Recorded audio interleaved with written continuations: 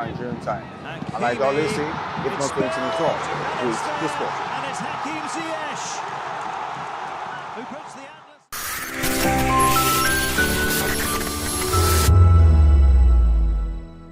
Asu Rock is a large outcrop of granitic rock located on the outskirts of Abuja, the capital of Nigeria. It's a 400-meter prominent monolith with a peak height of 936 meters above sea level. It's one of the city's most noticeable features. The Nigerian Presidential Complex, Nigerian National Assembly, and Nigerian Supreme Courts are located around it. Much of the city extends to the south of the rock. Aso means victorious in the native language of the Asokoro people, the ethnic group predominant in the area. Asokoro means the people of victory.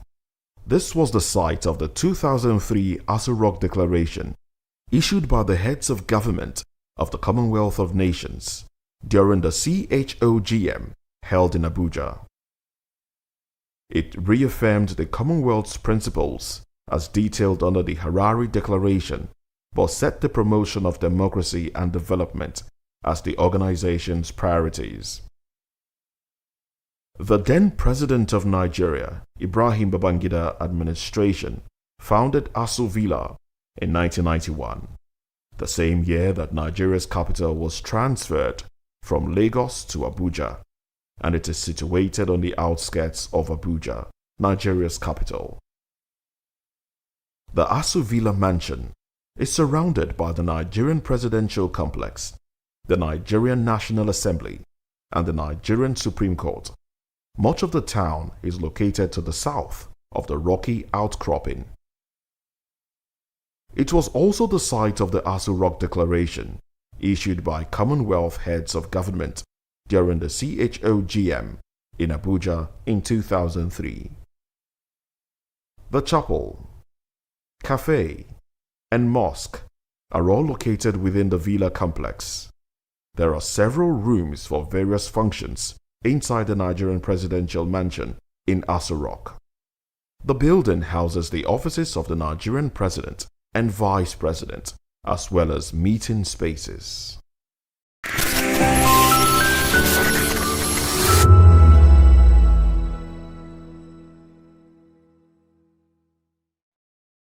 In a world where truth is the ultimate power and opinions scream the loudest, it's time to wade through the noise. Hunger no get tribe!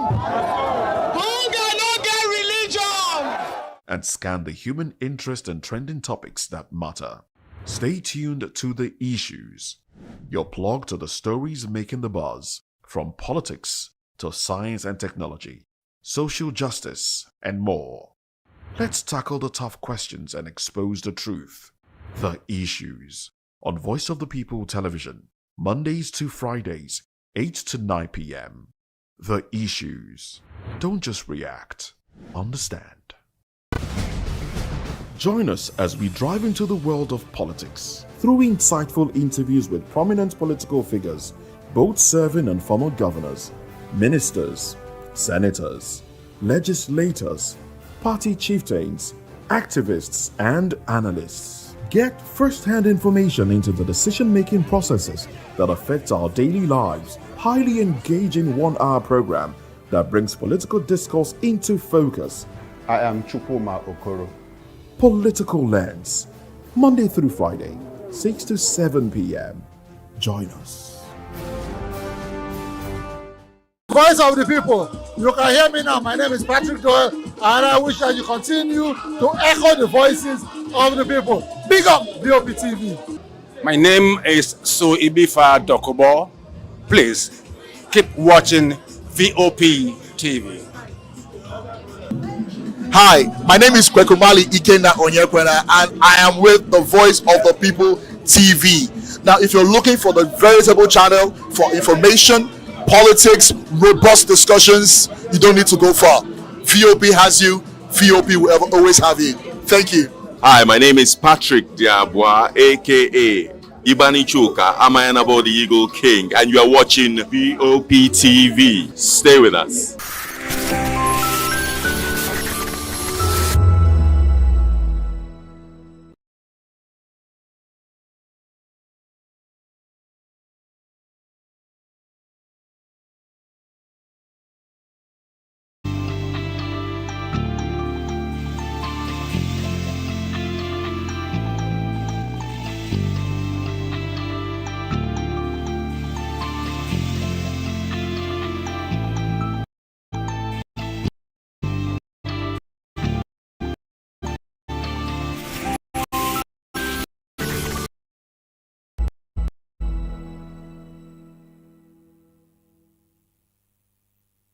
This is Afro News on Voice of the People Television. We don't just bring you the shapes our world and the People Television. Stay with us. Voice of the people, you can hear me now, my people. Big up VOP TV. My name is Ibifa Doc.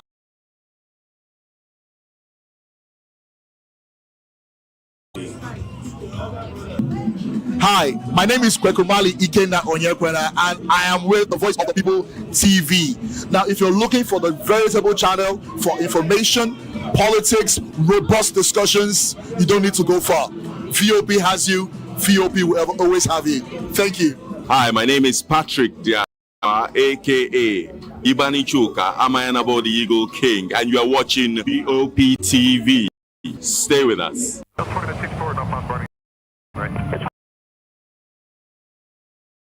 The hush behind hangar doors, signs the papers that gamble with life, which truths were grounded before they even ever had wings. If 1,000 feet, if you ever stood at that tiny window and wondered who's really in control, flight, its power, its politics, its secret.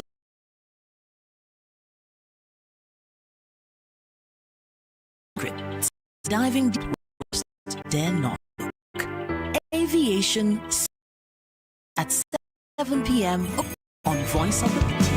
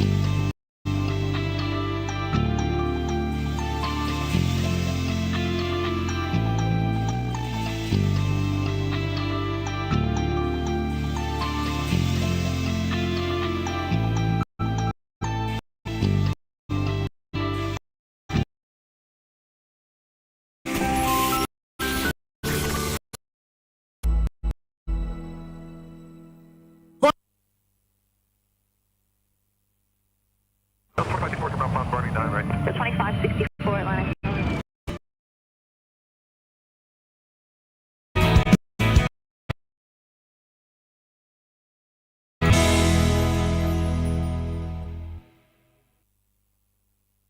It's a beautiful Friday in here because today we have the December 2020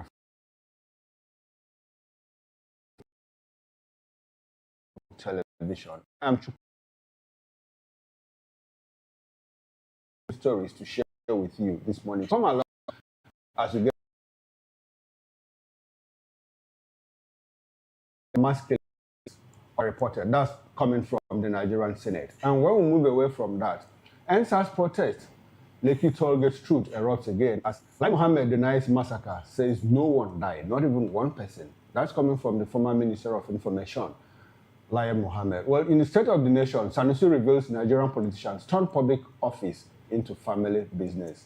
These are the major stories. But before we get straight into all of these, there are other interesting trading stories that we would like to weigh in on. Come along with us as we share this with you.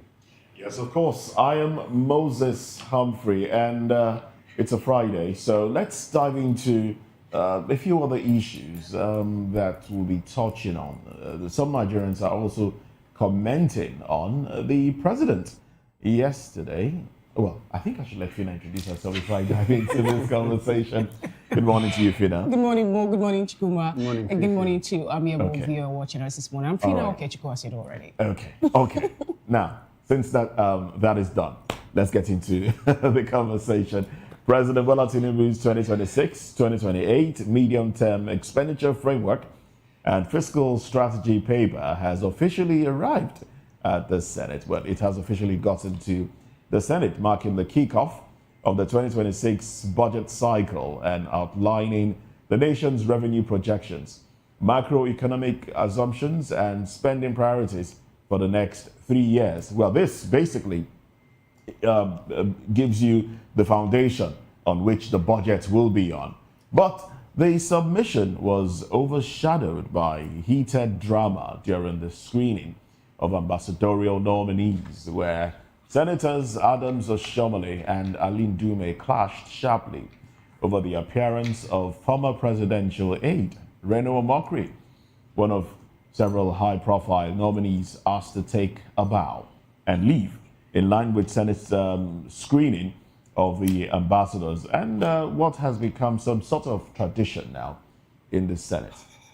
Well, the tense exchange briefly disrupted proceedings, adding political fireworks to an already significant legislative day, as lawmakers now face the dual task of scrutinizing the president's fiscal roadmap while managing internal rifts that continue to shape the upper chamber's power dynamics. Well, the presentation. Now, it's interesting that up until this time, the 2026 budget has not been presented.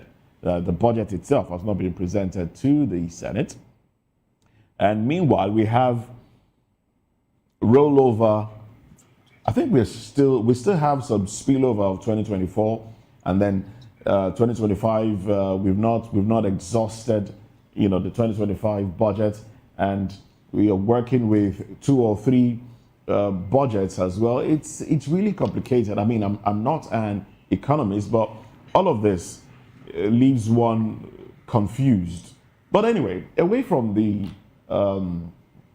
medium-term expenditure framework presentation, which is the foundation on which the budget will be on, because with that one, they will look at the figures, look at what the oil price is, what the exchange rate will be, and then talk about what the expenditure should be when the budget is presented. I hope they have enough time to go through all of that. But what Nigerians are talking about now is this video that is playing on your screen. I'll leave you to watch it. If you haven't seen it, I'll leave you to watch it, and then we'll come back and talk about what transpired yesterday at the Senate during the screening of Reno Omokri. On seat should take a bow, go as has been done since yesterday. Then if there is any other thing, the 5th person could also be asked to go. No, there's a motion already. Until you are called, you cannot shut me down. No, he's not talking to you. He wasn't talking to you. Let the chairman preside. He wasn't talking to you. 1 minute. These are people. Okay, go ahead. It's a motion on ground. You can either defeat the motion or let it survive. All right. So how come you have other people have spoken?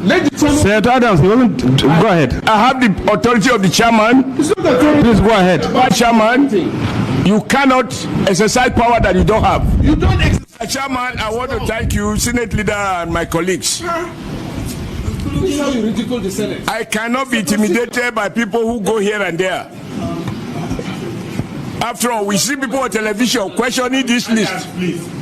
Please ask Mr. Chairman, sir. The procedure is that if there is a motion on ground, it should be seconded. If it is not seconded, it's dead. It's dead. So allow me to continue. Mr. Chairman, you have allowed me. Please protect me. Senator Adams, conclude. Your time is going. Conclude. All right. Mr. Chairman, I think I needed to speak on this in the public interest, with particular reference to the nominee Reno, because we cannot pretend we have not had stories. We can't work on stories. For me, there is no petition before the for me. Look, this is for me. You should not return the Senate. Don't Allah can command the Senate. Senate is not a job. Senate. The power of example that he is a pragmatist. He is not detained by old feelings. You may have doubt, suspicion about anyone until you have the opportunity to so perform. Indeed, you don't know anyone until you give him the driver's, you hand over to him the steering of a vehicle.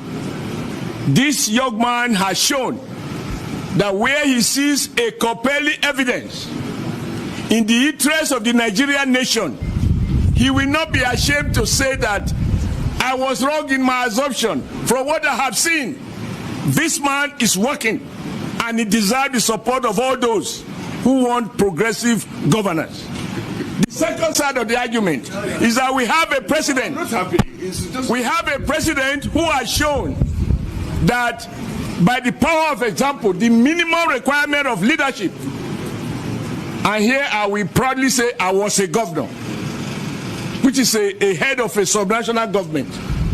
And so when I talk, those who are not the governors should listen. Governors come to Senate. You have to have governors, you struggle to Your Excellency, you have to have that large heart. Become a senator. You have to have, for me, President Bola Ahmed Tinubu has showed a real quality that the fact that you criticize me during the election, the fact that you abused me at what time was Senator Adams, you made your point very clear. There is a motion. Please,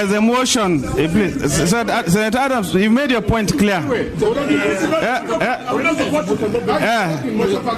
There is a motion in place. Any seconder? Okay. Come on, let me conclude. The president has showed large heart. And he deserves to be commended because he's now a president of all Nigerians. We commend Mr. President. We commend Mr. President. Joel.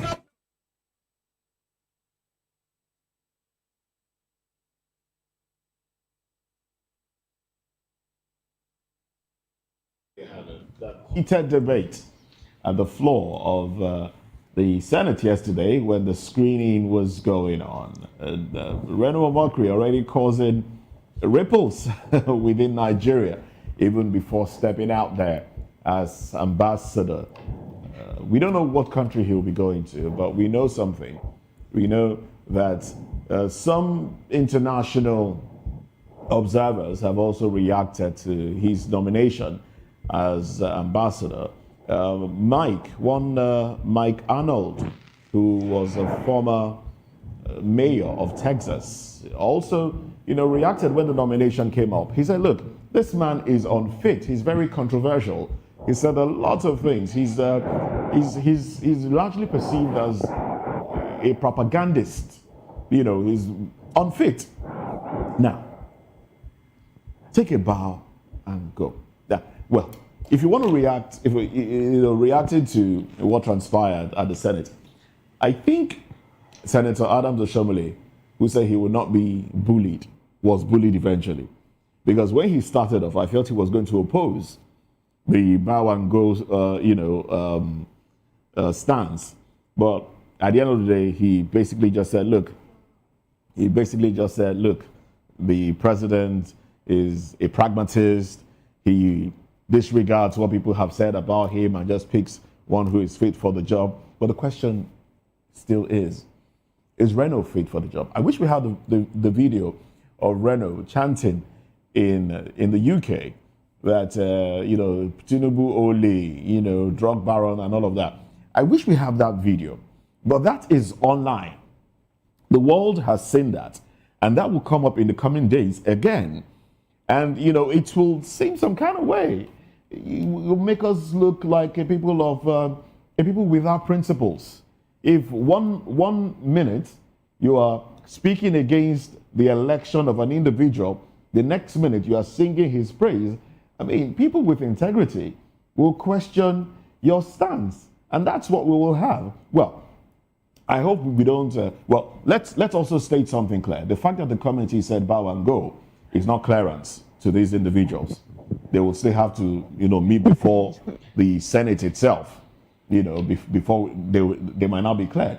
But at this instance, this committee was supposed to scrutinize, ask questions, ask for, their policy stance, foreign policy ideologies of these individuals, not just bow and go. Reno is not, he's not the only one caught in this. A lot of other individuals. Nobody was given an opportunity to say what they intend to achieve when given the position. And I think it's very unfair to Nigeria, a nation filled with educated elites, to be represented by people who will not go through the rigors of interviewing a candidate that will represent the generality of us before the international community. It does us a lot of injustice, if you ask me. Yes, a lot of injustice. Before I come to Reno, I want to start with the MTEF that was released yesterday. Like Moses said, it's preparatory to releasing the federal budget of 2026. It's a normal thing, 3-year term, so that Nigeria or the country in particular that rolls out the MTF is able to plan, make projections, and they are able to type the projects to strategies, both short-term, tie short-term programs to long-term objectives and all of that. But from what I saw yesterday, well, it's not yet huru for us as a people regarding the budget and economy, which has more like become a ritual. The threshold for the oil, which is more like our major source of revenue, is $64.85. That is not, it doesn't make any difference. Worse off is the fact that dollar is still tied to Naira. The exchange rate for Naira and to dollar is 1,512. How does that help our economy? We are still largely a consumption nation. So, like Moses said, how long will it take them? We're almost ending the year now. We have about 3 weeks to the end of the year or less than that. And the budget has not even been presented. As we speak, we have 3 budgets that are running concurrently. So all of that tied to the fact that, look, I'm not sure that we are making progress as far as the economy is concerned. But that's my view. I know the handlers of the economy have their own view. Now, to talk about what happened yesterday, on the show, on which show? I think it was on the morning show about a fortnight ago. And I said, well, because of what happened, I can't even recall what happened because these things happen every other day. And I said that, look, Nigeria is finished. So what happened yesterday on the floor of the Committee of Foreign Affairs just validates, my position that, look, Nigeria is finished. In my place, they said that a madman is not ashamed. It is his relations that are ashamed. What happened yesterday? I think, apart from Reno, I think I'm more ashamed of Oshomole himself than the Reno that is at the center of the drama. Oshomole says that president has shown the power of example by appointing Reno. And I'm asking, which example? What example? This is a man that mounted a campaign in London with a megaphone and said, Tinubu Ole, drug log, and all of that he wrote that he forfeited. There was a forfeiture of $460,000 related to drug peddling and all of that. Then Reno said that he had a docket, more like a document, which shows that Tinubu had been, immersed in drug problems and all of that. And this is a man that has come out less than how many years to tell us that the president is the best thing that ever happened to this country. And we sit in the Senate and say, look, he's shown the power of example. What example? And when people like Oshomole that came from the background of labor unionism and activism is the one putting out all of this, it clearly tells you that, no, we are lost as a people. Hello, chamber of the Senate. And we are going back and forth. You are asking people to take a bow. You don't know their policy initiatives, the direction, their foreign policy views on how Nigeria should travel in this generation and the next generation. And we are making excuses for these people. It's quite unfortunate. Like I said, I'm more ashamed of Oshomole himself than Reno or Mokri. It's quite unfortunate for our people. I'm not ashamed of Oshomole. Neither am I ashamed of Reno Mokri. I'm ashamed of the person that put the name on the list too. Because that person is who gave us a talking point. And this speaks volume to how far people can go to find a way to compensate people or even those whom they believe will stand more like an opposition to them. Yes, that's the only thing I have to say. Because if you go to the bush and then you harvest ant-infested firewood, you're the one that call lizard and every other geckos to a feast in your house. How do we have people who in one way or another have denigrated the person of the president, though before he was appointed or who he was elected, in the international space, make the list of ambassadorial nominee? That's the first thing to start with. So we cannot avoid or take out the person who gave his signature or signed that particular list first to start with before sending it to the Senate. Then the second thing I want to talk about is it's quite unfortunate that we have very important, the framework for the 2026 to 2028 expenditure on the floor of the Senate, and they have to merge, where we have to drop that first. This is the train that will move the country forward for the next 3 or 2.5 years. I'll have to drop it first off and then start looking at, nominees and all that, because I think those are more important than how Nigeria is to be pushed forward. It speaks volume to what we make of whenever I have a list. Our alternative for gone is like we don't really do the scale of preference the way it should be. That is first thing I will say. My colleague in the studio have talked about how we have two budgets running. This is December 12, 2025.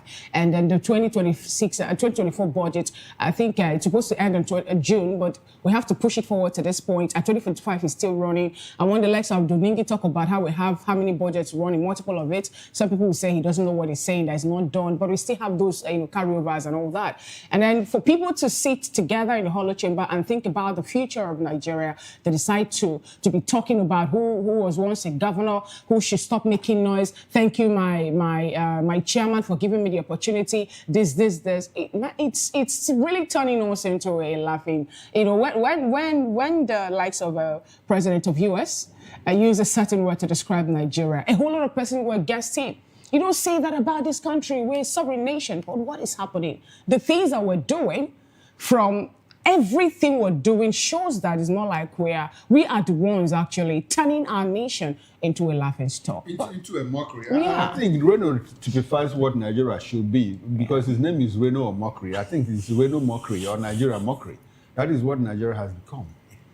We are mockery, in the international arena. Everybody is laughing at us. And when people say Nigeria is a disgraced country, others will say, no, you don't say that. I'm trying to avoid that word because I'm in Nigeria and I'm not a disgrace. But anyway, let's move away from that slightly and talk about another trending story, which is about the federal government launching a high-level diplomatic negotiation with Burkina Faso after a Nigerian Air Force C-130 transport aircraft and its personnel were detained for days by Burkina Faso military authorities over what they claim was an unauthorized violation of their airspace. Military sources confirmed that the aircraft and soldiers remain in custody, prompting the Ministry of Foreign Affairs to take over the matter as tensions quietly rise between both West African nations. You're asking what happened, okay?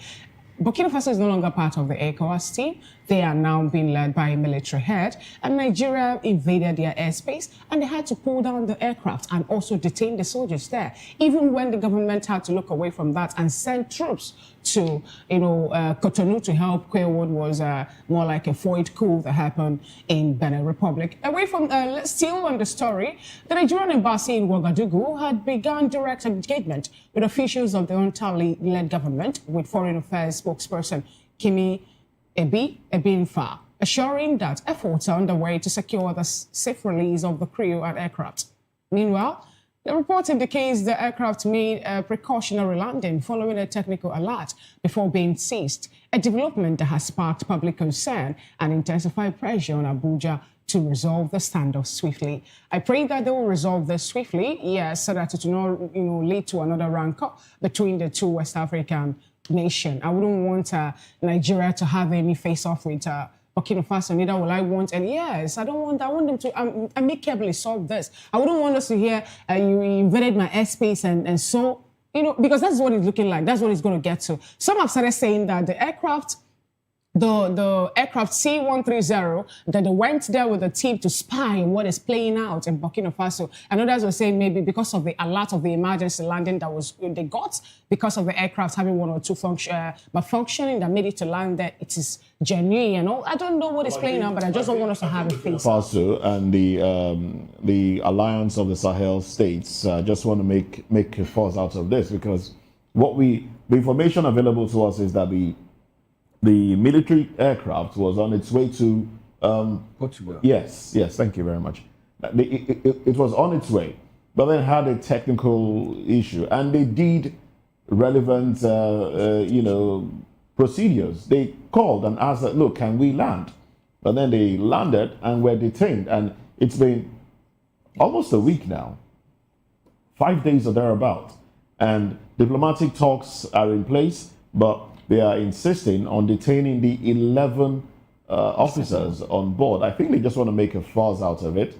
But I do hope that Nigeria will be able to handle this well, so it doesn't get out of hand.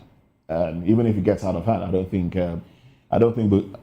Burkina Faso, Mali, or Niger have the firepower to stand Nigeria. I think the interesting thing is that Nigeria doesn't want to get into a fire with anybody. Yes, but I think it's much more than you have reduced it. Much more. Yes. Okay. Because look at it, this thing happened more, when there was this coup scare, well, not a coup scare, coup attempt, and Nigeria intervened, and all of that. And the unfortunate thing is that in all of this, the federal government has been very, cagey about it. As at day before yesterday, the information we had was that, look, these people have been released on the aircraft. Only for the Ministry of Foreign Affairs to come out and say, no, talks are in ongoing to ensure that we get back the aircraft and all of that. Personnel. It's a violation of their airspace. If they were not informed before entry. Exactly. They will tell us who gave them the And that's what clearance. they're saying. They were not informed, So you don't, but I think it has dragged for more than for about a week almost now. a week now. Yeah, almost a week. They should have been able to resolve all of that. And that is where the force comes in. Now, I think there is something that Burkina Faso is looking for. But I just pray that they don't get all of that. I just pray, but Nigeria is becoming notorious globally, What do you peg our notoriety on? If so, becoming notorious. And it's not, you call this country Nigeria, South Africa, Nigerians, Benin Republic, Nigeria, Burkina Faso, Nigeria, Niger, Nigeria. Is that the role we should play as Big Brother or what? We are not even settling problems. We are causing problems. I have some friends. Ourselves. Some friends went to Kenya for a conference, and I was speaking with one of them 2 days ago, and she was just lamenting that everywhere they went to, when they tried to interact with people, they were getting pushbacks. Because, now this person is from Cameroon. Okay. They were getting pushbacks because they were all termed Nigerians. And Kenyans didn't want to have anything to do with them. There was no trust. They didn't want to even listen to them when they wanted, big presentations. They were not interested because they said, you guys are Nigerians. And she and her, team said, look, we are not Nigerians. We are from Cameroon. Though there are some Nigerians there, So I think even within Africa, let's face it, Nigeria is being seen as a pariah. That's what I'm telling you. Mention it, Ghana as here, a pariah. Benin Republic. If you go to that Kenya, my fatherland. If the same Kenya that you are talking about, they do drugs. As a people, they take their women from them. They do that is illegal businesses and all of that. So Nigeria has acquired this kind of notoriety, around globally in any part of the world you go to. But I think our saving grace is that if you see black people excel in any part of the world, chances are like that they are Nigerians. Okay. Well, let's quickly move away from these conversations. Let's bring you headlines from the dailies. And I have Nigerian Tribune here. And these are the headlines. The big story here. Reps ask federal government to prioritize forex allocation to airline operators. Call for 50% reduction in cost of tickets during Yuletide. Oshomole in Dume clash as Senate screens Reno Omokri. Others, ambassadorial nominees enjoy bow and go privilege. PDP, Ogun, Adamawa governors mourn as Bayelsa deputy governor dies. Yes, that one, he slumped and died. May his soul rest in peace. Awujale throne. Fushenbuwa ruling house disowns Kwam Wan. You are not one of us, family says. Dangote unveils 1 trillion naira scholarship scheme for 1.3 million Nigerian students. Enugu government earmarks 10 billion naira for phase 1 of 135.4 kilometer rail project. Catholic priest tells court how terrorists bombed our church. And those are the headlines there on the cover page of Nigerian Tribune. And the Punch newspaper is up next with the headlines. EFCC arraigns the ex-Labour Minister Chris Ngige today.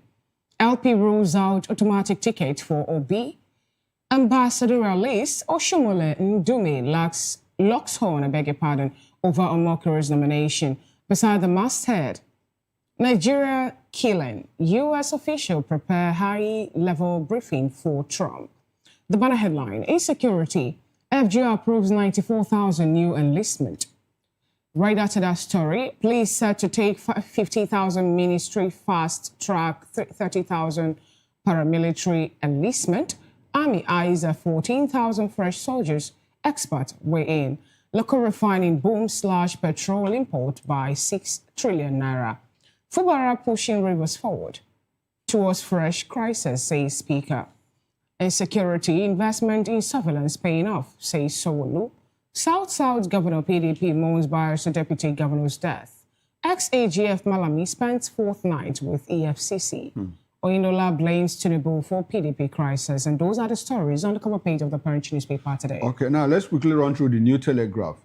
Q3 2025, that's quarter 3 of 2025, oil sustains export dominance, up 56% to 12.81 trillion naira. Now, I don't know how this is going to hit you. Nigeria drops 9 places in way to invest in Africa ranking. I'll take that again for emphasis. Nigeria drops 9 places in way to invest in Africa rankings. I hope the NBS is listening and they'll get this right. Now, the window headlines. Tinubu seeks NAS approval for 2026 to 2028 MTEF. Wants expeditious action. Reps urge FG to prioritize forex allocation to airlines. Excessive pricing threat to 30 December viability. Oniti low. President's anti-corruption fight now political witch hunt. That's according to Atiku Abubakar. Nigeria sliding into fanatical governance. Opposition in ICU. Momodu. Sanusi, Nigerian leaders seek public office as family business. Now the big story, as in every other daily. Ambassadorial appointments, Oshomole Ndume clash as Senate clears Omokri. Fani Kayode, Ibazu, ex-INET chair, orders. More stories from the New Telegraph. Prioritize alteration bills. No plan to rename Nigeria, United States of Nigeria, Reps. Says Remi Tinubu only lobbied NAS on women bill. Trump launches $1 million gold card immigration visa. I know a lot of Nigerians will buy into that. Nigeria, poor internet connectivity, elections biggest challenge. That's coming from INEC. Says some 176,000 polling units located in remote areas. FG to connect 23 million Nigerians to internet in unconnected areas. PDP mourns as Bayelsa Deputy Governor Ewu Jakpo slums dies. And that's it from the New Telegraph newspaper. That's how far we can go on the newspaper review. Do well to join Chikumen Moses for the newspaper analysis proper. That'll be on top of the hour, 10 a.m. here on Voice of the People Television. We'll go on a quick break, and when we come back, we'll touch on the first topic of conversation. It borders around insecurity as global powers involved as terror, religious tension, and mass killing underreported, and that is coming from the Senate. Do well to stay with us.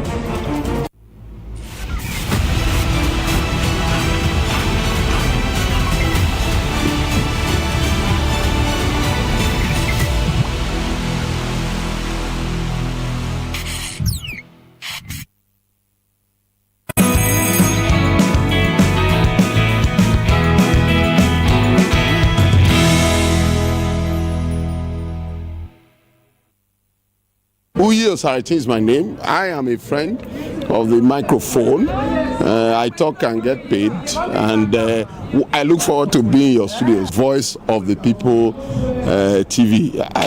That name is unique, and the brand is very sweet. I like the packaging, picture qualities, camera qualities, and then of course, the quality of human beings that I see sometimes on your channel.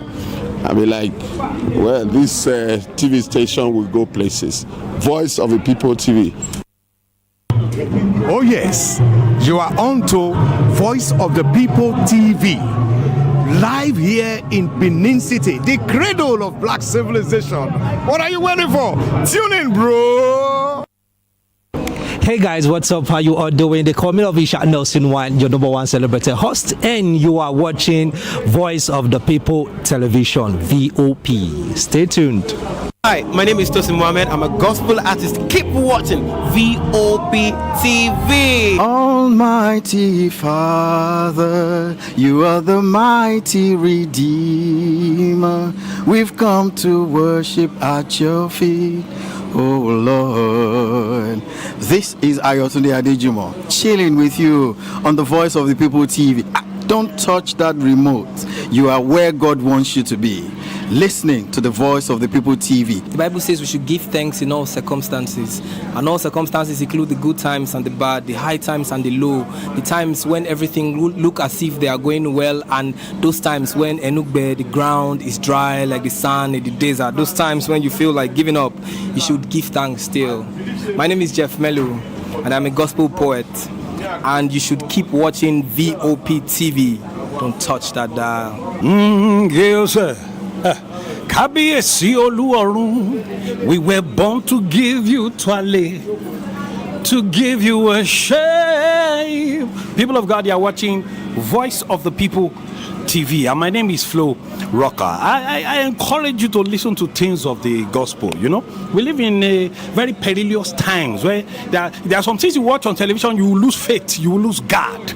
Keep your eyes on Voice of the People TV and remain blessed. Flo Rocker says so. Kuzoshi.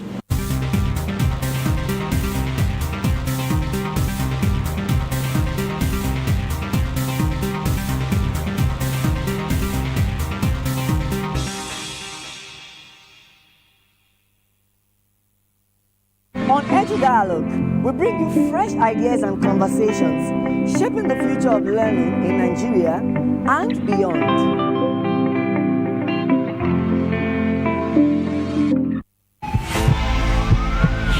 This is Health Check, your weekly guide to better living, smarter choices, and trusted answers. From everyday wellness to urgent health issues, we've got you covered. Health Check, only on Voice of the People Television, where your health has a voice.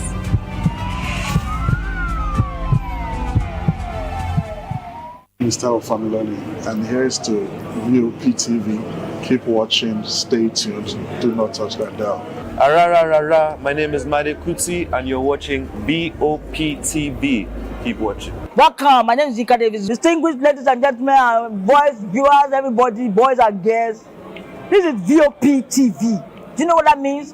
Voice of the People TV. You don't have a voice, don't come here. You better make sure your voice is heard.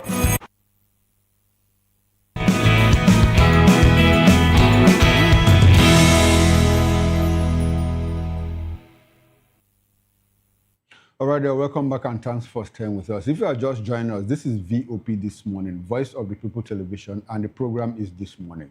Now, let's get into it. Nigeria's deepening security meltdown has taken a frightening new turn as international attention wanes, even while armed groups tighten their grip on vulnerable communities.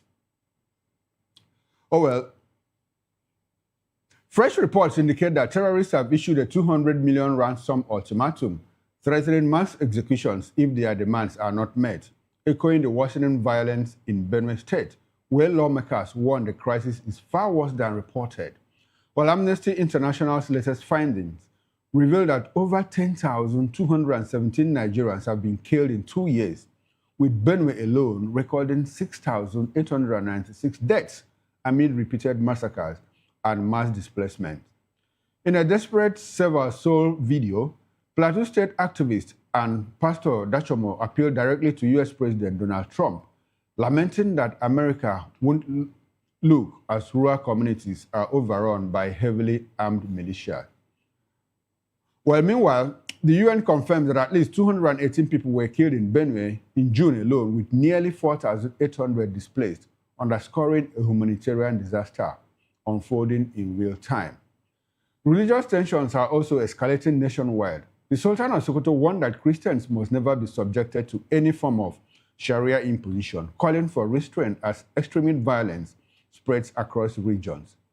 In court, a Catholic priest delivered chilling testimony on how terrorists bombed the Owo church, killing dozens in one of the most brutal attacks in recent memory. At the same time, Islamic movement leader Sheikh Ibrahim el-Zakzaki declared that Shiites cannot be intimidated by guns, accusing both government and foreign actors of fueling the insecurity crisis by enabling bandits to acquire sophisticated weapons and armored vehicles. Well, let's bring in our guests, and we have a full house as usual. We have been joined by Barrister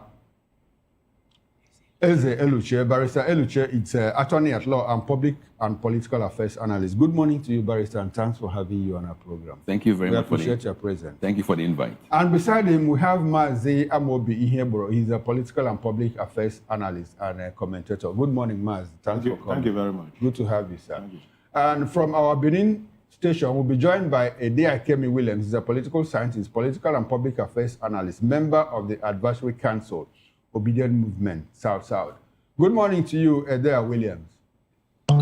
Good morning. Good morning to you. All right, thanks for coming. We appreciate your presence. Barrister, let me start with you. We had a U.S. Congressman, Riley Moore, come to Nigeria. He visited flashpoints of insecurity. He was in Benue. And when he came out, he said, look, that Nigeria is on the right path, to solving the problem of insecurity. He flew back to the United States of America and went to the House Appropriation Committee and said Nigeria is in grave danger. That Nigeria has over 600, Benue State alone has over 600,000 people in 6,000. IDP. Okay. No. Thank you. Yeah, go ahead. Yes, in IDP camps, and that it is frightening. Barrister, between those statements, where do you position Nigeria's fight, against insecurity? Well, thank you very much. I think you must have misunderstood what the U.S. Congressman said when he was in Nigeria. He did not mince words. He said that his whole idea was that trying to tackle the issue, understanding it, talking about it, was being on the right track. He never alluded to the fact that Nigeria was making any positive moves, but that we are now beginning to talk about it. Because if you recollect, it was not until the Trump administration declared Nigeria a country of particular concern that it became an issue. All along, it was as if nothing was happening. And killings were going on a daily basis. But the government looked the other way. The government was more focused on taxes, import, and talking all other things, except the real things. Even the National Assembly never bothered to even address these issues. So it makes you begin to wonder, what kind of government do we have? Because the primary role of government is the security of the people.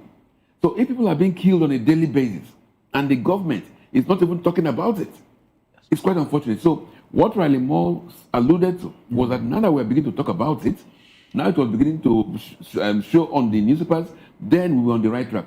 And the figures he mentioned when he arrived in the US was things he saw, the realities, that over 600,000 people were in IDP camps across the state, across Benue State only. Now, what that should, the message to send to Nigerians is this. These are Nigerians. They have been removed from their traditional homelands, and others are now occupying it. So when you heard these arguments of is there genocide or is there not genocide, the reality that in a Nigeria where there is still a government, where there is still a chief of army staff, where there is still all the security paraphernalia of states, you have over 600,000 displaced and others occupying their lands. That tells you that there is a deliberate attempt to extinguish those people. Exactly my Yes. point, Barrister. I think I clearly understood Riley more, but maybe you understood the question I asked. Okay. Within that context of Nigeria is on the right path, Yes. and we still have people Yes. living in IDP camps Yes. in their homelands. Yes. And the federal government, rather than making efforts to take these people back home, the federal government is defending Christian genocide Yes. and admitting that, look, it is not only Christians that are killed, that every other person, including Muslims, are killed. Within that context, what is the right path? That was actually my question. Now, within that context, what it just tells you that there's a total lack of connection between the rulership, and I call them rulership, and the people. Nigerians should not mistake these characters as leaders. The difference is very stark. Let me give you an example. When armed robbers storm into a house and take over control of that house, for that period when they're in control, they are in rulership. They're the rulers. You must obey them because they're in control. That does not mean that they are the heads of the family or of that household. So in Nigeria currently, we have a gang that has taken over the reins of government, that are in control of our finances, of everything, but they lack connection with us. That is why members of the National Assembly can go about gallivanting, talking about all sorts, except what concerns Nigeria. They can be joking, even when they squabble, when they fight, it's not over issues of concern to Nigeria. Like the one that happened yesterday between Alin Dume and Oshiomhole. It was a national disgrace. They were talking about those issues who have that become don't concern yes, Nigerians. when people are being killed. All right, thank you, Barrister. Maz, let's bring you into this conversation. Maz, I would like for you to interrogate the Nigerian state sincerity in tackling the issue of insecurity, as we have seen in the past few weeks, especially since Trump said, look, Nigeria, country of particular concern, and we have to do what we need to do to protect the Christian communities and protect Nigerians. In all of this, we have seen this back and forth. Do you think that the government is making desperate, sincere efforts, in tackling these issues? Thank you very much. Pre-Trump's declaration of CPC, it was like nothing was happening.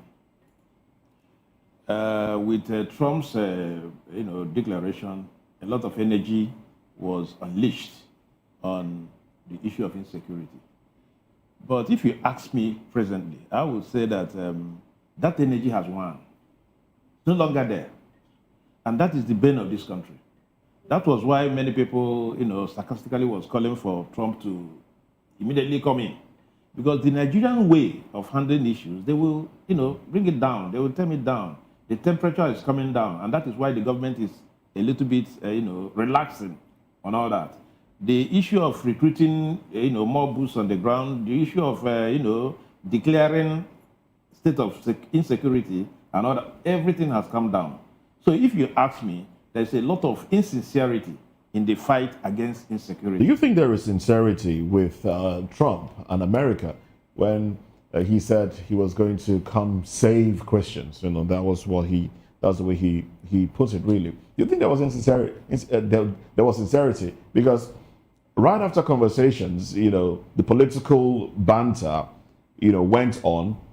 All of a sudden, America seems to be singing a different song. Do you think Do you think he was sincere, or there was something else that he might have been looking to tap into? I do not subscribe to that opinion. That, but are you surprised that America itself is not, showing, or Trump, as it were, after saying, the Minister of War or whatever, is not showing that same vigor anymore? That is what I'm saying.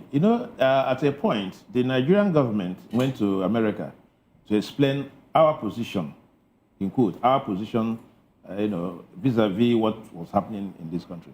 And I think that move was kind of buying time. The Nigerian government needed time to begin to do one or two things. And America will always oblige them. You understand? You oblige them, hear them out and all that. So what I'm saying in effect is that because the government has shown lackadaisical attitude towards fighting this insecurity, but they find, they find time, they find it plausible enough to go into another man's country to ensure that peace reigns in that place. So what I'm saying in effect is that Nigerian government is handling it the Nigerian way. But I think also that before you say Jack Robinson, a lot more of international intervention will come because we have demonstrated lack of capacity to handle this problem. Instead of the problem to come down, it is being exacerbated, which is very, very unfortunate. All right. Thank you so much, Mazi Heboro. Let's take the conversation to Edia Williams.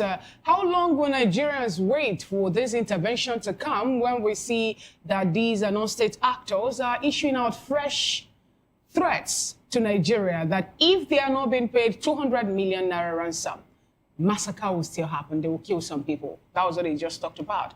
They've given ultimatum, and if these ultimatums are not being looked into, they will still kill more people. And, this is not the first time they're making such a, declaration, and we'll see how they turn out with the activities, please.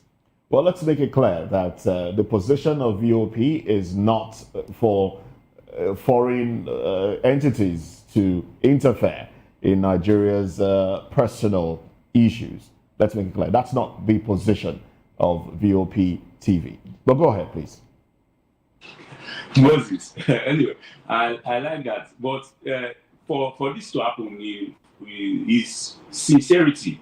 The Nigerian government, the Nigerian military, we all need to be very sincere. We need to approach this issue with all sincerity. If you know you can handle this issue and then rescue those who are in captivity, and then make sure that those who are in IDP camps return to their homes peacefully and return to their normal business, day-to-day business activities. And then you are not to expect foreign intervention. You cannot say that as a country, you have what it takes to make sure that your borders, your citizens are protected, and then it's not happening. Why you make mention of something that, why is it that the issue from the international intervention has come down so much that there's no travel to US to go and defend. They don't know that there are no Christian genocide. A lot of things, nothing is happening. It's just overblown, blown out of proportion. But it is what is happening in this country. But presenting it abroad that is not happening is the result why they are saying that, okay, there is no more intervention. But if it continues and the government are not doing anything about it, and there is another terror group who are in captivity of 200 people, innocent people, issue threats to the government, issuing threats to a state government, to a federal government, that if they will not bring in the 200 million, from 500 million reduced to 200 million, that they are going to attack again and strike. And then what do you expect? If you can't handle this situation, then foreign intervention can happen. You just wake up one morning and see that, okay, this is so place in this country, so there's an airstrike and all that. And I think, to be frank and sincere, for the sake of people who are in pain, for the sake of Christians, for the sake of Muslims, whatever it is that's going to be presented that it's not only Christians that are persecuted or that are being killed. For the sake of those people and sake of peace, whatever it takes to reduce or to reduce us, even deliver us from terror activities, I don't care, I will subscribe to it. Because it is very appalling that people can't travel anymore. People cannot live in their house peacefully. There's another priest who is crying out to say, okay, this thing is happening. Currently, day-to-day basis, people are being killed. And then the government are doing nothing about it. You don't expect that there should not be foreign intervention. All right, now, let me still stay with you, Mr. Williams, dear. Nigeria have been battling the issue of insecurity, non-state actors that are moving to, some would say, unscrupulous element, and they've been talking tough and being vocal, and it's more like we're finding it difficult to track them. But Nigeria were able to lend reasonable help to Guinea-Bissau, to the point that their swift intervention helped foil a coup. And in Nigeria, we're still going back and forth, with the issue of insecurity. We know where they were in the first place, and the forest was what we were told and all of that, in Benin Republic, I beg your pardon, please. And, but now we're still finding it difficult to flush out the likes of Tarja Bello, and these people are multiplying, issuing out threat. The other time, it was one of them saying that they are going to come for the #1 man in Nigeria, and it's more like, help us walk around this place. What do you make of this? We cannot fight insecurity internally, but we are sending troops to Benin Republic. We're sending aircraft to them. We're trying our best to make sure that there will not be a coup d'etat there. First of all, issuing threats to the #1 man of a country if it is genuine or just mercy, it is not even supposed. You are supposed to even attack that situation with all force, maximum force, because it is a dangerous. In fact, saying it alone is you are supposed to be behind bars, being persecuted, and then now you are sending troops to a country who in fact, you are not going to their pain or whatever it is, and your country here is being under attack, under people who think that they have the right to issue threats. And you don't do anything. You know, it's sorry to say, I'll use a language in those states now. Look how in Benin. They say, sorry, you are so presented well in outside, and then in your house, people are suffering, your family are suffering. What are you going to do? What are you painting abroad? What are you painting? Trying to go and render help to another country, and your country is under attack. See, all right, that's the question a lot of Nigerians are asking. And Nigerians are wondering why exactly wouldn't you use such swift measures to curb insecurity in Nigeria? But let me bring this back to Mr. Ezeliche Esquire. Now, that action, would you call that responsibility to protect, or would you say, okay, maybe because the president of Benin reached out, and then the Senate giving the approval for more boots on the ground? How would you react to the swiftness in which Nigeria reacted to that coup in Benin? And if you want to juxtapose it with what we are having, the insecurity that we are having, what would be your reaction? What exactly is delaying, such swift action as against negotiating with terrorists, bandits that we are having? Thank you very much. The Nigerians should rewind back a bit. 2-3 days before the Benin coup, the French authorities, Emmanuel Macron, the president, announced that they were going to enter into a security arrangement with Nigeria. So immediately the coup occurred, the Nigerian government now moved troops there. The reality is this. Nobody called Tinubu to send any troops. He was just obeying instructions from France.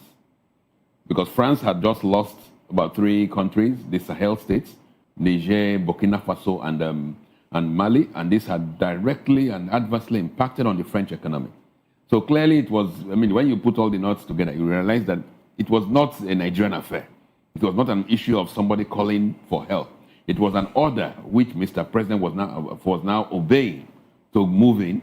And then the rubber stamp National Assembly, of course, whatever has been presented by Mr. Tinubu to this group led by Akpabio and his colleague in the House of Assembly. Well, would it have been better if Nigeria had ignored interfering, seeing that Benin shares borders with Lagos? Wouldn't such issue in Benin filtering and affect Nigeria via Lagos?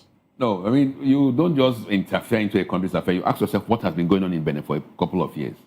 The current president of Benin, if you trace his antecedents, he has gradually metamorphosed into a dictator, a very brutal dictator.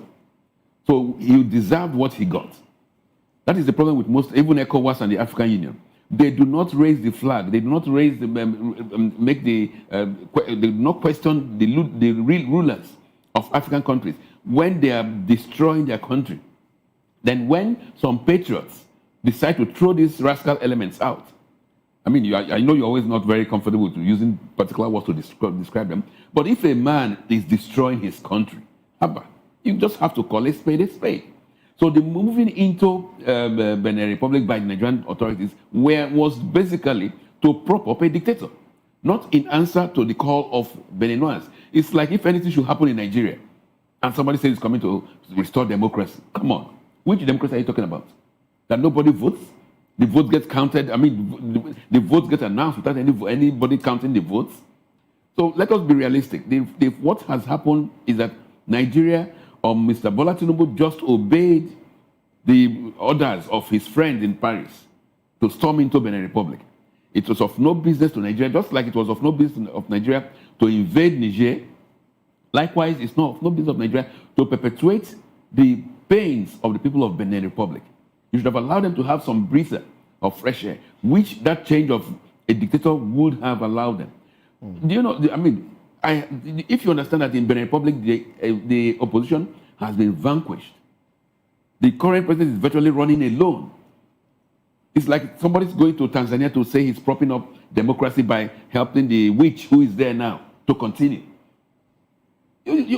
When I say witch, when you suck the blood of your countrymen, killing people who dare to protest, what are you?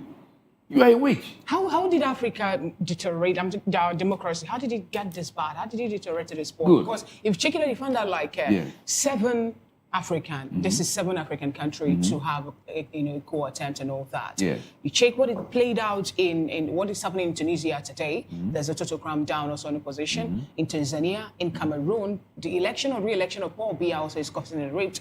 And now we have Benin Republic. And, it's keep on counting. Where did we get it all wrong? At what point did we degenerate to this point? No, we got it wrong when we fake democracy. Democracy requires the people to vote and an enlightened people voting. So there's simply no way you can have democracy where people are not enlightened and when people don't vote. Across Africa, like what happened in Cameroon, a comatose ruler who cannot even talk, who perhaps is still on drip, on life support machine, wins election by over 90%. And that is the trajectory across Africa. It's like in Nigeria, Mr. Bola Tinubu that should not even have, that's not even qualified to contest an election. Well, that's according to you. But he won votes. No. He won about over 8 million votes. No, I'm just saying according to our constitution. Okay. Yes. He's not even qualified and he's imposed as president. Why? How so? According to our constitution now. Yes. The constitution is not qualified. I mean, there are very clear provisions that if you've paid fines for things like drugs, you're not even qualified to be a contestant. I thought that was after a 10-year... No. When that 10 years, did he even admit it? So the reality is this.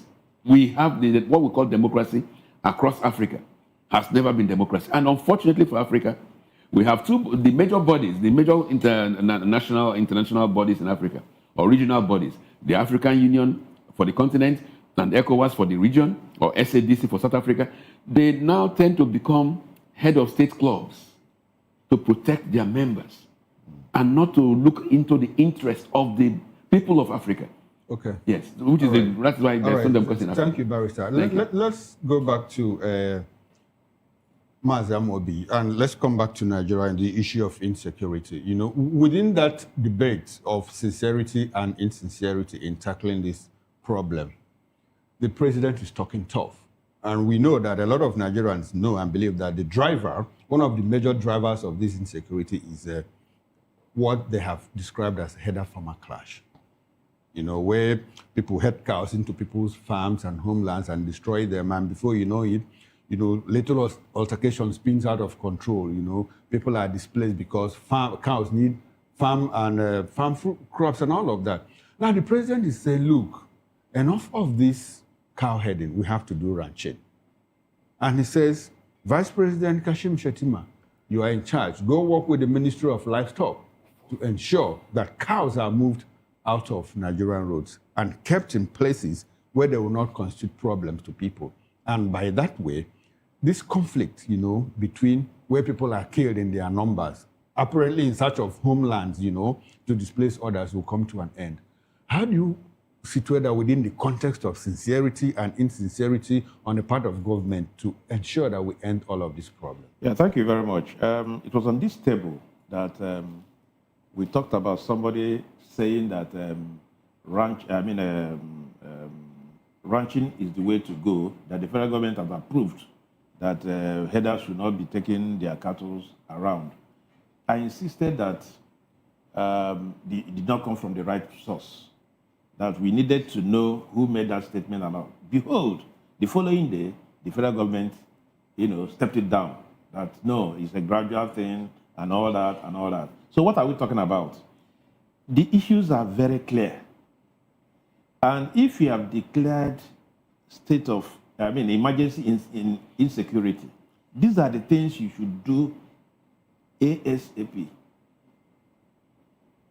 You prohibit, cattle from roaming the streets and destroying people's destiny. People should go and do ranching. That is the way to go. Of course, science have equally informed us that if you do ranching, it is even better for the owners of the cow, even the cow itself and all that. So why must we not go towards it? So that is why we said there's a lot of insincerity. A lot of things within 60 days, this imbroglio started. We should have seen steps, milestones, but we are yet to see those milestones. Now, this directive, is it not one of the steps? Which directive? The president said, look, Shetima, go take care of What this. happens to the VIP, police, whatever? Are they implementing it?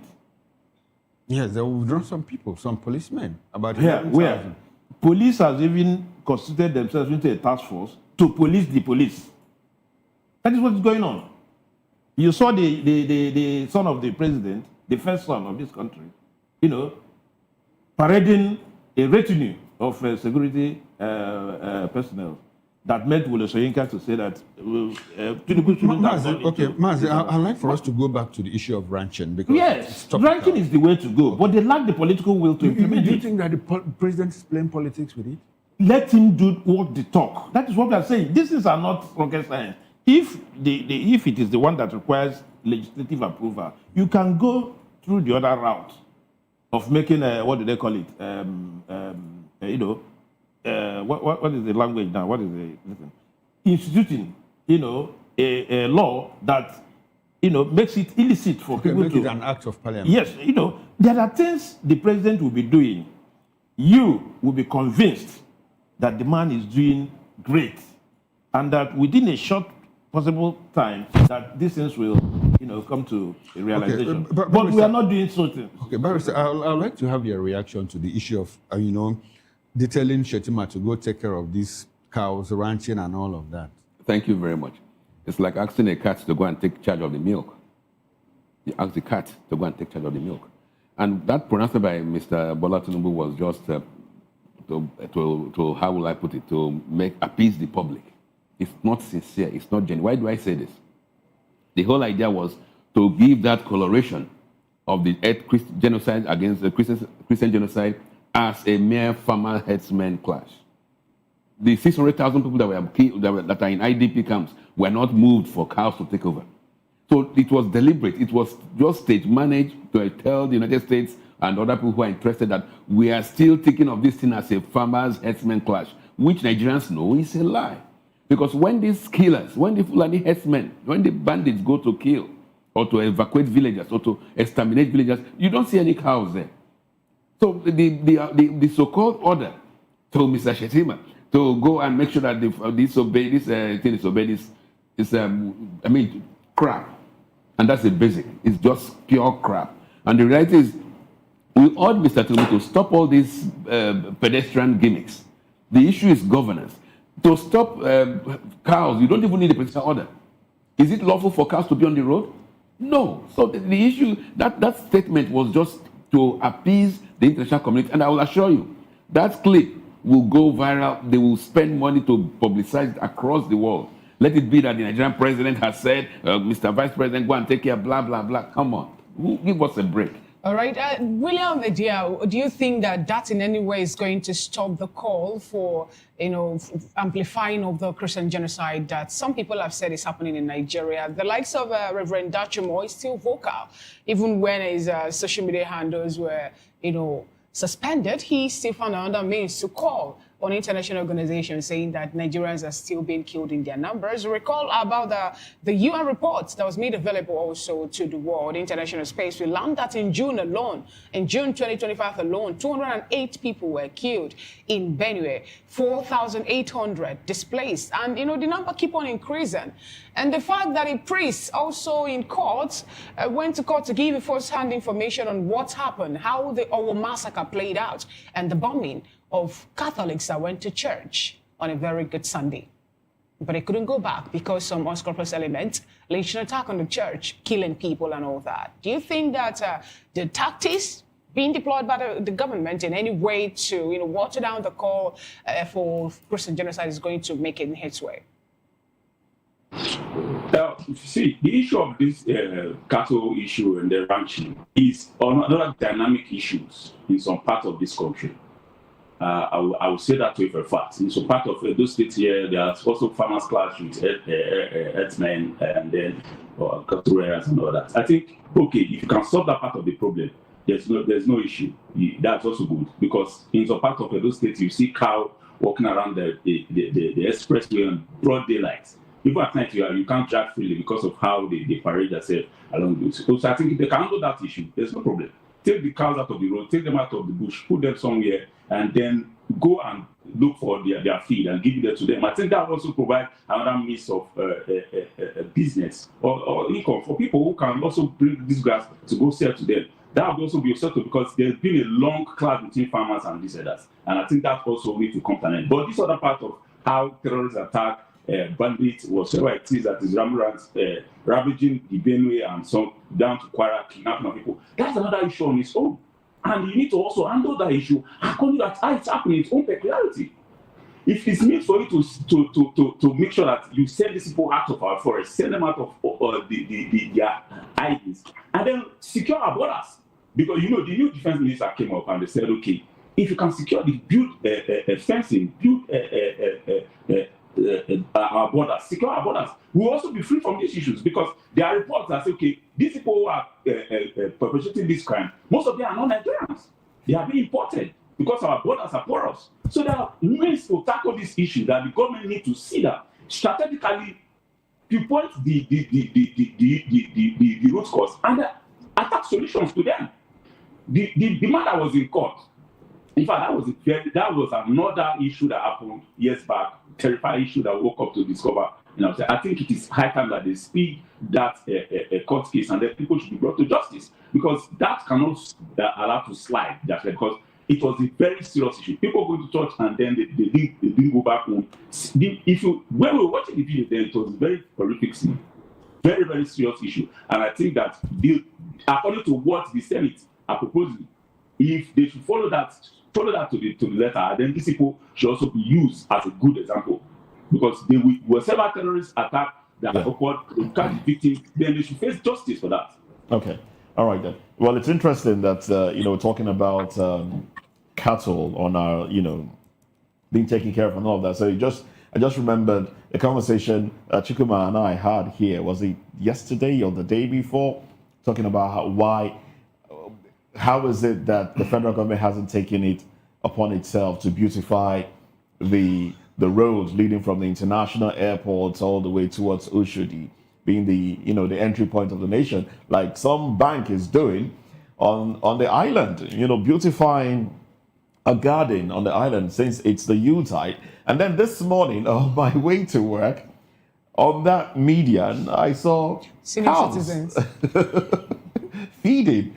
And this is the pathway into the nation, from the international airport into the nation. And there was some time back too, there was an accident on that road caused by a VIP's convoy running into a car that was trying to cross the road. And I just imagine, what if that was an international representative coming into Nigeria and his convoy running into a car? What perception would that individual have? But anyway, that's on one side. Let me help you out there.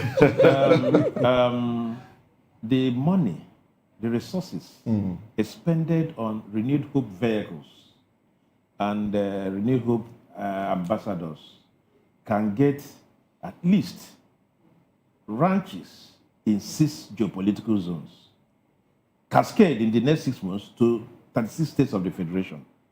These are milestones. When somebody sees, you will not say, okay, the government is doing something reasonable. But they prefer to campaign for 2027. Those resources could have been put where our mouth is. But they're not doing it. Look at the scenario you have painted now. Very unsalvaged scenario. Very, very. Well, let's stay with insecurity. And the president's. You said something about, you alluded to the president's order not being carried out when the president ordered the withdrawal of police escorts from VIPs. We've seen one policeman was demoted because he was still seen with a VIP. And some are asking, is it that the IGP has lost control of his men? Is it that the president himself, the commander-in-chief, doesn't have, his words are not regarded And then we are seeing the president's son with a retinue, like you said, of personnel. And, all of this and 100,000 policemen to be withdrawn, is that, and then VIPs getting protection from civil defense and the rest of it. Will that solve the problem of insecurity? Because VIPs still need protection, and by VIP I mean the political class, or don't you think so?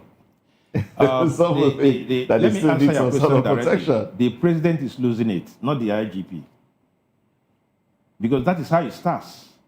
Before you sack Jack Robinson, the members of the National Assembly are also challenging it.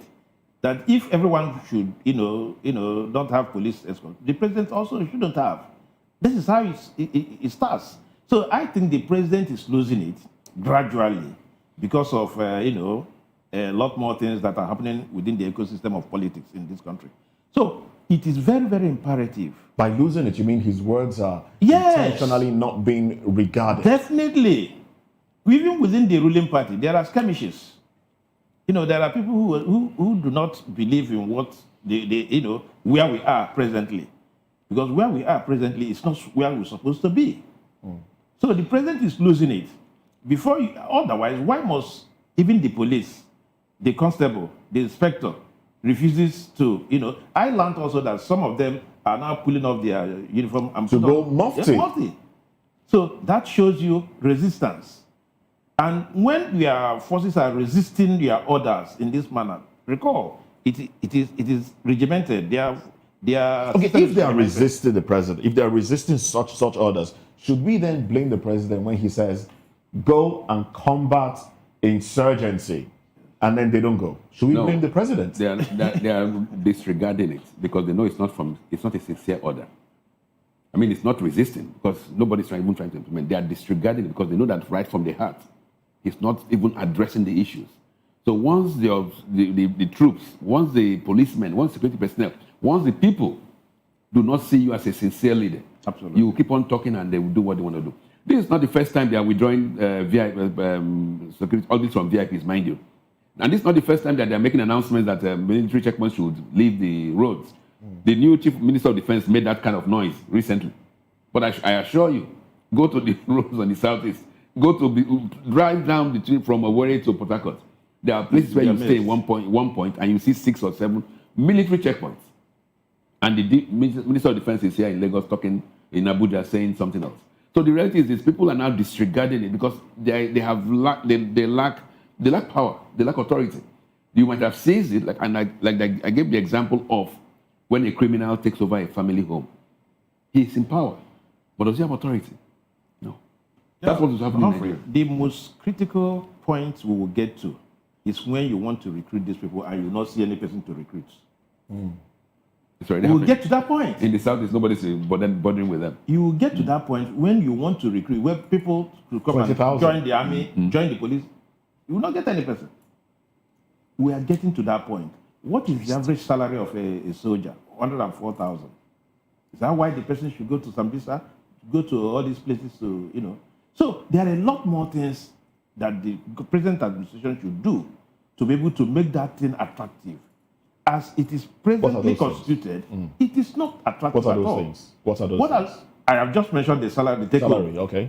Salary increase. You can put them, the pension scheme, and all that, so that when somebody dies in the process, your family, your loved ones could see something to fall back on. Okay. If you ask Nigerians to join the U.S. Army, you will not see any single person here. All of them they have health insurance. Yeah, there are a lot of, largesse.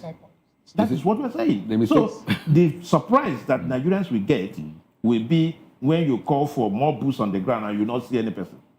The mistake we are making is that we're thinking that these people are still altruistic. Okay. What are they doing even in the midst of all this crisis? You see the government signing a tax MOU with France. All they are thinking is money, money, money. So they're not even thinking the direction you are thinking. And when you see any statement they make on security issues, it's politically conceived. So they're not even thinking like you and I. They're not worried because each of them has maybe 20 or 30 soldiers or policemen armed. But they don't give a damn about security. Well, okay. When the they- soldiers are yes. being withdrawn from them because someone gave me a report of how they were coming back from market, the Lagos Island market, and then there was traffic, and they saw some vehicles belonging to politicians, and they saw some politicians step out of their vehicle, and they were standing, right there because of the traffic, and there was no VIP escort to blare the siren and clear the way for them. So I think we are having the withdrawal, and gradually they are beginning to feel what the masses are feeling. But anyway, let's move away from that conversation. William Zediaye would like you to stay with us, and the gentleman in the studio would like you to stay with us as well as we get into another conversation, still bordering on insecurity and sincerity of the government. The Lekki toll gate conversation is up again as former Minister of Information, Lai Mohammed, has once again denied the massacre, saying no one died. Oh well, let's talk about this when we come back.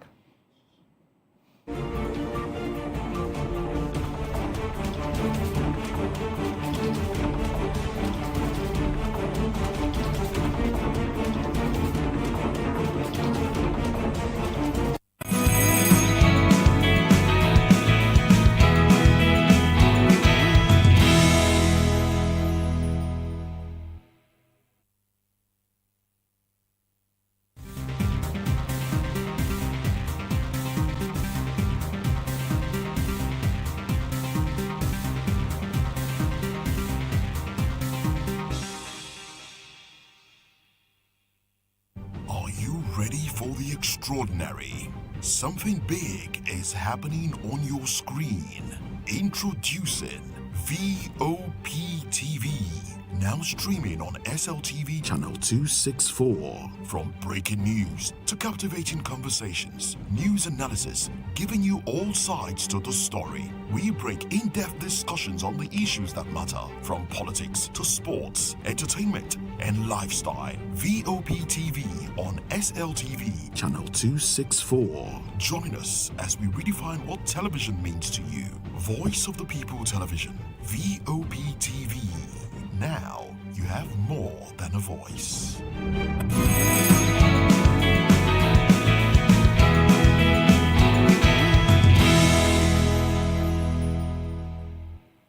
Glad to have you back. It's still VOP this morning. Former Minister of Information, Lai Mohammed, has reignited national outrage after once again insisting that no massacre occurred at the Lekki toll gate during the October 2020 Sanda'S protest, dismissing the widely documented shooting as fake, amplified by social media. Speaking during an interview while promoting his new book, he argued that the narrative of a massacre was one of the most persistent falsehoods he battled in office, claiming that no family has officially reported a missing relative linked to the incident. His comments sharply contradict multiple documented findings, including the Lagos State government's own judicial panel report, which confirmed that 9 people were killed at the toll gate on the night of October 20, 2025, and the accounts of human rights groups such as Amnesty International, which reported at least 12 deaths and dozens of injuries during the military crackdown.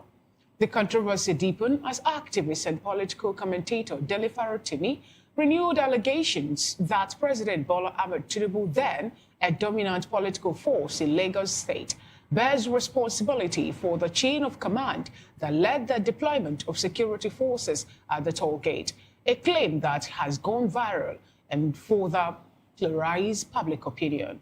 Farotimi argued that the political structure in Lagos at the time made it impossible for such a major security operation to occur without Tinubu's influence, a position that continues to fuel anger among young Nigerians demanding justice and accountability. We still have with us in the studio Barrister Eze Eluche and Mr. Mazi Amobi Heboro, and also we have from Benin, Edia Kim Williams. Thank you so much, gentlemen, for being with us. Let me start off with you, Barrister Eze Eluche.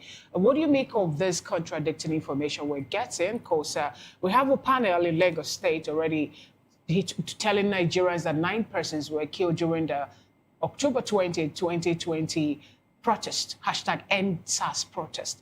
But Lai Mohammed, who was the Minister of Information during that period, was of the opinion that there was no massacre, there was no killing. Recall that he also made MBC, the governing council of media then, to rule out the word massacre, saying that we shouldn't use it again because it is more like, well, I say, denigrating or reducing the influence of his government then.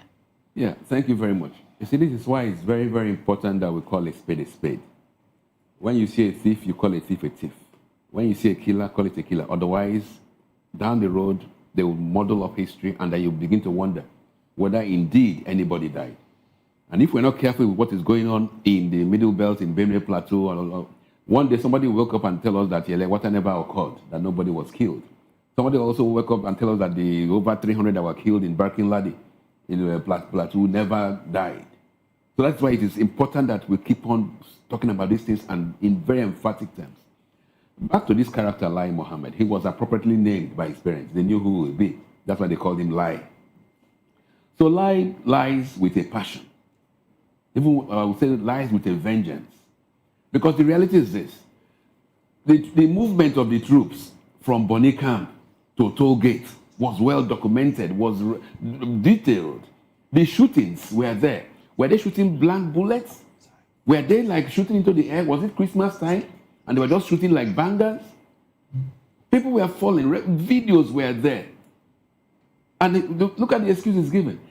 That nobody has come to report a missing the relative. Of course, nobody in Yelewata has come to report a missing relative. But over 200 corpses were buried. Nobody in Barking Ladi has come to report a missing relative. Nobody of the hundreds of thousands who get kidnapped in this country has come out to report. Why are we having such denial with that incident that played out 5 years ago? Why is it that governments keep on saying there was no killing, there was no this, but people or Nigerians were aware of the story, how it moved, the removal of the CCTV, the shooting, the live carnage that we saw on that toll gate, and every other thing that played out. No, they keep on denying because this is the same regime in place. It's virtually the same regime in place, and they keep on trying to mask themselves as people who came to govern with any kind of propriety. They keep on trying to befool Nigerians. And I don't know what it will take for Nigerians to wake up and realize that these characters are they don't mean this country any good. I mean, to say the government is using its inefficiency to destroy the people because there are basically no records of Nigerians. I could be killed tomorrow and they will say, why didn't my family come to border? To even make a lodging report. So they are using their inefficiency to woo Nigerians. What happens in other countries, like when they kidnapped over 200 students or 300 students from St. Mary's School in the Niger State, in same climes, you'll be seeing photographs of those students, each and every one of them, on the pages of newspapers, in the media. But what we hear in Nigeria is 350 students kidnapped. Well, we don't even no know names, no pictures. But we know they were kidnapped. So 2 years' time, or further down the road, the current minister of whatever now will say nothing happened. That media was just blackmailing them. Okay, yes, but yes, thank you, Barrister. I think it's in the way of dictators because people are still denying the Jewish genocide. That is the right. Holocaust That and is all right. of that. So these things happen from time to time. Now, Mr. Mazi Amobi, I want us to interrogate another angle to all of this, talking about keeping records. We have a Dele Farotimi 5 years ago said that, look, current president, now, then, Mr. Bola Ahmed Bola Tinubu should be held responsible for the Lekki massacre because he gave out orders. He was not a state actor then. So do you think he should be held responsible? Do you have an idea, of his relationship or the role he played in that massacre? What do you think? The issue, I thought Lai Mohammed must have gone into political oblivion, but I'm surprised that he's, coming up to say this for now, and I think he's a little bit insensitive to the plight of Nigerians per se. If you talk about Lekki massacre now and juxtapose it with what is presently playing out, and then you are saying nothing happened and all that, you are being insensitive. That is one. As at that time, a lot of things happened. People were even accusing, what is the name, Somolu, giving orders. He said he didn't, the brigadier commander and all that. And a lot of things happened. I do not know exactly what happened. Dele Farare to me knows what he's saying. He's in a better position to, put that argument forward. And if he's still insisting 5 years after, probably there is some iota of truth in what he's saying. You understand what I'm saying? Yes, but my point of departure here now is that I do not see why Lai Mohammed should stir the honest box now for this at this point in time. He should have retired politically and have a quiet time. Well, politicians never retire. I don't think we need what Lai Mohammed is saying. We do not need it now, because it will open up another wound. If you go through Lekki toll gate, there is no the place is moribund. There is no activity there, and there are things you say. Remember, the people that organized the Lekki protest are still alive. Most of them are still alive. This kind of statement will, agitate them.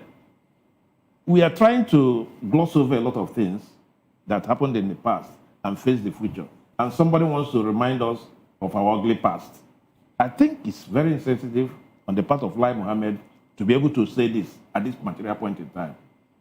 All right, thank you so much, Mazi Amobihebo. Let's take the conversation to Dia Williams. You're a Nigerian youth, and I know you also took part in the hashtag #EndSARS protest. It was a nationwide protest and all that. Just this year's to commemorate the people that lost their life, we saw also a use of lethal force on the lady that went to drop a wreath there at the toll gate. It made also headline. How does this make you feel? The fact that people who played within the corridors of power when this incident played out are still denying the obvious truth. We have a certain section here in Lagos, even compensation committee was set up to compensate people that maybe lost their loved ones or sustained different degrees of injury, and yet someone is saying that there was nothing like that at all, blaming it on media for carrying false information. How do you feel about this, please? Whenever it's October, it's a very sad, very, very sad moment. Like the weeks become so sad for me because it's just like 3 days to my birthday, and usually I wake up midnight to pray, midnight to study. And then picking my phone, I saw, because we are monitoring the situation when they were saying that you just have to hold the Nigerian flag and then so that will not come in, nothing happen and all that. And they obeyed. And I think it was the military ex-military general that gave that instructions, because holding the country's flag means that life is very important. You should not attack that person. And then seeing my phone, see blood everywhere. The people's status was full of different Nigerian flags stained with blood. And the video was trending of a live recording from a DJ Switch who is in exile now, And we are telling us that such thing is not very evident. The Nigerian police, the security agencies handled that situations. It was very, very appalling, there was a lot of side killings, apart from the Lekki toll gate killings. There were a lot of side killings. A lot of things were happening, prison break and all that. See, it is not what we should be selling to our face that it did not happen, because it's like, just like one of our analysts said, it's like provoking the young Nigerians who were on the street. In fact, even on that Lekki toll gate that very day that issues happened. In fact, even at the panel that was set up in Lagos, there were all evidence that people were killed. So why are you lying that people there was nobody killed, that no family has come up to say that one of their relatives was killed on that day? I don't know, probably maybe he's seeking for a political appointment at his fact. He's telling us as Minister of Information, we saw a lot of things that were boldly said by him that were not correct. So I'm not surprised seeing him coming back to continue from where he stopped, because to me, when I saw that statement, I was very, very angry. I was very furious. You're an old man. You're supposed to know when you're supposed to speak, and you're supposed to know how to speak. You're provoking a lot of people. Even me saying this, I'm even angry because if at that evening, the evening when it's supposed to happen in Main Gate, at this place, Main Gate, in fact, a lot of issues that I just have to go home that night to go and relax No. Let me also. It could also be blood. Let me know. All right then. Okay, if what Lai Mohammed said makes Nigerians angry, then please, Lai Mohammed, say more, so that Nigerians can be well and angered. So he should, to what end? so that because perhaps Nigerians are like almost combatants, they need to be gingered up. So Lai Mohammed, say Nigeria, nothing happened at the toll gate. Please keep on repeating that statement, and let us know that. Let us see if Nigerians will be motivated sufficiently. Because Mr. Amobi here made a mistake when he said that it's reminding us of the past. Who says it is past? This is a continuum. From the Aba massacres where the soldiers went and slaughtered people, to the toll gate killings, to what is going on now, and even at Agatu, it's the same regime. From Muhammadu Buhari to Bola Tinubu, it's the same characters in government. So don't say it is the past. It is the current. It is going on. It's a continuum. So, Mr. Lai Mohammed, it didn't happen. Hopeful Nigerians will pick up the mantle. We understand the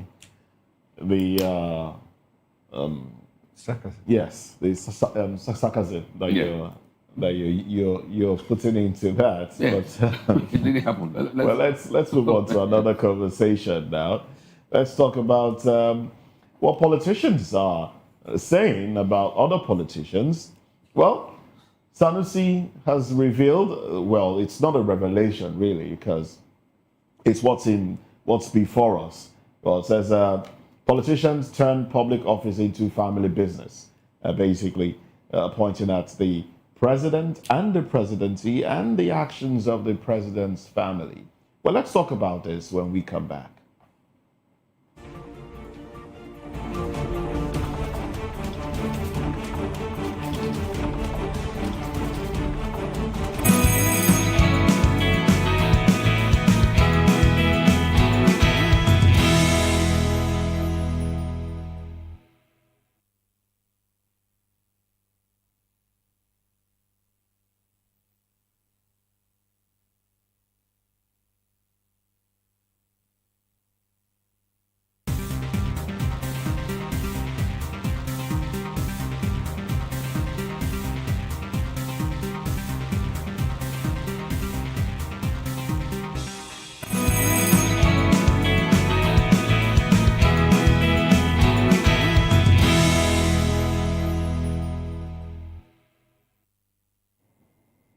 Well, thank you very much for joining us. Now, this is the last conversation on the table on VOP this morning. Well, some Nigerians have voiced this, but this particular conversation we're zeroing on is coming from the Emir of Kano, Muhammadu Sanusi II, as he has delivered one of his most scathing critiques yet of Nigeria's political elite, accusing leaders across the country of treating public office as a private family enterprise rather than a platform for national service. Now, speaking of the 15th anniversary of Enough is Enough, Nigeria in Lagos, Sanusi lamented that the ruling class has repeatedly sabotaged the nation's progress by prioritizing personal and family interests over the welfare of citizens. He argued that Nigeria's stagnation is not accidental, but the result of deliberately missed opportunities, insisting that those in power consistently place themselves, their relatives, and their inner circles above the country's development needs. Emir Sanusi, a former central bank governor known for his outspoken stance on governance failures, warned that Nigeria cannot continue on a path where leaders view public resources as extensions of their household wealth. He urged young Nigerians to reject the dysfunctional system they have inherited and demand accountability from those entrusted with public office. Well, according to him, the nation's future depends on a new generation refusing to accept a political culture built on entitlement, nepotism, and self-preservation. Well, new generation. Who are these new generation? That's the question of my mind. Who? They're not too young to run law. Doesn't seem to be, holding sway. We don't have a lot of, in fact, the young people we have in Nigeria are those interested in politics, have godfathers, that are putting them in there and they want to make money like their godfathers. Those who are not in politics, in mainstream, are interested in doing other things, quick business. It's either cryptocurrency or internet fraud or ritual killings or, things like that. Does it seem like we don't even recognize the problem we have on our hands, seeing that the future of Nigeria looks bleak? This morning, we read a report about Nigeria being taken out of places to invest in, regardless of the fact that we still have population growing, young people. Please, help us make sense of it all, Mr. Ezeluchi Esquire. Yeah, thank you very much. I think as journalists, media houses can even help Nigerians more. When characters like Sanusi come out to make such comments, when they've left office, you also post what they also did when they were in office and know whether they only become sanctimonious or become saints the moment they leave office. It's like the several letters that Olusegun Obasanjo now writes on virtually every governance issue. When the rot of this particular republic started with him, Olusegun Obasanjo, now he has become a prolific letter writer.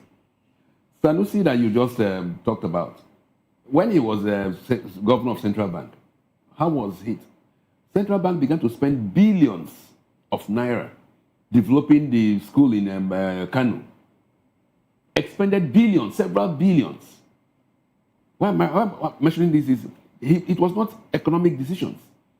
So was that a bad thing to do? No, to have hold on. done at the time. What I'm saying is, he's talking of nepotism. Talking of now government becoming a family issue. When Sanusi was governor of Central Bank, what did he do with the office? By spending billions that nobody knew that Central Bank could give that kind of funds. It was usually a Central Bank was focused on banking issues. But this guy came and he monopolized it. He made it became a crony affair. He destroyed banks that were not that the leadership was not in tune with him. He destroyed them. They withdrew licenses. And now he has the guts, because he's out of office, to come and talk about nepotism, about family business. Come on, I mean, they should give us a break. Because you see, these guys think Nigerians are dumb, that we don't realize what they did when they had power. This same Sanusi, as a mayor of Kano, when a child was kidnapped from Bayelsa, and the kidnapper took the child to Kano, the police commissioner said they would not release the child to the mother without the emir's permission. And the emir then was Sanusi. And he has the guts to talk to Nigerians about nepotism, about bad governance. Gosh, look, I mean, the day we get serious with ourselves, we will know.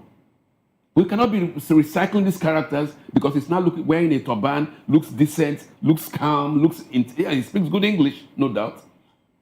But does that equate with any semblance of good governance in this man? The answer is no. And this is also an Islamist. You ask yourself. Can we leave the messenger and focus on the message? No, but it's the same. It's the same. The reason is this. Why we have to do this is this.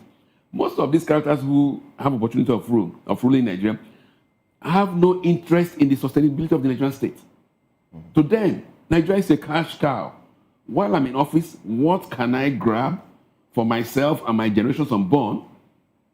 Borrow monies and whatever.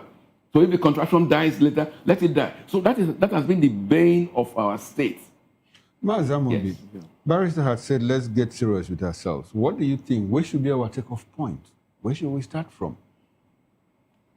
All in all, bad governance is implicated in all this. When government leaves their statutory roles, which they are supposed to play, building enabling environment, for businesses to thrive. Government cannot do business, but they will give you enabling environment, like electricity, which is out of reach of the people. Transportation of goods from point A to point B cannot. A typical worker going to work in a day, depending on where you stay, spends close to 5,500 or 6,000 in a month.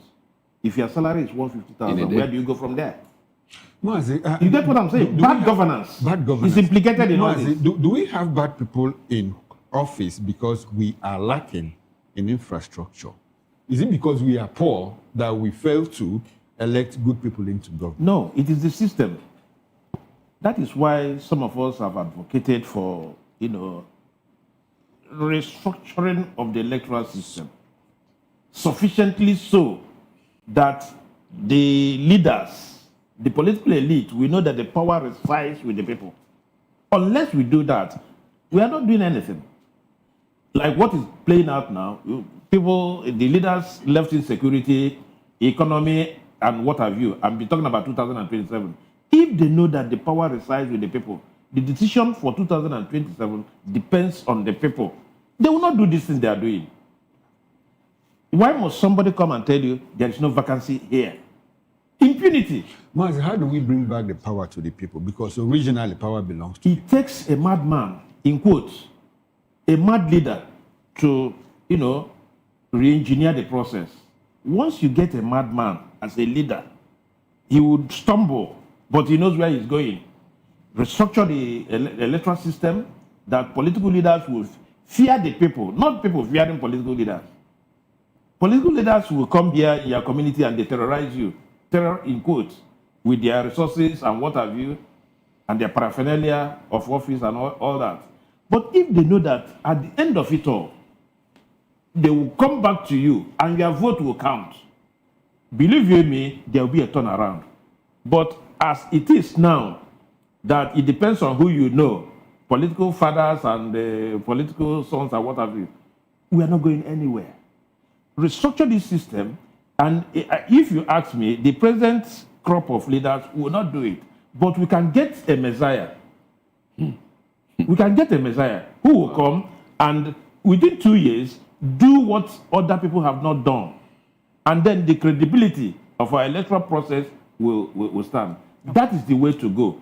Otherwise, there's nothing we can do about it. Thank you. Because if you do not do what I'm saying, in 2007, you see all these people back again, whether through the front door or through the back door.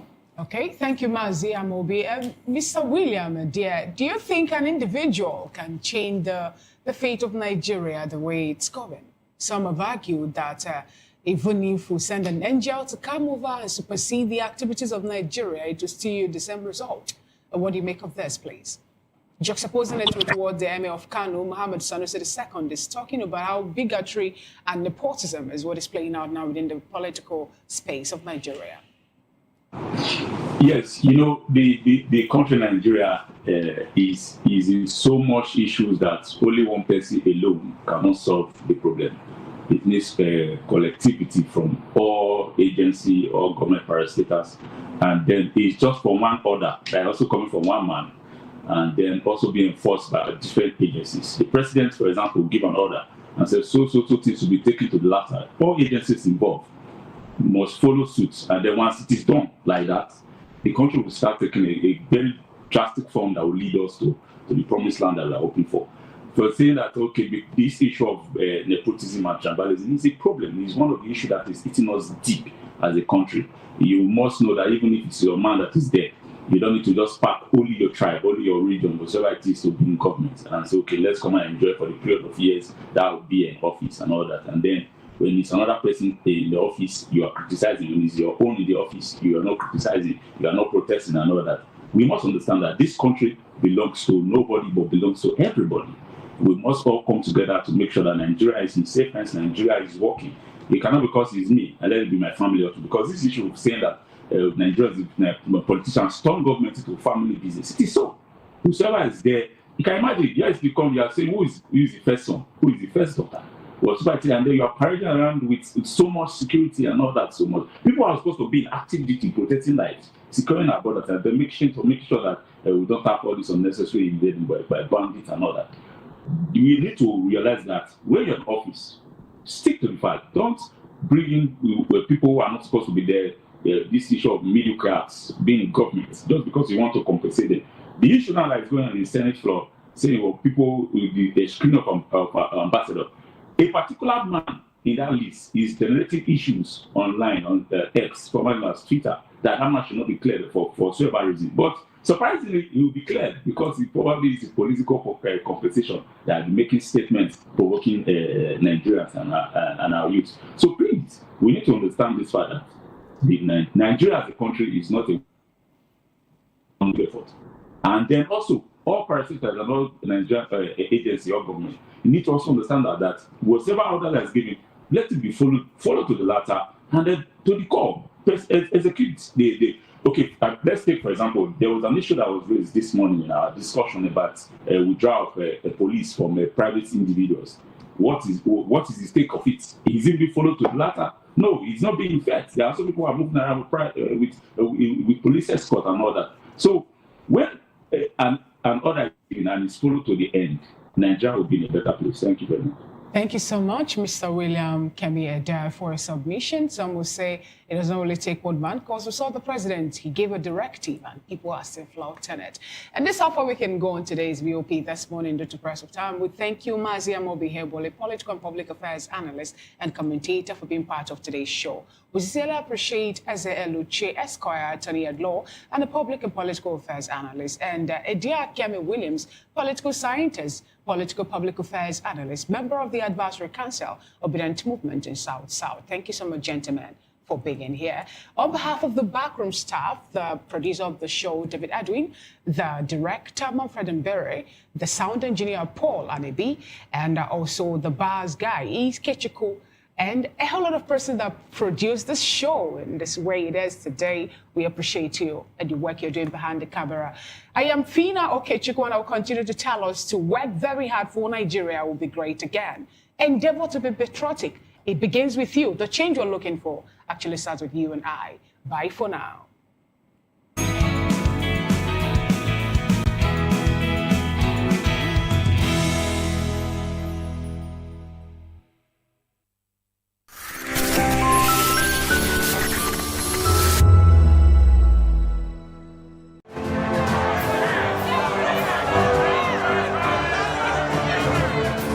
Do you want your voice to be heard?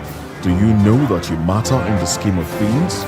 The People's Voice, the show where ordinary citizens take center stage as we discuss the biggest stories that affect you and I. With you in mind, we facilitate lively discussions, debates, and interviews on the topics that matter most to you and I, from social justice to economic empowerment, education to healthcare, governance, and more, tackling tough topics and amplifying your voice.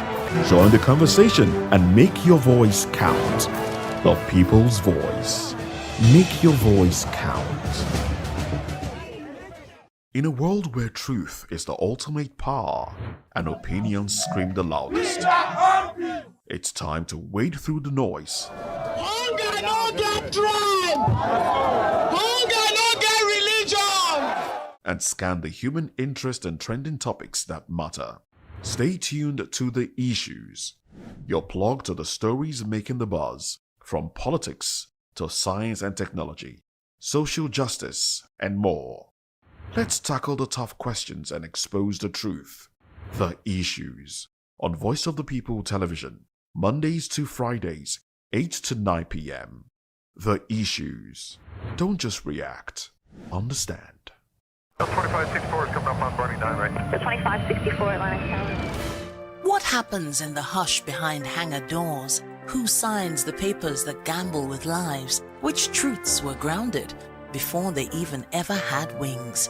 If you've ever buckled a seatbelt at 30,000 feet, if you've ever stared out of that tiny window and wondered who's really in control of the skies, it isn't just flight, it's power, it's politics, it's pressure sealed in steel. We're peeling back the clouds from runway risks to sky-high secrets. We're diving deep where most dare not to look. Aviation Scope, every Sunday at 7 p.m. only on Voice of the People TV. We don't just report, we reveal. We don't just ask, we uncover. Because when it comes to the skies, ignorance is turbulence. Aviation Scope, the sky isn't the limit, it's just the beginning. Welcome to Kitty's Corner. Every weekend is a new journey. Join Auntie Oni as she embarks on thrilling adventures. Each episode takes the young explorers to a different fantastical world filled with exciting challenges, making new friends and learning valuable life lessons. The show begins with lots of excitement in a cozy storytelling mood. Fairies teach the importance of kindness, honesty, bravery, teamwork, or curiosity. Kiddies Corner is a delightful blend of fun, education, and imagination with catchy songs, interactive games, and heartwarming stories. Join Auntie Oni every Saturday, 10 a.m. to 10:30 a.m. on Voice of the People Television. Kiddies Corner, perfect destination for curious minds. Hello there, my name is Damilola Ogunsi, also known as the Goldfish. Hi, my name is Chiki Bright Emmanuel. I'm an actor and a filmmaker. Hello peeps, my name is Yomi E. Adejimo. Hi everyone, I'm Paul Utomi. Hi everyone, my name is Stacey Benjamin and this is Voice of the People TV. I need you to keep it locked to VOP TV. See, are you looking for good entertainment? You want to get good movies, good music, politics, talk shows, sports and entertainment. You really want a channel that gives you everything you need without you having to run around. VOP is where you are. That's Voice of the People. If you're not listening to this, you're not one of us. And you deserve to be killed. Scrap chat. Don't be killed, but watch it. Or I'll find you. And I want you. And you are locked on VOP TV. Don't go nowhere. This is where the juice is. This is where all you need for entertainment, politics, movies, and whatnot. And keep watching VOP TV. So keep it locked because I'm locked already, man, and it's money back guarantee. So you're gonna have a good time because I do. And please keep watching VOP TV. I won't want to actually. I beg you, subscribe, watch it. If not, whatever you see, you better not touch that die because VOP is the plot. The red carpets, awards, the razzmatazz, music, fashion, interviews, and more. Spotlight on Voice of the People Television. Let's feed you with all the juicy stories in the global entertainment space, bringing you the glitz and glamour as they hot. Stay tuned to Spotlight, 1 p.m. Monday to Friday. Spotlight on VOP TV. Entertainment like never before.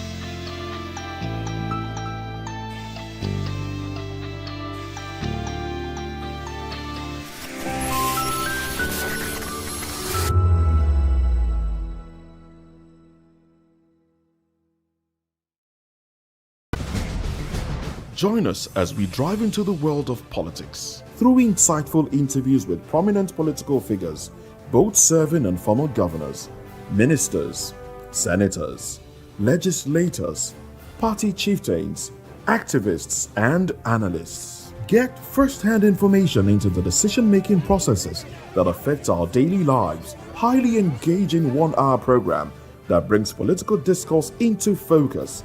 I am Chukwuma Okoro. Political Lens, Monday through Friday, 6 to 7 p.m. Join us. My name is Esther. They call me the Oga of them and the general overseer of them all. Every man, every woman has got a voice where integrity is the volume. So this is Voice of the People's TV. Voice of the People's TV. So this is the people's voice. And the people's voice is the voice of God. That's the voice populi in Latin. The people's voice is the voice of God. So keep watching Voice of the People. In fact, my name is Voice of the People. Keep watching MC Adobe King. Thank you. Hi guys, my name is Kagan. I am Nigeria's biggest tech content creator, and I just wanted to give a quick shout out to Voice of the People TV. Keep watching, enjoy, and you're welcome. My name is MC Alamano. They say they call me Enjoyment Landlord. It's VOP TV. Keep watching VOP TV. Don't touch it down. Even if you want to touch it down, increase the volume. If you don't increase the volume, I told me. My name is Collins Agawabe, popularly known as No Mind but last, more than No Mind or more. Not be all so the cook right at the fry plantain. We keep on watching VOP TV. The voice of the people, the voice of Edo. If you want to get the authentic news for Edo, the way it be, that's why they show and all they cut anything come on. A VOP TV.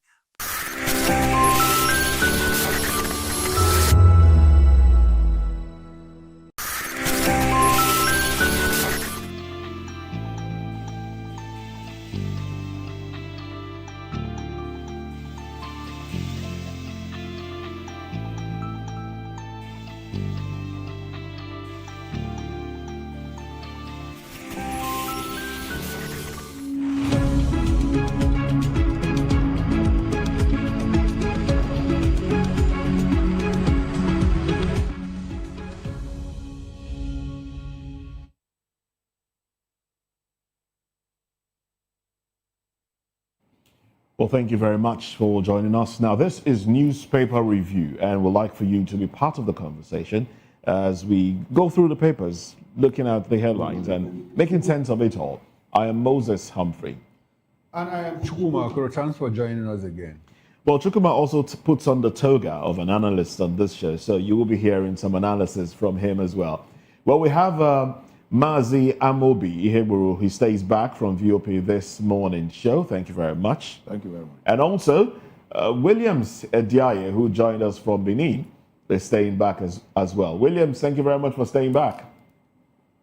All right, Thank you. And joining us is Dele Fanimo, a public affairs commentator.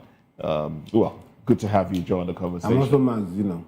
Yes, you are. Mazi is Mr. Mazi takes permission from No, you are me. Otumba.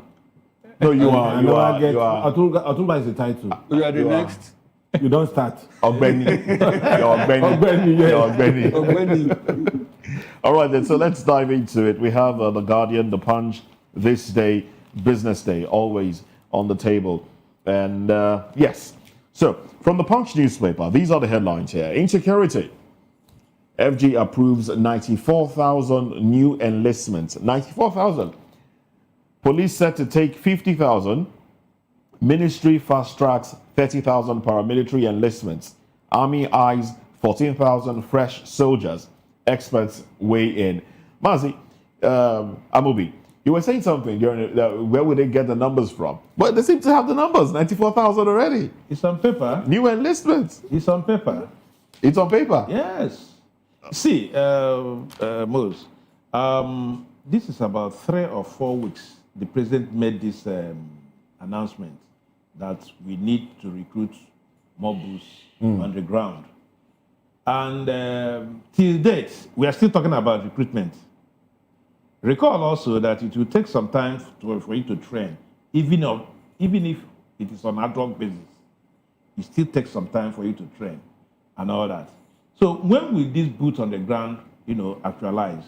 That is critical because the government bureaucracy will come into play. If you ask me, they have not advertised. Have you seen any person that have applied? Well, I'm asking that question. They've advertised for the police. They have advertised? The Police Service Commission and the... Have people applied? Have interviews been conducted? They have been subscribing to the portal. Okay. So we are waiting. And I think he said the police will take 50,000. Yes, out of the 94,000. We are waiting. You see, my worry is... We are waiting. No, let's be very sure. Federal government approves 94 new enlistments. Yes. Okay, it's an approval. It's an approval. That is what I'm saying. That's why I was asking those fundamental questions. Now, police, out of these 94,000 approvals, police is said to take 50,000. You know, The one military, thing. the army, 14,000. That headline is misleading. There had been approval before now. Maybe The first oral approval. No, there was an approval through the Police Service Commission for the recruitment of 24,000 policemen. No, then at that point, it wasn't an approval. It was the Police Service Commission said, we will need 24,000. Go and find out. Google it, you'll see. There had been approval before this time. This approval was not yesterday. It was not this week. So why is it coming out So now? that's the point. Haven't we debated some headlines here that turned out to be false headlines? No, I think my position... For instance, let me give you an example. When Punch said, this same Punch said petrol will 1,200. Okay, let's leave the point. No, let's be realistic. No, let's We are not journalists. When they said fuel will be 1,200, were they quoting a particular source? But that was the headline. But they weren't. They didn't quote any source. What I'm saying is, for whatever reason, you've been an editor, would you have allowed that story to go that way? Let's when leave, the headline let's is leave the point. different from the content focus of on the story. Let's focus on the story. Let's leave. So this particular story, I am telling you, maybe after this program, let's fast check. You will find out that there have been approvals made before now, not just today. We can take a peep into the story inside and see what actually the body is saying. Let's go on. It's about the same thing. You know, the same thing that you stated. You know, the approval given, the numbers. The numbers are on paper, really. It's not like these numbers have enlisted. Yes. We're not saying so it's still on paper. That is what I'm saying. So the enlistment that is keep me the worried main thing. because time is of the essence. The liturgy with which the present dispensation, goes about something that is supposed to be an emergency. If it were in a private setting that you need to recruit people, 1 week, if you want to do an advert on paper and all that, but do you think people will be interested seeing that 1 week the CVs are remuneration coming is in. really poor? The next week you are conducting your interview and what have you. So what I'm saying in effect, that I do not see this emergency thing embedded in all that we are doing vis-a-vis insecurity. I do not see that it's no emergency. My concern in all of this is, and I keep asking, the soldiers you want to recruit, the policemen you want to recruit, does it look like the present crop of soldiers, the troops we have now, have they been overwhelmed? The answer is clearly no. We have issues of complicity and we have issues of sabotage. We have saboteurs within the military. So the people that you want to recruit now, what are you going to tell them? Are you going to give them new brief that you haven't given the old ones? And when the military is trying to overpower terrorists, someone gives a command, stop. These are the basic questions we should be asking now. The 14,000 soldiers you want to recruit, where will you deploy them? Zamfara, Benue, Plateau, Kwara State, Borno, and all of that. So if you are taking people now, if you are taking soldiers to Benue State, are you asking them to help the people in the IDP camps to go home? Are you using them to flush out the foreigners that are living in those homes? If you are recruiting 50,000 policemen, to what end? For civilian law enforcement or what? Are you going to put them into the forests? Meanwhile, while we are discussing this, we are not talking about the approval that's also been given for recruitment of forest guards. That they have commenced recruitment. So what brief are you going to give these people? What will be their core mandate? To go and flush out terrorists or what? That this present crop of military is not able to do? These are the basic questions. I think the authorities must have done their inventory, what they need in terms of man and material. That made them to come up with a figure. Because this figure, I want to believe, did not just come up like that. So they must have done their mathematics to find out that they need more boots on the ground. But more importantly, today's warfare are not human being centric. They are not human centric, as it were. They're technologically driven. Drones are being used. That is the point. Edo State wants to buy drones, to fight insecurity. That is the point I'm making. So even if you need some quantum of human beings to, you also need to invest copiously on technology. Because it is the way to go. Mazi, I think the problem we have is fundamental. Fundamental in the sense that technology isn't our problem. Our problem is sincerity of purpose. Like I keep asking this question. You want to recruit these soldiers now. What new brief are you going to give them that you haven't given the older ones? And for them to answer, I think the government is mainly playing to the gallery. They want to see this, use this thing to, to showcase. More like optics, more like a small screen. Oh, we want to be seen to be doing something. The question I ask now, does it look like the present troops we have now, have they been overwhelmed? The answer is clearly no. Are we buying new ammunition, new arms and ammunition? You see, while I take in all these fears, my worry is this recruitment process. We have seen it in the past at close quarters that the recruitment is not, the process is not transparent and is not technology driven.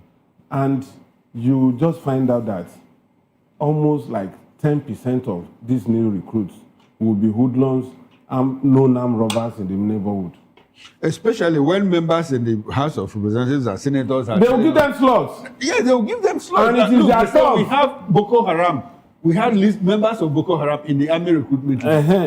In fact, all their thugs that have not been licensed will now be integrated into the force.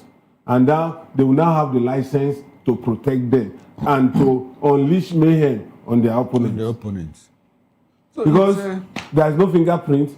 Ex-convict, you don't know an ex-convict except he's living in your neighborhood and you know when he was jailed. Even when the next time you see him in uniform with rifle in his hand. License to kill. All right. Okay. Well, before I go to Williams Adair, let me take a few more headlines so we could just lump them together. Ambassadorial list. This is another headline I would like us to zero in on. Oshomole Ndume lock horns over Omokri's nomination. And then AFCC arraigns ex-Labour Minister Gige. LP rules out automatic ticket for Obi. Now, these headlines with what we are discussing already. Williams Adair, please. Shoot. Well, let me just shoot per se. Give us your thoughts. To fire on. let me just quickly go on that this recruitment issue. I think it's a good move if they are being sincere, because in the first place, Forest Guard, when the president was saying, okay, give a very clear directive to the NSA that it should try and equip them that whatever they need. When I heard that statement, I was pleased to some extent, because Forest Guard would have been something that would have been established long ago, because this issue that we are having solely rests on the military, the soldiers and our Forest Guard. If abroad we call them sheriff and all that, the people that are fighting, they are residing in our forests. Imagine that we have Forest Guard in place before now, would have been easy, like gathering of information. Because I read something this morning while I was here in the studio on X, on Twitter, that most of these people that we are fighting, these stories that we are fighting, they have different information. They have people who are on the street gathering information. What is the military? Are there people in the military that gather information for them? That is another issue. So I think Forest Guard is another way to approach this issue. But I think the military has intel. The military has intel. Yeah, you may not see them act on it, but I guarantee that they have intel. Then anybody you can say, okay, we don't have intel, because what's the need of intel is to make operation easy for you. So now imagine, okay, they should also try and speed up this Forest Guard issue, because these people are also they are part and parcel of this issue to tackle terrorism, because they reside in the forest. So I think that is a good move. And then more 50,000 policemen coming in is other improvements and security for internal purpose. You understand? So then I would take one of the pick, LP ruling automatic ticket for Obi. Okay. I don't know what they are trying to do. In the They're first trying to be place, in the news. That's what they're trying to do. So you guys, continue to talk they've about been in the news. They've been in the news of trying to say who is the authentic national chairman and all that. A very bizarre situation. You know, they had the opportunity to be one of the best opposition party, but they mishandled it. The man who is in question, the national chairman, in fact, misused his shine or his fame, whatsoever it is. You are saying you are ruling out automatic ticket for Peter Obi, somebody that is well valued with a vast population of Nigerians from the Nigerian youth. In fact, he's so popular among the Nigerians, and they are saying no automatic ticket. What? Well, if the man himself has not even decided on where he wants to. I mean, what party he wants to run. I was even coming to that. The man is even indecisive now. You know, a lot of people are giving ultimatum before the end of December. You need to speak. Where are you going to? Are you still Labour Party or you want to be with ADC? Why are you rubbing shoulders with ADC and then Labour Party is here also dragging? So first of all, we need to start from Peter Obi. You need to make sure that you make a clear statement. This is where I belong. If you are in a Labour Party, and then go and settle the issues, and then come up, and they can also give you the automatic ticket. If you are in ADC, and then settle down with ADC, and then start for how you fight, because I know definitely you're not going to get automatic ticket in ADC. If you want to settle with ADC, then settle there, and then go and start drafting your strategy. Because it's going to be on election as far as Atiku is there. No automatic ticket for anybody. And you know there are a lot of issues saying that he's not used to party primaries, that he doesn't like dying delegate and all that. This is how we found ourselves. These are political systems, these are political systems, our political reality. And we are not seeing it changing anytime soon, though it's supposed to change. We are not supposed to find ourselves saying you are violent delegates, or you are also trying to convince another aspirant or spy B to step down for you, publicly declaring that and all sorts. All right then. Well, thank you very much, William Sejaye. Well, let's zero in on this ambassadorial list conversation. Oshomole Ndume lock horns over Mokri's nomination. Ambassadors Ndume Oshomole clash at screening as a Mokri others take bow. Well, these are reports from both The Punch, The Guardian, and some other dailies. We talked about it a bit in the morning when Chukuma and I, were having conversations. But let's get your thoughts on what transpired. And if we can, please, let's have that video come up again, and then we can have reactions for the benefit of our viewers. Let's put up the video of what transpired yesterday during the screening at the with the Committee on Foreign Affairs. Let's have that video come up.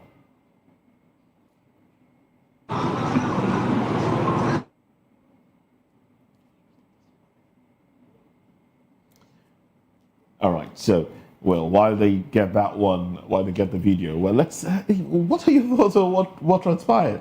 Yeah, why are they crashing? Ndume and... Initially, I felt they were going to be on opposing sides, but it felt like they were on the same side at the end of the day. So, or could it be that... Is it a crash? Are they not from the same party? They are from the same party. From the same party. But could it be that Oshomole wanted to say something else? He wanted to talk about the person of Reno Omokri, but then changed his mind and talked about the pragmatism of the president that, appointed him. I'm not sure he said that Reno himself is a pragmatist. He was very specific, yes. No, Tinubu is a pragmatist for appointing him. Okay, let's listen to it. Let's listen to it. Let's listen to it. The amendment to the motion is that the 4 ambassadors who are already on seat should take a bow go, as has been done since yesterday. Then if there is any other thing, the 5th person could also be asked to go. No, there's a motion already. Until you are called, you cannot shut me down. No, he's not talking to you. He wasn't talking to you. Let the chairman preside. He wasn't talking to you. 1 minute. These are people. Okay, go ahead. There's a motion on ground. You can either defeat the motion or let it survive. But all right. So how come you have other people have spoken? Senator Adams, he wasn't. Go ahead. I have the authority of the chairman. Please go ahead. Chairman, You cannot exercise power that you don't have. You don't exercise. Chairman, I want to thank you, Senate Leader, and my colleagues. I cannot be intimidated by people who go here and there. After all, we see people on television questioning this list. Please ask Mr. Chairman, sir. The procedure is that if there is a motion on ground, it should be seconded. If it is not seconded, it's dead. It's dead. So allow me to continue. Mr. Chairman, you have allowed me. Please protect me. Senator Adams, conclude. Your time is going. Conclude. All right. Mr. Chairman, I think I needed to speak on this in the public interest. With particular reference to the nominee, Reno. Because we cannot pretend we have not had stories. We can't work on stories. For me, there is no petition before the for me, look, this is for me. You should not return the Senate. Don't Allah can command the Senate. Senate is not a job. Senate. The power of example that he is a pragmatist. He is not detained by old feelings. You may have doubt, suspicion about anyone until you have the opportunity to so perform. Indeed, you don't know anyone until you give him the driver's, you hand over to him the steering of a vehicle. This young man has shown that where he sees a compelling evidence in the interest of the Nigerian nation, he will not be ashamed to say that I was wrong in my assumption. From what I have seen, this man is working and he deserves the support of all those who want progressive governance. The second side of the argument is that we have a president. We have a president who has shown that by the power of example, the minimum requirement of leadership, and here I will proudly say I was a governor, which is a head of a subnational government. And so when I talk, those who are not the governors should listen. Governors come to Senate. You have to have, you struggle to Your Excellency, you have to have that large heart. Become a senator. You have to have, for me, President Bola Ahmed Tinubu has shown a real quality that the fact that you criticize me during the election, the fact that you abuse me at what time was Senator Adams, you made your point very clear. There is a motion. Please, Senator Adams, you made your point clear. There is a motion in place. Any seconder? Okay. Come on, let me conclude. The president has showed large heart. And he deserves to be commended because he's now a president of all Nigerians. We commend Mr. President. We commend Mr. President. Joel, Joel. Colleagues, distinguished colleagues, my name, once again, in favor. Senator Ndebe, are you wait. Okay, Senator Ndume, are you opposed to Omekri's nomination? No. Senator Shomon, are you opposed to the nomination? I have seconded it over and over. In the ambassadorial nominees. And, I saw this and I said, Reno Omokri is already raising dust, causing chaos, even before stepping out there to represent Nigeria. And I also pointed to something. One, Mike, what's the name? Arnold, yes. Mike Arnold did say, Mike Arnold, who is a former Texas mayor, said, look, Reno is not a good fit. He's not a good ambassadorial fit. He could be something else, but not an ambassadorial fit. And that's speaking from the international community now. And we wonder what other international bodies, how they will react to a nomination of Reno or Mokri or that of what's his name now, Yakubu. You know. So, what's your take, really? Mahmoud Yakubu. The word screening. Let's even have a working understanding of screening. Screening is evaluating for suitability. That is what it is. If you are screening somebody for a particular position, you are now saying, okay, let me even see if this person will fit into this position. What they did was this screening. It's far from being screening, because this idea of taking a bow and go, if you are a senator or a house member and you are appointed a minister, you are asked to take a bow and go. If you are a governor, you come for a reason, you are asked to take a bow and go. You see, you can be a good governor, you may not be a good ambassador. Absolutely. That is what it is. So you take the role function, the role which the person is going to play, and then ask him specific questions in that role. There are people who cannot manage people. So if you make them CEO or managing director of a company, you might not get it right. You understand what I'm saying? So screening should be evaluating somebody for suitability on a particular role function. What they have done, to my mind, is not screening. What they have done is, I don't know. I don't have a name for it. Yes, I don't know. Could we call it a charity? I don't know. So it's a paddy kind of thing, and then you ask the person to go. This is not screening per se. Once you screen, if you go for an interview and you come out sweating. You understand me? But here, this is supposed to be a rigorous exercise, after which you are, even if you perform badly, you will know that you have not performed in this area.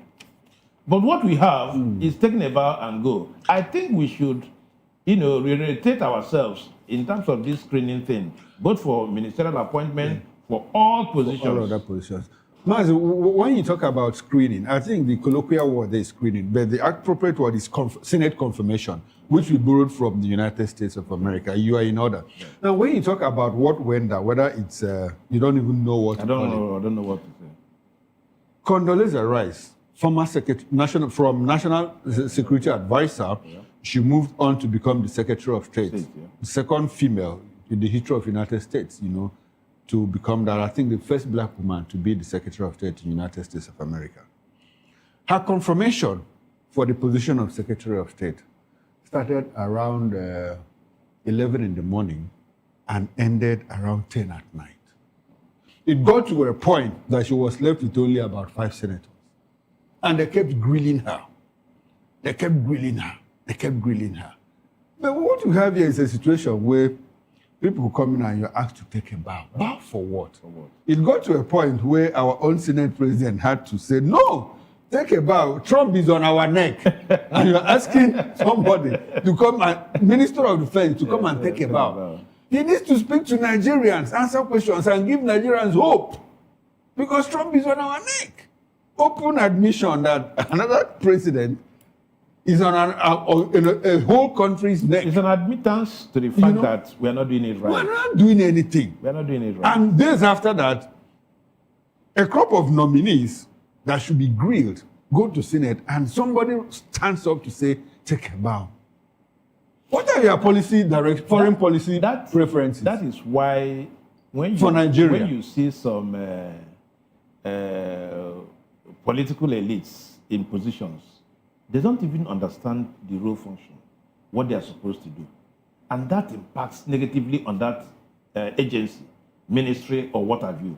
It impacts, if you take somebody who is not very knowledgeable in international relations, or interpersonal things and all foreign that. affairs, and you make that person a member of the foreign affairs committee. Yes, doesn't even understand the global politics. You take the person to be an ambassador. Where issues of interest are discussed, the person will find himself or herself one thing. You see, these things at a level, you But need to understand basics. I think the missions have members of staff there, and these ones are, you know, they know career people. They know their onions, so I think they will feed the ambassadors with information. You need to have a primary knowledge of what you are going to do.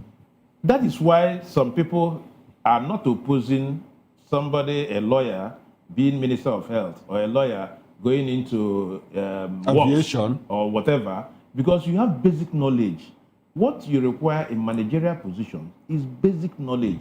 It's not the nitty-gritty as per that agency or that ministry, but you need basic knowledge to be able to coordinate. And it is a costly element that too much of our people have. We don't have it, but we claim we have. But when you are faced with stark reality, negative side begins to play out.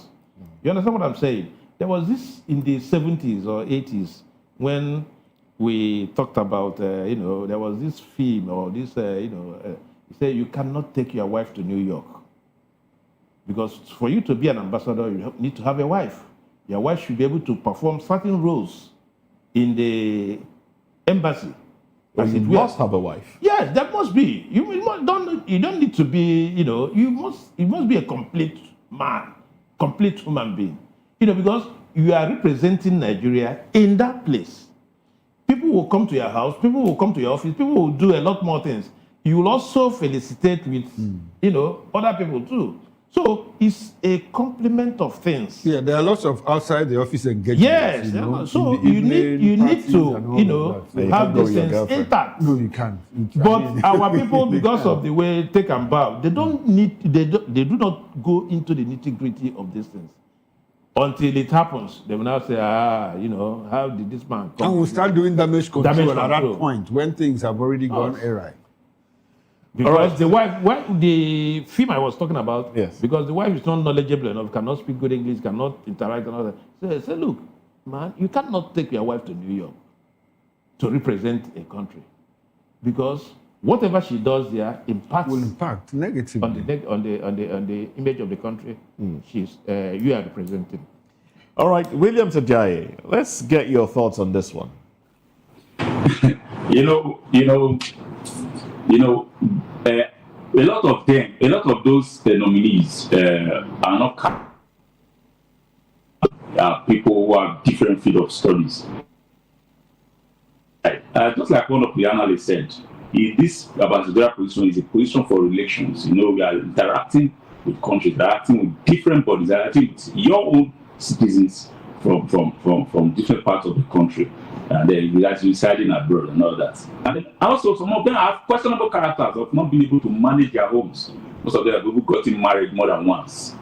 So see, and then the one that is most dramatic in time is the Reno Omokri case. In fact, if you go through the space of X, formerly known as Twitter, you see different comments of people saying that why he should not be screened as an ambassador. You have different characters, they call him the two-faced human being and all that. And then another issue with this was the issue of taking a bow and leave. The first thing that came out from the mouth of the chairman was the nominees that is welcome, take a bow and leave. And then what is it? You're supposed to screen this person. You come stand before us. Give us all you know about being the role of an ambassador. How about they even do the critical, the first subject I want to first diplomat, ISD, international study and diplomacy. How many of them even do that as or even do something as related to that, or taking a master's degree or expertise that's related to that? Do you have the idea of relating? Do you have the idea of presenting the country? Or do you have the idea of mediating? Do you have the idea? Do you have these negotiating skills? Is it because some of them went to America the other day and they go and say that there's no genocide happening in Nigeria? You are compensating them. Or so what is it? You're supposed to ask people, sit down and discuss. How do you protect your citizen abroad? What are your blueprints of making sure that you present us in good light? What are your relating skills? So there are different ways. There are a lot of questions to be asked, and then you are saying that you should just take a bow and leave. This is the reason why we are having serious problems in this country. People who are supposed to handle positions, you don't get cleared. You don't even know if they are capable of handling the position. You just get the position, and then things are going wrong. This is the root of the problem. This is the root. And then thank God that somebody also made mention that the Senate president. I was very surprised. I was shocking. In fact, I was shocked that coming from the Senate president, a time that you have to now say, no, we should not allow this man to go. We need to talk. I was surprised. They have to show that, the man also is also afraid of this issue of coming to the Senate and say, okay, take a bow and leave. You must talk. Talk to the country. Talk to Nigerians. What you are going to do. What are your blueprints? All right, then. Okay, now let's talk about, let's bring it to the, let's talk about the economy now. Budget turmoil deepens as Tinubu prepares 2026 estimates ahead of MTEF approval. The rider to that one, delay in MTEF sparks concerns over National Assembly autonomy. 4-month lag cripples statutory budget timetable. Experts warn of disorder as 2026 plan proceeds without approved MTEF. Ex-presidential candidate Ayodele scores Tinubu low on fiscal policies. Well, that's the headline there. Daily Fanimo, let me come to you now. The medium-term Expenditure framework, yes. Framework. It's still like a projection like the budget, but just planning ahead. The unfortunate thing is the plank on which the budget rests is exposed to international volatile trade and market. For instance, we were here last year when the president presented the budget. And the moment that budget came, usually what I look out for in a budget is, one, I look at the recurrent and the capital. The moment recurrent is bigger than capital, I'm worried. Two, I look at the major economic mainstay. What is the benchmark for this budget as against the international market on oil exports? If I know that what you projected is not likely to happen, I get more worried. And it's the same thing that we have been battling with. That's why they had to model previous budget to run concurrently with the current budget. Because, you see, people look at receipts as budget. Receipt is different from budget. Now, as it stands today, that's why government will keep borrowing to show up this deficit. We predicated this year's budget on $75 per barrel benchmark.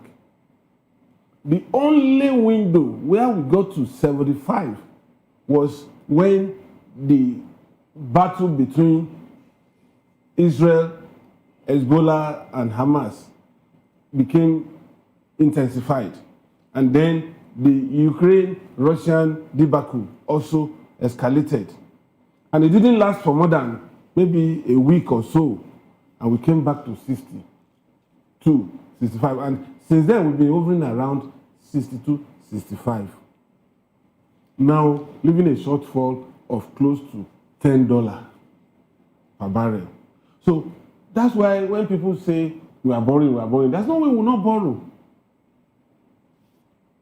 So, right now, the volatility of the market is very, very inconsistent to the extent that we cannot hazard guess as to what is likely to happen that would also guide us in coming up with that medium-term expenditure framework. And that's the dilemma. But unfortunately, people at the ends will not talk about it. That is the major cross of this matter. And as long as we don't have a say, now it's even more worrisome now that there is a shift from dollar, petrodollar. Now some countries are now selling their crude in exchange for other currencies, which is putting America on the edge. China is breathing down America's neck now when it comes to the area of international economy. And Japan is also locking. Russia is waiting. India is coming up strong.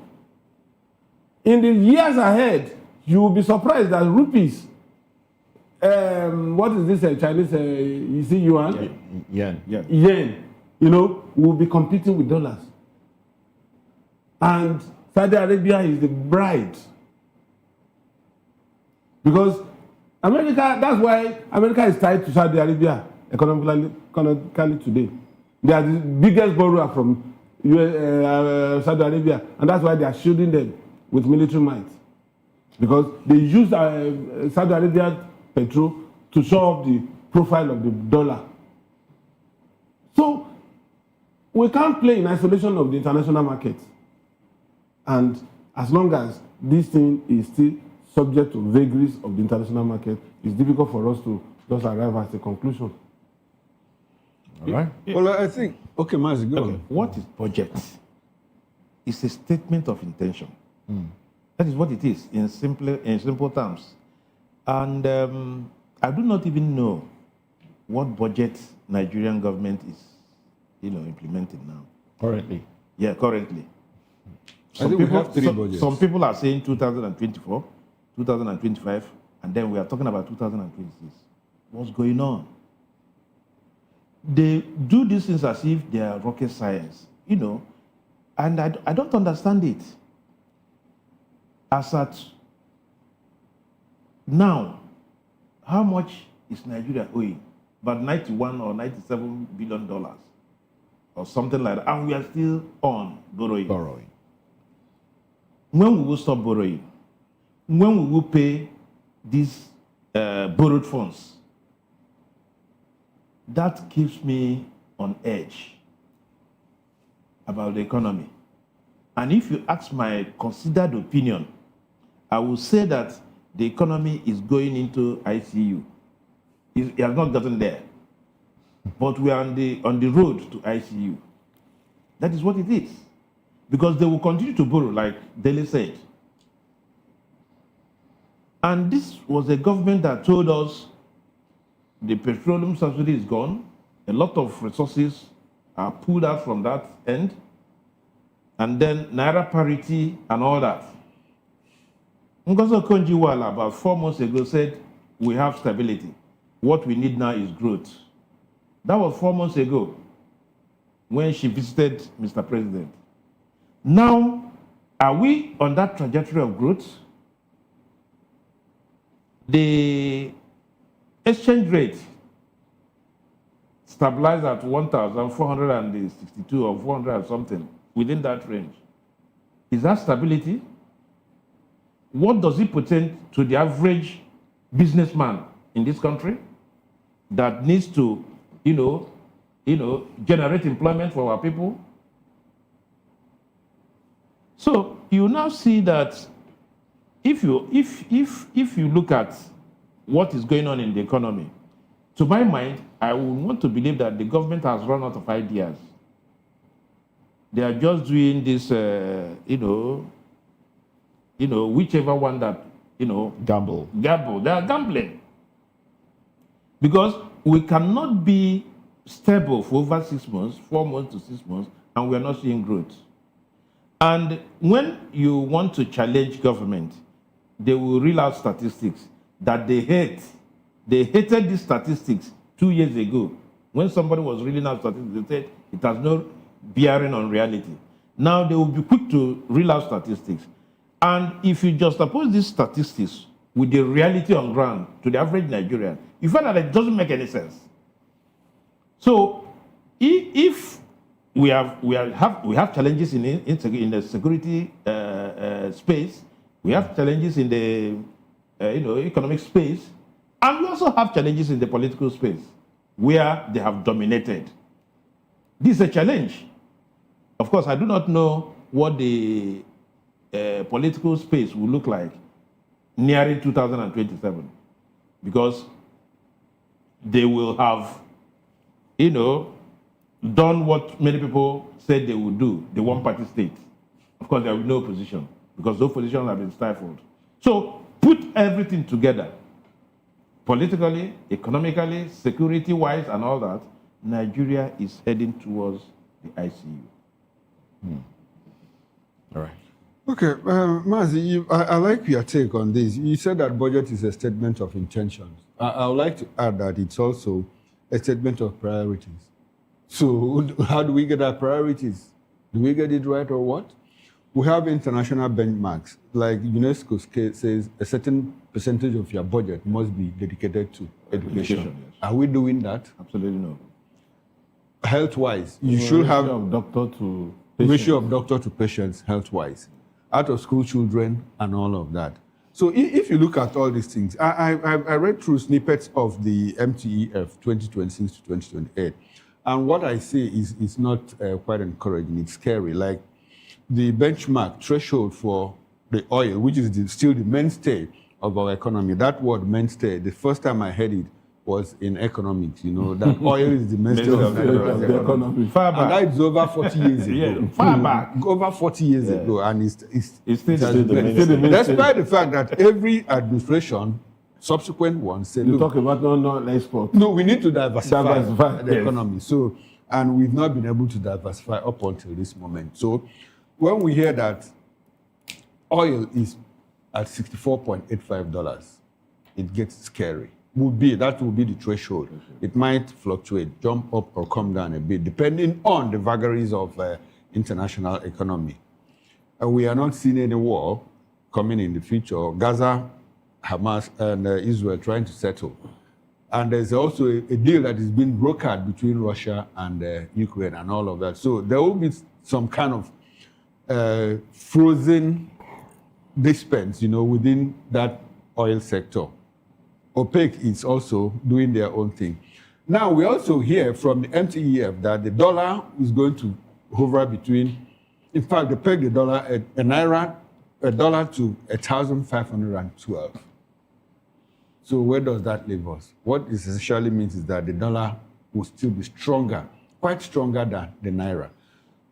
What I expect to see in the coming days when they roll out the budget is a statement of priorities based on what we intend to do with the monies that we get, and how we intend to spend them. Is it going to be more of recurrent than capital? When we talk about infrastructure, what are we deploying the money to? What kind of infrastructure? Is it building super highways? What internal roads, artery roads, roads from the farm settlements to the urban centers are not paved, are not done, and all of that. Are we going to remain a consumption economy than a productive one? And when you talk about MTEF, strategies, when you tie those strategies between short term and long term, are we doing all of that?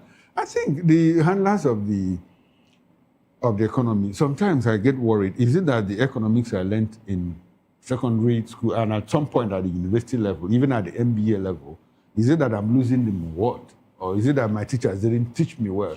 Because from what I was taught and what I see, there are differences. So it's difficult for me to add up all of that, for it to make sense to me.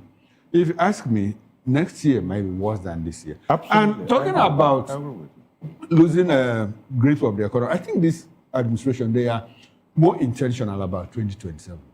They played politics of, okay, what do we do? You see a lot of importation, to flood the market, so that it will look as if that there is a nosedive in the price of food items. But that is not realistic.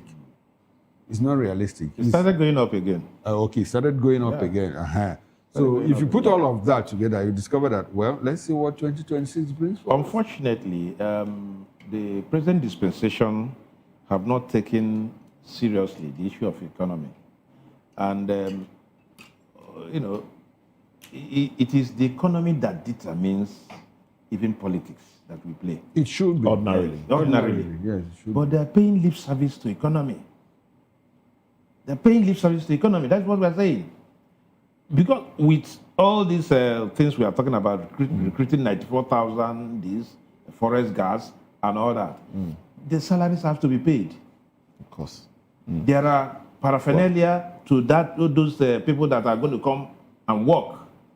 Where would this money come from?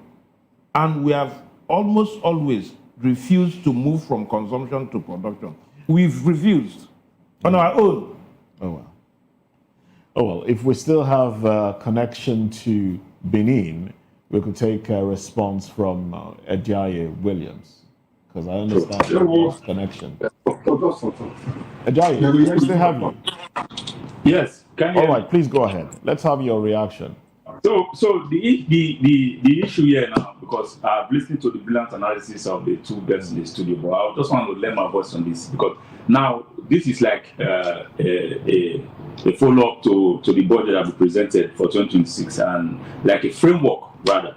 And then they must ask some critical questions. What has been the performance of the period budgets? What has been the results? And what is the spending limit? These are the crucial things, and then it should not be like the usual. And then, as is on the floor of the Senate, it does do like a patchwork, and then you approve, and then you see the normal nay and ayes. They need to critically scrutinize this paper and settle the spend. Especially I'm interested in that spending limit, because they have we've borrowed a lot. And then there's no way of paying. What is the means of payment? What's the means of funding the budget? Just like what somebody said, immediately the expenditure is more than what put now the derivation also. There's problem when you are spending much and then you are not having more profit. There's a problem. And it has been happening. You see that you present the budget, and then you are sending a supplementary. You're saying that we are going to borrow more. That probably there's issue. The first one, we didn't get the actual figure.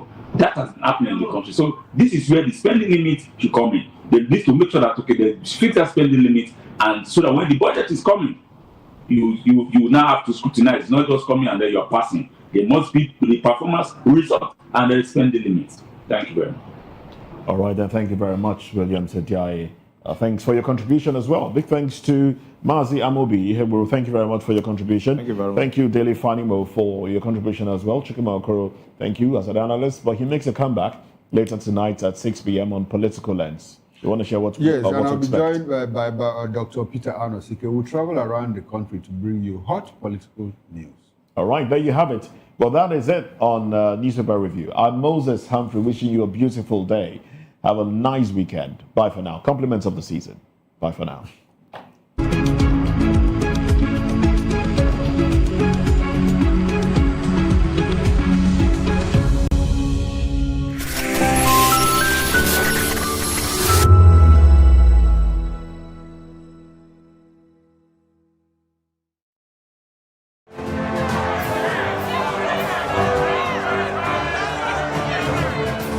Do you want your voice to be heard? Do you know that you matter in the scheme of things? The People's Voice, the show where ordinary citizens take center stage as we discuss the biggest stories that affect you and I. With you in mind, we facilitate lively discussions, debates, and interviews on the topics that matter most to you and I. From social justice to economic empowerment, education to healthcare, governance, and more. Tackling tough topics and amplifying your voice. Join the conversation and make your voice count. The People's Voice. Make your voice count. Join us as we drive into the world of politics through insightful interviews with prominent political figures, both serving and former governors, ministers, senators, legislators, party chieftains, activists, and analysts. Get first-hand information into the decision-making processes that affect our daily lives. Highly engaging 1-hour program that brings political discourse into focus. I am Chukwuma Okoro. Political Lens, Monday through Friday, 6 to 7 p.m. Join us. This is African News on Voice of the People Television, where we don't just bring you the news, we bring you Africa's heartbeats, the policies that shapes our world, and the economy that determines our future. African News on Voice of the People Television. Stay with us.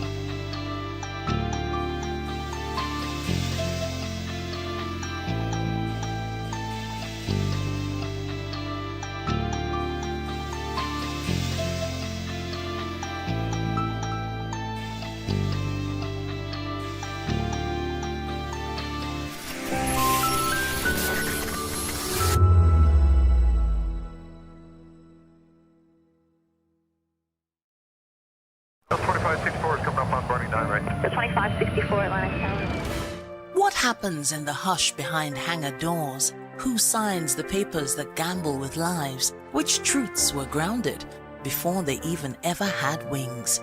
If you've ever buckled a seatbelt at 30,000 feet, if you've ever stared out of that tiny window and wondered who's really in control of the skies, it isn't just flight, it's power, it's politics, it's pressure sealed in steel.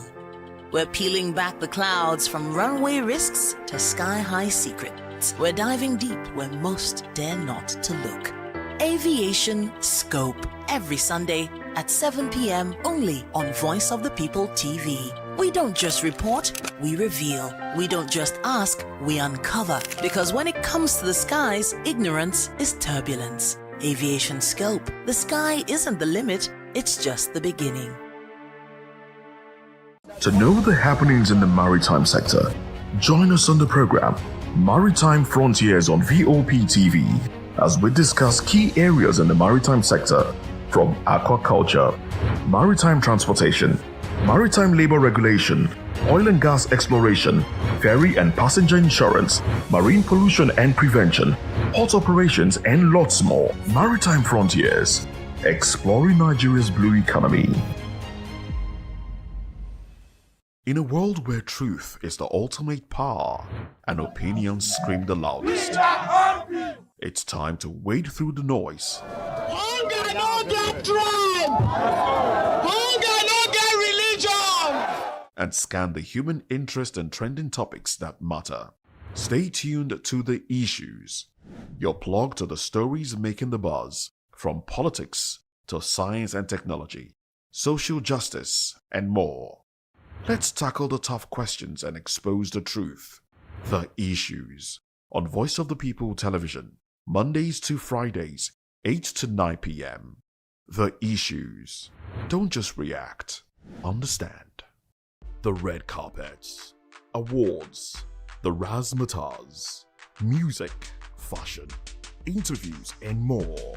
Spotlight on Voice of the People Television. Let's feed you with all the juicy stories in the global entertainment space, bringing you the glitz and glamour as they hot.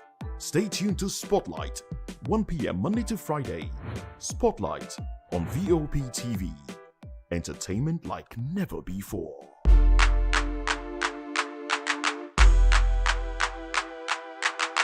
Are you ready for the extraordinary? Something big is happening on your screen.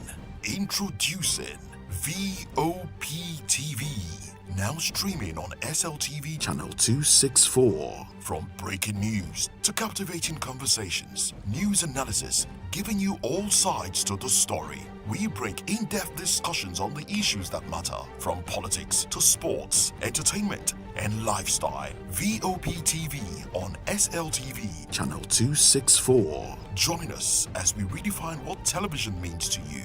Voice of the People Television, VOP TV.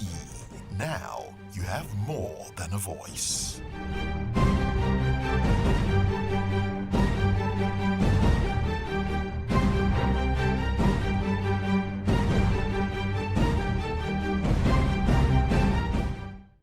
Welcome to the locker room, the home of football talk that matters. I am Jerry Arpillon. Join us every weekday, Monday to Friday at 5 p.m. Nigerian time, as we share the hot takes and hot debates in the exciting world of football. And joining me are the usual suspects, Ikechukwu and Mayowa, as we break down all the hot takes and everything that's happening in the football. Don't just watch football, live it with us. Catch us on the locker room and Voice of the People Television at 5 p.m. Nigerian time. And like I always say, if not playing to the front, please the sport. Hello there, my name is Damilola Ogunsi, also known as the Goldfish. Hi, my name is Chiki Bright Emmanuel. I'm an actor and a filmmaker. Hello, peeps. My name is Yomi E. Adejumo. Hi, everyone. I'm Paul Utomi. Hi, everyone. My name is Stacey Benjamin, and this is Voice of the People TV. I need you to keep it locked to VOP TV. See, are you looking for good entertainment? You want to get good movies, good music, politics, talk shows, sports and entertainment. You really want a channel that gives you everything you need without you having to run around. VOP is where you are. That's Voice of the People. If you're not listening to this, you're not one of us, and you deserve to be killed. Scrap chat. Don't be killed, but watch it, or I'll find you, and I want you.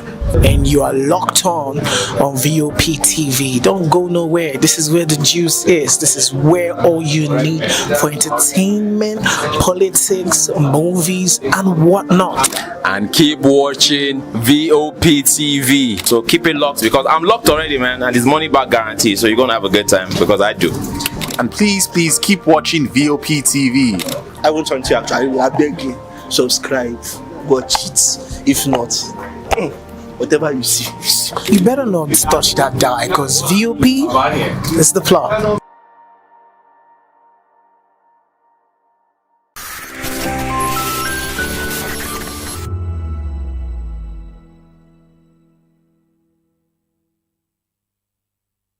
This is African News on Voice of the People Television, where we don't just bring you the news, we bring you Africa's heartbeats, the policies that shapes our world, and the economy that determines our future.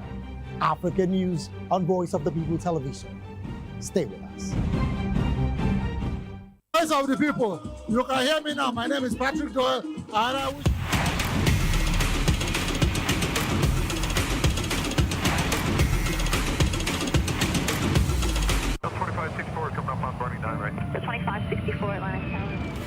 What happens in the hush behind hangar doors? Who signs the papers that gamble with lives? Which truths were grounded before they even ever had wings? If you've ever buckled a seatbelt at 30,000 feet, if you've ever stared out of that tiny window and wondered who's really in control of the skies, it isn't just flight, it's power, it's politics, it's pressure sealed in steel. We're peeling back the clouds from runway risks to sky-high secrets. We're diving deep where most dare not to look.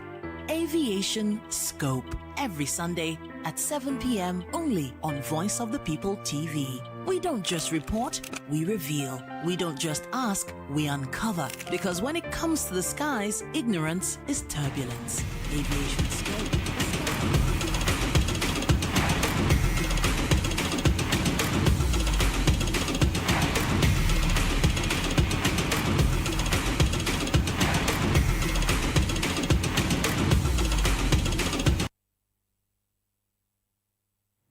I don't know whether they don't kill me now, but just observe them. If let's say they don't kill me, make me start. First way they say they talk sometimes for your back, when if you affect you, and for their circle your end. I play. And more yes story. I they tell you who get money buy motor, who know who they track say not like the color. And they talk and say no matter how you be, say you reach, if you reach market, you know say you call the price.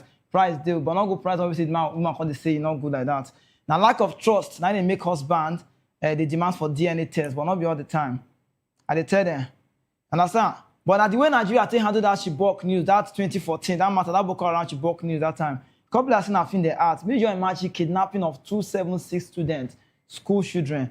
Time that reach, we'll give a better information, better update. It does still reach like this. Give them a chance. If you stop to the talk, now you lose guard. Now assignment I give you so salary, work, no pay. I beg, I see my tell you now. We see some kind of where you play for area now. I never to tell. I see me, I not to come get joy. I see the thing. When I see the list, I say no. Not be so supposed to be. Say this thing, not be me. Eric Chair, see what I tell you. You don't show me say these people they talk to you. Eric Chair now they show me say they press in 74. Because waiting me see now, not I change. I say show. Eric Chair, I carry this list come out. So you don't carry on from 54 now, I don't carry that 28 now. When I see that list yesterday, I say email. Do not worry. My friend will say they be new. You say join us so we'll go talk and we'll analyze and we'll just enter. We'll just check all the matter. Now the full list dot day. Okay, not there. But if it's not there, it gets somewhere pay me, gets somewhere not pay me. One bally enter, or not actually just see enter. Now, the Super Eagles news will tell you now, with all the players, they say they day inside, and we'll come give you their club side, we'll come carry the list, come out and come see. But more talk. Super Eagles matter. We get match where we say one play. We get a kind of friendly one play. I don't know whether Nigeria won't win this Nations Cup. NFL, they talk down for their match. Super Eagles players see their own. And we check on your waste time. All the time we just waste. The list will come out. We call the check and say, Eric Shea, now this one will be the finalist. I'll be once check. See, you get one guy who say they for back. They tell me, say, this list not clear. Me, I look at two. Now, more start first. Friday morning. You know, they speak English. You're kind of pidgin. Now, number one, we see Stanley Nwabali. We'll return at their club side. We'll come analyze and we'll come talk about people who say they join, people say they need for the team. Medical Koye did there. They not call them. We start for 54-man squad. They don't change and I don't shift the list. You know what? Okay, we'll start Okoye. Okoye not day, Nwabali day. The coach, Vilacaz, the way we say na Shipa and they come and tell us, say their coach say, Nwabali not the fit. So he get ankle injury. He get ankle because he get hand, now wrist injury. But now, at the checker, a staff because they come and talk, say Nwabali fit do one. But if the coach of Shipa United fit come and talk, say Nwabali not the fit. He not the fit. So between that time, reach now, Nwabali never still did okay. Say Nwabali not go number one. So we just look at, I'm also about to just see there for Singida, Black Star, Tanzania. Uzoho. When I see Uzoho record for money, I say, bros, this one don't make sense. See, I talk and I go talk again. No, see, national team, NFF, me not know, say national team not be anybody, papa. Nobody get on, our federation get on. I don't know how to organize that list. I don't know the process where that list take pass.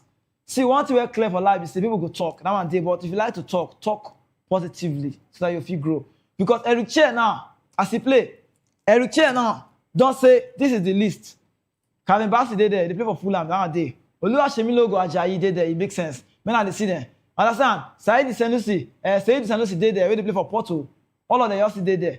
Now, Igor Ogu, see the list now. Stanley Nwabali, Uzoho, Amaso Basoji, I look and say, Benin Boys still make this list. I don't know that Edo people go like this one, they will celebrate her, but I don't know the criteria.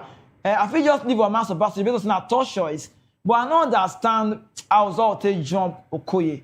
See, all these keepers when I get, so none of them play top life football. Okay, they for Syria national team side level. We say with the names they play ball. He not did this one. More liver. Now more just check the defense. Kavibasi did there. Sanusi Sanusi did there. If you ask me, merit. I like the small boys that they put for inside, but he gets some player when not do invest me. Kavibasi did there. Sanusi did there. Ajayi did there. Onyemichi did there. He got Ogbu. Now he plays Benjamin Frederick. I want a big player for Slavia Pride. They play well. Awazie, we don't say for Nance. Normally, just see enter good. So, brighter side is Samuel, Ryan Alebiosu. I like the color. Now, I don't know where to make. See, my own for the show now, I'm to come tackle them all. I just talk as it be. Online, I get injury for Morocco. You know, remember? I mean, for South Africa. South Africa, I get that injury. Online, I get injury for Super Eagle. He get injury. Now, no, Abi. Nottingham Forest, not be we take care of that Lego. Not be we. Now, Nottingham Forest. Sean Dyke, them say, now our player just come back. Olana not there yet. So now they know why they not Carolina. They get their own option. They get their own reason. They feel say, if Olana not there, why am I go there? So Olana not there, we not say get injury, abi. So we not fit fight anybody. Now more enter the midfield. More go midfield now. More look. More tell now. Midfield, he will be there. They play for Fulham. Onyeka there. Abi, Ndidi there. Bashiru still there. His brother not there. Tom not there. Where they play for that time. Watford. You know the Mohamed Usman. You know not heard that name before. Now player they give a chance normally. Alex will be there. Ebenezer Casemiro. This one at the world for Pisa with the C and where Inter Milan Loni. Rafael Onyedika will say they watch Madueke your knock shot. You know if he stop one. He did there. Toshiku Nadi just sit there. Now I dey look this team. It's okay. Maybe you carry some kind of boys, carry out the team, some kind of young boys. Maybe they miss sign. Not good, say you carry only one squad, you focus. But when I look the national team, I say Muhammad Usman, you know I'm no worry, I don't want to come and talk at too much. I leave her first. Then we can't see what is that. Tochiku Nadi, come. I don't know, not be Biafra war, not be understand. Then Mo enter front. They say Nigeria is most quality. Say now we get quality pass. When I see front, look man, they there. Osime they there. Akwa Adams they there. Chukwueze they there. There's my guy. You Salim Fago, you know him? He did there. Moses Simon. That's my brother. Tell me say he gets some kind of sound for Paris. But that's why he did there. She did educate Paul on that. But man, I tell you now, he get one thing about football where they like. He get everywhere we say they call national team players. You can be a national team player, they will call you. That's what you should be before. But now it don't change. Other than Merino, a national team player. I'll call players and maybe say they go there for their team. They don't go start, but they must call them. If you not start, Anthony Gordon, Newcastle, that boy, they will call him, he will go work out if you not play. If you not start, Merino, but then Fabian Ruiz, and they, if you not start, this is a national team player, they will call them, they must come. He did, that one, I will see that one normally. Who again the place? They get plenty, with name, Giacomo Raspadori, he did there, they will carry and come. All this one, they don't need to constant match, but they must be in the national team. Me not know as Eric Chair take, organize, and analyze, and vitalize the list. Eric Chair, now you now be coach. You dey show me now say that they press your 84 because it's clear. You take time. Yesterday you drop the list, so if I don't sleep, list don't come out. Now we won't go play Nations Cup now. I mean, see, and only 3 we don't win. No. Usman Mohamed now go iron the Teberas for you to go kind of come. Zute Wareje player, Toshku Nadi. See, me not get me wrong. Go. I don't talk to give small boys chance, not be bad thing. But the criteria of your selection are the worry. Okay, now more look Madueke Okoye. Top life football with the star match. If it be say one body not go good or they fit for this team, if not current not go make sense. Because first again, no one body you want to say, one body gonna do, they do. One body be like me because me, I too believe in myself. Personally, maybe say they catch bullets. And they tell you, I believe in God, I believe in my show, and that's how you play. But that's how one body be. One body you can do it, you can also you'll be. You know they believe say no fit one. But Eric Chena, you know better. You don't follow that coach line. If you be say one body not fit, you can't carry and come national team, not gonna make sense. But me for connect to Benin, Edo State. Maybe say William, you did there, Diego, you did there. You go follow me, Rizzi, more talk. Maybe you get your own perspective. Some kind of players in the front I like her. The one where I celebrate past now, Serio Deserts. Now, the way they carry on national come. On national team, not they play well. But criteria for selection, don't show us say, Baba, this is my body. We see him for Turkey. He dey play ball. Leading top scorer. Why they not give a chance? I been this one go Panathinaikos course, it's good. But all these small boys, not be to carry boys go. When they make debut, say they not go, or they all go, they not just play match. I bet Richard, utilize this one. And if you not do well, this Nations Cup, they will sack you. I see him. But Williams, come move for the talk. Where Williams there? If you don't come and move for talk, more talk, Chepali. Paul, give him Mike. Williams there. More talk. Williams, come close. Come, may they give you Mike. May they mic you, forget remember. You there? Yeah.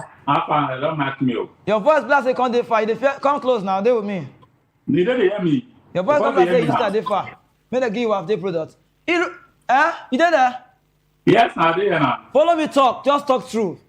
You now will be analyst. Your own analyst, me na host. You understand? Tell me what you like, what you not like. That list, it makes sense. No, the list don't make sense. In fact, the list don't make sense at all. And they are a sport analyst and they're also a sport lover. Which I see for that list, you know your dear at all. Now I want to make more the fee say no. If they make more the feedback for the chair, like he want to make me the best for him. We can affect see maybe he won't try to change what they happen before for this Nigerian football. It's like the NFL where they interfere for the Super Eagles matter. So they want to try confirm say they don't have pocket and they don't put on pocket. So okay, now I want to do what they talk. So not be you now. You know they observe. You don't know who's supposed to be the list and who's supposed to be the list. So they go tell you say, see this guy put on. I don't know see all those the one reason we they play the first person and they start over there. I know what that guy they do for them. Ask me what they do for them. You know, the first time we go, we reach the final. We not that. But now we not go World Cup. You want to be saying for sake want to compensate us now. You want to start on a very wrong note. I want to and definitely must not see that guy for that list. Most start down. You know, say okay, now he won't go the man that problem. He will be the first choice. Problem. But I like day. I don't know. Anyway, most see maybe the guy who want to do magic. If you don't go, say maybe he don't repent, maybe he don't change. Understand? But he never too far. How many weeks and how many months from the last match? And those are smart performance. But more see what they want to shout. But William, this is our team. We be like we were ready. Look us where y'all look the list. Look at Richel. You never get first 11. This team be like people were ready for this AFCON. First of all, you see they get problem with the first 11. He said they get problem with the first 11. And then the last match, people say he covered to remove certain players. More leaders at first. But if I see man doing that, I feel from here, no, I'm not a very harsh person. I'm not a balanced person. But my Oliver. But Uzoho did that team. You like, see, wait. You know, say by the talk now, go like say, I want to enter Uzoho, maybe not come back. I not get issue with him. Bros. Uzoho, from 2018, I carry us go, walk up, now I'm keeper. I not get issue with him. But me, as the landlord, they do things clear. You see, I'm Master Basoji, might not leave and based on say, na third choice. He said, no, you know, he stand. But I let take that Okoye and what they call him, Uzoho, I let take shake him because Okoye first, not they get joy again. Because Okoye say they don't believe in her. Now one out day. They can't they make up the league. But Udinese, they believe her. They get a chance. Now be number one. Tough like they play against AC Milan. If they play against Lautaro Martinez or them to ram them. They play high football against Zelensky then. They play quality. See, now big keeper in B. I don't care to talk whether I don't get cyberbully before. But nothing of the past. So the matter now be say, wait till Uzoho. Guy, go watch your money and go say, maybe go check the start. Maybe see how many matches where Uzoho don't play. You know if you compare with Okoye. So you know if you see, wait till Richel look. How they take one? We see the comparison. See the two people. We see the comparison. You understand? So I don't know. See, the matter be say, until all this nonsense stuff on Nigerian football, we know to go forward like that. And you see person wey dey perform, you come with the carry person be say e no just the performance or the performance over time dey very very low. You understand me? So you just dey very low, just like this. You know this Premier League fantasy football now. You go check form of person, you go see person go dey like 0 point something, you dey like 1.0, 1.5. You see person wey dey 7.0, you go the back person wey dey 1.0. No, it don't make sense now. So I don't know I don't get the way to the check the form of all these people. You don't get the form to the check form of all these people. Why would the carry person be say in a top bench? If you get number one category, the carry person with the top bench. They want bench. Say mommy want come post for Nations Cup. Where we see, you know the African football, you know the African style now. You maybe like rugby. You know, he very, very rigid. You carry person to say they form. And I want to get the results now. Okay, now check. Okay, I try to go somewhere now. If you check the list, okay, so this distracting information. Now the normal regular starter is still good small, but the midfield, say that differently. Now I just want to live based on experience. Now maybe say through second retire now. We did that for experience and the captain and band that matter. You see people that are okay from say, okay, may yours live and they make the captain and there for experiences and all that. It's good. The midfield supposed to get experience. I will allow on slide.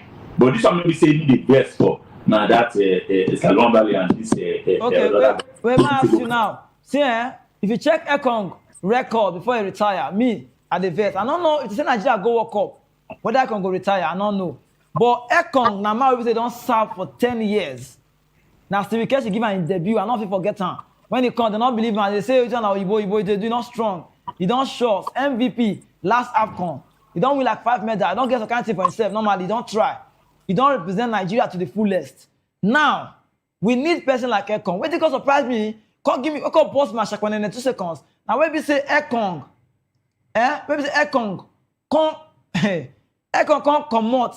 When we say as he come out, Benjamin Freddy can't get injury. So, you not send. None matter. I want me follow me talk. Ekong retiring for national team. This ain't clear. Of course, say we see what Richard do. Richard on the show say they don't talk to him. For Congo match, penalty don't reach. And Richard go come out. Now Rocco that come out that time. Come out was him. Now Ekong not play that match. Ekong be our number one. He not play. He dey look on. Benjamin Friday they play. I know you know they complain oh, but people say the coach don't get fallout with the coach. Not gonna give a chance. He don't look all these things. He tell us say wait till make a return because say some young boys they worry say want to play for national team, but me I'm not sure say that one are true. Econ don't get fallout with coach. Now this kind of people where don't they AFCON. Me I remember na Kesh again debut. This kind of player we need them for backroom star. We need them as big players and leadership. Now they don't talk about captain will be captain. You now. Who they'll give captain? Who they give Osimhen? I've been on Didi. I've been on Iwobi. I don't want to do one. Because me, Osimhen not get leadership quality. Oh. He never reach. Now, me they'll give him Didi if you ask me. But you now, if you get your own opinion, what be that?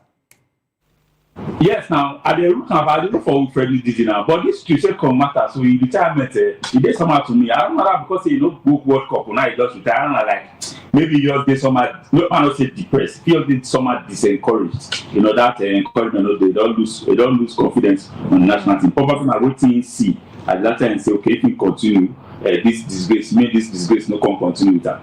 Maybe that one. Maybe if you say okay, maybe that's the follow with the chair. But I don't see any reason maybe one year the chair want to follow.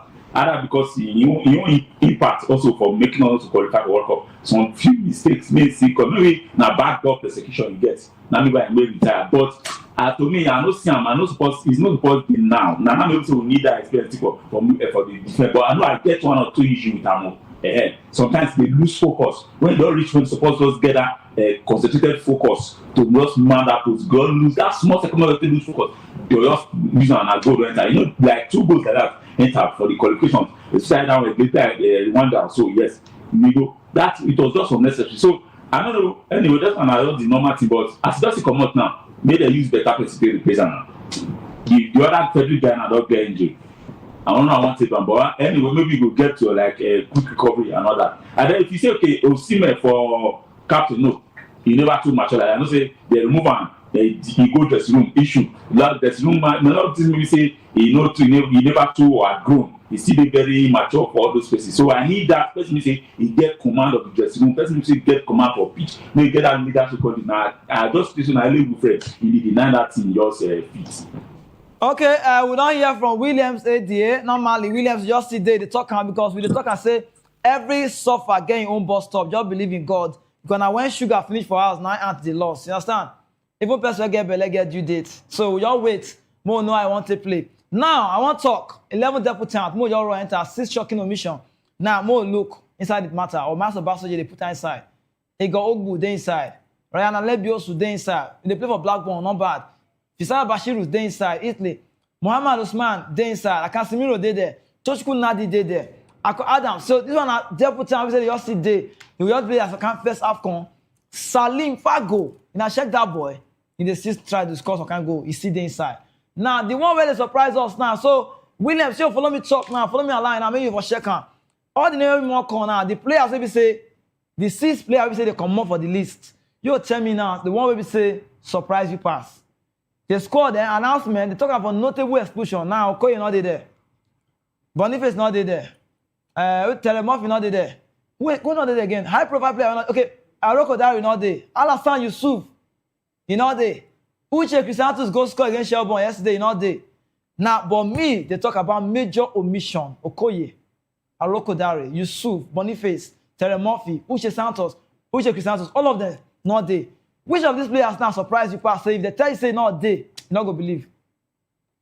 Now Okoye and Roko Dari now talking, but for the rest, I not too be shocked about the rest. So that's Boniface. I not too be shocked, but that's Okoye and Roko Dari.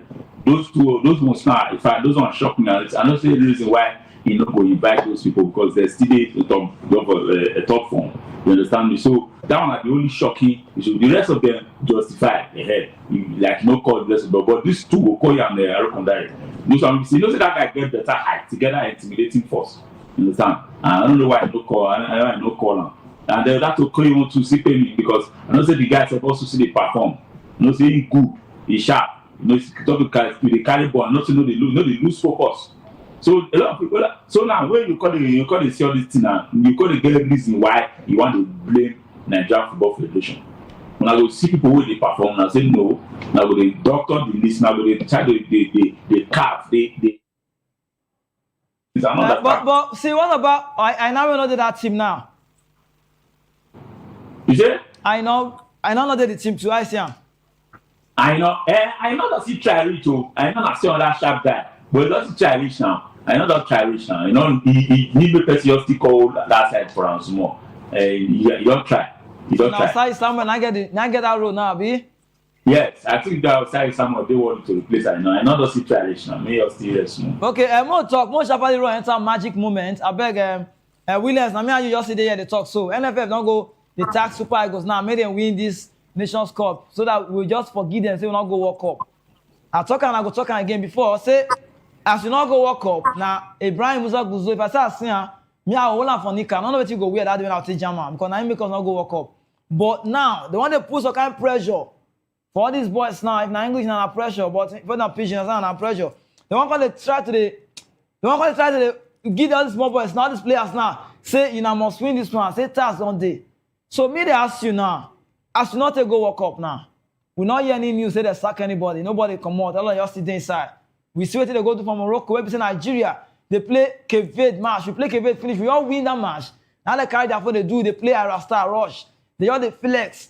I just in our private jet they move our money. They give them money. They use them. See. They also want to not even fear because if Nigerian Football Federation go good, now they go first check the list when the carry come out because everybody see and the world they look the list because waiting be your criteria for selection now. The coach now be Franco Mala. So I don't know whether they bring coach if they go for your press because you know if see you know if they give me job now tell me say man I do like this you don't give me job you give me chance now let me tell arrange am you know if they give me job now you can't say okay take it you can't tell me say this put this one now me say if I not do well tomorrow if you sack me now I'm if you sack yourself so now they tax Super Eagles now say may they go win Nations Cup. But I want to ask you, if we win Nations Cup, you think say the fans go forgive Nigeria players? That's number one, at the NFF. Number two, we say, why? See, what did they supposed to do? When they say they talk, when they are quiet, maybe they just go play their match. I mean, they go use this to influence the Nations Cup when they come from Morocco.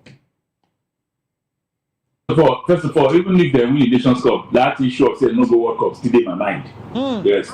And if you tag them, they go win the World Cup, they go win the Nations Cup as NFF football and that professional be.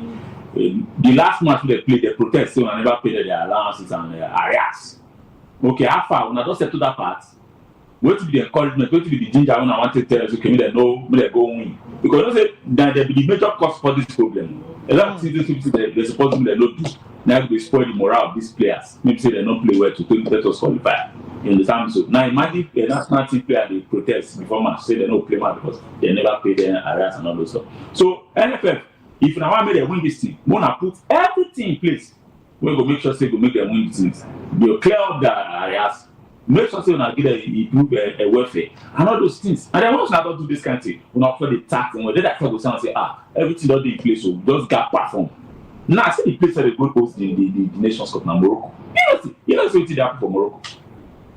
I just want to team maybe say these things they get better players so that they take care of them. So if you bring our own thing up to this standard where all these people don't reach, I feel say okay, they will want to perform. Because if you carry person we say they low in morale, when you come up for the club, maybe say in club, maybe in the club, you know say a lot of Premier League clubs will miss our players, players and African players too. Imagine say they call this and say, they come for this club, we have said they take up me, they go they want to play short club. You know, they imagine all the bad things when they want to go face, all the ash environment when they want to go face. You know, their mind no go clear and no go sharp now. But if they come and say, okay, they get at least, if you know, be 100% what I get for club, or at least let's say, okay, I get 50% or 75%. They go there happy. You understand? They go there happy. So they will come with full match. You have match, okay, we go give our best. So NFF need to do a lot. Not the only task if they win. You must create the environment to make sure they win. That's okay. Because when I don't hear create an environment, I could remember Morocco. Morocco too good. See me now, I don't need to go to Dubai. So I want to go flex with my Lakula. I don't need and others want to see. And me, I know they like guys that they give me Yakubu vibes. They see the point, they miss. I know they like them. As I did like this now, I don't carry my Lakula. Enter France, Paris. All those ones that don't bless, they don't cast knife. If I want to do anything tourism in Morocco, I go Casablanca. Maybe say, you understand? Your Lakula go find in Giacomo, maybe give insurance like Tonali. I beg, I might tell you, Williams, Etafia now, don't they give assurance? Former Super Eagles keeper, Greg Etafia, they give us assurance, say one bally they fit. Now, when we check the news, one bally now, and Etafia, they're not today connected. Etafia say they follow some kind of cheaper United players. they talk. I want to ask you this question. Who you think is supposed to be our number one? Now Nwabali, abi? But the question is, if Nwabali get injury, if he not dey fit, see, in Nigeria we dey, people they talk normally. Understand? Even home and away, they talk. Nwabali now number one, but they talk say he not dey fit. If Nwabali not start, between Amaso Basoji and Uzoho, who you think say they go give chance to start? Now number one. All the time they ask me, I know the answer, but exposure-wise, keep away, don't give believe. Nwabali, if Nwabali not dey fit enough, who go start for us? That's all they go give now. Let's see they take pair. Let's see they take right hand now. Nwabali, Francisco, Amaso Basogi. Now first, second, third now. Okay, that's what you tell her now. That's what you be, abi. I said the line now. You don't see the lineup. As first, no, they'll put second up, then the second come, third come second. But normally, in most of the case, now who they take, now they always they perform sharp to some extent. And you know, be a master sign they do. We say serious, New York there. Before the couple import one, make all the child in man because of the now. No, this are master basket. That guy still gets nothing. We say he ready to offer. You understand? So he just still try. But now definitely no future now because he got too far. Now definitely now Francis Zor. Let's say this Francis Zor will not get issue with them before. It get issue with them before. Person will see, but I don't know. So see, with Nigeria will keep issue since after the Rufai era, Peter Rufai and the rest, and then before what's this guy named Eyama. After Eyama now, since that era, we look at the get better keeper. They need to just sit down and say, may they solve that goalkeeping issues. Just like we also get some kind of issue with our midfield. Nobody say we never get the player for our midfield. We get the player for our midfield, but we never get person who say go use them. I will still position them. But for that keeper position, we never get keeper at all for Nigeria since the Williams, I may look waiting for screen now. I see him. If the coach Villacaz, if you open him out, talk this kind of thing, national team say carry on. Me not tell me you can Nigeria with your this. So me not look message now. Sweetie person they talk for screen now. You see him. Coach come out and tell us some weeks. I mean, now 2 weeks now. Now we can't reach like complete 2 weeks. Now I remember reach. Yeah. He say he not today fit. See what the coach talk. So who won't come believe now? Cheaper and not enough they like. Yo, we they watch that league now. PSL with the see I tell they play. You they see You they see So whether not fear, I be not be fear. We will know when Nwabali go start or you not go start. But if you be say Nwabali get injury true, and you not they fit enough, they cannot come. NFF, the way I tell you enter inside you now, we not go come out. But most probably enter break. Time don't reach. We just see. Williams not to come out. So more go back, go back 1 or 2 things. We they come back. We not to waste time. We'll come back. We want to talk about some Eto. You get news where your place. So for area, with the Abubakar, Vincent Abubakar, and Eto get some news where we say we see. Not we the talk and we see. People ever carry the report come on as Sky Sun UK football. When we come back, we'll talk. I'm gonna deal with us.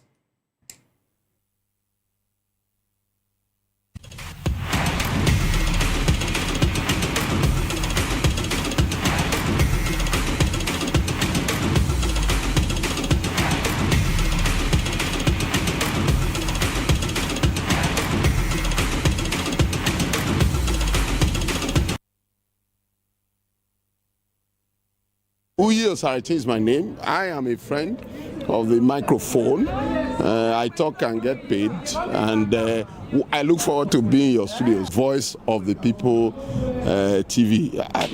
That name is unique, and the brand is very sweet. I like the packaging, picture qualities, camera qualities, and then of course, the quality of human beings that I see sometimes on your channel. I'll be like, well, this TV station will go places. Voice of the People TV. Oh yes, you are on to Voice of the People TV. Live here in Benin City, the cradle of black civilization. What are you waiting for? Tune in, bro! Hey guys, what's up? How you all doing? They call me Ovisha Nelson One, your #1 celebrity host, and you are watching Voice of the People Television, VOP. Stay tuned. Hi, my name is Tosin Mohammed. I'm a gospel artist. Keep watching VOP TV. Almighty Father, you are the mighty Redeemer. We've come to worship at your feet, oh Lord.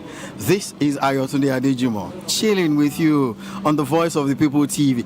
Don't touch that remote. You are where God wants you to be. Listening to the Voice of the People TV. The Bible says we should give thanks in all circumstances. And all circumstances include the good times and the bad, the high times and the low, the times when everything would look at.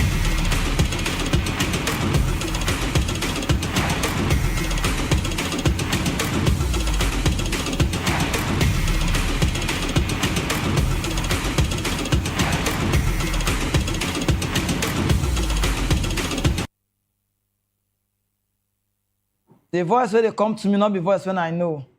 99 good plus 1 bad, be bad person. You will be say they give, you not give them, be bad person, and they talk on. Now man will be say Lagos girls don't show pepper, and I talk say I don't trust any woman except my mom. I beg more talk, more just probably enter. Not be every talk when they talk from Lekki to Sakwa, London, I didn't make sense. About choose your friends wisely. I play. See, more talk about Samuel Eto'o now, time don't reach. See, we see him for reports. When it come out, the news not they confirm yet. In fact, it has to be so, you never even to confirm yet. But news we're carrying on, with a quote there, they talk saying that this one, some news on the carrying on, the Sun UK football. Now talking. Say Vincent Abubakar, as they take command for the squad, say now Samuel Eto'o will be president, now come out. Now we can't talk based on the scoring record when he gets. Report when they give us say Eto'o will be president of the Cameroonian Federation. They use the word allegedly. You know how many people allegedly now to understand? You allegedly, you understand? Now, say I influence the decision when they comot Abubakar.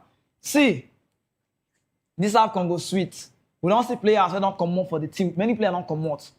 They drop youngest player for Ivory Coast. So they corner for last tournament. Best player, Adingra, when the people Sunderland, they come out. Nicolas Pepe, they douse any of Villarreal, they come out. Ivory Coast, I'm in fair 9-1. They use Wilfred Zaha replace Adingra. Cameroon now, where they say, oh, Nana was the name. Onana not there again. Not be any matter. Onana not there. Abubakar not there. But Abubakar matter. Now me the check. If you say Abubakar go, now go be captain. Now the yesterday give Brian Bemu. Abubakar currently he don't get 45 goals for 117 matches.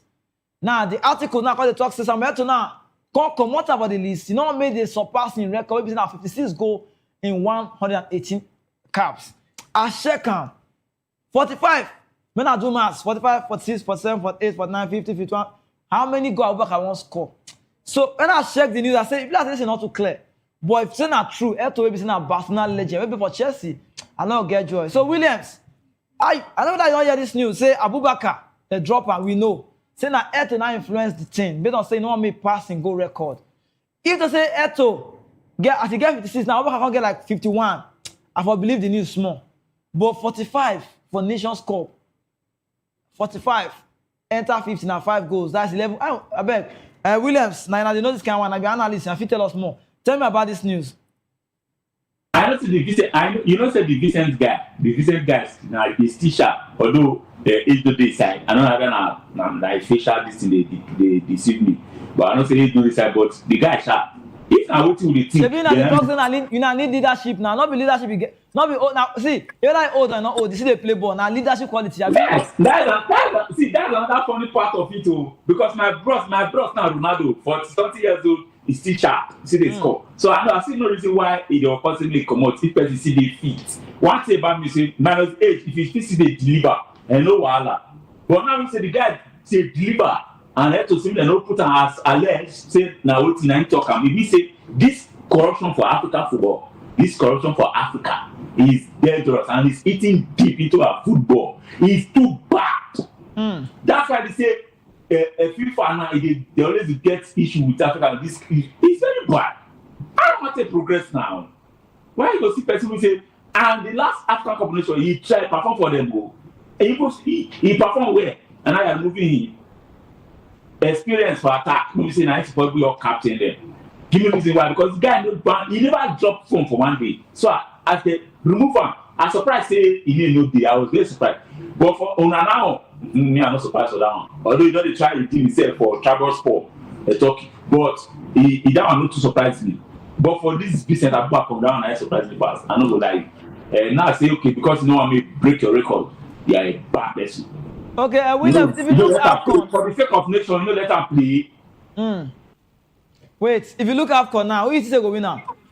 Me, Blast, I don't get my top 3 now, but my your own top 3 first, more here.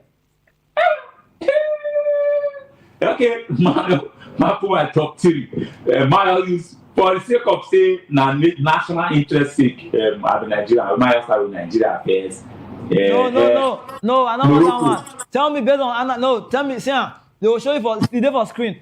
Based on analysis where you be not tell me Nigeria matter. If Nigeria go win and more talk, who go win and look at first 2 more yeah. Okay, now first 2, Morocco. Number 1. Ivory Coast. Morocco, Ivory Coast. Yes, that's my first 2, and then South Africa. You don't fear them? Yeah? You don't fear South Africa? South Africa is trying now. They deliver. They get him. We go Bruce. They get him. They get him. So all the way you talk now, Morocco now be the North Africa side where they we not fear Egypt against all that they Mamouche. Egypt, but they're not too sharp now. Currently, Morocco sharp as Egypt too. You know, I suppose no. Williams, many of us they carry talk. What you talk? Me self na Morocco at the tip to winner. I know that the first one. But when Nigeria go reach, we come up for group stage. Nigeria, Tanzania, Uganda, Tunisia. How you play? That's it. I don't like when I see that group stage. It's sharp. The group stage very tickle. You see that Tunisia, so they'll get that problem. Funny enough, small African countries get that problem now. So now see the Tanzania, see Tunisia there. Which are see them also like this now, Nigeria. So I pray.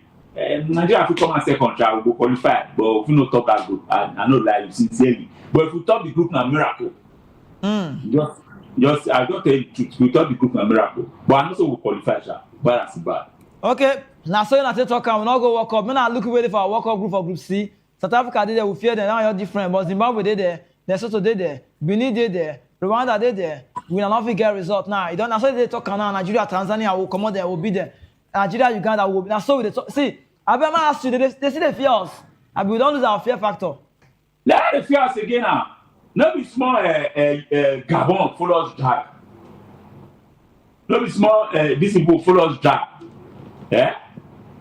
They don't follow us drag. We lost carry us entire start time. Congo knock us a penalty. So nobody fears again. No, Africa don't fears again. And back then when this person they did. You know say that time you get one that reminds me, you get one funny time. One African competition wey Cameroon will tell Nigeria say Nigeria say move pack our bag. Say na that remember that match na on Sunday. Say move carry our bag. Say na after this match no need to go tell me your pass at the grass. Now they come knock out that did that fantastic free kick. That time Nigeria sharp and that Nigeria not too sharp again, but we get the players but we not too sharp like that today. So small African nations now you see that they follow the hope and they drop. Who be Ethiopia? Who be Benin? See there for here. Where they call the one they boast, the one they see the one they beat Nigeria. Who be Gabon? Who be Rwanda? Who be turn Nigeria? That's they call their name. Williams, tell the Outreach say we also can highlight. As the current they come, we will talk one by one. Tell the Outreach we all they bring us small. This one I highlight. We show Europa. We show Conference League. We show anything football based on the weekend. And the weekend all they reach so and the week will not happen ahead. And the Champions League, what they imagine carries, when they carry come just and cover me first. So we they analyze them one by one. We cannot come for screen, we cannot come for mood explain. Now when I see you know the way they watch, so the result don't come out. Character match, the Champions League result, now be this one. We don't see who win, who don't win. Then we don't see understand. So you see now look standing. More York sharply line and not say as he play. Say standing, say number 1 to 8. That one I see how you qualify. Knockout phase is the inside, playoff the inside. Elimination start from number 25. Run go reach 36. So Arsenal, they know the year what they see on top. Like saying that they probably born that side. Bayern Munich, you see the Paris, Man City, Atalanta, Inter Madrid, Atleti, the rest. I not gonna know them. More change. They say Williams, they say now see result of match they play yesterday. I don't know don't surprise you past, but look results. You want to surprise me, eh? Now Feyenoord and FSB. Feyenoord match.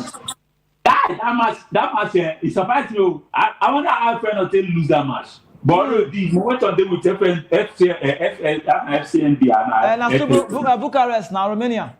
Yes, Romania Bucharest. The way the first scored, I thought they trust maybe Feyenoord will do something, but they thought they prove me right. But all of a sudden, that means they all lose the match. That one had surprised me past yesterday. Okay, when I see the standing, after match day 6, understand? And more just to go, and I be the highlight with the Guinness. So see Conference League, which has surprised you for you? You want to surprise me there? Now that Athens, though, now that Athens draw. You know, if Fiorentina 2-1. Fiorentina still try. I celebrate them. That one still surprise me. They not go 2 finals in 3 years. So just be. Then most of them move after match the 5. Now be that one. But when I look this one, Manchester City don't agree terms with Bournemouth. Made a sign Antoine Semenyo, £65 million. You see, say don't already officially down now. Made a sign now. Now between Man City and Liverpool, talk true. This guy, the boy, too good. See, he get energy, good, well. But they look Man City. Say Jeremy Doku not they do bad. When I want kind of see enter, but Guardiola like depth. You know, you go fit sound United, they come from bench. I don't know. Or we may go Liverpool, go worry got the gap because Liverpool don't say Luis Diaz. That we Nunez, Jota don't die. So not to replace. Where it is good for this man to go? This Ghana bros. And they sound like this, so it surprised you. Yeah. That means this was surprised me. I shock you. Man City are 3 times with Bournemouth for 65 million. But anyway, I prefer me go Liverpool because I think it goes up for that Liverpool. Liverpool they lack that win, that move. But I know that if you know really sharp for Man City, if you know really get that full match starting, so I feel they bring that kind of 80-something minutes or maybe the near 90 plus 4. But maybe just go Liverpool. If Liverpool may go Liverpool. Okay, so mostly get more as the kind of come. You don't lose that money. Why you get the result? This is the best mission. I don't want to talk about Man U now. I'm going to leave Man U first. I believe they try. Based on say where they did. But see Bayern Munich now don't say they want to sign McGay based on free agent next summer. Then Mango. Sharp. This one sharp. Now British boy with that to Mango. Yes, now go like this. So they bring Bayern Munich now, bring Real Madrid, bring Liverpool, Mango. No, Mango. I like the move for him. Okay. I bet when I look this guy now immortal. Now 38 years, Jamie Vardy, you wait till they play ball, they worry me. He just the 38, can't go win Player of the Month for Serie A. Cremonese from Leicester. I want to talk about Vardy. He did try, at least he try. When he reached there, he first goal. That first goal makes sense.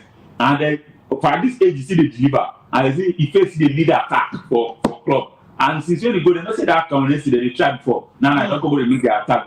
Sometimes they get some kind of dramatic win. You understand me? So and it surprised me. It's a very nice fitness for him up to now. Okay, we don't see Player of the Month. Olise don't still win this one now for Bayern Munich. They do well. This are bros now. Now bros, Abi. Now bros. Okay, we don't see how Olise good. See this one now, huge statue. They don't go do Messi now. They want unveil, they want reveal, and they want show us for December the 13th. You not go tomorrow. But time Miami Stadium. I see him. Yeah, it's sharp. But at least make the studio agent know for NSR and they do back to, but make sure they continue the. Wait, make them do Ronaldo for NSR. Yes, so I thought they will continue this thing till they retire. I want to see that banter. I mean that till they continue till they retire. Okay, NSR will go. Yeah, you Saudi Arabia. Mostly kind of come, mostly move. Champions League team of the week. Most show you don't there. You don't see them there. Madeke you see there. Onasimo there for Barco Rally. Salisu will play for Monaco. Hako you see there. Then Joe Conde. And I'm even you see there. Now look this lineup. Carl this 17 years. The Cathedral cost Chelsea. Greenwood not the year what. Anthony Gordon Madeke. I bet you get who it is supposed to be not there.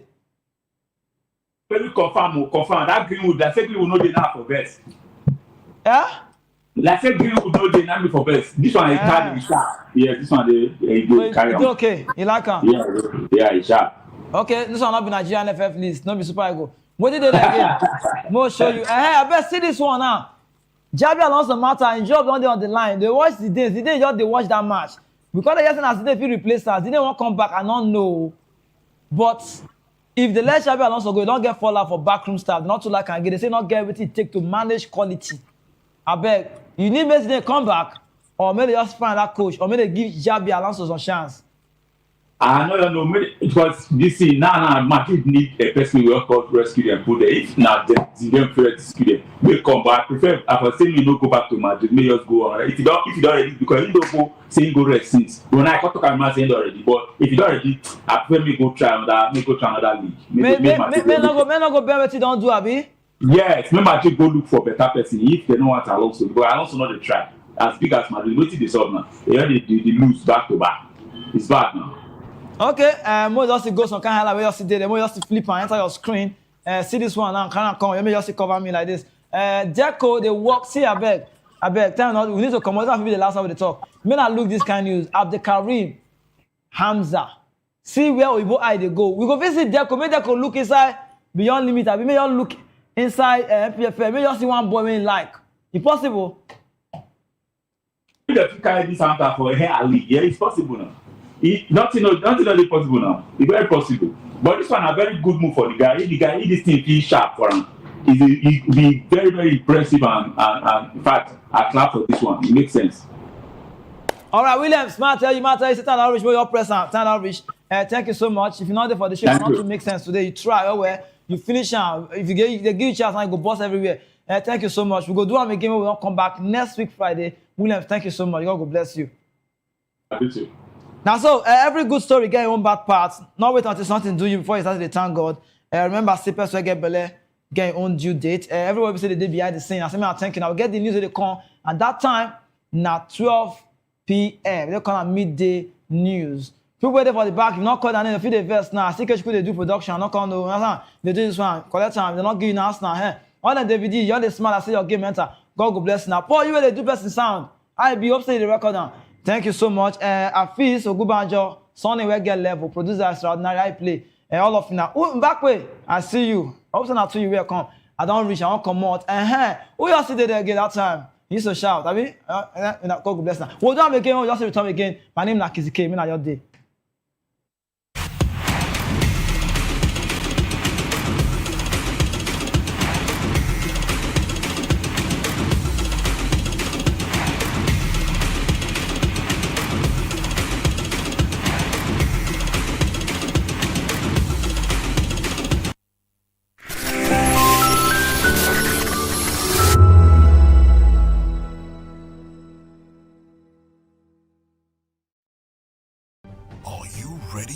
Extraordinary. Something big is happening on your screen. Introducing VOP TV. Now streaming on SLTV channel 264. From breaking news to captivating conversations, news analysis, giving you all sides to the story. We bring in-depth discussions on the issues that matter, from politics to sports, entertainment, and lifestyle. VOP TV on SLTV channel 264. Join us as we redefine what television means to you. Voice of the People Television, VOP TV. Now you have more than a voice.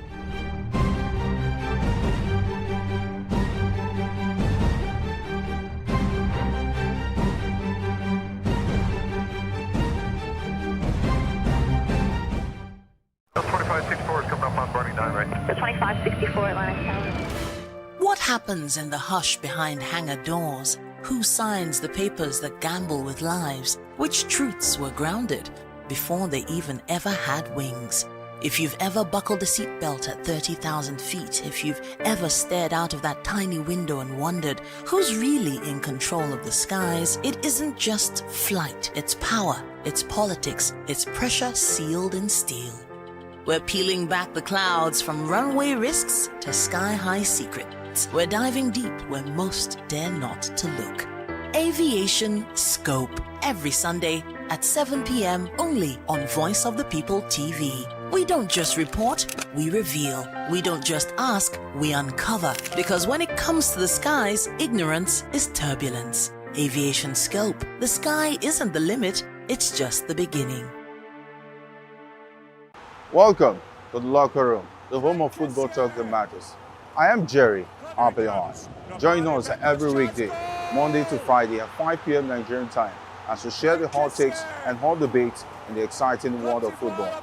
And joining me are the usual suspects, Ikechukwu and Mayowa, as we break down all the hot takes and everything that's happening in the football. Don't just watch football, live it with us. Catch us on the locker room and Voice of the People Television at 5 p.m. Nigerian time. And like I always say, if not 20 minutes off, please this sport.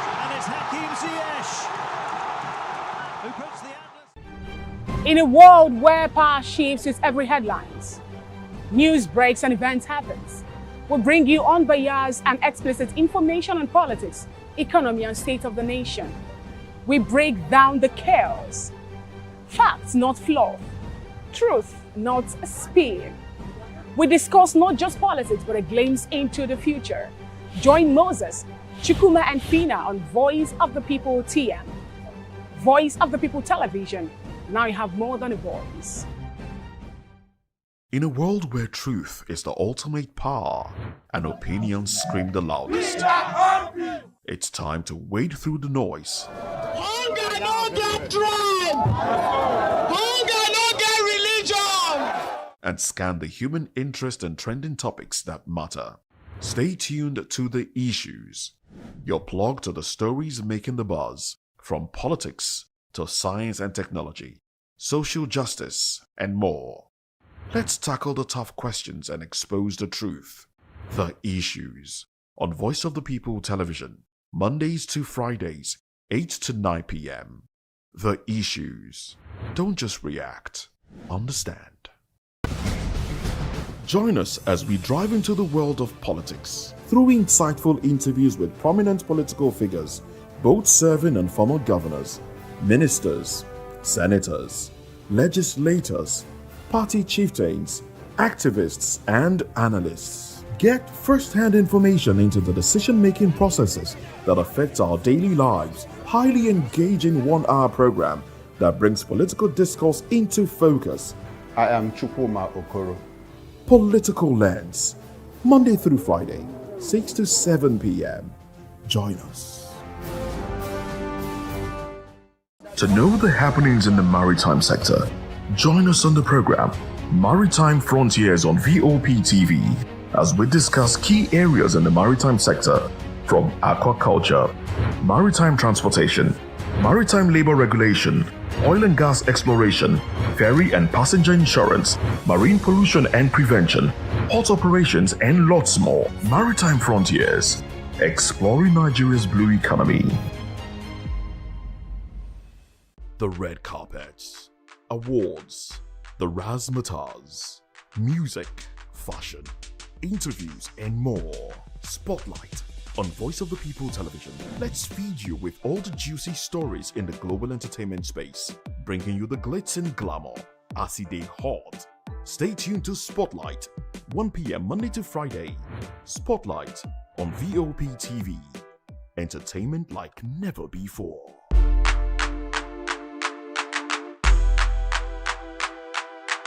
This is African News on Voice of the People Television, where we don't just bring you the news, we bring you Africa's heartbeat, the policies that shapes our world, and the economy that determines our future.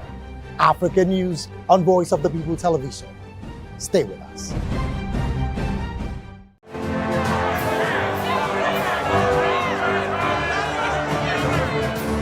Do you want your voice to be heard?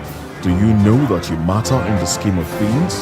The People's Voice, the show where ordinary citizens take center stage as we discuss the biggest stories that affect you and I. With you in mind, we facilitate lively discussions, debates, and interviews on the topics that matter most to you and I, from social justice to economic empowerment, education to healthcare, governance, and more. Tackling tough topics and amplifying your voice. Join the conversation and make your voice count. The People's Voice. Make your voice count. My name is Tao Familoni, and here is to VOP TV. Keep watching, stay tuned, do not touch that dial. My name is Made Kuti, and you're watching VOP TV. Keep watching. Welcome, my name is Zika Davis. Distinguished ladies and gentlemen, boys, viewers, everybody, boys and girls. This is VOP TV. Do you know what that means? Voice of the People TV. You don't have a voice, don't come here. You better make sure your voice is heard.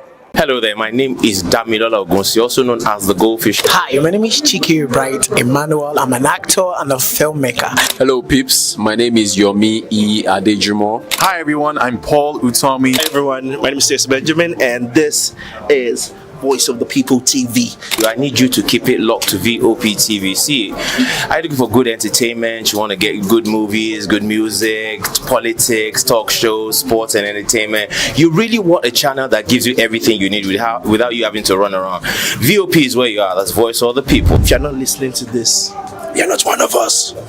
And you deserve to be killed. Scrap chat. Don't be killed, but watch it. Or I'll find you. And I want you. And you are locked on VOP TV. Don't go nowhere. This is where the juice is. This is where all you need for entertainment, politics, movies, and whatnot. And keep watching VOP TV. So keep it locked because I'm locked already, man. And it's money back guarantee. So you're going to have a good time because I do. And please keep watching VOP TV. I want to actually, I beg you, subscribe, watch it. If not, whatever you see. You better not touch that dial because VOP is the plot.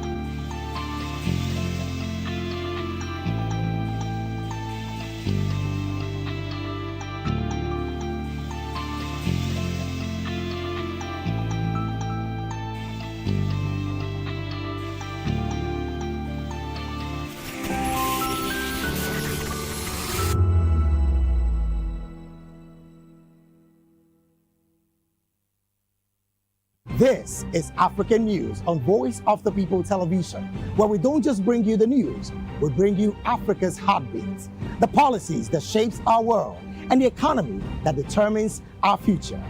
African News on Voice of the People television. Stay with us. Voice of the People, you can hear me now. My name is Patrick Doyle, and I wish that you continue to echo the voices of the people. Big up VOP TV. My name is Suibifa Dokubo.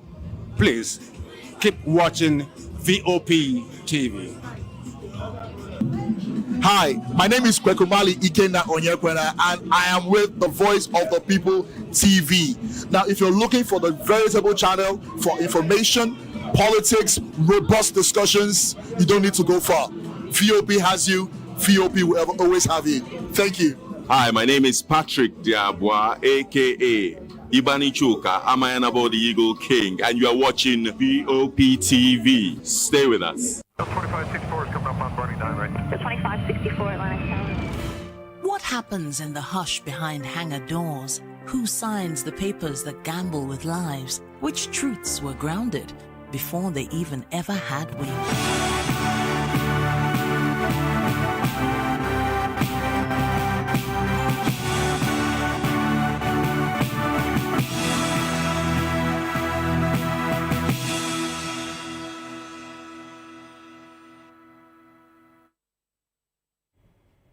Hello and welcome to the Media News on Voice of the People television. I am Fina Okechukwu. And I am David Edwin. Before we begin the news, kindly visit the website www.vop.ng for fresh and trending news. The headlines. CUPP ADC flags Senate's bow and go screening at National. Federal government approves 94,000 new security services enlistments. USA's $1.8 billion lost yearly to Nigeria-linked fraud. Southern governors, PDP mourns Bayelsa deputy governor. Court dashes sacked Osun APC chairman's bid for council fund. In the world of business, CBN to create short code for complaint resolution. In sports, Shell drops Okoye Arokodare from Eagles final list. In entertainment, NOA, NBC to implement 70% indigenous cartoon content policy. Now to the news and details. The Coalition of United Political Parties, CUPP, has condemned as a lack of diligence to national interest the Senate's bow and go treatment to ambassadorial nominees during their screening.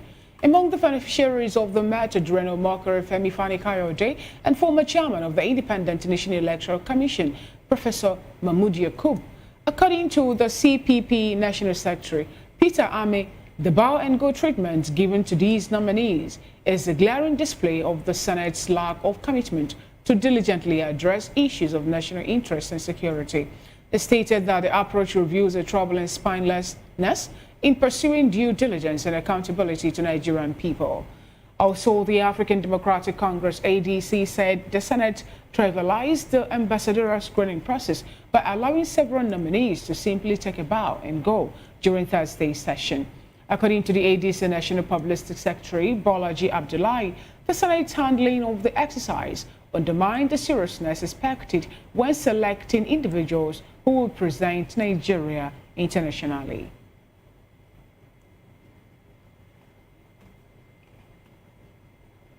Away from that report, the federal government says it will recruit over 94,000 new personnel into Nigeria's security services as part of measures to tackle the rise in insecurity across the country. In a statement to that effect, the head of protocol and public affairs, Toti Kalu, explained that under the plan, the Police Service Commission and the Nigerian Police Force will recruit 50,000 police constables. It added that the recruitment portal will open to eligible Nigerians from December the 15th, 2025 to January the 25th, 2026. According to the statement, the recruitment follows a presidential directive aimed at strengthening community policing, enhancing internal security, and expanding the manpower base of the Nigerian police force. It further stated that GCE ordinary level, SSCE, NECO or equivalent, with at least 5 credits, including English language and mathematics, in no more than 2 sittings is required for the general duty cadre applicants. For the specialist cadre applicants, a minimum of 4 credits, including English and mathematics, also in no more than 2 sittings, and at least 3 years of experience and relevant trade test certifications are required.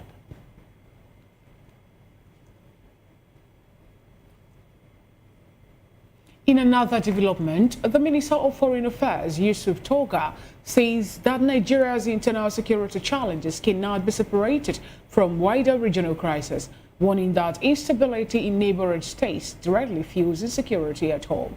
In a ministerial briefing of the Economic Community of West African States, ECOWAS, in Abuja, Togo said that Nigeria must intervene when nearby countries face threats to democratic stability, including the recent attempted coup in the Republic of Congo, saying that the ripple effect inevitably reached Nigeria. According to Toga, insecurity in Nigeria mirrors the wider instability across the Sahel and Lake Chad Basin, driven by conflict, terrorism, and the flow of fighters and weapons across borders.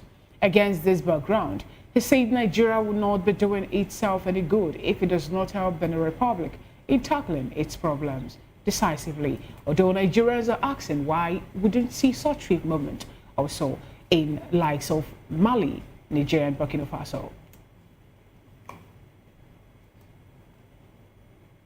In the meantime, the United States government has raised fresh concerns over Nigeria's rising cybercrime profile, stating that Nigeria linked fraud cases over $1.8 billion annual losses, with most victims based in the U.S.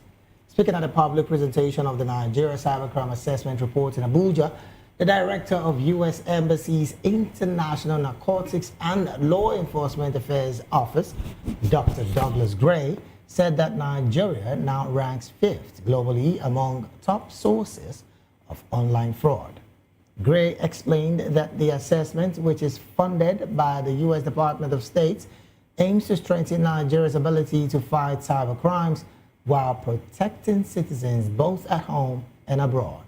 He warned that cybercrimes erode confidence in digital systems, discourage digital investment, and undermine the integrity of global financial services and public services.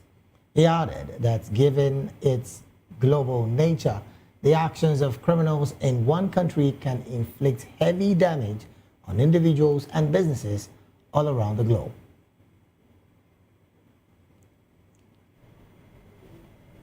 The Oyo State High Court in Ibadan has struck out an application by the sacked Osun State Local Government Chairman of the All Progressives Congress, APC, to overturn the orders freezing the disputed council funds with the United Bank for Africa. The former chairman, listed only as persons affected, has sought leave to challenge an ex parte order of September 26, 2025, which froze the funds, and to reverse the order. The dismissed officials argued that the freezing directive had paralyzed grassroots governance across the state and breached the provision of the 1999 Constitution. The minister in the application, Justice Ladiron Akintola, ruled that it was entirely without merit, stating that the sacked chairman were strangers to the seat, having previously withdrawn the application to be joined as parties.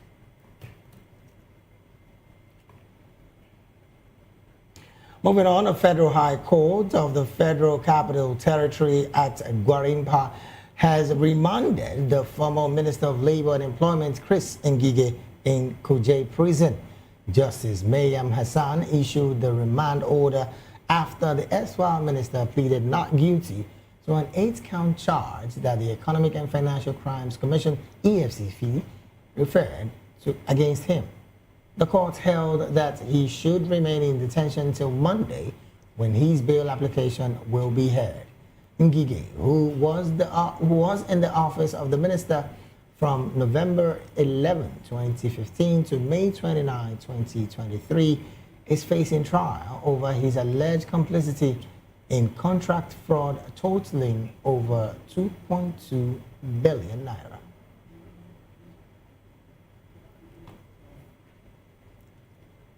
Still on fraud allegations, an aide of the former Attorney General of the Federation, Abubakar Malami, has described as misleading and contrary to the fact the allegations that his principal violated his bail conditions. In a statement by Mohammed Doka, the Special Assistant on Media Affairs to Malami, the office stated that the only reason for Malami's bail withdrawal was his attendance at the political event in Kebbi State, contrary to the report by the Economic and Financial Crimes Commission, EFCC. According to the statement, Malami had duly complied with the bail requirements earlier set by the EFCC over allegations of money laundering and abuse of office, even as he has repeatedly denied those allegations. It added that the EFCC later introduced fresh restrictions, including a ban on media interviews and a prohibition on participating in political activities in Kebbi State. Doka further argued that the political restriction on Malami was unconstitutional and amounted to an infringement on his freedom of movement, association, and political participation.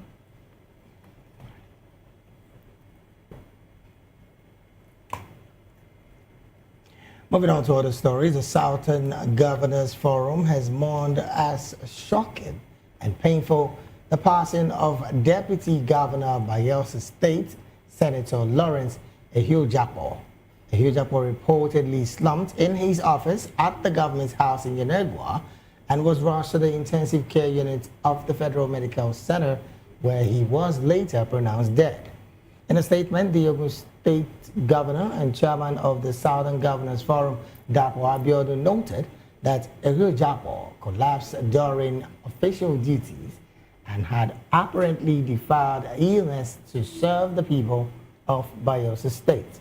He further commiserated with Governor Drew Deary, family and friends of the deceased, and all Bayelsans over his passing. Also, the People's Democratic Party said that Japo's passing has thrown the entire party, particularly members in Bayelsa State, into profound grief. In a statement by his National Publicity Secretary, Ini Ememobong, the PDP described the late Deputy Governor as an honest and consistent politician who embodied principles, conviction, and integrity throughout his public life.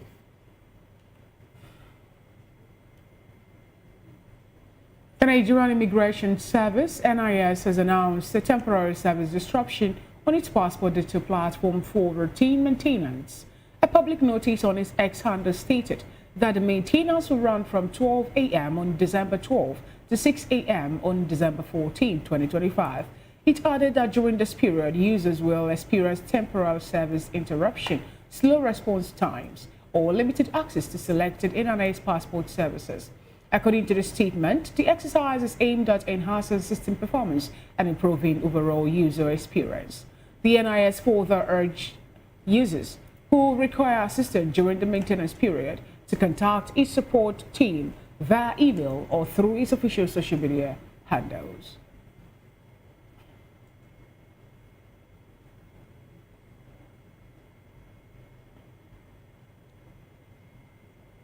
You're still watching the Media News and Voice of the People television. It's time for the Media News analysis, and we have joining us virtually a member of Take It Back movement and former House of Assembly candidate for the AAC, Ismail Oladare. Good afternoon, Ismail Oladare. Good to have you join today's Media News. Yeah, good afternoon. Thanks for having me today. All right, without wasting much time, let's start off with the last story that we just read about the disruption that is expected to occur due to the routine maintenance, which was announced by the NIS, saying it's a temporary one. And the reason for that is they want to put their service together for them to be able to serve Nigerians well digitally. What do you have to say about this and the fact that, people were applauding the Minister of Interior over the fact that, the getting off passport at this point is very easy and swift. So you can do that from the comfort of your home and go for capture without the other bottlenecks or, other things that Nigerians were being subjected to prior to this time.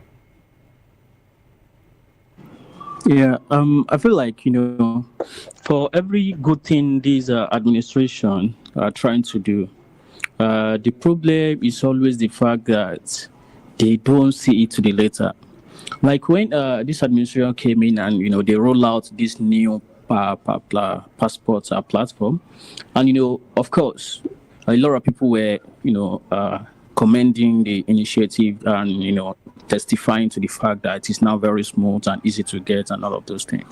But then in the midst of that, we still have people, because, I follow that conversation on Twitter a lot, and we still have people complaining about, the personnel of these agencies who make it difficult for them to still get it whenever they go for the pickup and things like that. And, the way they always favor their friends or people who can pay for what they call express. So when you go for pickup and you see a lot of people there, but if you can pay for express, they attend to you faster. When you are a big man or you are a politically exposed person, they attend to you faster and all of those things.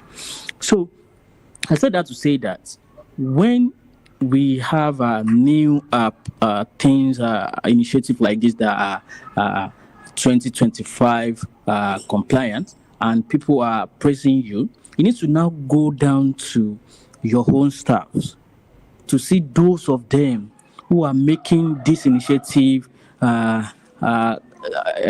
get negative reactions out there. Because like we all know, for every agency, we have the good and the ugly. So you must now go after the ugly people in your agency to make sure that this thing that you are trying to do, there are no people charging the effort, right? So for me, yeah, and this has been my criticism over the years, over the past 1 year at least, that this is the new passport platform is good because I've experienced it too, and I commend that. But then that aspect of people still trying to make gains, personal gains out of that platform should also be addressed. And whatever these new pen, this thing is now suspension is now for, we hope that when they now come back online again, all other negative reactions and feedbacks will already be tackled. We genuinely hope that will be tackled. And that's my honest opinion. Particular conversation, and I want to find out from you. There's been the conversation about the fact that people, Nigerians in the civil service, are allegedly vastly corrupt, and thus the reason why the civil service does not function the way it's supposed to function, even like you would see in some other saner clime. And you also did mention that some persons in that same agency ask for some level of money so that this thing we fast-tracked. I'm talking about the passport itself. How do you think this can be curbed on the part of government and, of course, on the part of that ministry?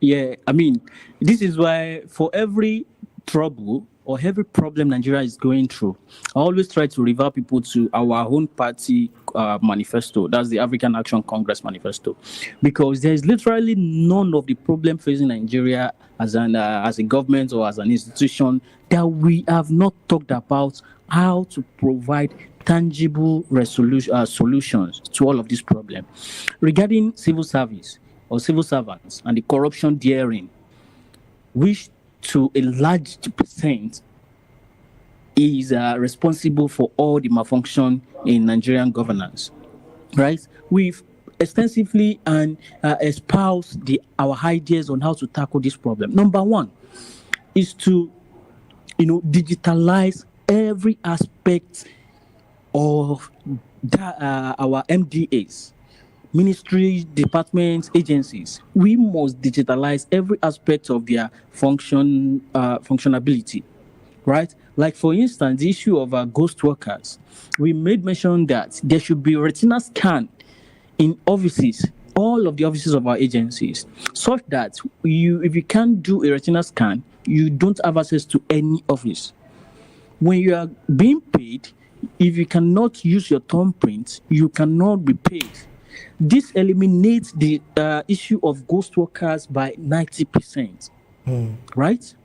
And back to the issue of this passport issue now. When you now digitalize everything, it makes it very, very, to at least 90%, very difficult for your staffs to even have a thought of corruption at all. Because when you digitalize it, people can be able to monitor the progress of whatever they are trying to do. Like, I want to collect my passport. From the moment I register to the moment I do my scanning and all of those things, I can monitor the progress. And when it is ready, I can monitor the progress, and I can even order for it to be delivered to my house, so I don't have to go there. Right? I can send my own dispatch. You can provide your own dispatch. Everything should be digitalized like that. This is 2025. 2026 already. Do you think that Nigeria is ripe for such digitalization? Because INEC told Nigerians that the reason we cannot go all out to have electronic voting and all that is the fact that some parts of Nigeria still are staying without internet supply. They don't even have electricity supply to start with and all the basic amenities. Do you think we're ripe for such digitalization? And if we are, yet we're not there, what then do you think should be the reason we are lagging behind in such an important, move?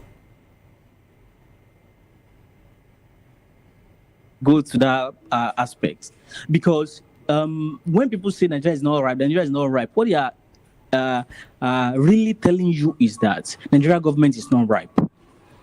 And why is Nigeria government not ripe? Our leaders are not ripe. So that means that we need to elect ripe leaders. What I mean is that if you are saying that because some villages or some communities don't have access to internet, so it is difficult to now say we want to digitalize. Then you now ask yourself, what is the reason why these communities don't have internet in 2025? What is the reason why they don't have? Because as a business owner, if you want to expand your business to a place where they don't have a facility that your business need, what you first of all do is to provide that facility in that premises before you start operating there. Right? So in 2025, it is a shame that we are even saying that some communities or several communities don't even have internet, don't even have electricity. It is a government shame, right? The government cannot provide something as basic as electricity or internet across Nigeria, right? So it is government failure, right? And this is what we are doing. These are the reasons why government should have, been successful in those areas, just so that it won't be a reason for us not to now be able to digitalize our process in those because of those areas, right? So it boils down back to government failure. So that shouldn't be an excuse whatsoever. We should go digital. So whichever community doesn't have electricity or doesn't have internet, government should and must provide it. All right, let's take this conversation to another level. Well, interestingly, there's a story about former AGF's aide, I'm talking about Malami now, they have said that the bill that was revoked, I'm talking about his boss now, was practically political. And again, he cited several reasons. I mean, one of the reasons that he cited was that there was also a restriction on the person of Malami not to grant interviews on social media, particularly to media. Hence, that investigation was still on. You would also recall that Malami was clearly speaking and, of course, said that the part of money laundering and abuse of office that were alleged on him was not what the EFCC invited him for.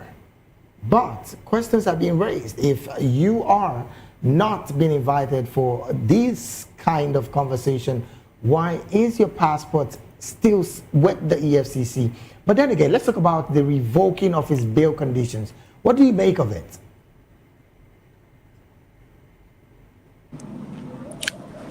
First off, if a competent court of jurisdiction has granted you bail, there's no reason why that bail should be revoked. For everything that Malami might be guilty of, there must be justice, and it must be seen to have been done. At the end of the day, I am of the opinion that Malami should rot in jail. But then there is a process, and that process must be followed to the letter, right? But then it is also understandable that a lot of Nigerians, when they see one of their adversaries going through injustice, they will applaud it. It is understandable. This Malami was a champion of injustice when he was the Attorney General. He was a champion of injustice. What injustice do you refer to? Me. Yeah, he denied people like me, myself, injustice when he arrested us during the EndSARS because we were leading a peaceful protest. He arrested us, detained us for weeks. So it will be emotionally good for people like us to now say, no, anything that is facing, any injustice that Malami is facing, it is deserved. But because we are ideologically grounded, we understand the nitty-gritty of injustice. So injustice there, it is is threatening justice over here as well. So we don't, run political discourse with emotions. We understand that. We believe that Malami is a crook, is a thief, is a courage, is a purveyor of injustice. Well, these are your position. These are your position. Yeah, not the position of VOP TV. Our opinion. But then, what I want to find out from you, what I want to find out from you now, is the fact that his bail conditions was revoked based on the fact that he attended a political event in Kebbi State. Should that be a strong enough reason why a bail condition that was granted to him can be revoked? No, it shouldn't be. Honestly, it shouldn't be. Right? It shouldn't be. And the reason why they are also coming out to say this is because they also understand that when they were in government, when Malami was the Attorney General, this is how they operate as well. So you think that Right. this is more So like find him every reaping from where reason- he sowed, because he was the boss of the EFCC, as of the time when he was the Attorney General of the Federation, and now EFCC is paying him back in his coins. Is that what you're trying to say, Mr. Ismail Ladare? Exactly. But we understand that two wrongs doesn't make a right. But this is exactly what is happening. It shouldn't be, but it is what is happening. Okay, right? well, then what do you make of the fact that Ngige, who was a former, a senator and also a former minister, Former governor as well. former governor as well, have been reprimanded in Kuje prison after a high court of the Federal Capital Territory at Gwarimpa, will I say, judged after the Justice Maryam Hassan issued a remand order for the minister, even though he pleaded not guilty over the 8-count charge brought against him by the Economic and Financial Commission about 2 point something billion naira being misused when he was a minister of labor. Yeah, the fact is, all these guys are crooks. They are all thieves. So the problem now is that they witch hunt each other when they are not in alliance again. And this is what Ngige is facing now. For what Ngige has done or allegedly done, there are people who have done times 5 or times 10 of that who are working freely because they are still in alliance. Their interest is still aligning. The moment, look at the former governor of Kogi State, Yaya Bello, with 12 billion naira allegation on his neck, he's still a free man today, right? Because his interest still aligned with the governments of the day. So this is what we see in this republic when injustice is as a matter of who you are with or who you are aligned with. That's the level of justice or injustice that you will get in this country. So Ngige might be, guilty of everything they are alleging, and just like every other one of them in power, they are all guilty of all of these things. So it is not a surprise that Ngige is facing this and is in detention or wherever. At what point do you think the fight against corruption in Nigeria will get to, and people will not perceive it to be a political witch hunt or a personal vendetta? Because, you just say something about the former AGM receiving his own coin or being paid back on a coin that he dished out because he arrested people who protested the hashtag EndSARS, who were protesting the hashtag EndSARS then over the police brutality. And, though some of them were granted bail, some died. Even today, the likes of a former Minister of Information, Lai Mohammed, was of the opinion that no one died. There was no massacre, And now we're getting the former governor of Anambra State and also a former minister being sent to Kuje for 2.2 billion naira misappropriation. At what point do you think that Nigeria, when they fight corruption, wouldn't be perceived as a personal vendetta or political witch hunt? Yeah, it is quite interesting that I had this conversation with another online radio yesterday. And, my point is that it's at the point when Nigeria realized that there are genuine people who don't miscarry justice in whatever form, right? So look at a person like Omoyele Sowore, for instance. For every bad thing the police have done to him, killed him, tried to kill him, made him, injure him, and all of those things, torture him for decades, he still fought for them. And it was the reason why they were removed from that pension, illegal and fraudulent pension scheme recently. Right? So when you can have such person that for whatever you've done to them, they will still fight for you when you are facing injustice. That is when people can trust you that whatever you do, it is not a witch hunt. It is not a miscarriage of justice.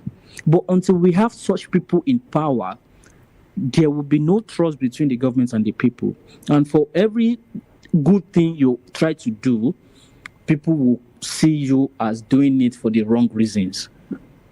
And that's a fact. All right, then. Well, let's take this conversation to something that I think a lot of Nigerians, particularly young Nigerians, should, of course, get to find out. The U.S. is saying that over $1.8 billion is lost yearly to Nigerian-linked fraud. I'm talking about cybercrime now.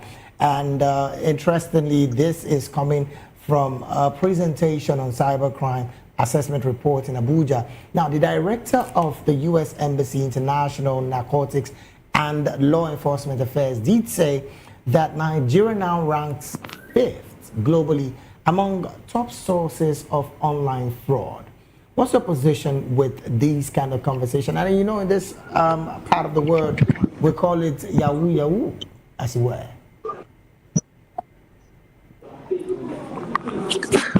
You see, the problem with our people is a lot of our people don't understand the global Yahoo Yahoo, which is like a grandfather to the Yahoo Yahoo we see in Nigeria.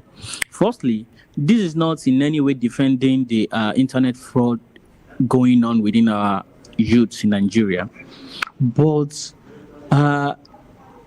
places or countries like USA don't have that moral right to even accuse Nigeria for whatever data they are presenting as the most fraudulent country. The most fraudulent street in the USA, the Wall Street, is times 10 more fraudulent than the entire Africa, right?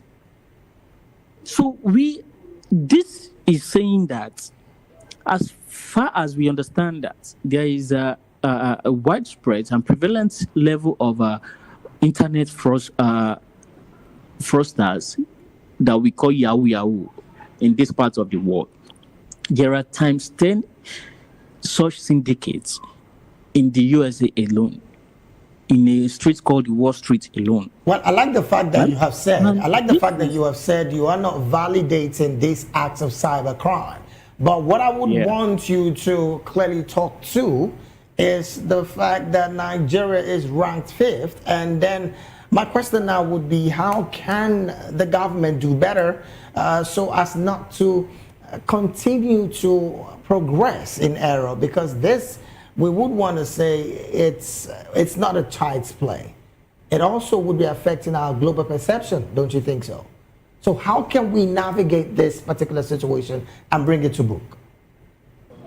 Yeah, thank you. You see, from our own perspective and understanding, everything is dialectical. We understand that whether it is a fraud among the people, and this is not even among the governments now, fraudulent activities going on among the people, corruption, insecurity, robbery, and all of those petty thieving among the people. The most important thing in solving this problem is the socio-economic problem that is prevalent in the country. Right. Right? I am a youth myself, and I am a community organizer. And, you know, I interface on a daily basis with young Nigerians. So I can say for a fact, I understand very well the material condition of our people.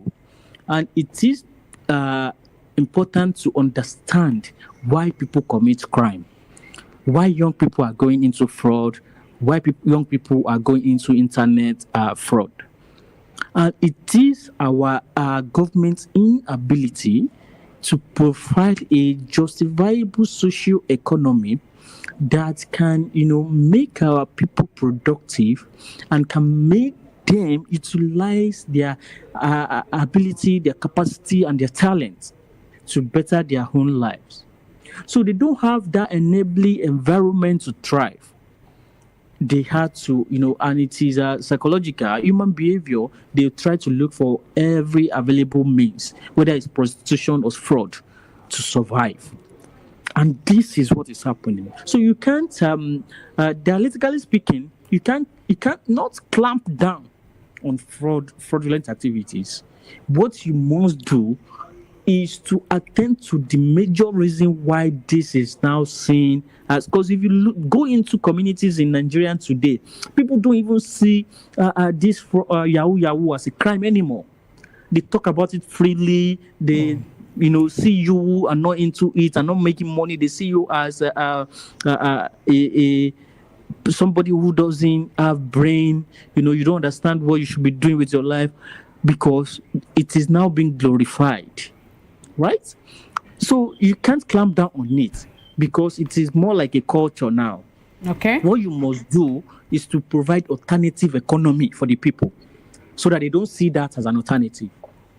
Thank you so much. Before we let you go, I'd like to get your opinion on what the Ministry of Foreign Affairs have made Nigerians understand about the links that Nigeria is having with what is playing out, the Benin coup and all that.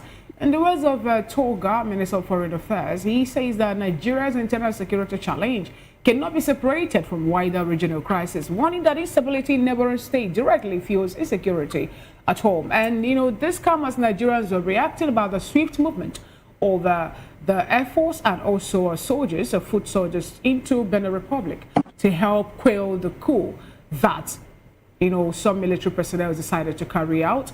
Let's also look at what played out within our neighbors, also those in Niger Republic, when they have a junta leader taking over the government there. Why don't you see such swift move again, into Niger? Why is it just in Benin Republic? And what do you make of the excuse being given by government on their swift move into Niger and the foil of that coup? I mean, it's quite interesting that just like USA, the people who propagate democracy the most, they are the best violators of democratic tenets. Why USA is across the globe trying to, quote unquote, stabilize democracy, they are the purveyors of anti-democratic principles and actions. Tinubu government is saying that they sent troops to Benin to stop a military takeover. But in their own backyard here, in their own country here, all their actions for the past 2.5 years they've been in power has been nothing short of anti-democratic actions. So for such a person or such a government, it is impossible for people to now believe that you love democracy so much, and this is why you are sending troops to Benin Republic to stop a purported coup, right? So it is just counterintuitive or counter-revolutionary, a thing to do. But it is also understandable that the president of Benin, Tula, is not any way different from the president of Nigeria, Tinubu. So Tinubu is mirroring himself in Benin Republic president, because everything he has been doing is what that president has been doing too, and the consequences that is coming out for him is seeing it as consequences that he might also face. When you say what he's been doing, when you say what he's been doing, help Nigerians understand what you mean by that.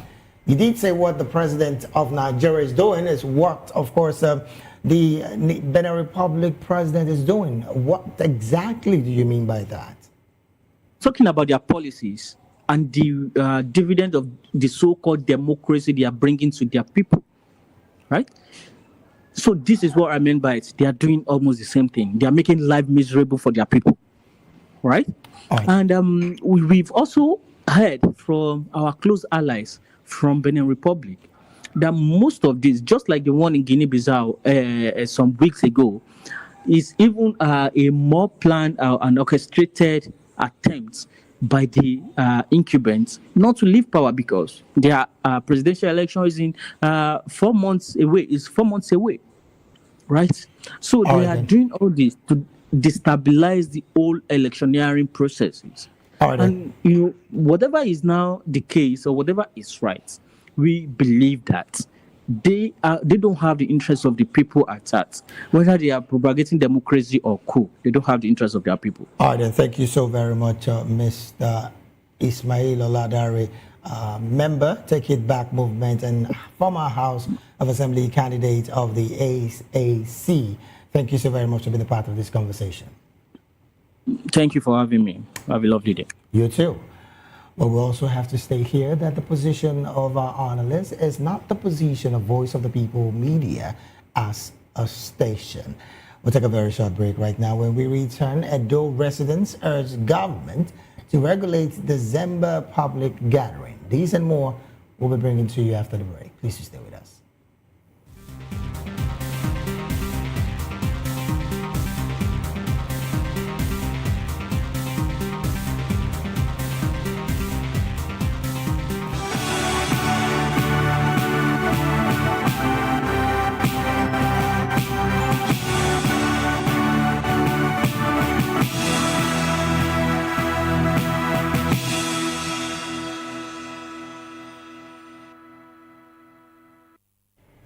Welcome back. Still the Media News and Voice of the People television. Residents of Edo State are urging government authorities to tighten security at public gatherings this December amid rising concerns over crime.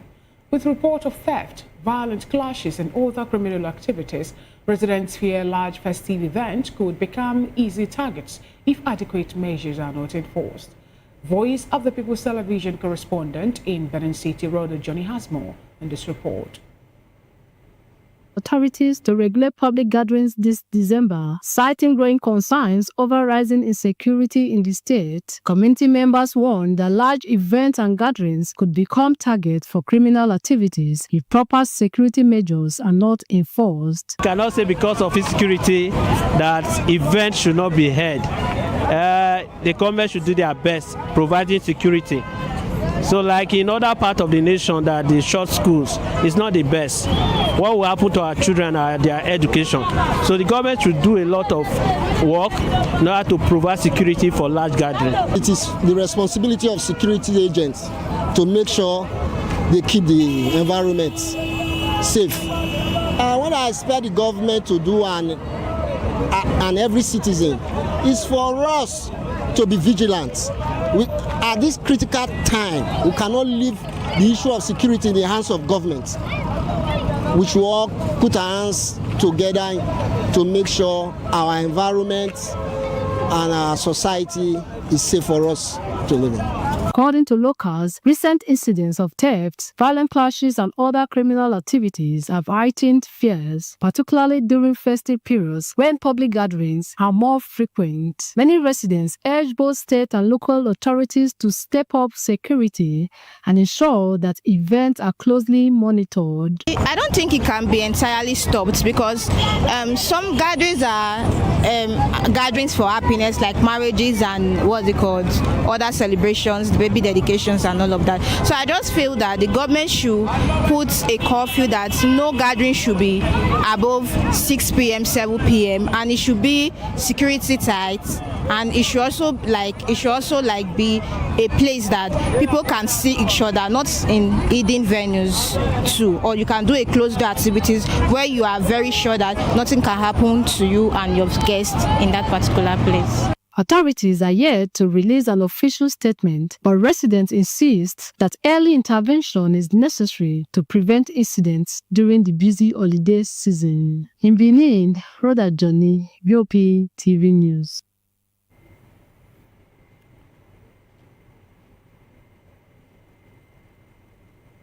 Thank you so much, Rhoda Johnny, for that wonderful coverage. Now to some business stories.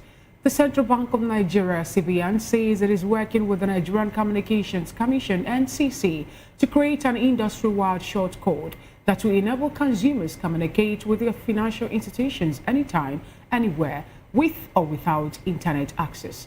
This was disclosed by the CBN Director, Consumer Protection and Financial Inclusion Department, Dr. Aisha Issa Olatiwo, during a virtual consumer protection town hall meeting organized by the Enhancing Financial Inclusion and Advancement. She noted that given the rapid transformation of the Nigerian financial landscape, which now cuts across both telecom and banking sectors, consumers often struggle to know where to lodge complaints. According to her, the CBN's major concern is vulnerable consumers who do not have internet access or who use feature phones and are forced to physically visit their financial institutions when faced with challenges. Against this background, Issa Olatiwo said the Apex Bank has also streamlined its processes and are partnering banks and industry protectors, adding that the objective is to safeguard financial system stability.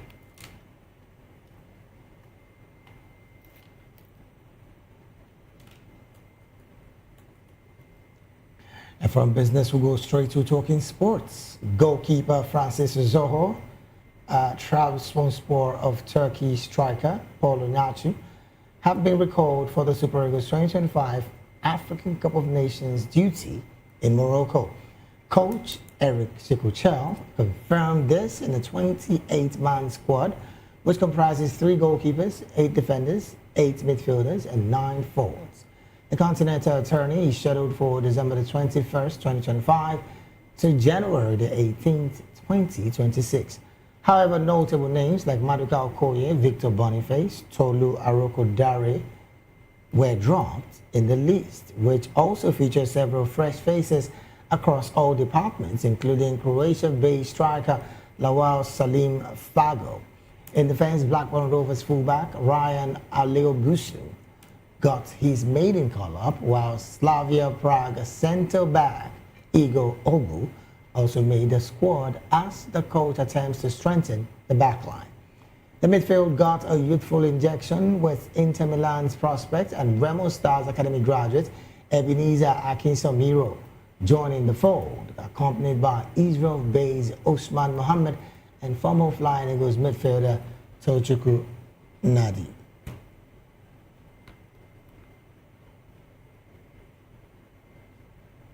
In entertainment story, the Director General of the National Orientation Agency, Lanre Saonilu, has inaugurated a 7-member NOA and BCA joint committee to develop a framework for the nationalization of cartoons aired in Nigeria.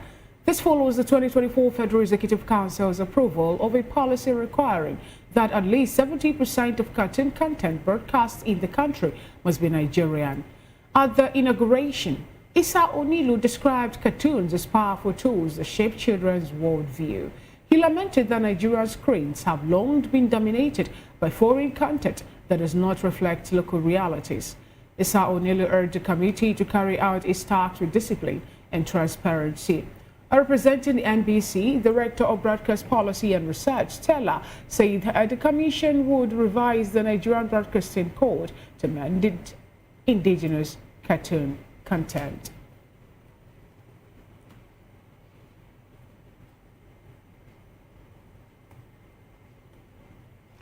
And with that particular entertainment story, we've come to the end of the media news right here on Voice of the People Television. Do also subscribe to our YouTube channel, YouTube at Voice of the People TV, and on all other social media platforms we are at VOP TV Live. Coming up next at the top of the hour is Spotlight with Precious Agumanu. I am David Edwin. And I am Fina Okechukwu. Thanks for watching. Do have a good afternoon.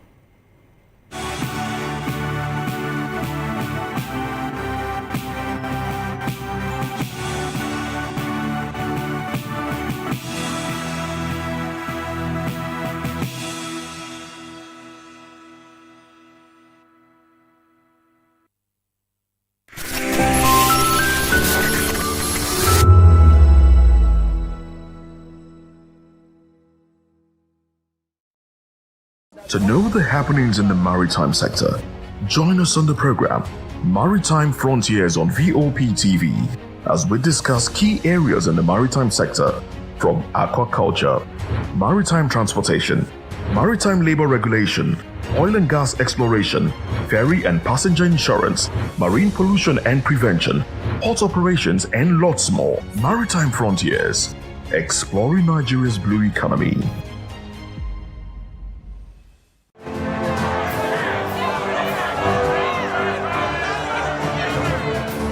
Do you want your voice to be heard? Do you know that you matter in the scheme of things?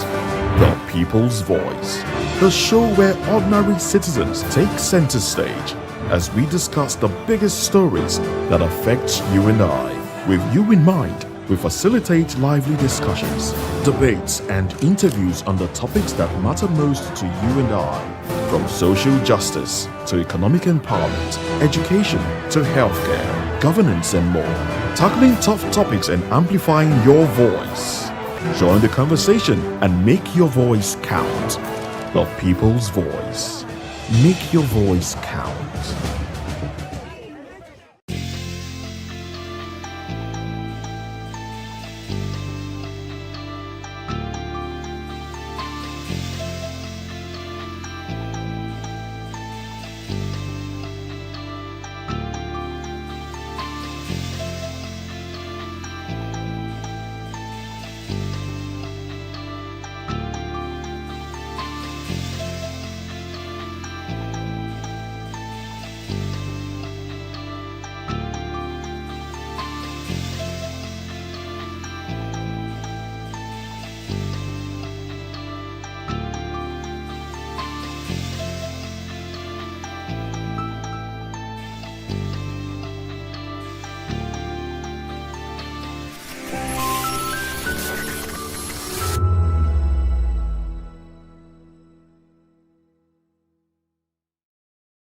My name is Tao Familoni, and here's to VOP TV.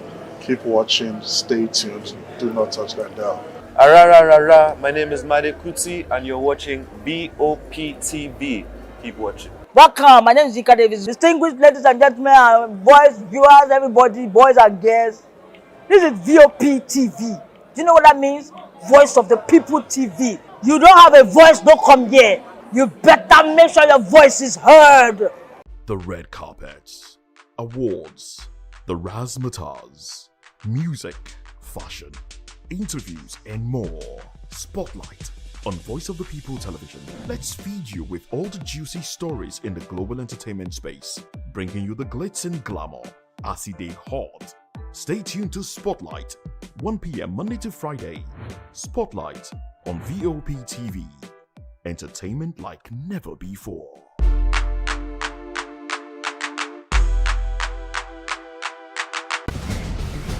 Join us as we drive into the world of politics through insightful interviews with prominent political figures, both serving and former governors, ministers, senators, legislators, party chieftains, activists, and analysts. Get first-hand information into the decision-making processes that affect our daily lives. Highly engaging 1-hour program that brings political discourse into focus.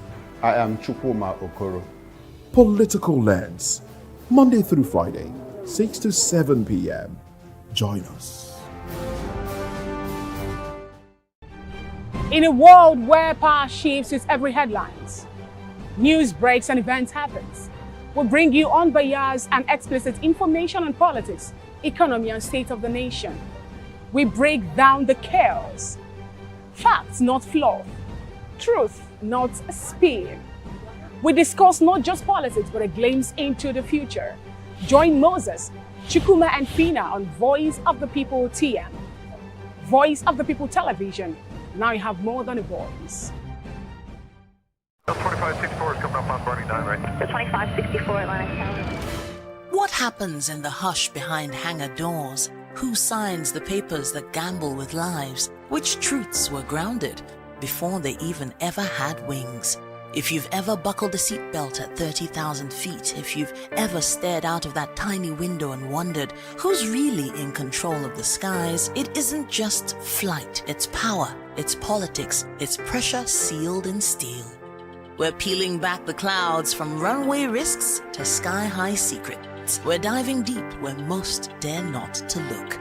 Aviation Scope, every Sunday at 7 p.m. only on Voice of the People TV. We don't just report, we reveal. We don't just ask, we uncover. Because when it comes to the skies, ignorance is turbulence. Aviation Scope, the sky isn't the limit, it's just the beginning. Welcome to the locker room, the home of football talk that matters. I am Jerry Arpeon. Join us every weekday, Monday to Friday at 5 p.m. Nigerian time, as we share the hot takes and hot debates in the exciting world of football. And joining me are the usual suspects, Ikechukwu and Mayowa, as we break down all the hot takes and everything that's happening in the football. Don't just watch football, live it with us. Catch us on the Locker Room and Voice of the People television at 5 p.m. Nigerian time. And like I always say, if not 20 minutes off, with the sport.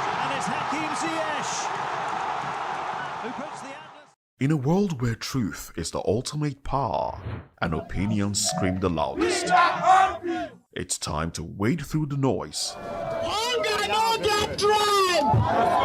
Hunger no get religion! And scan the human interest and trending topics that matter.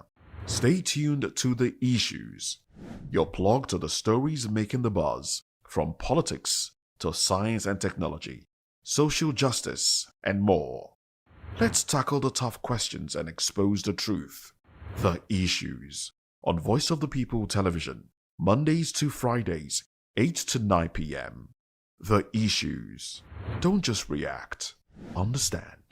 Hello there, my name is Damilola Ogunsi, also known as the Goldfish. Hi, my name is Chiki Bright Emmanuel. I'm an actor and a filmmaker. Hello peeps, my name is Yomi E. Adejumo. Hi everyone, I'm Paul Utomi. Hi everyone, my name is Stacey Benjamin and this is Voice of the People TV.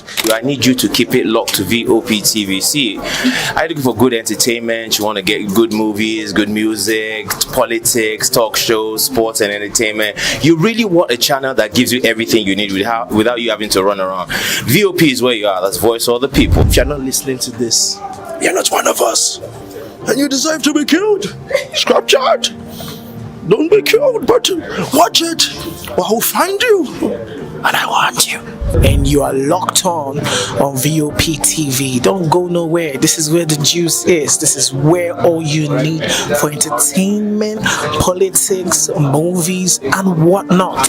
And keep watching VOP TV. So keep it locked because I'm locked already, man. And it's money back guarantee. So you're going to have a good time because I do. And please keep watching VOP TV. I won't want to actually, I beg you, subscribe, watch it. If not, whatever you see. You better not touch that die because VOP is the plot.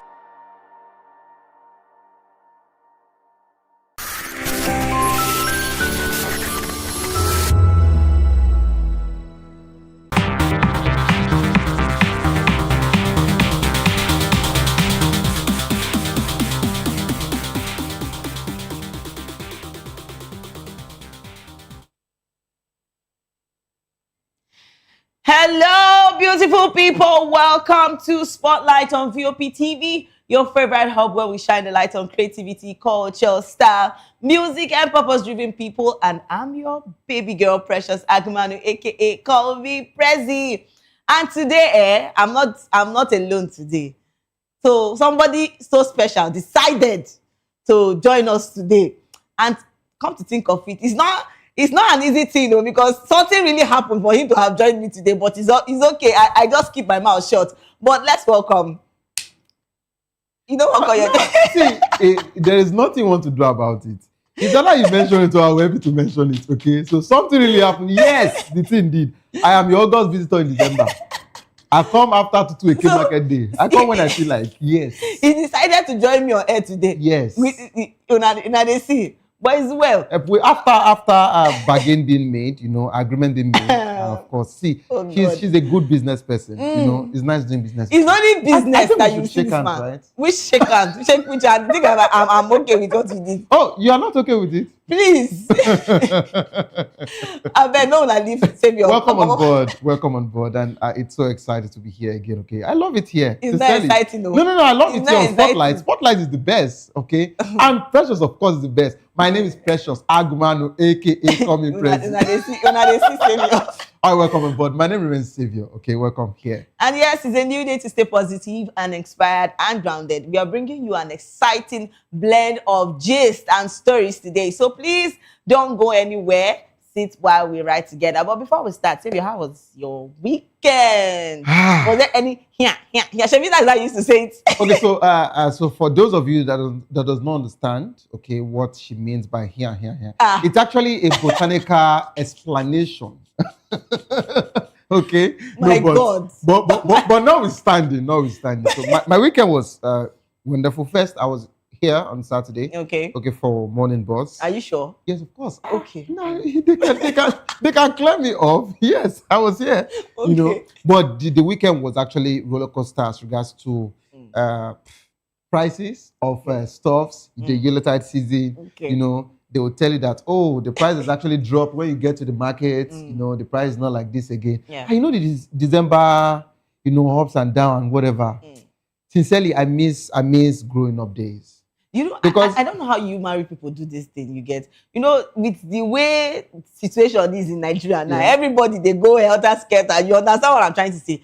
It is everywhere. No, you can't help it. But the truth remains that you can't run away from your responsibility, right? And that's the reason why we keep, clamoring for change, or we keep telling the government to actually, make life very easy for everybody. I really miss, growing up days. Because this period now, I wouldn't be the one to call myself father to go and be buying things. By now, my oversized shoes should have been ready. You know those times when we are young. Yeah. I always pray that the way my dad used to flog me then, I would say, God, I want to grow up so that my dad will not flog me again. I want to. No, but as far as that particular fear and discipline is still instilled in you, even when you see your parents now, you're still scared of them naturally. Calm down. When you were young, now definitely there will be a time when you'll be like, when I'm married. Now you're married. So what happened? All those things that your daddy was doing to you or your parents are doing to you. No, you just pass it now. No, you just pass it. Yeah. So a friend of mine actually said that that particular one that your parents get to send you on unnecessary errand. You might be outside and they call you Precious. When you come, bring that remote for me. He said he couldn't wait to he couldn't wait to start having his family because he wanted to do it to his children. And now he's doing it, he's happy. I don't know. You understand? You see that unnecessary happiness that you can call your son and say, bring that in for me, or your daughter, bring that in for me. Please, so that's it. To all our children, I really want to apologize on behalf of. No, the ones I want to. The people I want to apologize to. I want to apologize to all those uncles out there, all those aunties. Officially, I'm sorry. You see, for those uncles that usually say that, let's see what I can do. Okay, and some that will tell you that. Don't worry, I'm on it. I'll get you. And later, they don't get to meet up. And you feel, that uncle is a promise and fail. He's a wicked. No, I have to apologize because now I'm also happy. and you're not feeling it. And me too, I have promised. God. You understand? Especially when I tell you, let's see how it will go. Or don't worry, I'll get back to you. No, that one don't. I don't check them. I don't check them. It's not really. It's not day. In all day. No, if you didn't date, that's what we can say. If you didn't date, you didn't date at all. So officially, I must apologize to all of those uncles. We are sorry. For me not to even believe you, not to even trust that, you were saying the truth that you didn't have. Now I'm also an uncle now. So now me too, I have mentioned it to my niece, my nephews that, I'll get you this. And after month 10, the thing not really, it didn't you understand? So hey God, those times when you go ask your uncle for something, you go just ghost you. You know that pew? My dear, it's because we didn't have that tone that time. It's not that we now have the pew. You understand? But see. Make God forgive me first because no, but pressure, we shouldn't blame them. And we can't blame them. Now you have seen reality. Now you understand what your aunties, yes. You know what they actually went through. Yes. Sometimes we can actually do a positive, or we make positive predictions. Okay, don't worry, I would surely get you this particular thing. And you're actually thinking that for everything you've been planning out, it will work out that way. Sometimes nation happens. Economy happens. And don't forget, there's something I've noticed about life.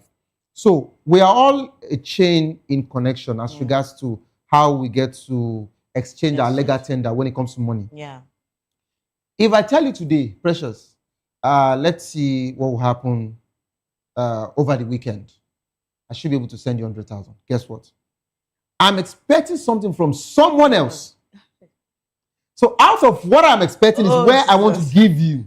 Mind you, the person I'm expecting that money from is also expecting something to also drop, either from contract or whatever. So God. At the end of the day, we're all expecting something. And that's how it also affects the government. Yes. Yes. You know, when it's not working, when some things are not, that's when the government also say they want to go and borrow. You know, and sometimes when you even have some uncles that tell you, oh, I'll do this, I'll do that, and the economy happen, maybe inflation and all of that, things change. You know, sometimes we might be coming to office with a certain amount monthly, and the next month it changes, or it drops either up or down. So if it goes up, the little one, the spare cash that you actually, you have to add it. Yes. Do you understand? Yes. So you can't blame them. The same way you shouldn't blame me if I promise you and I did not meet up. But me, I will blame you if you did not meet up for anything. Because, you know, Savior. See, it's God nice doing business is too precious. You know, they see, oh Lord, that you see, that's their person, no, they trust person. But on the most serious note, season greetings to everybody. You know, from us here from Spotlight. The December is already around the corner and everyone is already enjoying the mood. Do you understand? So, of course. So, yes, that takes us to our first story. And we're talking about Nigerian singer Chike has revealed that surprising reasons he stopped attending church. So explaining that a personal encounter during a worship service changed his comfort with unorganized religion. According to the artist, he once walked into a church only to realize that the woman leading worship was someone he knew from his past. Hey, Father. So the sudden flashback, he said, disrupted the spiritual atmosphere for him so deeply that he felt unable to continue attending service. So Chike emphasized that his decision has nothing to do with a loss of faith. He maintained that he still believes in God, but prefers to nurture his spirituality privately rather than through structured church routines. So, what do I have to say for this? Because if you dey go church because of person, I'm telling you, no be church you dey go. That is not the truth. You don't go to church because of people. You go to church because it is God you have come to worship or, you know, to pray to. So definitely that, I know say that kind of thing. I don't know waiting not happen between you and the lady, you know, from your past. But then sometimes it's not that easy to, maybe he's healing. You get what I'm trying to say? He's healing, and maybe it's not easy for him to, you know, see the lady, you know, see her and try to talk to her and all those kind of things. But then, not church. Okay. People actually, they do things inside church. Okay. And when they break your heart inside church, you will still move on. Okay. Let me comment from maybe a broader perspective. I understand what Chike is going through here. So even the Holy Book says what? It says that if one eye is to affect you from entering the kingdom of God, pluck it out. Okay. So Chike went to church and he saw someone from his past. Now we don't know who that person is. Either a lady, either a woman. He said he's a lady. You know, now. A lady meaning not a girl. Someone matured. We don't know if this particular person molested him first, or before now, or they dated, the person, you know, took so much from him, you know, and all of that. And we don't also know the position which the lady is actually occupying in that church. Sometimes there are situations that might make your faith, you know, set back. But he said it's not loss of faith. Now, for you not to actually find yourself in that particular spot of losing your faith, what I would have advised is for him to change the church instead of not even going at all. At all. Do you understand? Yes. Because sometimes some people might tell you, no, just like you said, just keep going to church. You're not going to serve anybody. You're not going for anybody. Yes. Just go. It is just between you and your God. As far as you are seeing some people, I'm not saying that he has not forgiven the person. But everybody has different way of healing. Everyone has different way of moving on.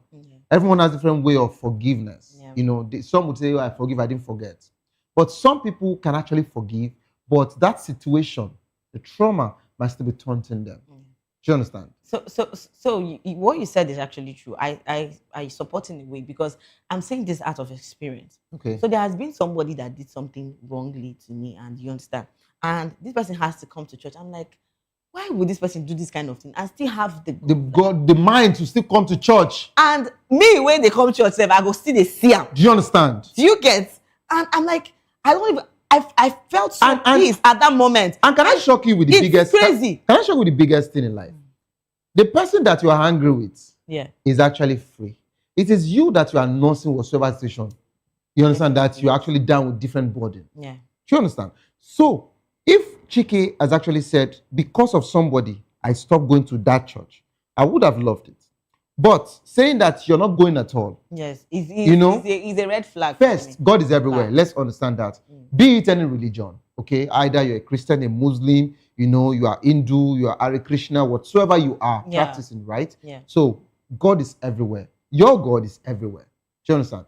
But the normal conventional way of us going to a church, a gathering, as a church, be it Orthodox or Pentecostal, but we're gathering. The same way the Muslims have their Jumat on Fridays that they all gather to pray. So I feel one person shouldn't make you say you are not going at all again. Instead, you move to another church. That's for me. But I don't know what the person did. And we don't even know the weight of what she actually did. Do you understand? He said, and you know that this is your gender. Your gender is to do things. Don't blame our gender. Our gender too, they do. Your gender does things so. On agenda too, they do. Because that's the thing now. Even here that I am now, if not because if not because agreement is properly made, I would have been running away. You want us to spill it out now? No, don't do that. Don't go there. Because if you want to go there, I will actually go there, but don't go there.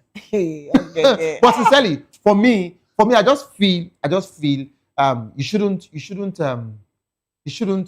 leave a church because of somebody. Yes. In short, I will still go to that church. There is a way I would even function more that you will not feel comfortable to stay again. So I would like to ask this question.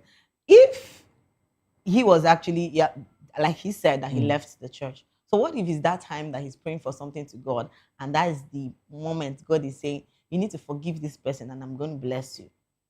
Actually, without God even saying you need to forgive somebody, if you don't forgive people, because naturally that particular thing means that he hasn't forgiven. Guess what? Naturally, if you don't let go, I understand his faith, and I don't want anything to actually shake it or dabble into his mental health.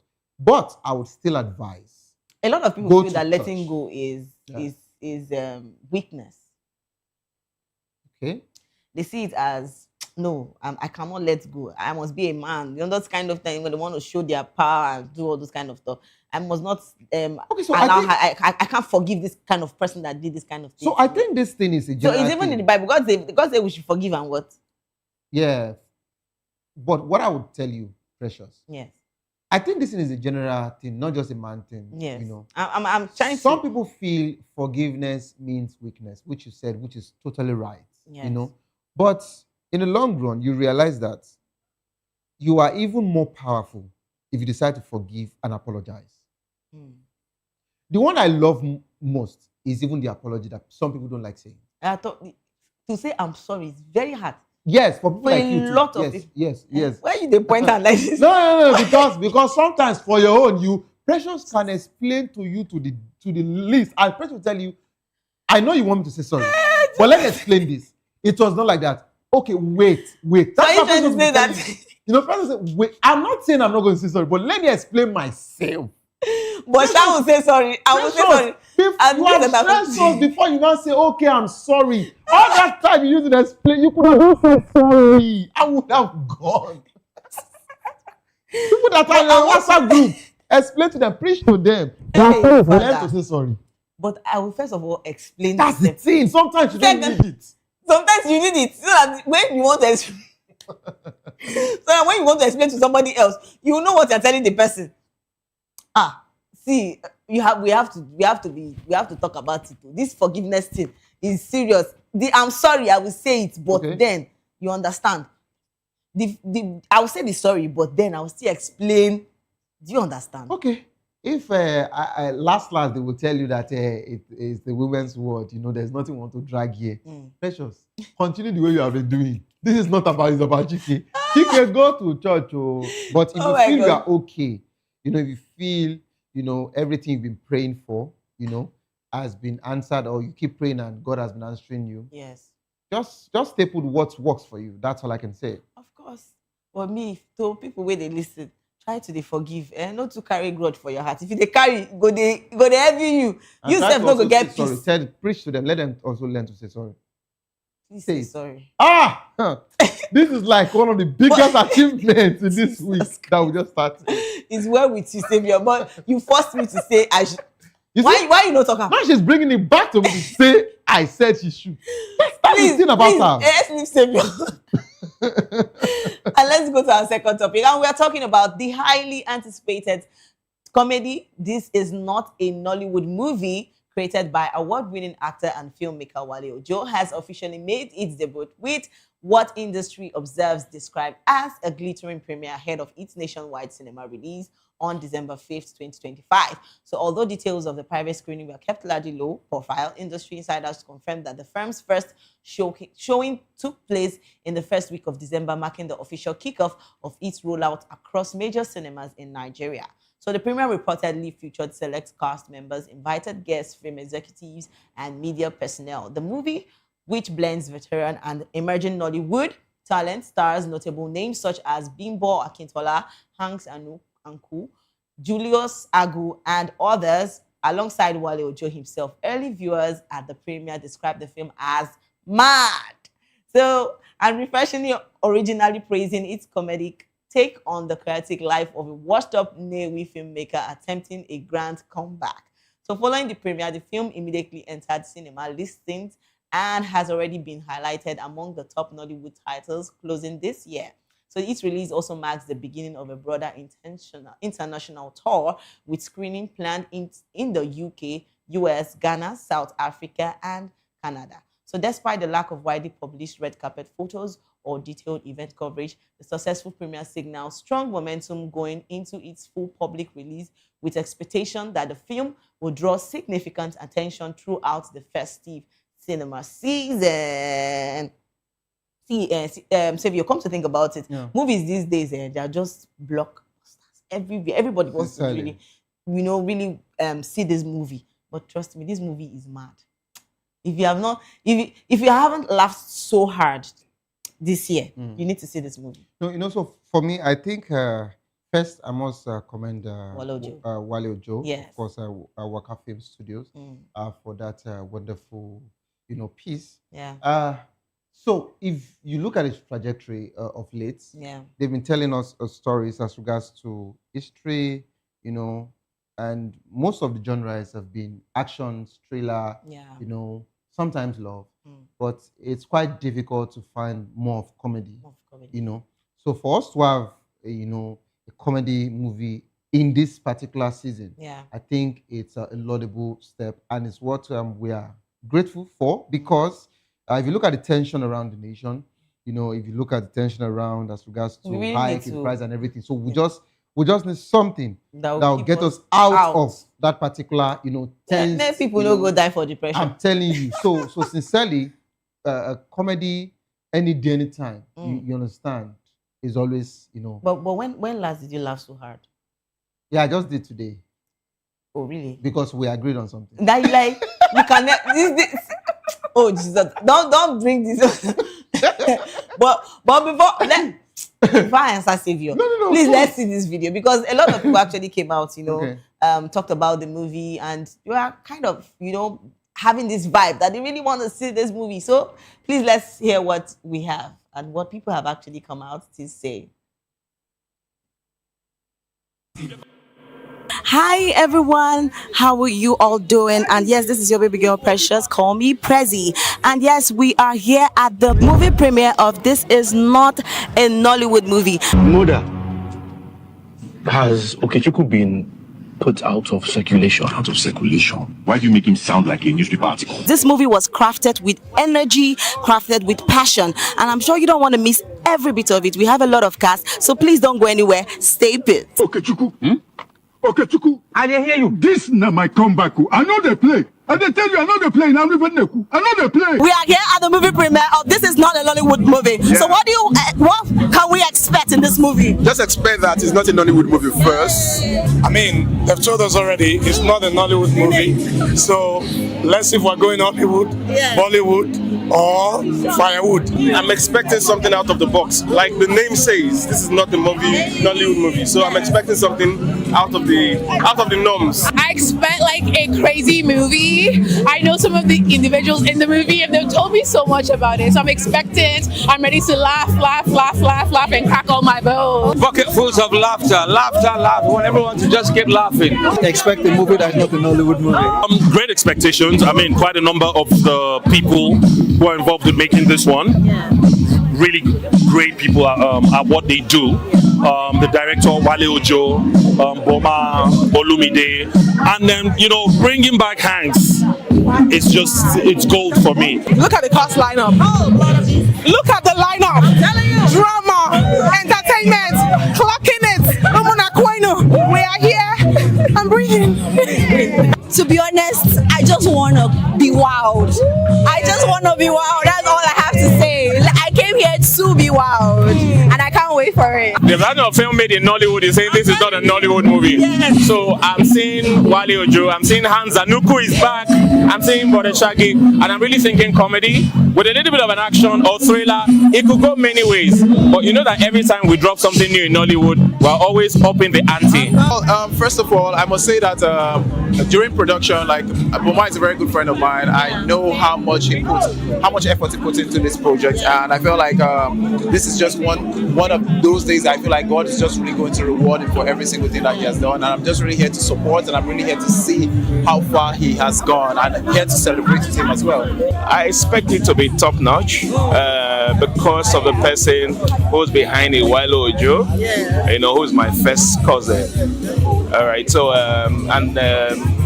with his antecedents and the movies he's been involved with before, you always expect the best. Naming a movie, this is not an Hollywood movie or a Nollywood movie. Is in Nigeria.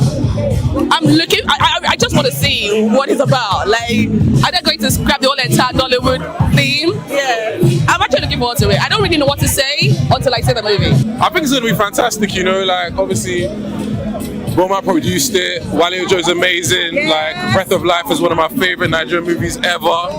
So yeah, man, this is not a Nollywood movie. I'm expecting greatness. I'm hoping that it's going to be different from the usual. I know that Boma would give the best. So I know that already. So I just want to go there, sit down, and just, expect. Where's Okechukwu? Oh God, they don't kidnap Okechukwu. I heard, but I can't believe it. You can't believe it. You bloody, you don't see people they cry for you can't. Mother, has Okechukwu been put out of circulation? Out of circulation? Why do you make him sound like a newspaper article? This is serious. Yes, it's very serious. What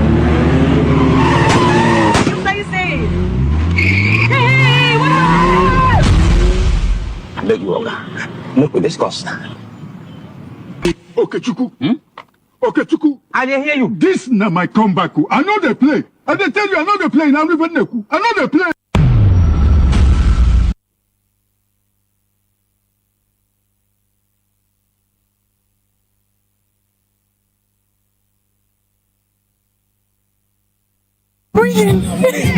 To be honest, I just see if you have not seen this movie. Oh Jesus, you are missing. I'm telling you, if you have not seen this movie, please just go and see it. See, Nigeria. We know that Nigeria is hot right now, but I shall know that you will not be depressed after watching the movie. So you need to see it. Savior. Okay, so first, that's a wonderful one from Wale Ojo, and we must congratulate him. And of course, my baby girl was looking sweet, at the premiere. Please. Really, yes. So now you know me say the deal. That was a nice outing. But let me now come in from a very wonderful, take here. Yeah. I love the fact that I'm seeing Hanks. I'm happy because over the years, we've heard unnecessary stories about him, some negative stories about him in Delta State and all of that, and we've been worried. We've been worried because this man has given us good content over the years. For so many years, this man gave us real content. He gave us real content, and we're happy now that Hans is back. At least if I don't remember him for anything, Ugo Bello. You understand? Yeah. So So for us to actually, see him, Yes. kudos to Wale Ojo, Of course. for actually taking his time, to carefully, knit his characters, Yeah. pick them, knowing fully well that, this particular person would function well here and all of that. And of course, Buma Yes. happens to be the production manager, Yes. and he did lovely. Telling And I saw Bimbo yes. also. Yes. So, Was but there? nobody's talking about Chidi Mokeme. So Chidi Mokeme, for now, I think he owns that space. Do you get it? Like, so they don't feel drag am. And gradually, let it not be that our children will start seeing Chidi Mokeme as a don. He's a very soft man off camera. You understand? Oh, so gradually, he owns that space now for every major movie. Yes. When it comes to that particular head of gang and things like that, Chidi Mokeme fits in. So we love to see more of that. Of course. Sincerely, we love to see. So you did not talk about Brother Shaggy. So now this is that is the best. So I love the fact that there is a lot of plot twist in that movie. Yes. In as much as they're giving us the comedy genre vibes, but we have a bit of thriller in it, of course. Action. But there are some people that when you see them, naturally you know that you just start laughing. Like, so you just know that this particular one, yes. once we get to his own scene, it will be a problem. So Shaggy, for example, Shaggy is a problem naturally. So on and off camera, Shaggy is a problem. Yes, Shaggy is a problem. On and off camera, oh my Shaggy God. is a problem. So kudos to Wale Ojo. We also had Shakabondo. That was them, another story on your side. How did they even source for this? Like, how did it? That's the thing. Like, Wale is so good because how did he really craft? He just sat down, and no, this one will work. This one will Shakabondo. I'm telling you. So that means some of the cases has to be very, very good. Very good. So I didn't say anything. So aside from that, I don't know, Brother Shaggy, I think is Brother Shaggy there? Yes, Brother sorry, Shaggy. I said Lasisi, sorry. Lasisi, no, I didn't. Okay, I don't know because I saw a particular part where someone stopped a vehicle, okay. so I don't know about that. Who else was I meant to talk about? Okay, yeah, Blossom. Yes. Blossom as this lover boy sometimes. He just fits in so well in this. So now this other guy, is it Olumide? That came out for the Labour Party.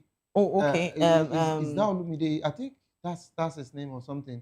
The guy that came out as Labour Party person. He also, did some quite movies. So yes. I don't know if I actually that's saw his him, name. but I don't know. Yes, so but I think it's also part of the the cast. But sincerely, kudos to he actually did a good job from the production. Yes. To everyone, kudos to everyone who actually, made sure that particular project worked out. Looking at the screen, I'm sincerely loving what I'm seeing there. What are you loving? Sincerely, I'm loving the fact that some people have actually seen it and they've actually said that this movie is wonderful. Okay. So please, Wale Ojo cannot give us anything below standard. I'm telling you, come to think of Breath of Life. Yes. Do you get it? Well scripted, well written, everything about that movie. He can never give us anything below standard. That's one person that, of course, we can actually talk about in any day, any time. And the way I'm seeing movies in the future is it's mind blowing. No, and sincerely, I agree with you. And I think it's high time the international communities, other production outfits in other climes get to take us even more seriously because we're not just putting our banner out there. We're not just telling our stories, but we're doing it in more prolific and more better way now. Just to let them know that we're people who believe in our culture. We have stories to tell. Yeah. We're professional enough to also compete with anybody in the international standard. And the international stage. So sincerely, if you check all of our movies, we've been doing well. And there is none that actually did less. I'm talking about the days of when you said, the normal Nollywood coming till now.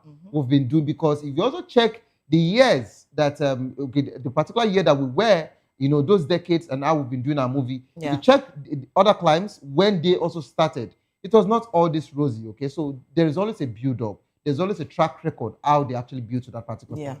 So our Nollywood is really doing fine. And I love the title, saying that this is not a Nollywood movie. Yes. And it's actually a Nollywood movie, not a Nollywood. So that should let you know the irony, about that particular project, Yeah. So kudos, wonderful project. And I love it.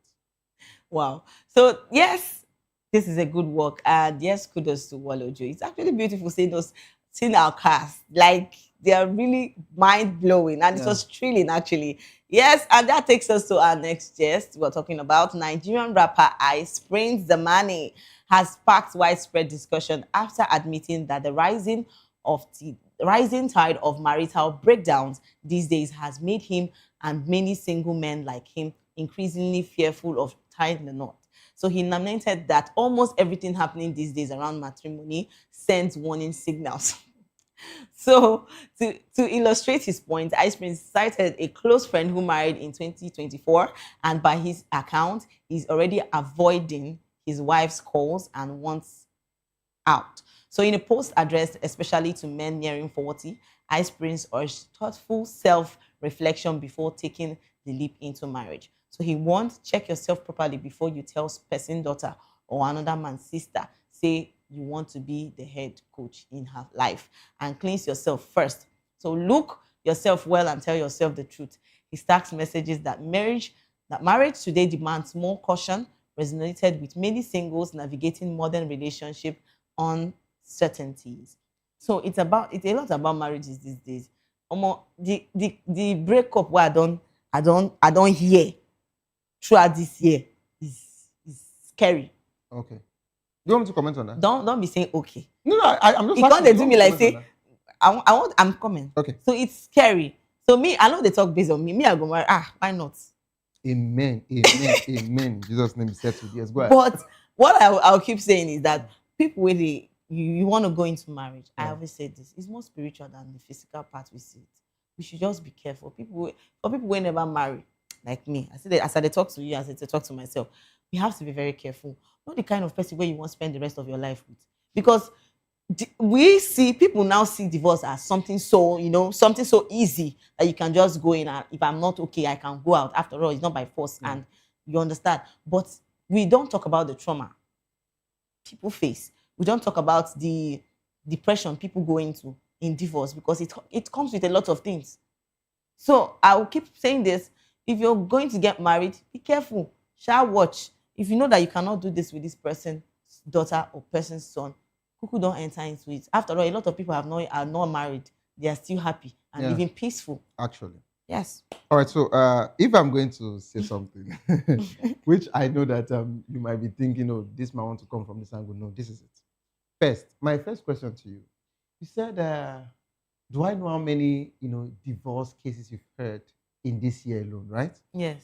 And it's surprising, and I would also love to ask you, how many happy marriages cases have you heard this year? I feel count them. You can count it? It's few. Okay. So you can count it because the negative ones were more amplified. You feel so? You know one thing I've noticed? I've noticed that... Maybe they call list now. No, I'm coming. You know one thing I've noticed? I've noticed that if it is not negative, it doesn't go viral on social media.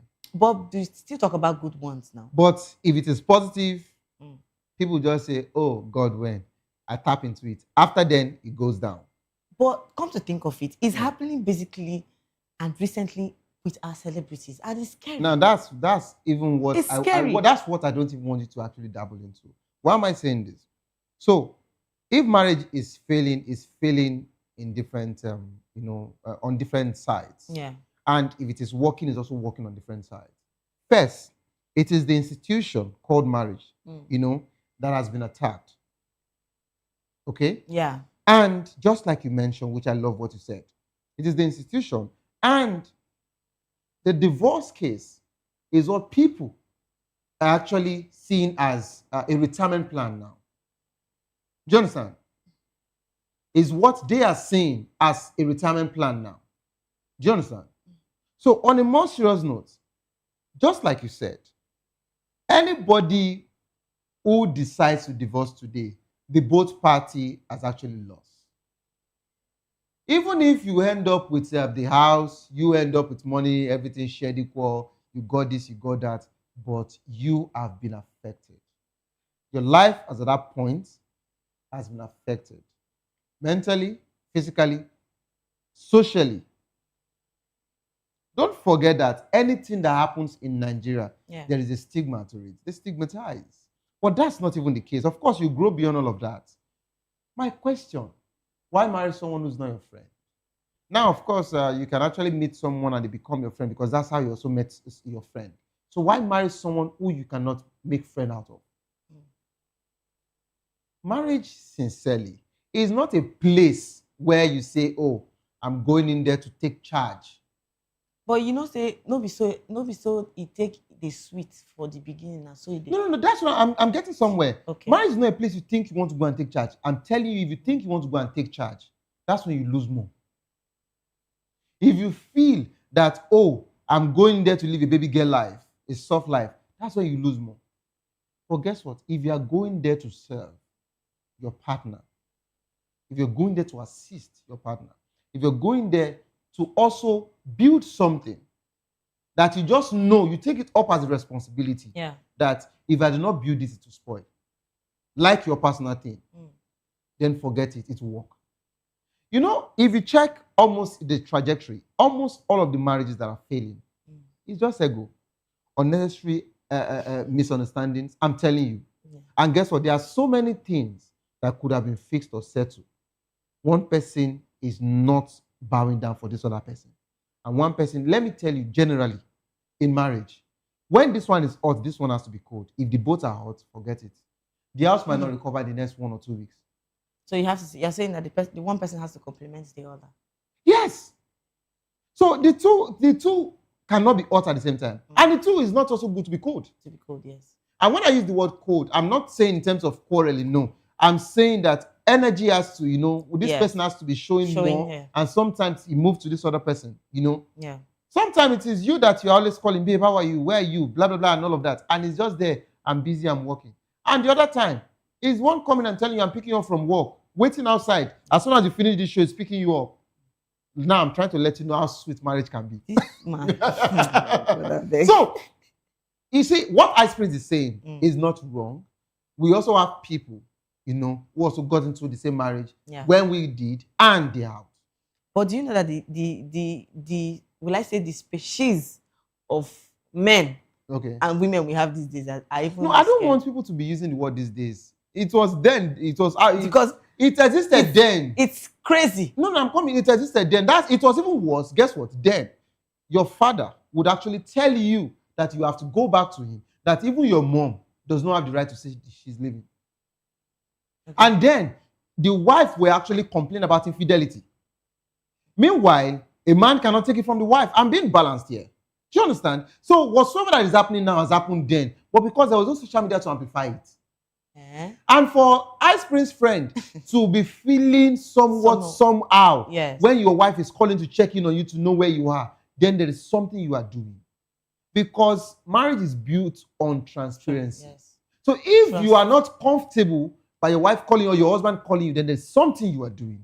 If you are actually clean, you should be happy that she's calling to check in on you. She's calling you to ask where you are. You understand? And of course, the last one, which we don't usually like, but guess what? It's a thing of service. She's calling you to ask where you are, living where you are, so that she will tell you what to buy on your way coming back home. Yes, pick that call. No. You shouldn't have issues with it. My God. That's the truth. The part where you say pick that call is very funny because see, a lot of people. You know why I love you people? You know why I love your gender? Your gender intentionally would ask you wonderful questions as if they are not going somewhere. Who is calling you? How was your day? No, guess what? How was your day? Have you left the office? So you're on your way now. Sorry, some will even say, let me say to you, Raphael, call me now. Like, sorry, my husband. Sorry. So you're on your way now. Okay. Which route are you taking? Is it Third Mainland? Which side? Is it CMS? They are trying to calculate. Is it Yaba? Is it Oshodi? You mentioned it. Just answer that question. Or is it Ikeja? You know which side? As soon as you just say, oh, Ikeja, they will now complete that statement. That means that you will pass through so area. They don't talk to track. As soon as you say yes, then you just say, I don't even like stressing you, you know, but I would have loved it. I would have appreciated if you can just branch to just help me. Did you hear that statement? I don't like stressing you. She wants to stress you. You understand? I would have loved. Now she's putting it to you that this is my need. But I love it. We all love it. No, see. There are some people that don't. Some men that don't love it. See, okay, let me use the word openly. Responsible men love it.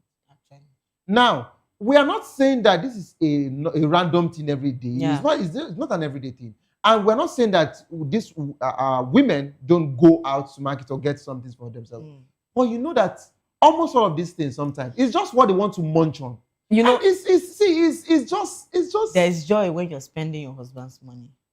You know that thing, right? I just. But that's the feeling. Actually. But there's no joy when you're spending our money. No. It's a flex, not joy now. But of course, it's joy for us as members. It's a flex when we are around each other and we say, "Oh, my wife got me this." Yeah, we also love it. So women, they hear waiting in the talk. No, that's the truth. You know, it's a flex. You know that you can actually say, "Oh, my wife got me this." Guy, this your shirt. It be like saying new. Saying that my wife buying for me. Just surprise me. You know, guess what? That's when you know that men nag. When your friends go back home, you people didn't have any issues, though. You don't have issues with your husband. Guess what? He will just look for something that will bring him around clothes. You understand? It might be about food now. He would say, baby, is this food not too much? As they talk this, they do. Guess what? Is this food not too much? You understand? And the next you say, no, it's not too much. You are making me eat so much now. My tummy will get fat. And if the tummy is coming out now, all the clothes will not size me. It's not as if you used to buy clothes for me.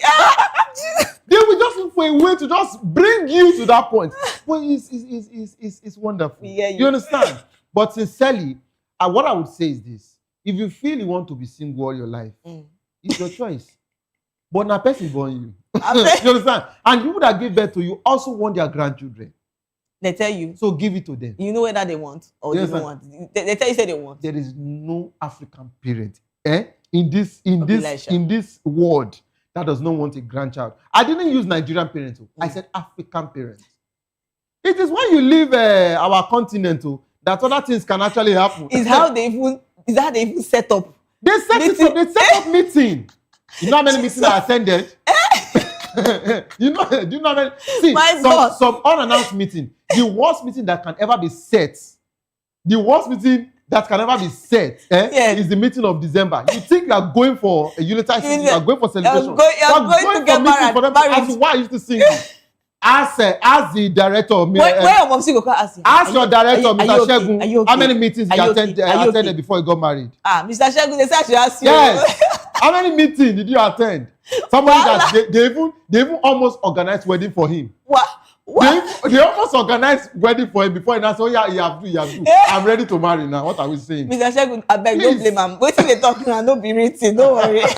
All right, this is where we draw the curtain today. Thank you so much for staying with us on Spotlight Show. It was a blast. Remember, if you're going viral or going global, please stay true to your journey. And don't forget to follow us on all our platforms at VOP TV Live and subscribe to our channels for more exciting episodes and updates. Until next time, I'm Precious Agmanu, a.k.a. Call Me Prezi. And you know I didn't do this today alone. Of course, my name remains Savior. We love you. We love you too. And this has been Spotlight. Bye.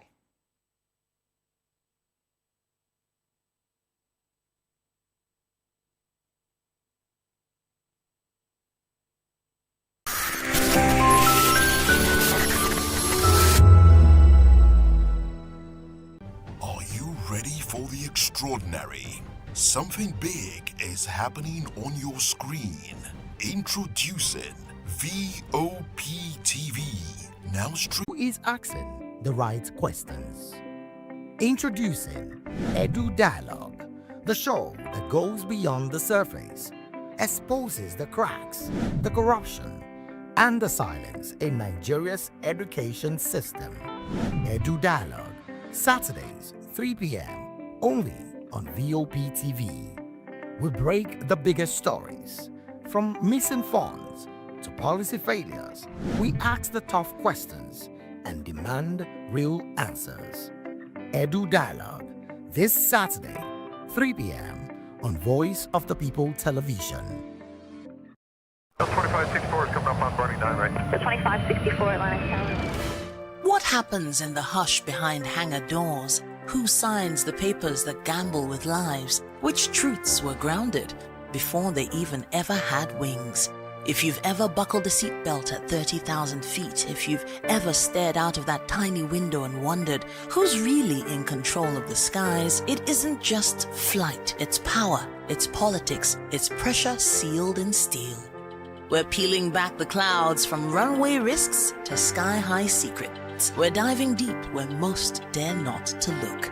Aviation Scope, every Sunday at 7 p.m. only on Voice of the People TV. We don't just report, we reveal. We don't just ask, we uncover. Because when it comes to the skies, ignorance is turbulence. Aviation Scope, the sky isn't the limit, it's just the beginning. This is Health Check, your weekly guide to better living, smarter choices, and trusted answers. From everyday wellness to urgent health issues, we've got you covered. Health Check, only on Voice of the People Television, where your health has a voice.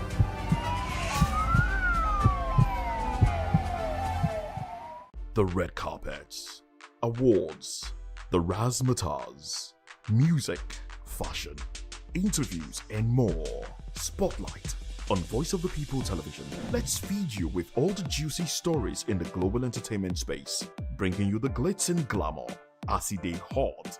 Stay tuned to Spotlight, 1 p.m. Monday to Friday. Spotlight on VOP TV.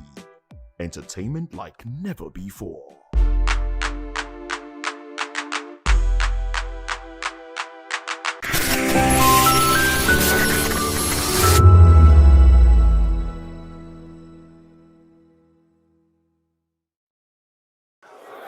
That I will be faithful and bear true allegiance to the Nigerian Institution of Estate Surveyors and Valuers. The Nigerian Institution of Estate Surveyors and Valuers Membership Induction Ceremony is an official event where new entrants into the profession are formally admitted as members of the institution. New members who have completed the required training, examination, and professional interviews are officially inducted into NIESV. They earn the right to practice as professional estate surveyors and valuers in Nigeria. The event underscores NIESV's mission to enhance service delivery, improve real estate standards, and regulate professional practice across the country. This is an event that I presided over. It is an important event in our institution. That is when we welcome new members into our institution, and I'm so happy about the quality and the number of members that we have inducted.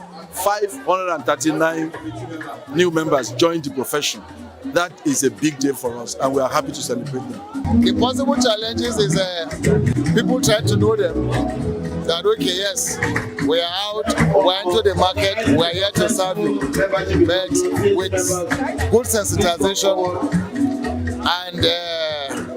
and a market driven, there's no problem. The vision is to see how we can fit the market with our professional dexterity.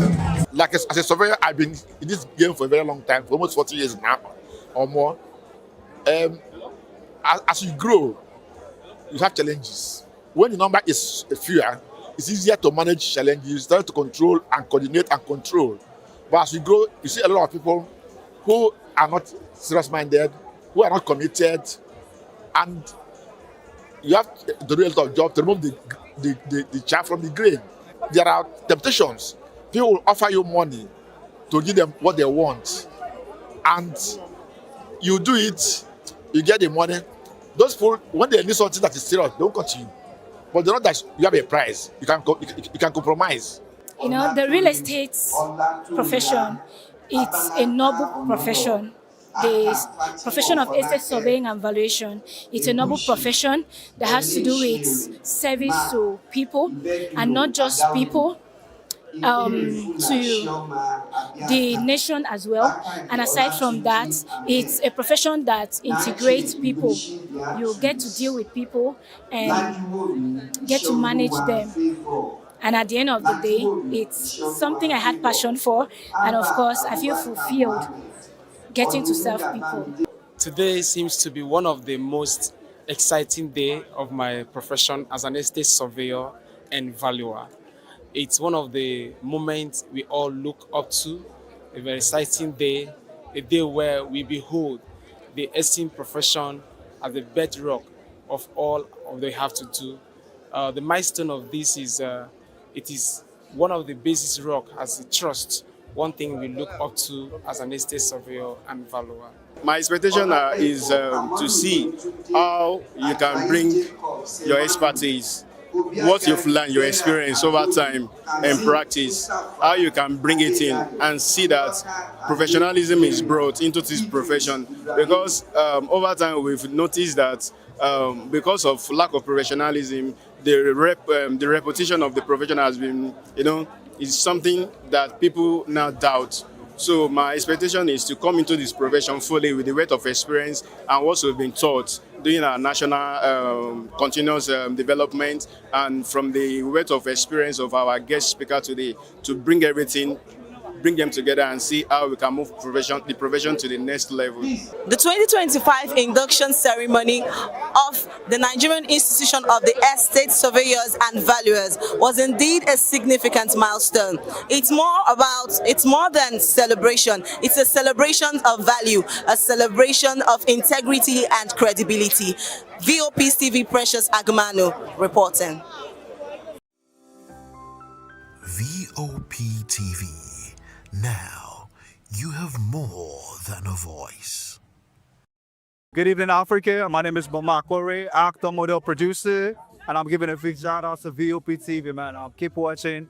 Don't change the dial. Thank you and God bless you. My name is AY, and of course, I represent the voice of the people, and that's why I'm on VOP. AY say so. Hi everyone, it's your girl Maryam Tima from the Real Housewives of Lagos and the Real Housewives Ultimate Girls Trip Africa. Shout out to VOP, the voice of the people. You already know. Stay tuned, keep watching. And don't forget, VOP is the best. All right, hello, everyone. It's about that shaking the man fine back with Melanie Poppy Black Skin Boy. This is VOP TV. If you're not watching VOP, I don't know why you're watching. Maybe you're watching your weight. Hello, beautiful people. This is Wale Ojo, and you're watching VOP, Voice of the People. Hi, guys. You already know who it is. This is New Energy. Flyers boy ever live. Keep watching VOP TV. Thank you. Hi, people. Jenny Albano here. Guys, please keep watching Voice of the People.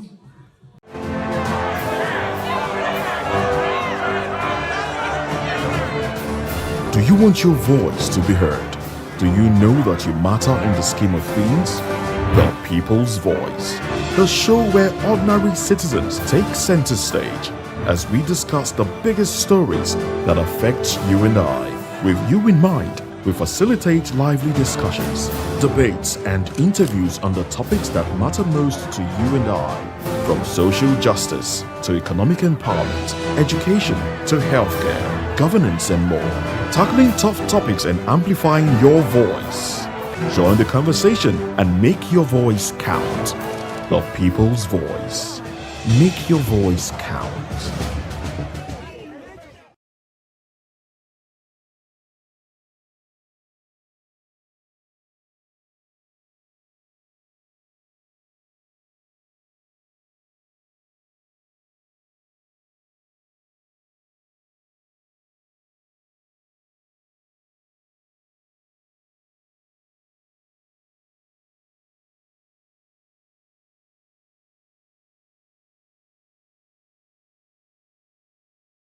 To know the happenings in the maritime sector, join us on the program Maritime Frontiers on VOP TV as we discuss key areas in the maritime sector, from aquaculture, maritime transportation, maritime labor regulation, oil and gas exploration, ferry and passenger insurance, marine pollution and prevention, port operations, and lots more. Maritime Frontiers, exploring Nigeria's blue economy.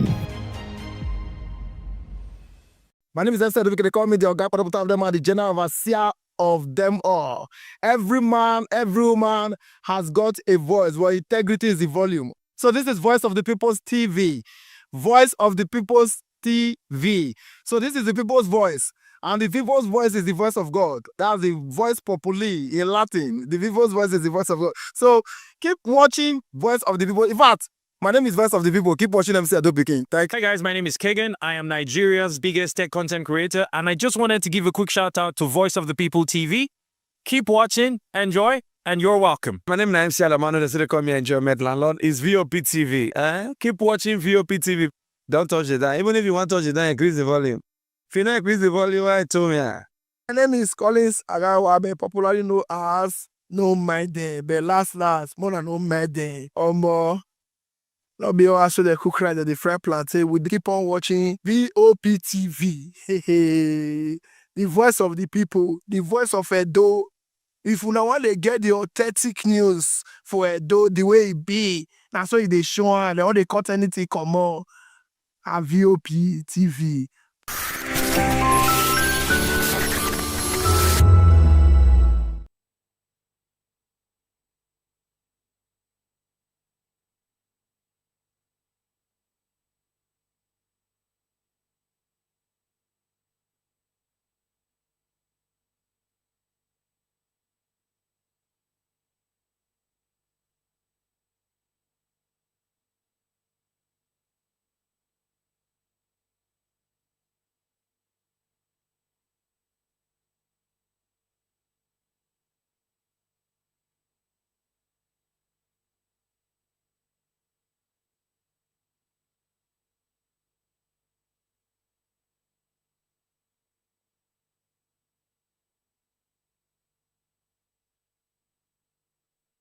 Welcome to the locker room, the home of football talk that matters.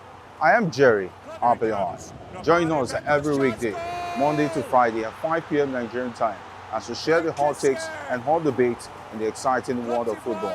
And joining me are the usual suspects, Ikechukwu and Mayowa, as we break down all the hot takes and everything that's happening in the football.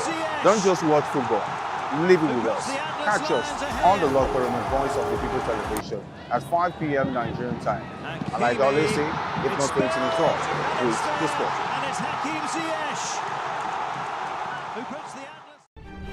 In a world where power shifts with every headlines, news breaks and events happens, we bring you unbiased and explicit information on politics, economy and state of the nation. We break down the chaos. Facts, not fluff. Truth, not a spin. We discuss not just politics, but a glimpse into the future. Join Moses, Chukuma and Fina on Voice of the People TM. Voice of the People Television. Now you have more than a voice.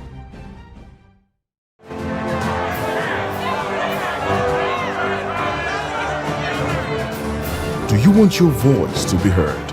Do you know that you matter in the scheme of things? The People's Voice, the show where ordinary citizens take center stage as we discuss the biggest stories that affect you and I. With you in mind, we facilitate lively discussions, debates, and interviews on the topics that matter most to you and I. From social justice to economic empowerment, education to healthcare, governance, and more. Tackling tough topics and amplifying your voice. Join the conversation and make your voice count. The People's Voice. Make your voice count. In a world where truth is the ultimate power and opinions scream the loudest, it's time to wade through the noise. Hunger no get tribe! Hunger no get religion! And scan the human interest and trending topics that matter. Stay tuned to The Issues, your plug to the stories making the buzz, from politics to science and technology, social justice, and more. Let's tackle the tough questions and expose the truth. The Issues, on Voice of the People television, Mondays to Fridays, 8 to 9 p.m. The Issues. Don't just react, understand. Hello there, my name is Damilola Ogunsi, also known as the Goldfish. Hi, my name is Chiki Bright Emmanuel. I'm an actor and a filmmaker. Hello peeps, my name is Yomi.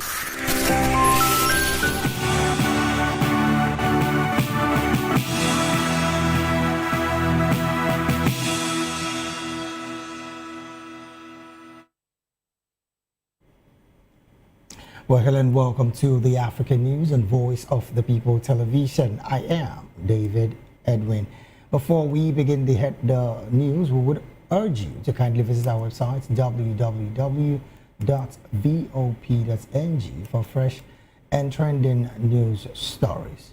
We'll begin the African news from the story where the United Kingdom has sanctioned senior commanders of the Rapid Support Forces, RSF, suspected of heinous violence in El Fasher, Sudan, including mass killing, systemic sexual violence, and deliberate attacks on civilians. Those targeted includes Abdul Rahim Dagalo, the RSF deputy leader and brother of RSF leader General Hemditi, as well as 3 other commanders suspected of involvement in these crimes, who all now face asset freezes and travel bans. It's called for an immediate end to atrocities, the protection of civilians, and the removal of barriers to humanitarian access by all parties to the conflict. It has also stepped to respond to the crisis an additional £21 million to provide food, shelter, health services, and protection for women and children in some of the hardest to reach areas. It noted that the RSF actions in El Fasher are not random, but are part of a deliberate strategy to terrorize population and seize control through fear and violence, stating that the impact of their action is visible from space.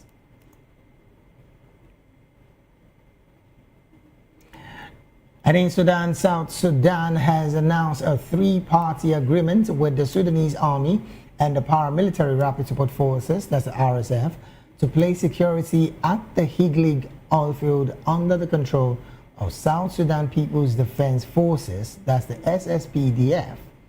According to government spokesperson Ateni, the agreement on Higlig oil field, which is located in West Kordofan near the border between the two countries, grants the SSPDF primary security responsibility for the oil installation. Ateni told the media in the South Sudan capital, Juba, that President Salva Kiir brokered the deal after speaking with leaders on both sides of the Sudanese conflict to urge a halt to the clashes around the oil field.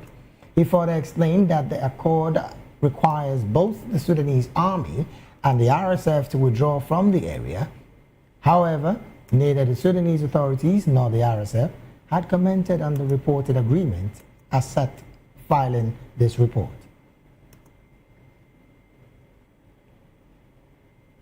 In another development, President of Rwanda, Paul Kagame, has alleged Burundi's military involvement in the conflict in South Kivu province of the Eastern Democratic Republic of Congo, saying that the soldiers deployed there spent days shielding civilians. Burundi formally deployed its troops to Congo in 2023, ostensibly to help government forces combat the M23 rebel group. At some point, Burundi's president, Evariste Ndayishimiye, defended the deployment, saying the soldiers were there to protect Burundi against its insurgents based in Congo. However, Kagame said that recent events in Uvira revealed thousands of Burundian soldiers operating in Uvira, Nimembe, Kilemie, Kendu, and others who had moved to Walikali and Kisangani. He stated that over 20,000 Burundian soldiers have been deployed to Congo, some in North Kivu's Goma and Rutshuru localities. Querying how such a large Burundian force entered Congo, Kagame said that they spend their days shielding people in Nimembwe with artillery and drones, while the international community kept silent.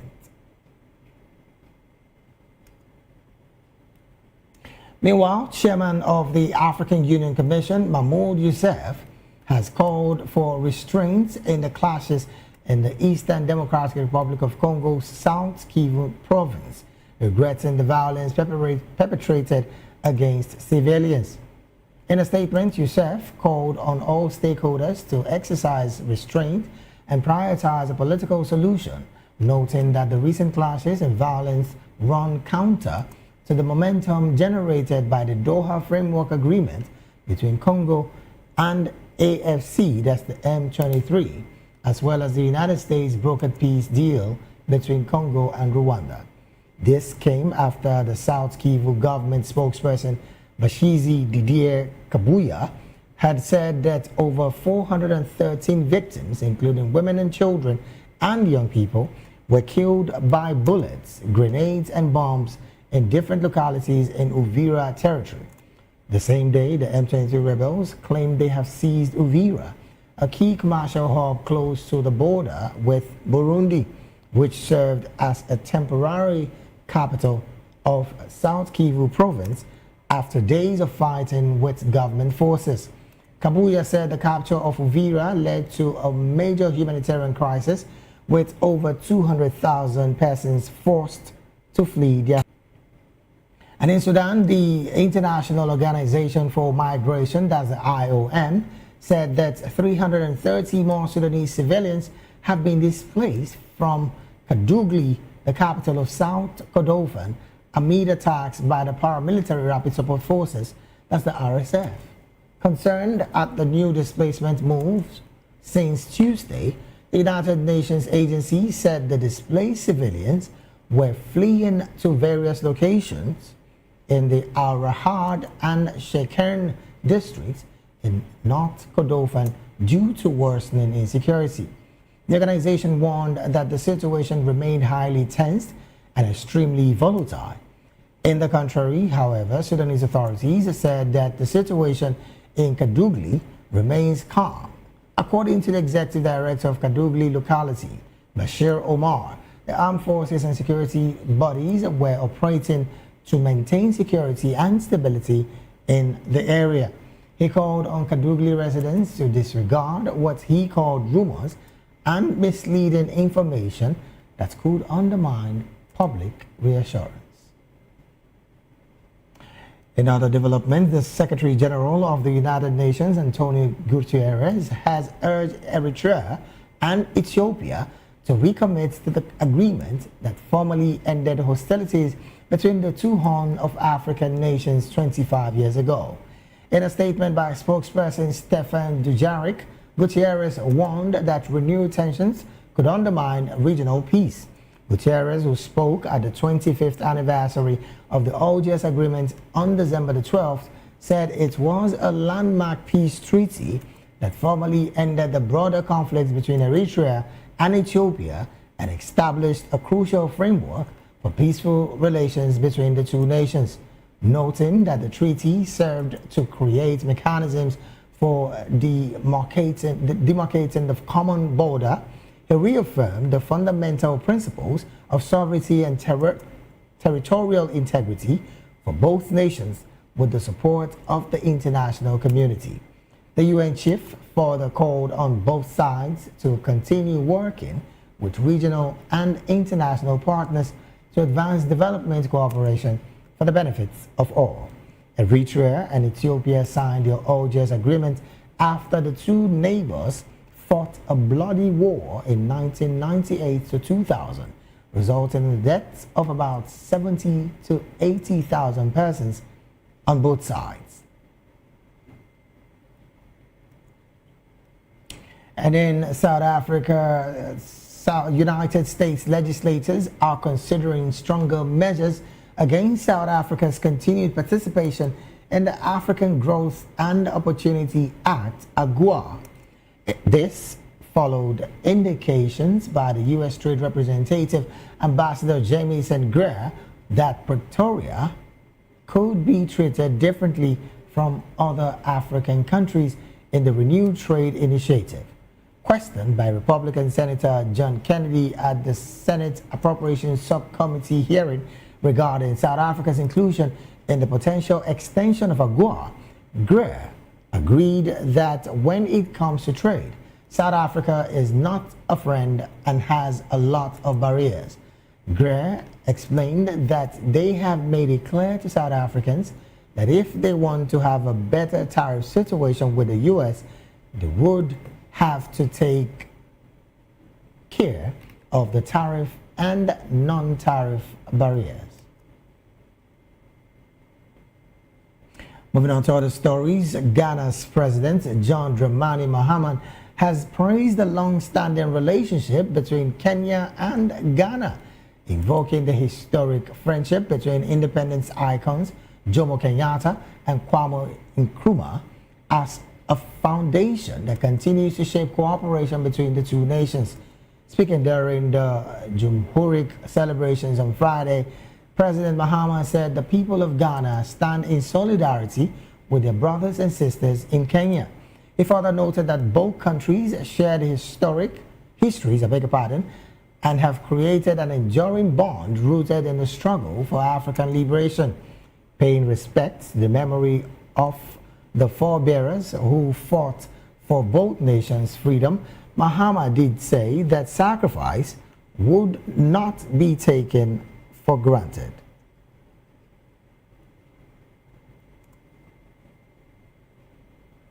You're still watching the African News right here on Voice of the People Television. We go straight to the analysis segment of the news, and joining us now to make sense of these stories and more is Dr. Peter Anosike. Dr. Peter is an economist, an erudite scholar on economics, finance, education, and government affairs. He's also a political and public affairs commentator and analyst, and like I said earlier, a major writer right here in Nigeria. Dr. Peter, good afternoon and thank you for being here. Thank you for having me. All right, then let's get to this situation. Interestingly, I want to start off with the situation in South Africa where the government of United States, particularly Washington, is clearly stating that if, as it stands, South Africa desire to continue with the AGOA situation, extension rather, they might be forced to be treated differently from other African nations. What do you make of this? Now, owing to the fact that South Africa and Washington have not been in good terms in the past couple of months. Yeah, Washington is not really happy with what South Africa is doing, especially with the BRIC. So that's all this thing started from, because America view BRIC as being against their interest. Right. Because the purpose, according to America, is to reduce the influence of donors. Right. So, and America joining such a organization with China, understand, one of them that's fighting America. You know, the main cause of squabbles in the world is trade. Right. All the troubles we are seeing anywhere in the world is money. Understand? It's money. Even in Nigeria, anywhere is money. Yes. So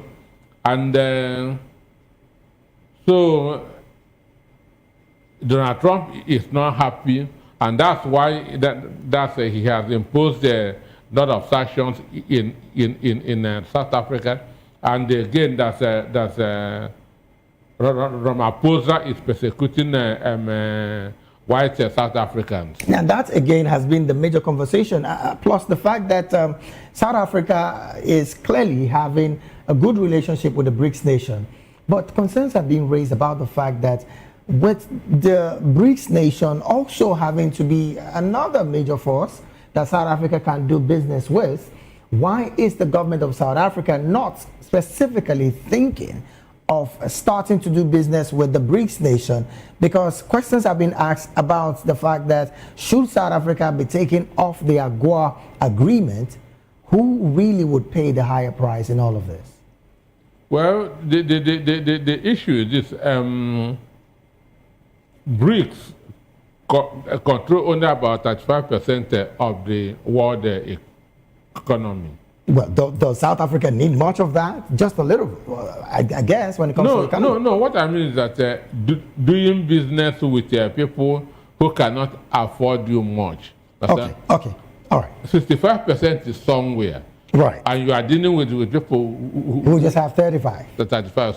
So it is not a right move. And again, South Africa is a very important country in Africa. Right.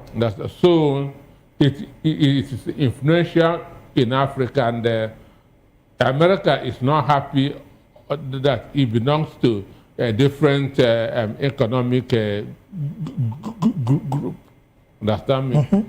So, and that's why they want to use sanctions to bring them back to where they feel that they should belong to. Now, there is also the conversation, Doctor, about the fact that, yes, Ethiopia and some others have been stripped of the AGOA deal over human rights and war. Now, South Africa is looking like the next to be stripped of that position. Because of the persecution of white South Africans. White South Africans. Now, the question that comes to mind is the U.S. turning AGOA into a loyalty test rather than a development instrument that it has always been before now?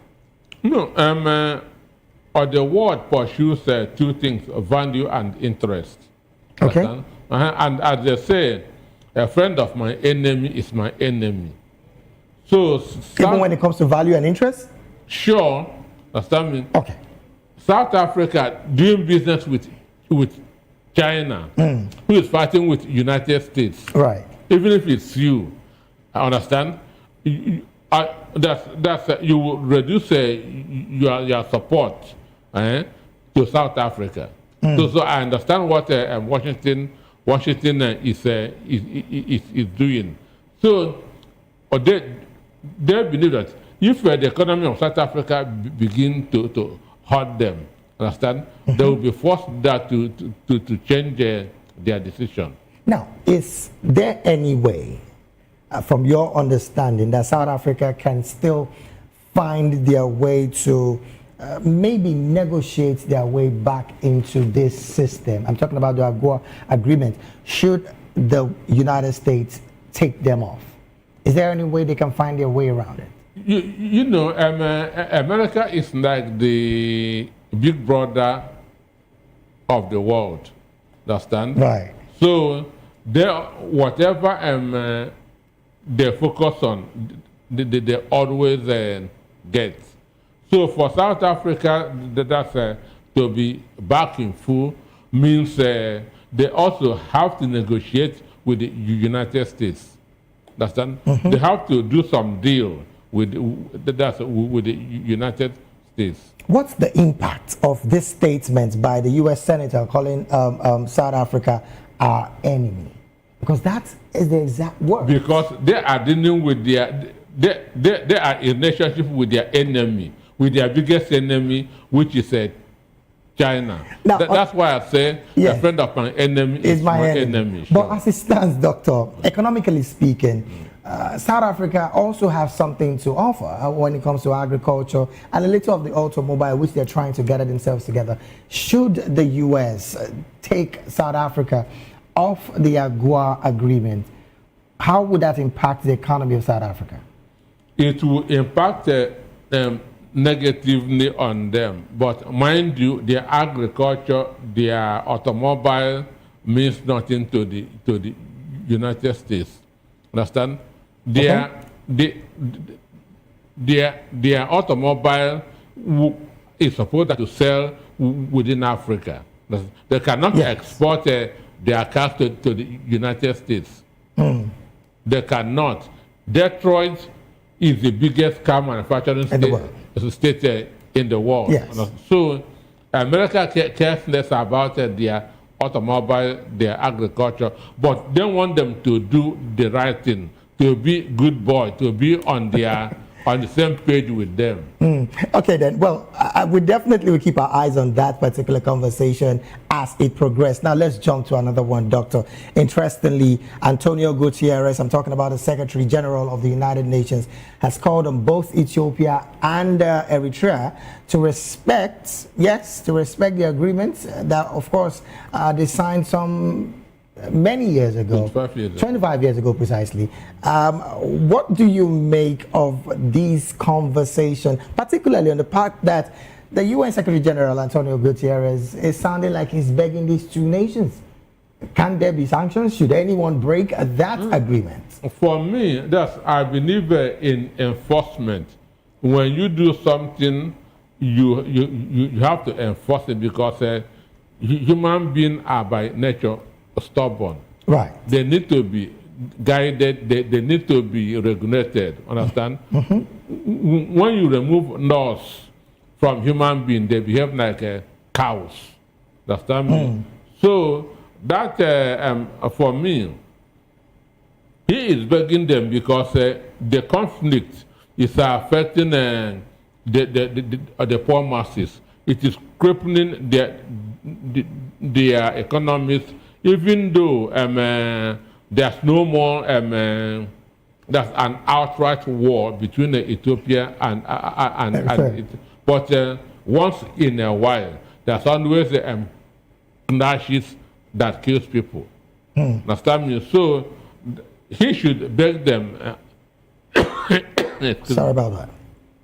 He should beg them that in the interest of peace and prosperity of the two countries. Now, he did send that letter, and again, the questions are being raised about the fact that such letter to these countries seem to be less powerful than what a sanction would do, because the political mood in Addis Ababa, sorry about that, the political mood in Addis Ababa and Asmara, I'm talking about Eritrea, is quite different. It's quite different. So if this political body language of these two actors is saying something different, shouldn't the UN look for maybe stricter sanctions to place on anyone who disregards and disrespects that agreement that was signed 25 years ago? You know, the purpose of reminding them of the agreement. Yes. Agreement means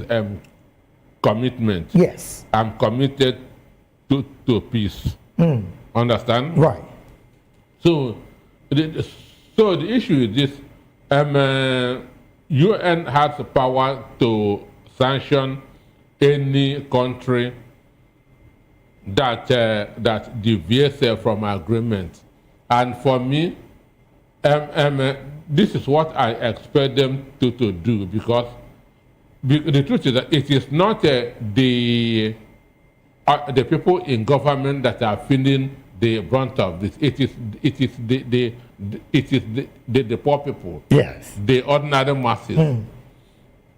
And a lot of the time, sanction don't affect those in government. It still trickles down to the people. To the people. And that's why UN doesn't go all out. Understand? That to sanction countries. Okay. Because those in power, those that are neglecting the agreement are comfortable. They can eat what they want, they can buy what they want. But in this situation, that's why at times they use this travel ban, which hurts them directly. So, but I still feel that UN should impose sanctions on the leaders, those that signed this agreement and has failed to abide by it. All right, now on the part of economy, Doctor, I would like you to help Africans understand what exactly should this level of disrespecting the agreement bring to these two countries, because some have said that trade and jobs are supposed to have been, boosted by this kind of agreement, and the people enjoy the dividend of these agreements since 25 years, and yet it's looking more like Ethiopia is plunged into a war in Tigray. Eritrea is on one part becoming a garrison state. How can this? What we are seeing is economic strangulation on the part of the two countries, because they are neighboring countries. They share the same border. Yes. So, assuming that, and where there's no peace, there can never be development. But assuming that they had maintained this agreement, there would have been a kind of an improvement in trade and commerce between these two countries, which will help to boost the economy of the two countries. But now Eritrea is at the losing end because of its geographical location. Right.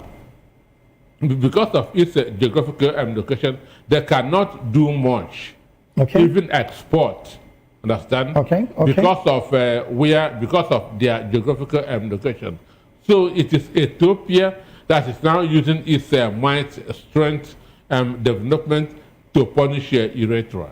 Now, there's also the conversation, Doctor, about the fact that, yes, Ethiopia is still clamoring to have full access to the Red Sea, which again has been a major conversation on the part of Algeria, saying, no, we are closer to it than you guys are. Now, interestingly as it sounds, the UN has urged Eritrea and Ethiopia to work with regional and international partners, which of course is going to, according to the UN, yield up some level of development. But with that call by the UN to start doing some level of regional negotiations with international partners, would that in any way bring to the clear view of the world the external players profiting from these permanent squabble within these two countries? For me, if AU is really functioning, if AU is really active, yes, they ought to have served as mediator between Eritrea and Ethiopia. These are brothers right from time before they decided to go their separate ways. Yes. Understand? So they have been brothers. They have been sharing a relationship, marriage, and so on and so forth. They have the same culture. Understand? So the AU would have mediated and ensure that the peace reigns between the two brotherly countries. But or they are not doing anything about it. That's why a UN has now decided to intervene. If not, this is what the AU should have solved. Call the president of Eritrea and Ethiopia to a round table with other African presidents, and this issue will be ironed out. It's interesting you did mention the AU, and interestingly, the AU clearly is talking particularly on the situation between DRC and Rwanda. Some have said that this continental body clearly is showing how very powerless it is for Washington and Doha to have sat together to now bring these two warring factors together. But from your perspective, Doctor, do you think that the AU is presently trying to find her feet by making these statements, clearly talking to the hearts of these two warring factors?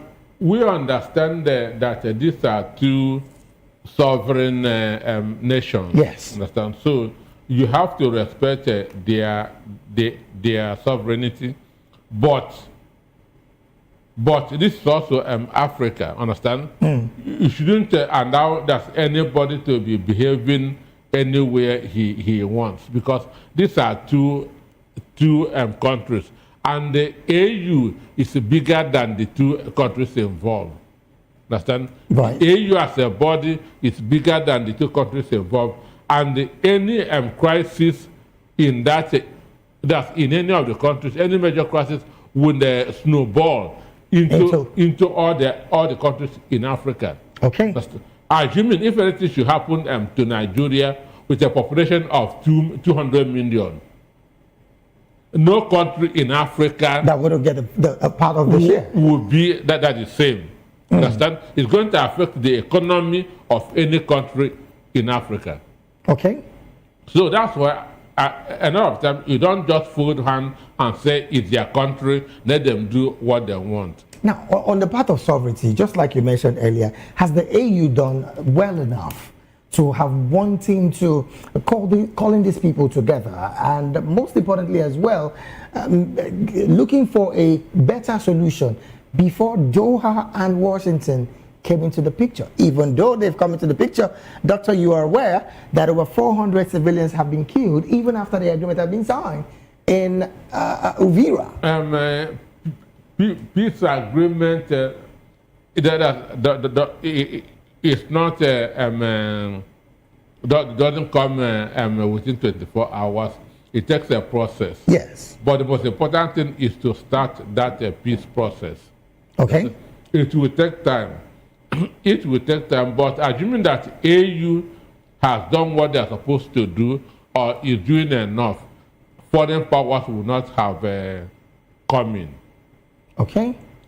Foreign powers will not have come in. Has there been any crisis in Europe that the AU mediated? The answer is no. None that we can talk about. So it's because of they are not doing what they are supposed to do, or they have not done what they are supposed to do, that the United States and Arab countries say, let us go move in and solve this problem. Now, Doctor, in 2012, we saw M23 take over the city of Goma, and of course, the world responded with a UN intervention. As we speak right now, the commercial hub of Uvira, still in the eastern part of DRC, have been taken over by the M23 rebels. Again, this is another takeover by these rebels after the signing path in Washington.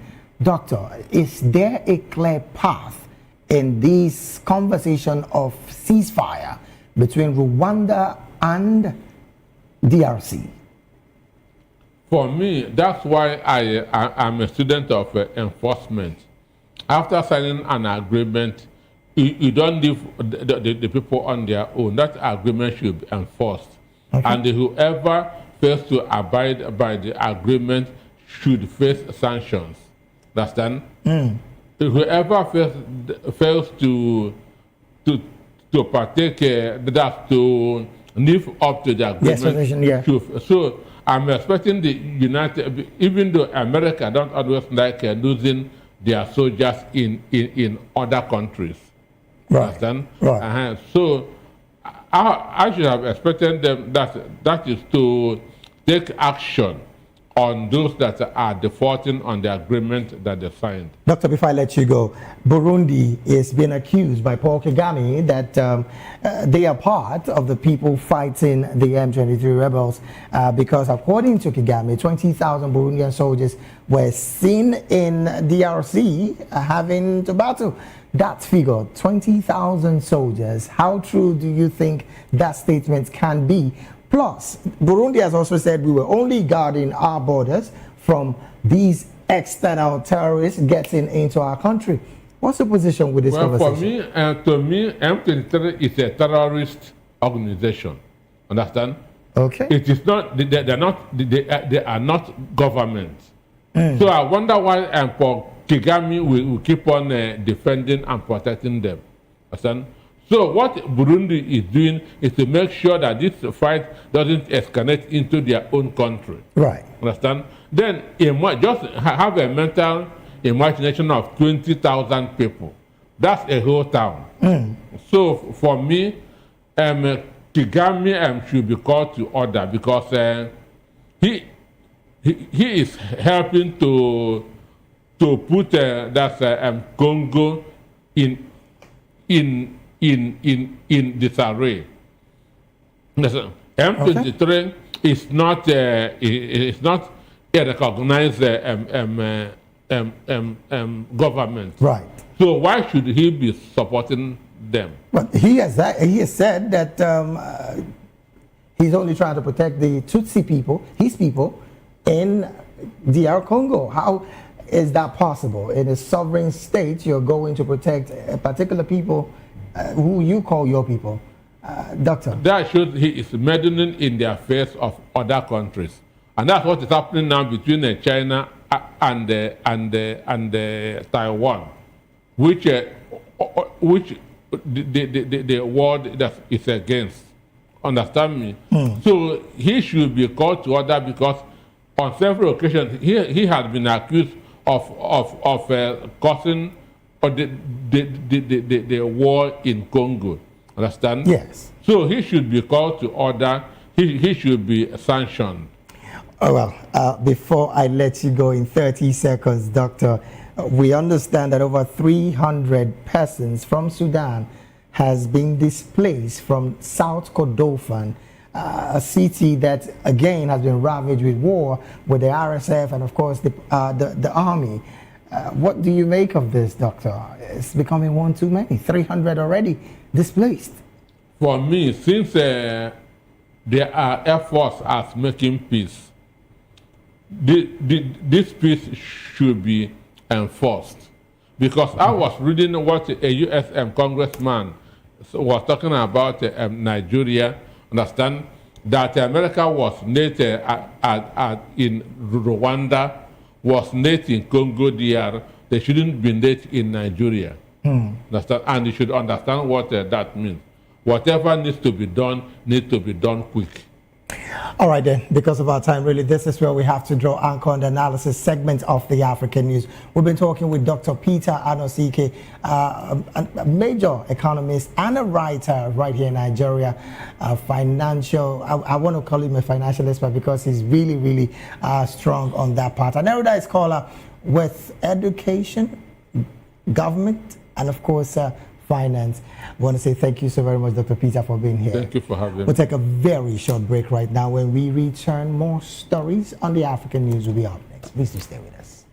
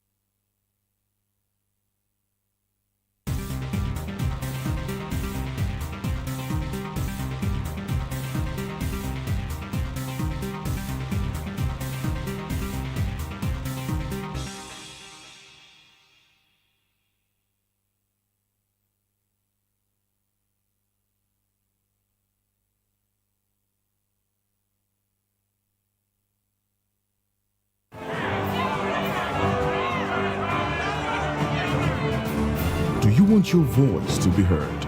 Do you know that you matter in the scheme of things? The People's Voice, the show where ordinary citizens take center stage as we discuss the biggest stories that affect you and I. With you in mind, we facilitate lively discussions, debates, and interviews on the topics that matter most to you and I, from social justice to economic empowerment, education to healthcare, governance, and more, tackling tough topics and amplifying your voice. Join the conversation and make your voice count. The People's Voice. Make your voice.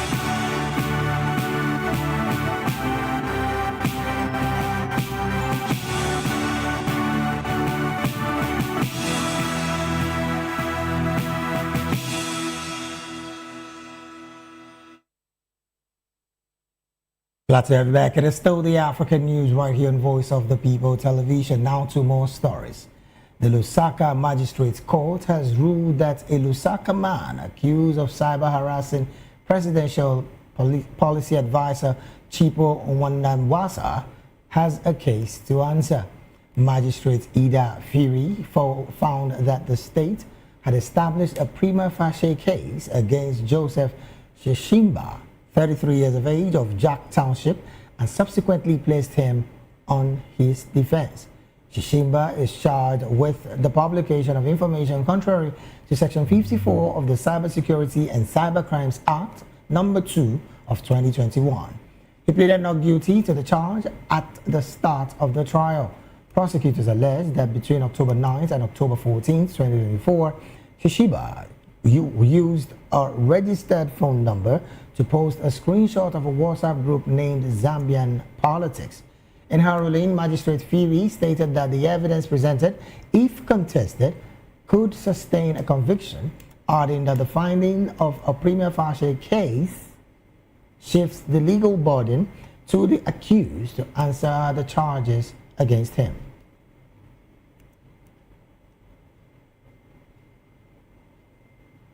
Meanwhile, units of the Shawarari People's Liberation Army, that's the SPLA, have reportedly targeted enemy fortification in the Hausa sector, causing losses in lives and properties. A communique by the Ministry of the National Defense highlighted that advanced units of the army carried out a concentrated bombardment targeting enemy bases and fortification in Fridet Lagrab and Fridet El Ak areas in the Hausar sector. You're still watching the African News right here on Voice of the People Television. We'll go on a very short break right now. When we return, more stories in African business and sports will be up next. Please stay with us.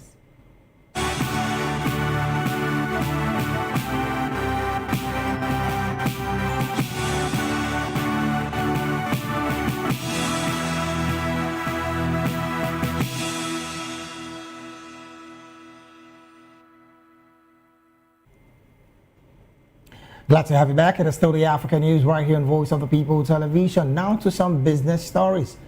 Prime Minister Mustafa Madbouli says Egypt's top priority for 2026 remains decreasing overall and external debt in collaboration with the Central Bank of Egypt as macroeconomic indicators improves and exports and domestic production increases. Speaking after the weekly cabinet meeting, Madbouli outlined the state's debt management strategy, which he said will be released soon. According to him, the country aims to reduce its debt-to-GDP ratio to below 75% within 3 years, noting that this reduction will allow the allocation of more funds for health and education. He listed other beneficiaries to include the Universal Health Insurance System, where funding has already exceeded 48 billion Egyptian pounds, as well as the Decent Life Rural Development Program. Egypt has recently joined the Japan-led Universal Health Coverage Knowledge Hub to help the low and middle-income countries strengthen their health systems through capacity building and knowledge exchange. The Prime Minister further noted that President Abdel Fattah el-Sisi has instructed, providing major incentives to enhance economic growth, citing the recent launch of the batch of tax facilitations.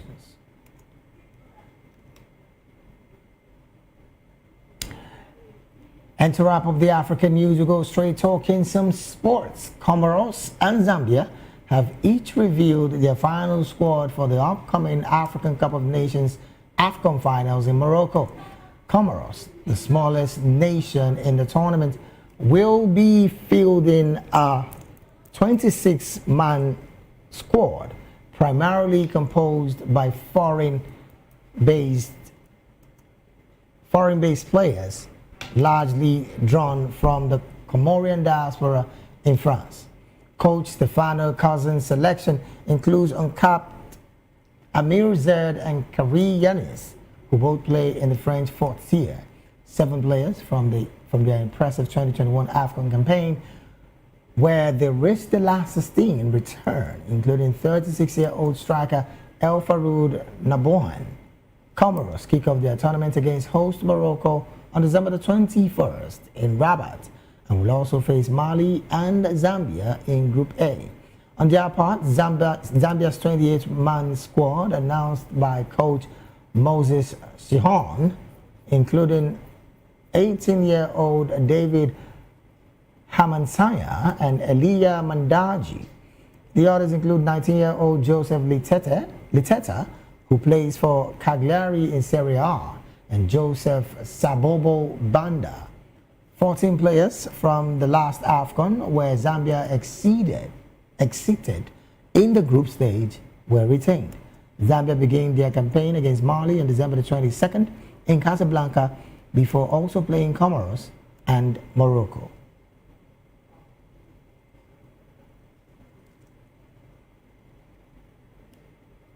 Still talking sports, the African Development Bank, that's the AFDB, said it will lend Morocco 270 million euros to finance upgrades to the country's airport infrastructure in time for hosting the 2030 FIFA World Cup.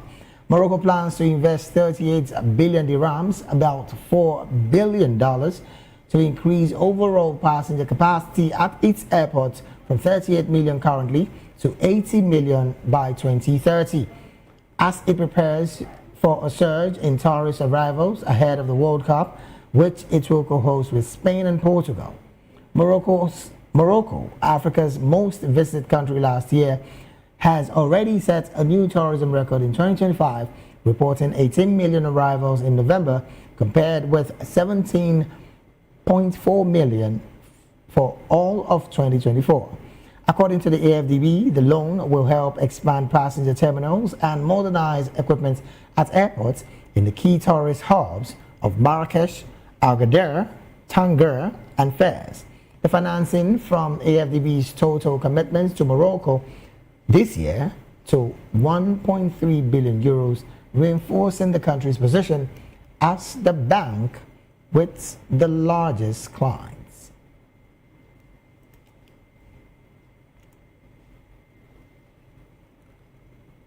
And with that sports story, we've come to the end of African News right here in Voice of the People Television. Do well to subscribe to our YouTube channel.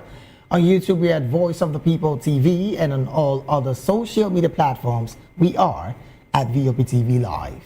Thank you so very much for being a part of this broadcast. I am David Edwin. Do have a good afternoon.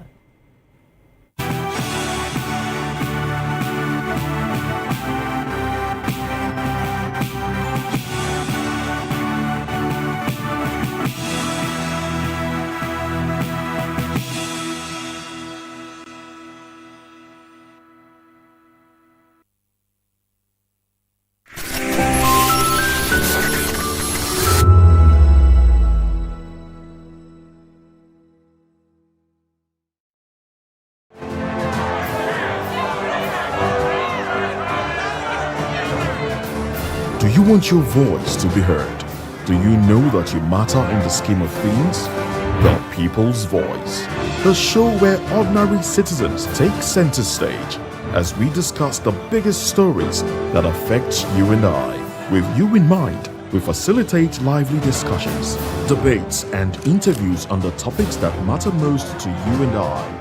From social justice to economic empowerment, education to healthcare, governance, and more. Tackling tough topics and amplifying your voice. Join the conversation and make your voice count. The People's Voice. Make your voice count. The red carpets, awards, the razzmatazz, music, fashion, interviews, and more. Spotlight on Voice of the People Television. Let's feed you with all the juicy stories in the global entertainment space, bringing you the glitz and glamour as it is hot. Stay tuned to Spotlight, 1 p.m. Monday to Friday. Spotlight on VOP TV. Entertainment like never before.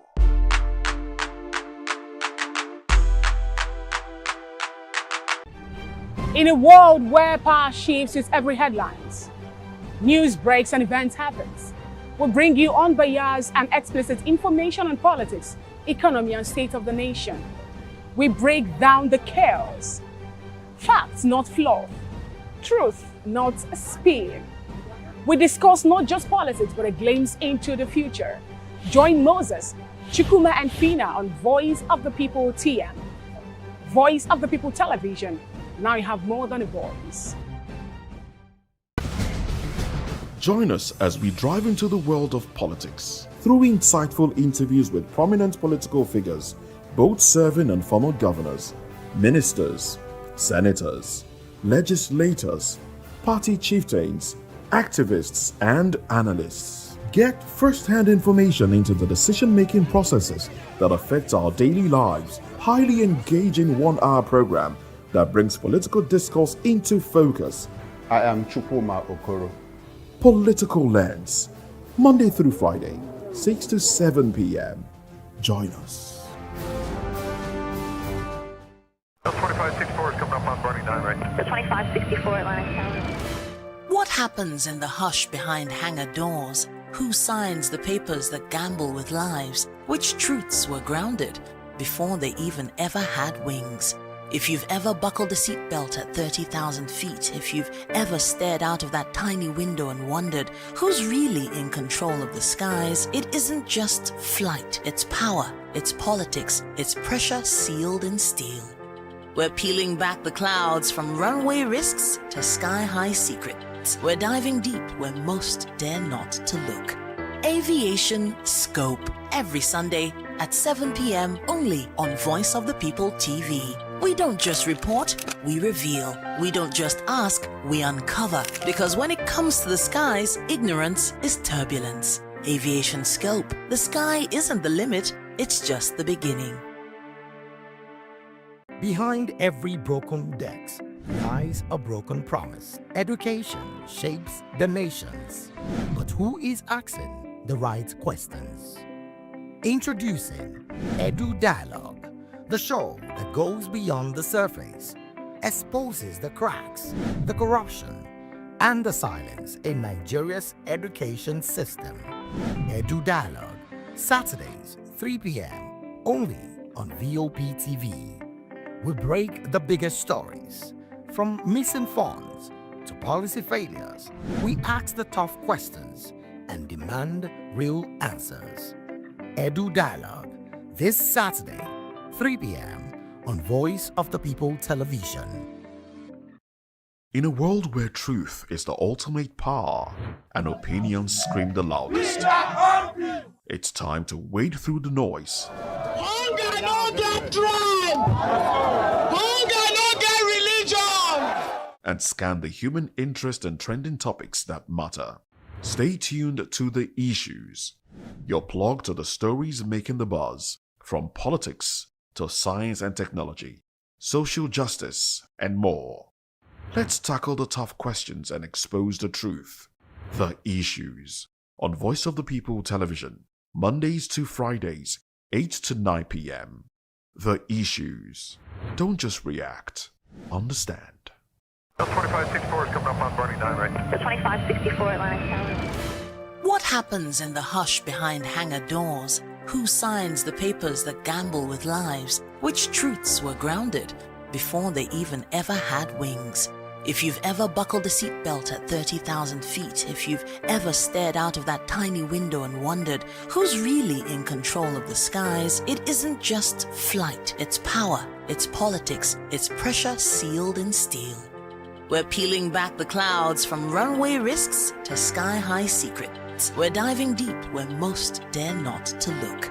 Aviation Scope, every Sunday at 7 p.m. only on Voice of the People TV. We don't just report, we reveal. We don't just ask, we uncover. Because when it comes to the skies, ignorance is turbulence. Aviation Scope, the sky isn't the limit, it's just the beginning. Welcome to the locker room, the home of football talk that matters. I am Jerry Upholds. Join us every weekday, Monday to Friday at 5 p.m. Nigerian time, as we share the hot takes and hot debates in the exciting world of football. And joining me are the usual suspects, Ikechukwu and Mayowa, as we break down all the hot takes and everything that's happening in the football. Don't just watch football, live it with us. Catch us on the locker room and Voice of the People Television at 5 p.m. Nigerian time. And like I always say, if not playing in the talk, please discuss. Are you ready for the extraordinary? Something big is happening on your screen. Introducing VOP TV. Now streaming on SLTV channel 264. From breaking news to captivating conversations, news analysis, giving you all sides to the story. We break in-depth discussions on the issues that matter, from politics to sports, entertainment, and lifestyle. VOP TV on SLTV channel 264. Join us as we redefine what television means to you. Voice of the People Television, VOP TV. Now you have more than a voice.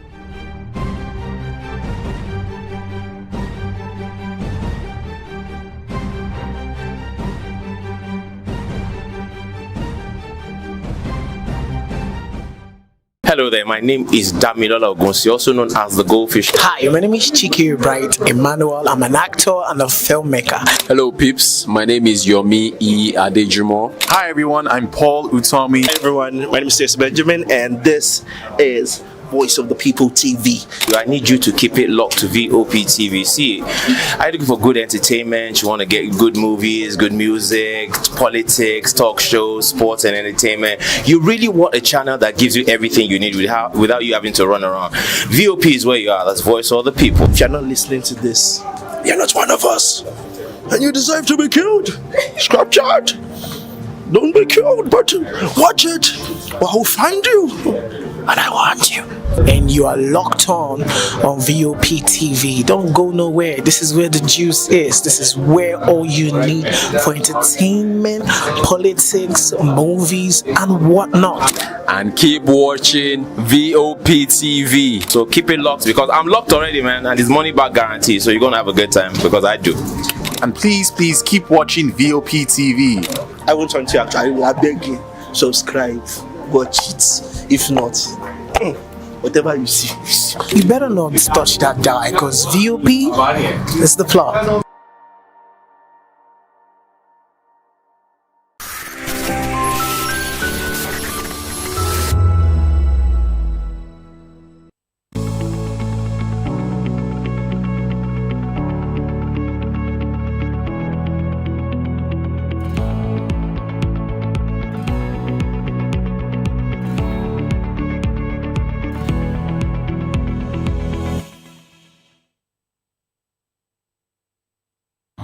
All right, hello and welcome to another edition of Health Check.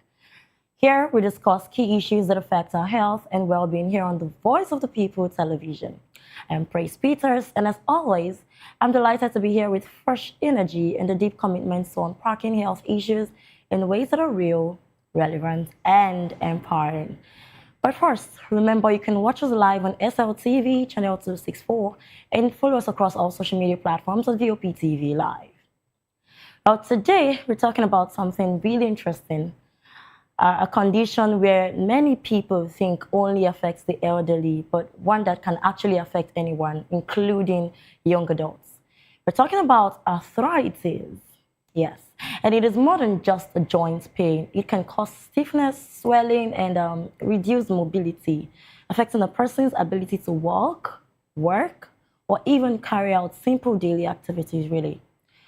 Globally, arthritis affects about hundreds of millions of people, with osteoarthritis being the most common, impacting around 528 million people in 2019 and projected to rise.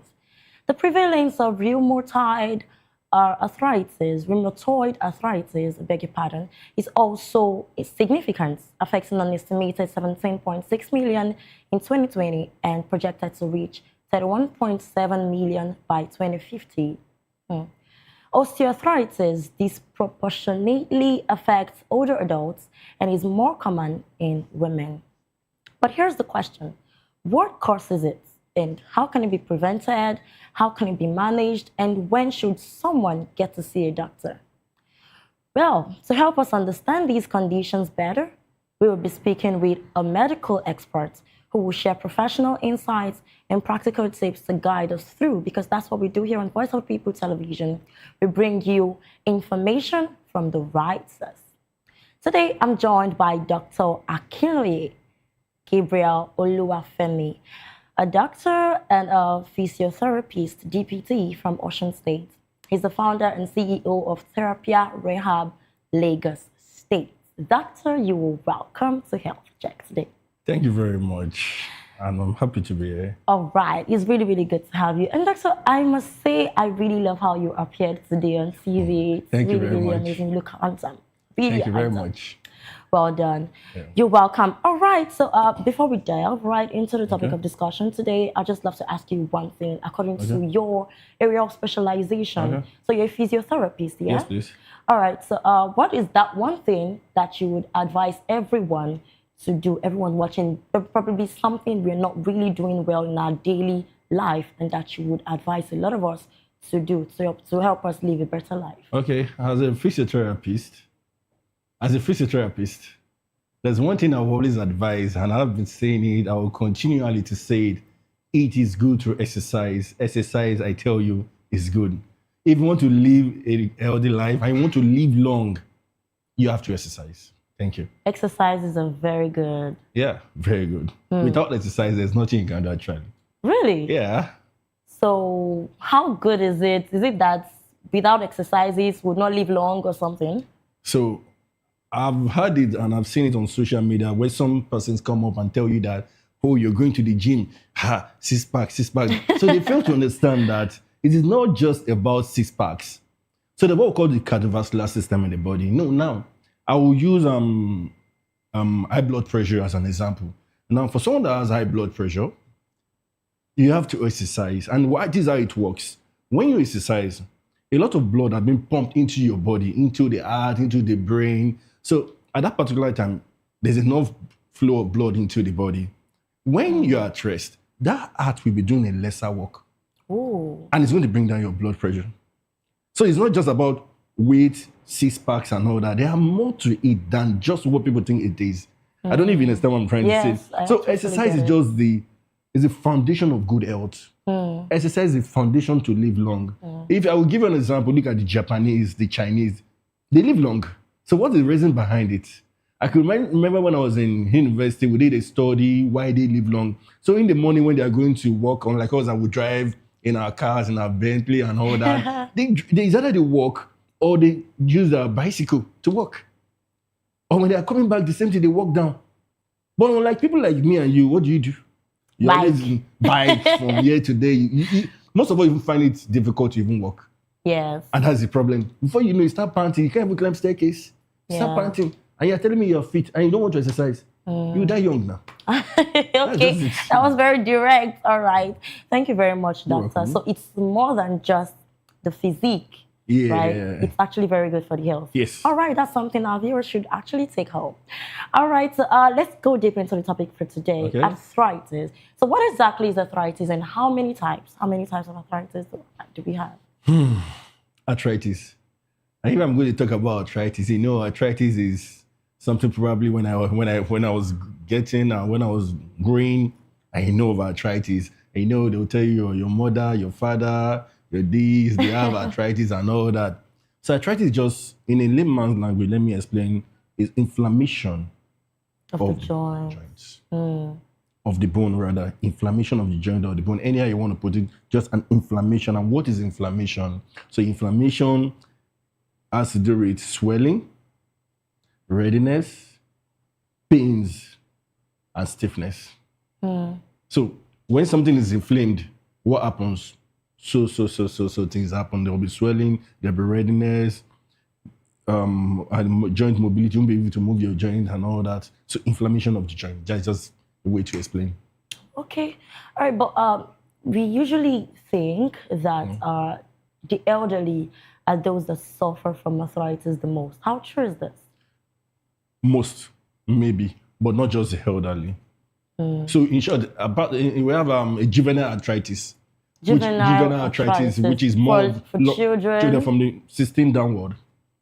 Yeah. So it's not just for adults. So, but most times it's because of probably people just say, okay, because these people are elderly people, so they are more prone to it. Do you understand? But then we have juvenile arthritis, and arthritis is not just common to older people. Younger people do have arthritis. So how do they show differently to these sets of people? Is it the same pain, inflammation, swelling, redness, and all of that? Okay. So let me start from osteoarthritis. I will just give you probably like 4 or 5 types of arthritis. All right. So the one that is very common is the osteoarthritis that each and every one of us are very much aware of, that we know. And osteoarthritis has to do with inflammation of the bone. Now, fine, inflammation of the bone, what happens there? There is stiffness, there is pain, there is swelling. Now, it's common to older people. Secondly, hereditary. So if your dad has it or your mom has it, there's a high probability tendency. that you will have it. And funny enough, how it works again, you know, let me say this, you know, sometimes most of us always feel like, okay, I want to have a big board, big bum bum and all that. You know, that some people, they even go and do, I don't want, you know.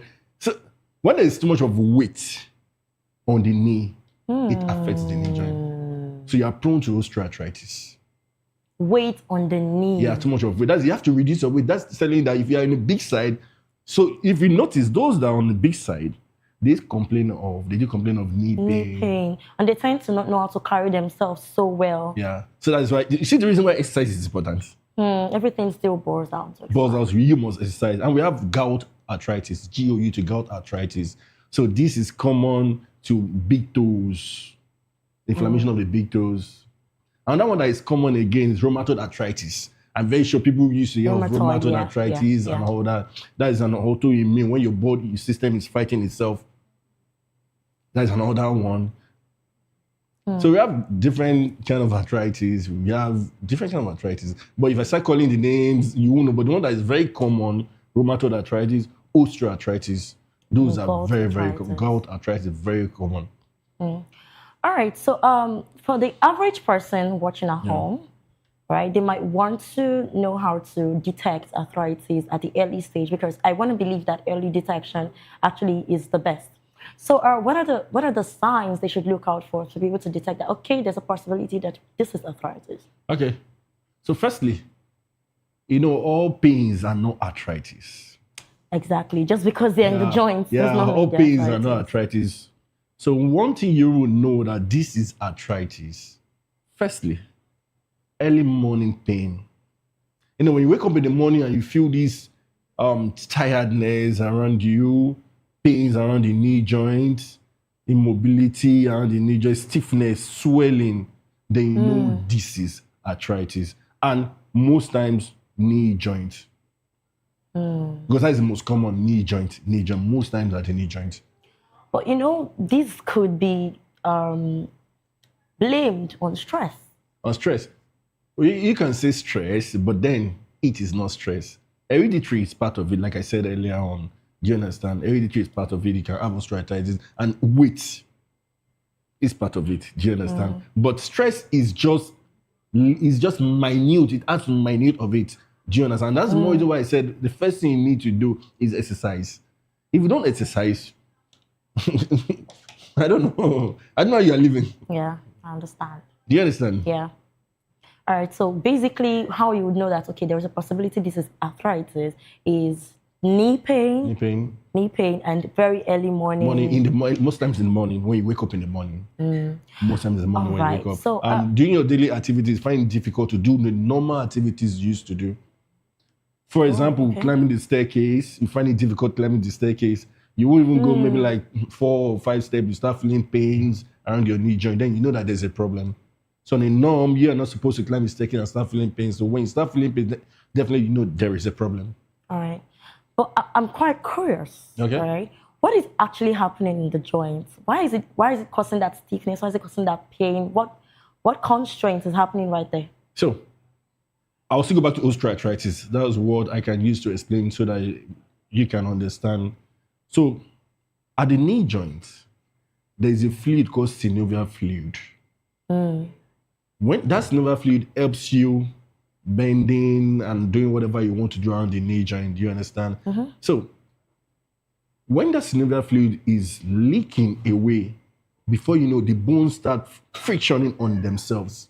And when there's a friction between the bones, do you understand? Yeah. You start having pain, they start crashing on each other, you start having pain, it sends signal to the nerves, to the brain that something is happening. So that's when you start having that pain. And before you know, swelling comes in, stiffness comes in, pain comes in. Because of course, it's going to send a signal to the brain. So then you know that there is a problem. Wow. All right, so how does arthritis really affect daily tasks? Like, why does it affect climbing, walking, jumping, and all of that? And if we're having those pains, it almost can affect our daily lives, literally. So why? So definitely, of course, it has to affect your daily activities because there's pain involved, pain is involved. And so one thing there is that sometimes someone can have arthritis and you won't have pain. So what makes it... Yeah, I'm going to explain to you. I'm going to explain to you. Yeah, very tricky. Our body are different. We have 3 types of body. We have the ectomorph, mesomorph, and the endomorph. You understand that, don't worry. Okay. But then, for an endomorph is someone that is on a very big side. For an endomorph, if you have arthritis, you are prone to have pains than someone that is ecto, that is slimmer. I don't know if you understand what I'm trying to say. Okay. Though an ectomorph will have arthritis, but might not get that pain early enough than someone that is endo. I don't know if you understand what I'm trying to say. So what makes it go to the hospital or what makes it complain is the pain. Yeah, so if some of them cannot be identified through pain, how do we then know that, okay, it's possible that this person has arthritis if they don't have pain? So if you can't identify, if you're not having pain, then you don't know you have arthritis. Then but it's possible you can have arthritis. Of course, you can't have arthritis like this. No, I don't. Are you sure?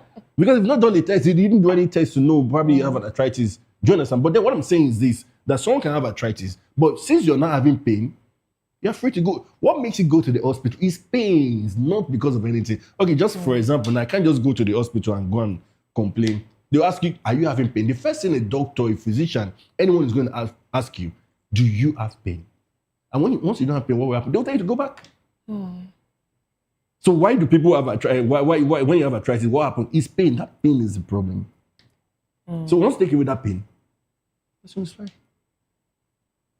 All right, so how do you know? Okay, you mentioned early morning pain and all of that. Yes. So how do you know that, okay, this is a possible arthritis symptom or just tiredness or something? Because I want to believe that sometimes your body can just act like that sometimes. Not every morning you feel like walking about or going about your daily activity. So how do you differentiate if it is tiredness or arthritis? Like I said earlier on, when you wake up in the morning, so just imagine every blessed day of your life. On a Monday, you wake up with stiffness, pain. Okay, it's very consistent every pain. morning. So you know that something is wrong. And then when it happens, and the next thing you do, you start using aboniki and what have you. And I know yes, really. So it now takes us to another thing.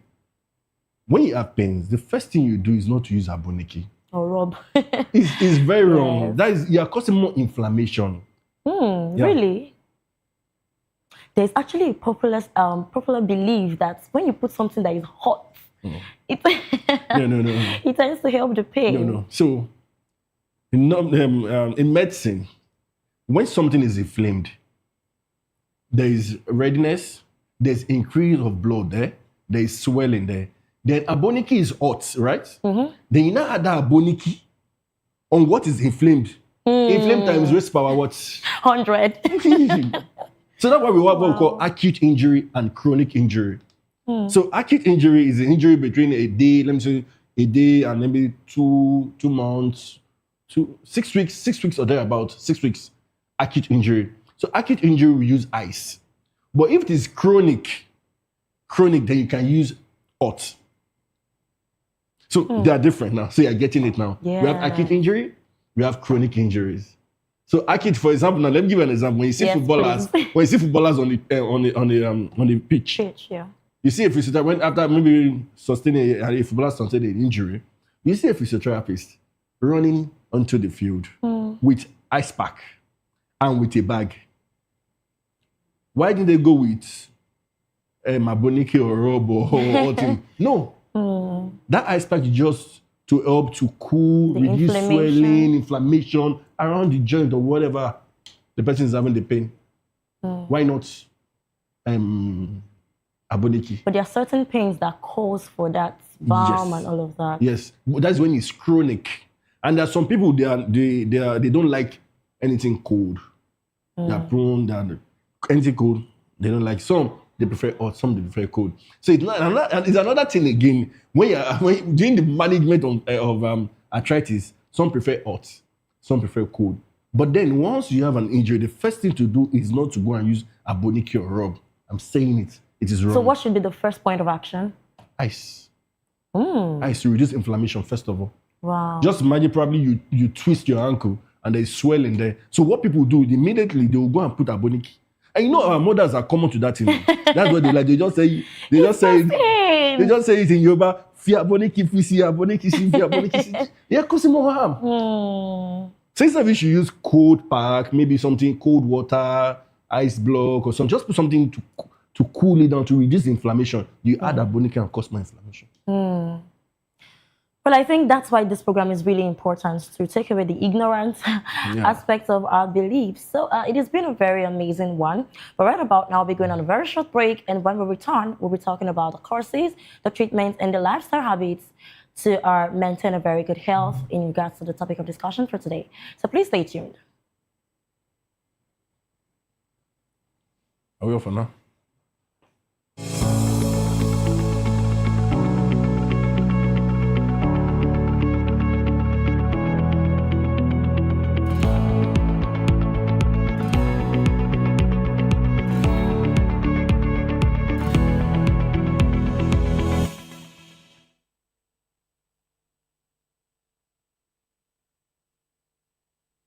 Hello and welcome back. We're still talking health here on Health Check on Voice of the People television.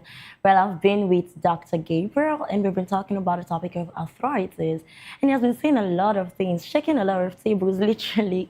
He's just established that it is not really good to apply a balm to an injury or an inflammation, especially in the joints. Please, we have to really take this into consideration. The first point of action is ice.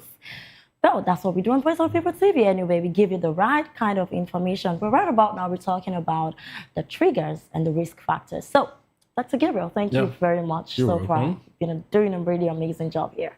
So, what increases a person's chances of developing arthritis, apart from hereditary factor? Age. So as you're getting older, of course, as you're getting older, your body or your bones can be when you were 2 years old, 10 years old, 20 years old, and what have you. So as you're getting older, from the age of 50, you're prone to arthritis. Weight. But not everybody increases in weight as they go older. Not everybody, but that's why sometimes you can start at early stage or early age of your life. If you're on the big side, you can have arthritis at early age. So it's not really winning from 50 years and above. You see some people of 30, 35. Of course, we see them all the time. And another arthritis that people don't know, which is common to most of us nowadays. Yes. That's cervical. Yes. So most of us, we are used to pressing our phone. Then and we tend to feel it later when we adjust our positions. So 5 years time, 10 years time, imagine every day of your life, out of 24 hours, 19, 20 hours, you're always like this. You're putting tension on your cervical region, on your neck. Before you know, cervical spondylosis. That's another arthritis on its own. And most people don't even know. Yeah. And even when you sit down and you don't sit very well, it's another arthritis. When you sit and slouch, it's another arthritis. Before you know. So a lot of arthritis. Compound over time. Yes, of course. And we have for the wrist also. Yeah. For those of us that type. I'm tempted to ask, how do we then take better care of our joints? There are a lot of things to do to take care of it. A lot of things to do. So first of all, let's start with arthritis, osteoarthritis, which is a common one. So one of the things you need to do is exercise. Let me start from that. Not high-impact exercises, low-impact exercises. We have high-impact exercises, we have low-impact exercises. So low-impact exercises like swimming, walking, cycling. Those three goes a long way. Even during rehabilitation of knee injuries, they will tell you to cycle. Cycle goes a long way. It helps the knee joint a lot and the hips also. So cycling, swimming, walking goes a long way in rehabilitation or people who need osteoarthritis. And of course, when you have pains, you use ice. Ice is very, very important also, using ice also. And you do low impact strengthening exercises to strengthen the knee muscles. All right. So you talked about pains compounding to be arthritis or wrong posture. What about joint injuries? You know, some people growing up, they might have some kind of accidents that they didn't really plan.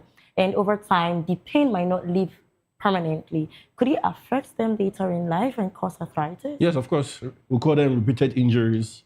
So once you have a repeated injury, with time, so first, let me give an example. Probably someone fell maybe years ago and probably had a dislocation or maybe an injury, maybe knee injury or what have you.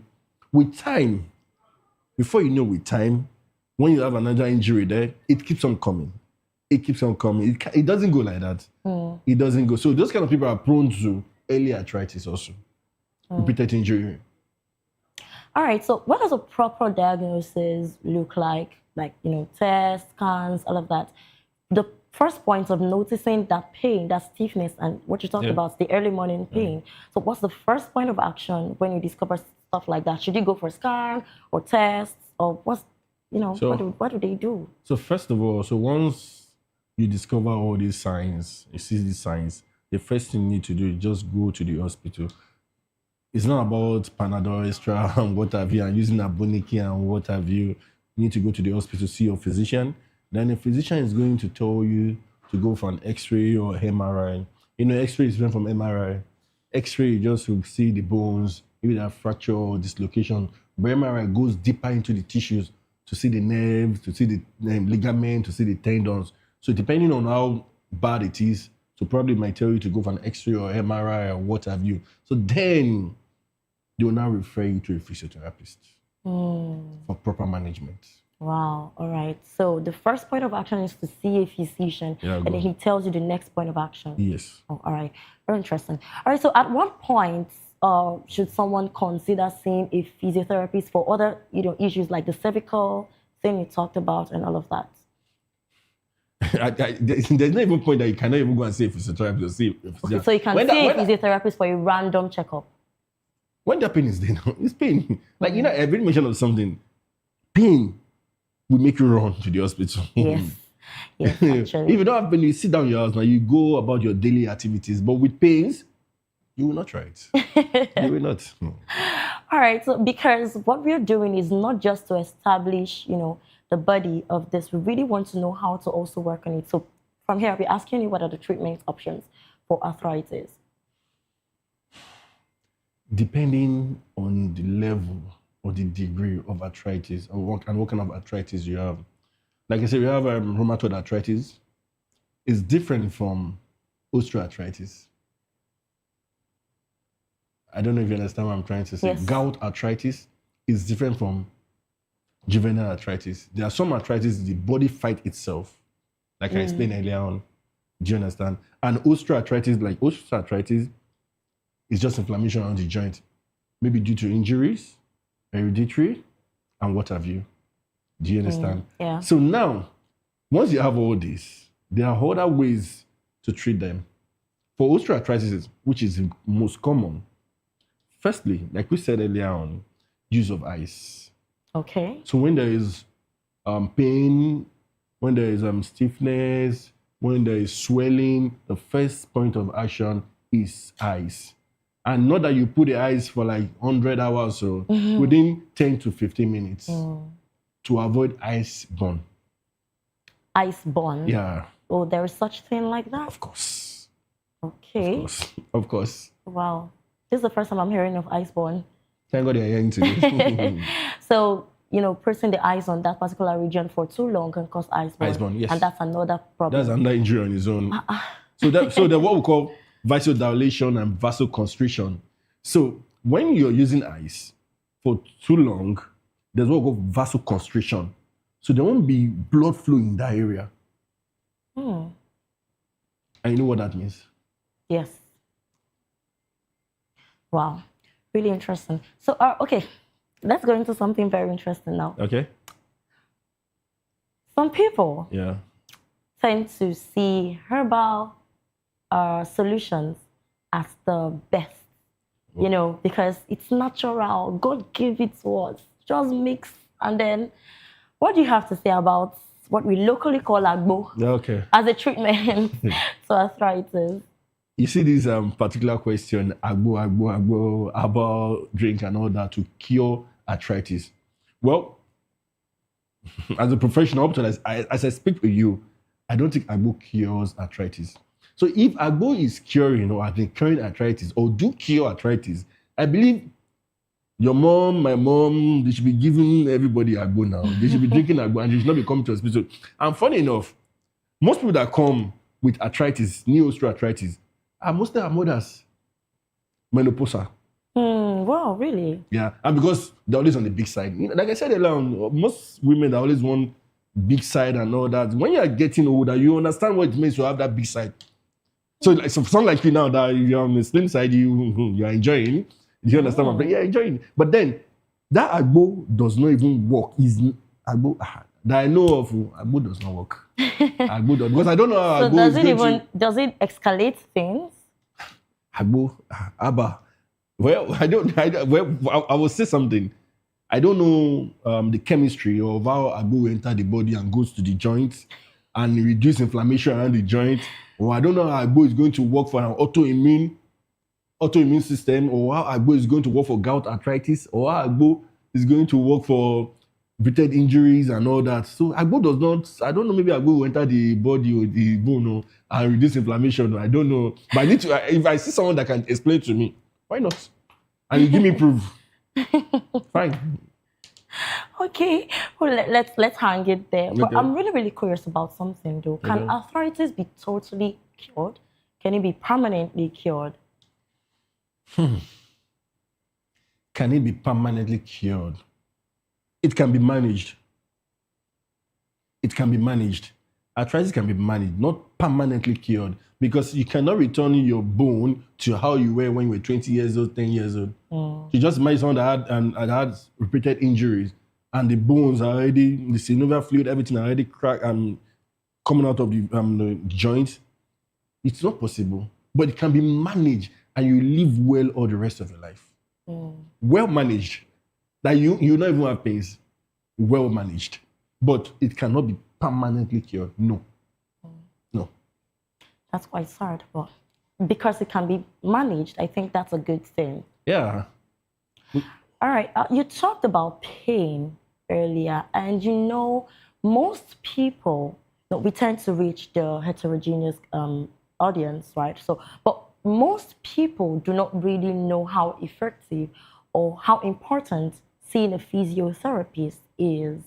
Really, we just go to the random doctor not knowing that there is actually a physiotherapist that can help in management of pain and mobility. So I really want you to talk about that. How effective is physiotherapy in managing pain and improving mobility? Thank you for that question. So first of all, you know, I can put it to you that up to as I speak to you, a lot of people don't know we have physiotherapists in this country. When there is it Ibobi? What do they call it? Ijo. Yeah, they believe in Ijo people. Yes. Yeah. They don't believe that there's a professional medical, approach to this. That has to do with physiotherapy. Even there are some other professions in medicine that most people don't even know. And I can tell you, probably I know of physiotherapy when I was probably like in my JSS2 or JSS3. That was a long time ago. And even when I wanted to study the course, I want to really divert into this. When I wanted to study the course, a lot of people were asking me, what is physiotherapy? Why not medicine and surgery? And I told them I don't want medicine and surgery. I want physiotherapy. So imagine as a 2M, when I was in JSS2, I already knew about physiotherapy. And a lot of people don't even, as I speak to you, they don't know. And physiotherapy is a profession that helps in management of pains. So the most important thing is pains. Just to take away pains and mobility. Yeah, that's why I'm asking how effective can seeing this physiotherapist be in management? Very, very effective. 100%. Want to know what people are missing? So let me tell you something. When someone has stroke, it's not the doctor that is going to work on the stroke patient. It's not the nurses. They will refer you to a physiotherapist. Sure. So what's the work of a physiotherapist? To bring life, your normal daily activities, to bring mobility, to bring hope for a particular patient. So just imagine someone that cannot walk, probably has quadriplegia, someone that has quadriplegia or that has weakness of the limb, and imagine after a few weeks or months and that person started working, won't you appreciate the physiotherapist? Yes. So exactly the work of physiotherapy, just to bring life, mobility, and remove pain totally. All right. So let's talk about exercises now. Yeah. Are there certain exercises or movements that people should avoid? Or, posture and all of that, should people avoid? So really? which people? Is it? People that have a tendency of suffering arthritis. Like I said earlier on, the exercises are for you, if you have arthritis, high impact exercises, you should avoid them. Okay, so most people do not really know what high impact and low impact exercises mean. Okay. So can you throw more light to that? So we have high impact exercises and low impact exercises. Low impact exercises are swimming, cycling, and taking a walk. Okay. High impact exercises, running, jumping, jump twist. Yeah. Those are high Things that impact put exercises. pressure That on pressure your on knee your knee joints. joints. All right. Any exercise that's going to put too much of pressure on your knee joint, avoid them if you have osteoarthritis. Okay. All right. Now let's talk about inflammation. Right. So are there foods to help with inflammation, or are there foods that can make arthritis pain worse? So arthritis has to do with inflammation. So when there is inflammation, what are the things you need to do? What are foods that we can actually take, or veg? Okay, of course, they are. So turmeric is is an anti-inflammatory, what's it called? Food or whatever. Yeah. Turmeric is very good. Ginger, berries also is very good. Spinach. Then fatty oil like mackerel, sardine, and all that, they are good. They are anti-inflammatory. So you can also take them also. All right. So you talked about people that are always on their phones, people that are always typing, and all of that. So how can someone help their workspace or set up their environments to reduce this joint strain, really? So you have a phone and you're pressing your phone this way. You are constricting the neck joint. Do you understand? Yeah. So the only thing you need to do, what you need to do, try as much as possible to be upright. Upright. Then hold your phone this way. There are a lot of them phone stands that people use now. Yeah. Even you can get a laptop stand. Instead of bending your knee, you can get a laptop stand that levels with your eye. And that's why we have, there's another aspect of physiotherapy we call ergonomic physiotherapy. That's where posture and all that comes in. Oh. You know we have ergonomic chair. Quite wide, yes. You know we have ergonomic chair. Yes, yes. So that's another aspect of physiotherapy, ergonomic physiotherapy. So your posture, the way you need to sit, what you need to do, and all that comes in. We're not going there today. No, that's another differential entirely. Yes, we should. All right, you talked about the wrists earlier. Yeah. So some people randomly do this. You're doing it. I'm doing it. Yes. So can it also cause those? No, that joints? doesn't cause arthritis. Oh. This is just an habit. Let me put it that way. It's an habit. Some people do this just to feel free. Some when they are bored and all that. There is no research or nothing has proven that when you crack your knuckles that you will have arthritis. No, not that I know of as at now as I speak to you. Because you but really just talked an habit. about pressure on the joints. Yeah. This is not pressure on the joint. This is not pressure. When you mean pressure, that's the whole of the body you're putting the whole of the body on that joint. Oh. But it's just an habit. We all are used to it. We all are used to it. It's just an habit. Just imagine it causes arthritis. Out of 100% of Nigeria, maybe 99.9 should have arthritis of the fingers. Do you understand? Yeah. But it is not. All right. So there is this belief, I actually do believe it too, that cold can do something to the joints. So what would you say about that? Can weather conditions or taking lots of cold stuff cause arthritis? Yeah. To some extent and to some people, it does affect them. That's why sometimes I think I remember someone was complaining of joint pain and all that, and she puts on the AC and all that. And I told her, try and keep yourself warm with your duvet or your blanket, and the pains relieve that. Yes. So there are some people, they are allergic to cold. Once there is cold, they start feeling pains. So it differs with your body system? Body system. That's why I said earlier, we have different body types. You have the ectomorph, mesomorph, and endomorph. Your body type determines a lot of things. So really what works for you might not work for this person. Yourself. Yes. And for me, for me, either cold or hot, anyone goes for me. But some persons, anything cold, they run. And even though some persons that they can't have their bath with normal room temperature water, they must use cold water. Every day, they use cold water. And some persons, they cannot use cold water. They use warm water. Yes. It differs. All right. So because you are a professional, I would like you to tell us from your professional view, what are the do's and don'ts for people with arthritis so that they can help themselves and all of that? There are a lot of do's and don'ts. The do's, you must exercise, you must walk. Low impact exercises. All right. Low impact exercises, you must do that. If you have arthritis, you shouldn't twist. You know, when you jump and twist, because it's going to affect the knee joint. Smoking.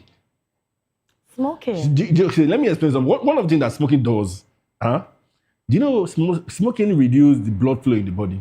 When you smoke, it reduces the blood flow in the body. So someone that has arthritis and you're smoking, you need blood flow around that joint. What happens? Do you understand? Yes. Weight loss. If you're on the big side, you need to reduce. Contact sports. Any contact sport, you should stay away from contact sport. You know what I mean by contact sport? Maybe football, rugby, and all that. There are other sports you can actually do, like swimming, cycling, and what have you. I think those are do's and don'ts, at least for someone that has arthritis, that you should, and not to. All right. So let's talk about families now. Families that have people suffering with these conditions. And, you talked about acute and chronic pain. So how can, we help these people, as families, how can we help them in this acute or chronic joint pain? So you mean family helping the people with arthritis? Yes. So, most times it's not always good to do self-medication. So if probably you've been diagnosed, before you can say this is arthritis, you have to go to the hospital and you must run X-ray scan to be sure that it is arthritis. You can't just wake up one morning and decide for yourself or by yourself it is arthritis. You have to go and do an X-ray or MRI to be sure it is arthritis. Okay. So if I tell you that, okay, you have to be sure. I can't just tell you that, okay, these are things you need to do. But then if there's swelling or you're having pains and you cannot hold on to, you can use ice for 10 to 15 minutes, then go and see your physician. So that ice is just to reduce that pain for that particular time to get to the hospital to see your physician. All right. I'm really very, very, I want to say I feel for the people, suffering these conditions right now. So we're wrapping up, but I would like to know one thing that you would want to tell them, to encourage them, to help them. What would you tell people suffering with arthritis? Some people might just feel like all hope is lost and all of that. So what's one word you have for them? Arthritis is not a life sentence. Not a death sentence. Not a death sentence, sorry. Yes. Arthritis is not a death sentence. If you have arthritis is like, to me, I feel arthritis is just like a normal thing. Because if you are getting older, you would have arthritis. Do you understand? Yeah. So once you have arthritis, just have this, I don't know, just be sure that you're fine, you're good. Once you see the doctor, the physician, they recommend drugs for you, they give you exercises, see a physiotherapist, you're back to life. We have a lot of people. We have a lot of people that have arthritis, and you see them every day. You see them. Sometimes you see some people with their knee brace. Some people wear knee brace and all that. They're fine. So arthritis is not a death sentence. Arthritis is just, it's nothing. It's just the bones that are touching each other that are inflamed. And once you remove that inflammation, that's all. It's not a big deal. All right. So on a general note now, your profession literally has to do with joints. We can say it has to do with joints. Bones. So yes, the bones and everything. So what is that one thing you wish everyone understood about caring for their joints, really? Both arthritis and everything, but on a general note, how do you think people should really care for their joints? Just one thing or two. Exercise.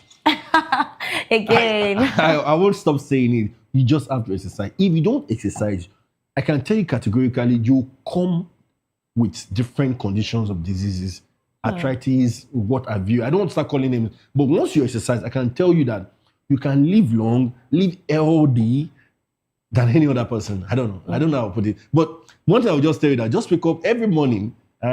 Okay, try as much as possible every day, every other day, 15 to 20 minutes walk, and you see what happens to you. So just walking alone. Walking alone goes a long way. Goes a long way. Wow. Yeah. Just walking goes a long way. You don't have to go to the gym and like they used to say that people that go to the gym with six-pack. They want to show themselves. But then you have to show yourself. Going to the gym is not easy. It's not easy going to the gym. It's okay. All right. The highlight of this episode really is exercise. Exercise cannot be overemphasized. A very big thank you to Dr. Akinloye Gabriel Olubafemi, a doctor, physiotherapist, DPT from Osun State, the founder and CEO of Therapia Rehab, Lagos State. Thank you so much, Doctor. You're welcome. This was really an amazing, impactful conversation. Thank you. Thank you very much. All right, so if you or someone you know is struggling, please reach out to a friend, a counselor, a health professional, and please make sure to take care of your health and prioritize your body. And that's it on this week's edition of Health Check. So you watching, remember, authorities may be common, but early detection and proper management, emphasis on proper management, can make a big difference. If you experience persistent joint pain, stiffness, or swelling, don't ignore it. Just seek medical advice. Because you know, healthy habits like regular exercises, weight management, and proper nutrition really can also help protect your joints. Don't be afraid to speak up. Please seek help and make your health and total well-being a huge priority. I'm Praise Peters, and this has been Health Check. Until next time, please stay safe, stay informed, stay healthy, and stay alive. And join us again next week for another important conversation on your well-being. Bye for now.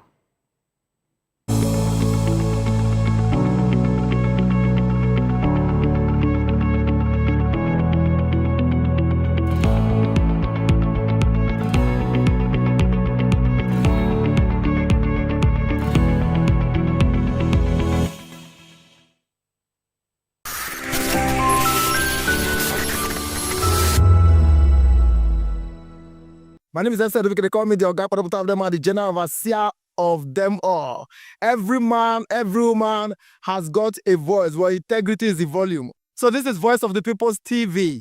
Voice of the People's TV. So this is the people's voice. And the people's voice is the voice of God. That's the voice populi in Latin. The people's voice is the voice of God. So keep watching Voice of the People. In fact, my name is Voice of the People. Keep watching MC Ado Pikin. Hi guys, my name is Kagan. I am Nigeria's biggest tech content creator, and I just wanted to give a quick shout out to Voice of the People TV. Keep watching, enjoy, and you're welcome. My name is MC Alamano. They call me Enjoy Landlord. It's VOP TV. Keep watching VOP TV. Don't touch it down. Even if you want to touch it down, increase the volume. If you don't increase the volume, I told me. My name is Collins Agawabe, popularly known as No Maiden, but last, more than No Maiden, or more. Not be also the cook right at the fry plantain. We keep on watching VOP TV. The voice of the people, the voice of Edo. If you now want to get the authentic news for Edo, the way it be, that's why they show and all the content anything come on at VOP TV.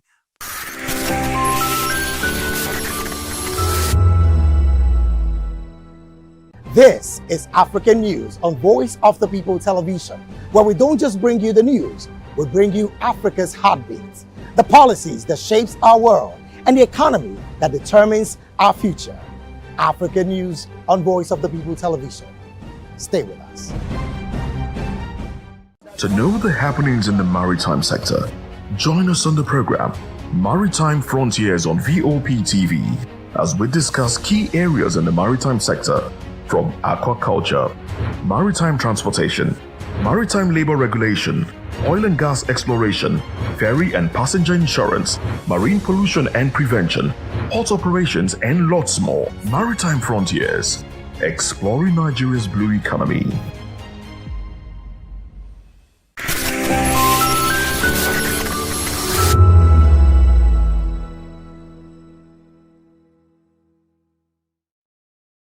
The 14th edition of the Voice Achievers Awards, themed Debunking Notions, Reshaping Mindset, brought together exceptional Africans and international dignitaries to reflect on the continent's evolving global influence. The convener of the Voice magazine, Elvis Iro, alongside other organizers, say the award seeks to celebrate the achievements of the honorees and inspire new ways of rethinking Africa's role as an innovative partner on the global stage. When I came to the diaspora, there was nothing for us as Africans. Living in a strange country, a strange language, I just felt that I needed to create something that would bring us together. So I started with the magazine, and then we were every year having an anniversary, just having party. And I thought, oh, there should be more to it than this. And then we thought of recognizing our friends. People were supporting we as Africans. And then we thought, okay, why should we just only appreciate our friends? What about ourselves? And I realized that if we don't celebrate us, nobody will celebrate us. And so that was where the whole idea of the Voice Achievers Award started. And our motto is that it is actuated towards Africa's advancement. So this is all about encouraging people to do more in what they are doing. It's an African award. Africans in diaspora, friends of Africa, in every walks of life, be it for sports, be it, name it, media, entertainment, it cuts across. Awardees and other stakeholders also expressed excitement, noting that the recognition reinforces the need to keep adding positive value and to maintain a mindset that drives progress. Africa is rising. The time has fully come for Africa. Those of us who went overseas to study, I was funded by the federal government of Nigeria as far back as 1977. All of that knowledge is coming back to Africa. It's not only about remittance anymore. The tide is changing. The Gen Zs, the Millennials, the Gen X, and the Boomers, such as myself, we are ready to bring to bear global standards into local adaptation. We need to celebrate ourselves and feel worthy in order to feel comfortable to be celebrated, right? Everything always starts on our inside, in our own heart, and how we feel about ourselves. It's important that people have an open mind, and not everything is rosy and beautiful, obviously. So, there are also problems. Every country has their challenges, every country has their problems. But you should at least not come with already an idea of what the problems are. Go and see for yourself and talk to the people. Sometimes we go through breaks and we go through pauses, and it's God's divine timing. So sometimes you just have to be patient, and sometimes the dream you want, maybe you're not necessarily prepared for it. So you need to ask yourself, what is it I need to do to get myself prepared? Am I causing blockages, or are there people in my life that are causing blockages? And just figure out what is it, the steps you need to take to make your dream come true. We know that actually there are some few ones among us who are not doing the right thing, but that doesn't mean that Nigerians are not good people. We are good people, but I advise every Nigerian to go out there and shine and give us a good image and good names. The best thing we can do for the whole country is to have a renewed mindset, and we need to start speaking positive stuff, because what we see outside now is what is going to determine the future of not just my business, your business. It's going to be for everybody in the country. Every time anybody speaks anything negative about the country, it's us the marketing ourselves. Investors are going to go, and this mindset of blaming everything on everybody should stop. We should start taking ownership. Look what you have and try to build from there. And that's what I did. I made a comic about my neighborhood. And then before I knew it, I started to get awards. Big companies started to ask me if I could do the same for them. So it all started by just showcasing what you have in your direct environment instead of looking out. Love is very expensive, but it's scarce. It's scarcity. When we try to impart love in our mindset, I think the world is going to be a better place. As the night unfolds and achievers are being recognized, organizers believe that tonight's celebration is not just about the awards, but about inspiring a new culture of excellence in the African continent. Matthew Oguswada, reporting for Voice of the People Television. VOP TV. Now, you have more than a voice. The red carpets, awards, the razzmatazz, music, fashion, interviews, and more. Spotlight on Voice of the People Television. Let's feed you with all the juicy stories in the global entertainment space, bringing you the glitz and glamour as it is hot. Stay tuned to Spotlight, 1 p.m. Monday to Friday. Spotlight on VOP TV. Entertainment like never before.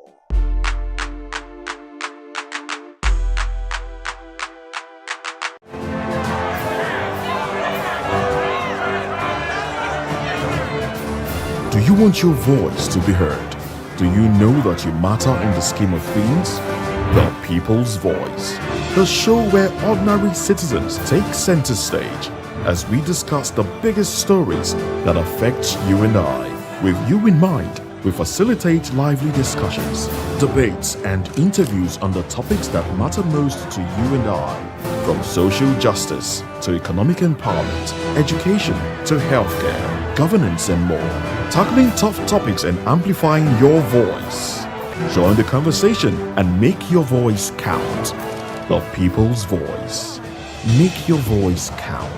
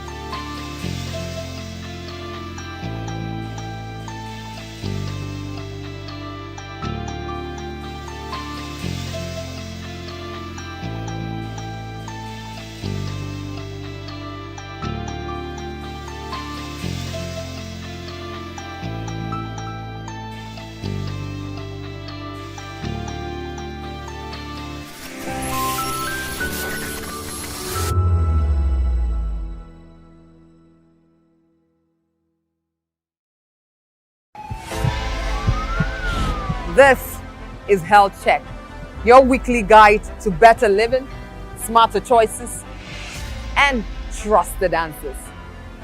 From everyday wellness to urgent health issues, we've got you covered. Health Check, only on Voice of the People Television, where your health has a voice.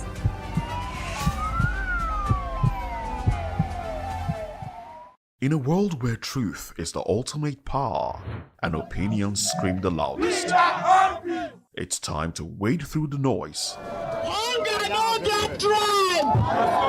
Hunger no get religion! And scan the human interest and trending topics that matter. Stay tuned to The Issues, your plug to the stories making the buzz, from politics to science and technology, social justice, and more. Let's tackle the tough questions and expose the truth. The Issues on Voice of the People Television, Mondays to Fridays, 8 to 9 p.m.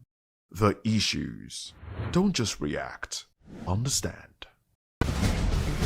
Join us as we drive into the world of politics through insightful interviews with prominent political figures, both serving and former governors, ministers, senators, legislators, party chieftains, activists, and analysts. Get first-hand information into the decision-making processes that affect our daily lives. Highly engaging one-hour program that brings political discourse into focus. I am Chukwuma Okoro. Political Lens, Monday through Friday, 6 to 7 p.m. Join us. Are you ready for the extraordinary? Something big is happening on your screen. Introducing VOP TV. Now streaming on SLTV channel 264. From breaking news to captivating conversations, news analysis, giving you all sides to the story. We bring in-depth discussions on the issues that matter, from politics to sports, entertainment, and lifestyle. VOP TV on SLTV channel 264. Join us as we redefine what television means to you. Voice of the People Television, VOP TV. Now you have more than a voice.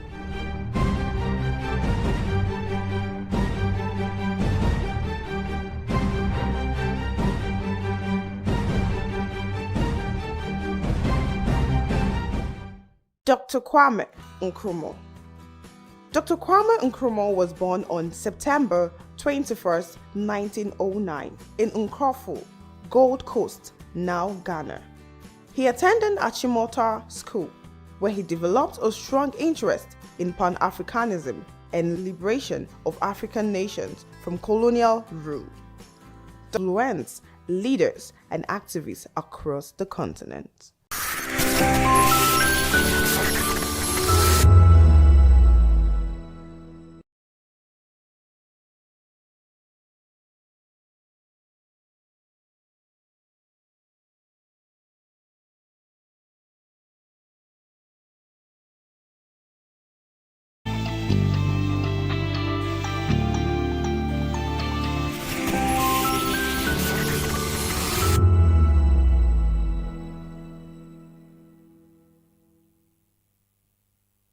This is African News on Voice of the People Television, where we don't just bring you the news, we bring you Africa's heartbeats, the policies that shapes our world, and the economy that determines our future.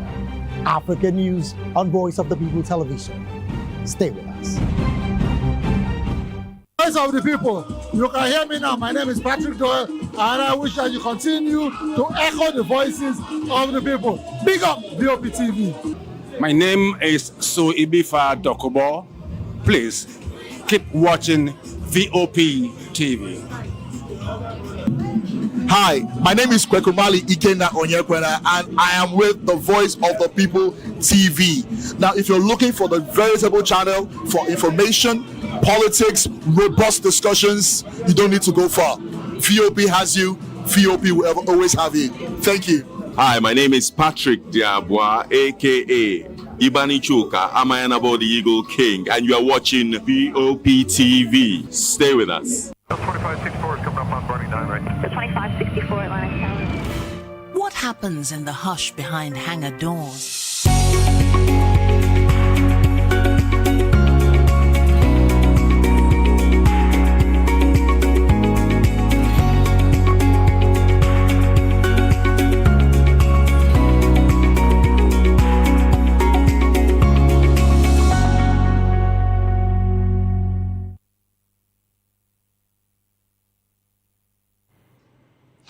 Barakat de Arana, welcome on board. Sononku de Zua, okay, I think whichever one you want to take there. Welcome on board. Of course, it is TGIF, and thank God it is Friday. Smoking you, eh? Before some people will actually tell me that I'm actually greeting in Hausa and I'm not greeting them in Yoruba, okay? And of course, in Igbo and Ndewo. So welcome on board. Yes, it is People's Voice on VOP TV, where season stories shape the narrative. And of course, today we're dissecting a major conversation here that is making rounds across the nation. Of course, we're talking about a Labour Party's conversation today. Labour Party shuts down Obi's 2027 ambition. Join the conversation with expert insight and season perspective. Share your thoughts with us. I am Saviour Udo. Let's look into other news stories and, of course, with details. Supreme Court upholds Maryam Sanda'S death sentence. The Supreme Court of Nigeria has affirmed that death sentence of Maryam Sanda'S, daughter-in-law of former PDP chairman, for culpable homicide. However, President Bola Tinubu has expressed his executive powers to reduce her sentence to 12 years. Sanda'S was convicted of stabbing her husband, Bihamin, Bello to death in 2017 and had been sentenced to death by hanging by an Abuja High Court in 2020. Despite the Supreme Court's ruling, President Bola Ahmed Tinubu's situation, or will I even call it pardon, yes, has actually made it quite easy, by saying that instead of you going on with that particular sentencing, make it just 12 years, okay? Of course, the president was compassionate there, and of course, he said that in the best interest of the children, that is the reason why he has made it 12 years. And I believe Maryam have actually served 6 years and 8 months already, and of course, let's see how that particular one, would turn out. I remember that she was part of the presidential, pardon list, and some Nigerians actually raised concern about it, and that was the reason why that particular, her name was removed, okay, and it was overturned. But of course, the president is actually saying that instead of, taking her out, okay, let's give her 12 years. What the courts are actually saying that she has to still, serve a term or even, life imprisonment and all of that. But let's see how the situation will turn out in the coming days. And away from that particular one, no bill to rename Nigeria as United States of Nigeria. The House of Representatives has denied report that a bill to rename Nigeria as the United States of Nigeria is before the National Assembly. According to the House spokesperson, Akin Rotimi, there is no such executive bill before the House. The lawmakers are, however, working on 44 harmonized constitutional amendment proposal. Should that even be a priority, renaming the nation? Of course, you'd agree with me that it was also a shock. It came as a shock when we heard that our national anthem, was brought back. From Nigeria we hailed it to, of course, Arise, O Compatriot, and returned back to Nigeria we hailed it. And it was said that it would make Nigerians come together. But of course, this particular one, changing Nigeria, renaming Nigeria, is that an issue now, or we're talking about insecurity? We're talking about stabilizing our economy. You understand? We're talking about so many other things aside from Nigeria getting a new name.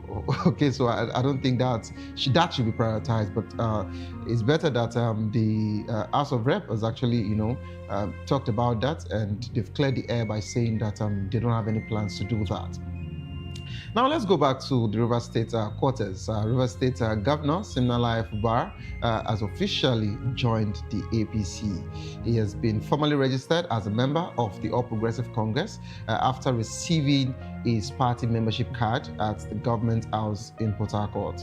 The ceremony was attended by senior party figures, including the Minister of Aviation and Aerospace Development, of course, Festus Keyamo. Yes, he graced the occasion. And congratulations to Fubara. Several issues going on in River State. And if you are actually, a dire fan of this particular show, if you've been following me for quite some time now, you agree with me that I mentioned even after, the peace was restored, even after the old settlement, even after the president's intervention and Fubara was restored, I said it here. I said, I don't think there's peace in River State. And of course, you can see that they've been going loggerheads. I'm talking about the executive arm and that of the legislators. So what else do you want me to say to actually justify what I've been talking about before now? But I hope in the coming days, they'll be able to work together just for the people of River State, because politicians now are making it about themselves and not about the people that they are there to serve. Court remands ex-minister Chris Ngige in Kuje Correctional Center. This one is quite a very serious one. The former Minister of Labour and Employment, Chris Ngige, at the Kuje Correctional Center, has been told to, remain there. He served under President President Muhammadu Buhari, I beg your pardon. He's actually facing an 8-count charge of alleged corruption. According to the Economic and Financial Crimes Commission, Ngige allegedly conferred unfair advantage on his associates in the award of several contracts worth millions of naira while he was in office. He pleaded not guilty to all charges. The court adjourned the hearing of his bail application on Monday, December 15th. Ngige, lead counsel, had pleaded for his release on health grounds. But the EFCC opposed the request, citing concern that it might be a flight risk. I don't know the reason why everyone is always using the earth ground thing, but of course I understand that fact. If you feel it is easy, for you to award contracts, unaccounted for to your friends, to your associates, you should also be able to get ready to dance to the tune. It's as simple as that. We are not saying he's guilty, right? But of course, if the court is saying that you're guilty of this and they gave you 8 count charges and you're pleading not guilty, no problem. But of course, you allow the court to do their investigation. But the situation of you saying that you want to release your person, I'm talking about the late counsel now. You want to release your person based on health ground. And why are they always, having health issues whenever they need to account for mismanagement of public funds? That's the question. And some lawyers need to do better, sincerely. Some lawyers need to really, really do better. It's high time we actually stop all of this particular thing that we do in this nation. Nigerians are going through a lot. Nigerians are suffering. People are hungry. And yet, we keep awarding contracts to people unaccounted for. We keep awarding contracts, money that was meant to be for the people. The roads are not fixed. Yet, we keep getting, the same road being, factored into a new budget every time. How did we get here? Nobody wants to be accountable. The next thing is, they are not feeling too well. Sometimes they even slum just because they want to actually escape, persecution. But of course, let's wait and see what the court, would do on the 15th. And of course, I believe the EFCC is really equal to the tax on this particular one. Senate in rowdy section over Reno Omokri's ambassadorial screening. This particular one is quite a very funny one for me. Yesterday was a shade of drama between the two lawmakers. The Senate screening session for ambassadorial nominee Reno Omokri turned chaotic on Thursday with lawmakers exchanging harsh words and insults. The session was marked by a heated confrontation between Senator Ali Ndume and Adams Oshomole over the consideration of Omokri's nomination. Sincerely, I love the fact that they did that loggerhead. And at some point, Oshomole was saying that President saved me and all of that. I was surprised. I don't know why are you saying the Senate President should save you? Or what are you saying exactly? I love the fact that, he was trying to, make his point and make a case, yeah? But Ndume was only saying that we already passed the motion and someone seconded. You didn't say anything before someone seconded. So this conversation was meant to leave. Let Omokri and the likes, the rest of them, let them leave, And and Oshomole was saying, no, nobody can silence me. I have to still make a case. I have to say what I need to say, And of course, I think at the end of the day, Omokri was not even questioned. But let's see what would happen, about this particular, ambassadorial list. I remembered Omokri was asked, on national TV, and he said, they asked him, would you, if you are picked to work for President Bola Ahmed Tinubu, would you take it? And he said he would not. He said he would not. And of course, he actually said he was not going to, and he was not interested in all of that. But I'm surprised that today, Reno Omokri was, all dressed and ready to take ambassadorial position. Let's go back to PDP again. Rivers State in fresh political crisis as Mewule accuses Fubara of lying. Fresh political crisis is brewing in Rivers State as the Speaker of the State House of Assembly, Martin Mewule, has accused the governor of lying and reigniting political tensions in the state. The Speaker reported that Fubara's claim that he had been unable to meet with lawmakers, saying the governor's comments were insincere and demonstrated poor leadership. The Speaker insisted that the lawmakers had met with Fubara multiple times, contrary to his public claims. Meeting someone, multiple times without, coming up with something, quite cognitive, something, better, with good results. Is there any need for that particular, meetings? You're meeting someone and you're telling the person what to do, or you're still giving the person, rules and regulation and all of that, giving the person, terms and conditions. how do you expect the person to move on? And sincerely, everybody has a limit. There is a level you push someone to, and they would have to push back. It's as simple as that. Let's get it clear.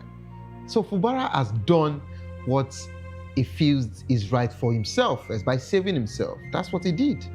And now, officially, maybe you guys were thinking, the House of Assembly in Rivers were thinking that when they defect, the speaker will become the leader in the state. But of course, there's a plot twist now. Fubara happens to be the leader of that particular state now under, the ruling party. So I think that's quite a very serious one there, and it's a very hard nut to crack.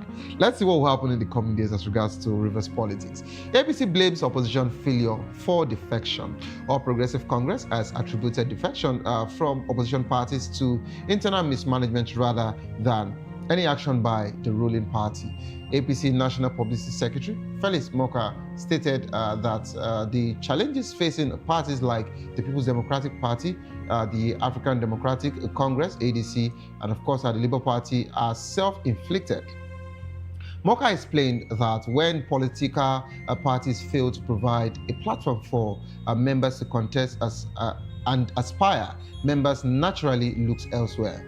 He insisted that the APC is committed to democratic norms and keeps its doors open to all Nigerians.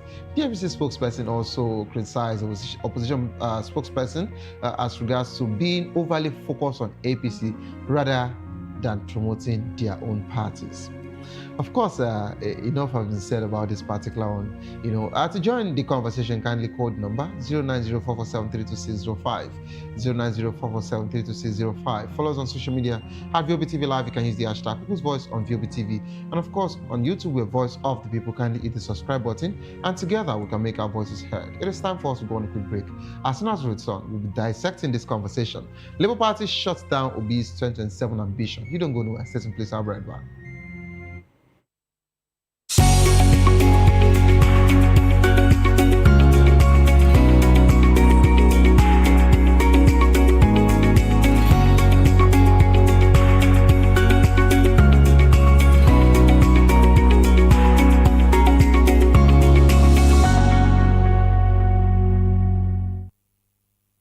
In a world where truth is the ultimate power and opinions scream the loudest, it's time to wade through the noise. Hunger no get tribe.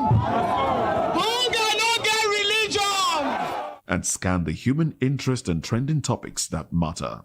Stay tuned to The Issues, your plug to the stories making the buzz, from politics to science and technology, social justice, and more. Let's tackle the tough questions and expose the truth. The Issues on Voice of the People Television. Don't just react, understand.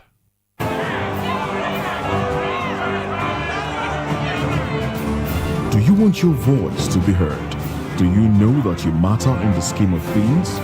The People's Voice, the show where ordinary citizens take center stage as we discuss the biggest stories that affect you and I. With you in mind, we facilitate lively discussions, debates, and interviews on the topics that matter most to you and I, from social justice to economic empowerment, education to healthcare, governance, and more, tackling tough topics and amplifying your voice.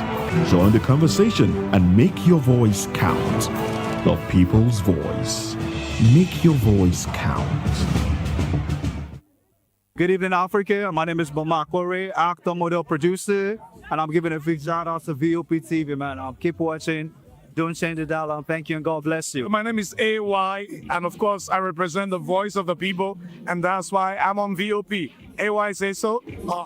Hi everyone, it's your girl Maryam Tima from The Real Housewives of Lagos and The Real Housewives Ultimate Girls Trip Africa.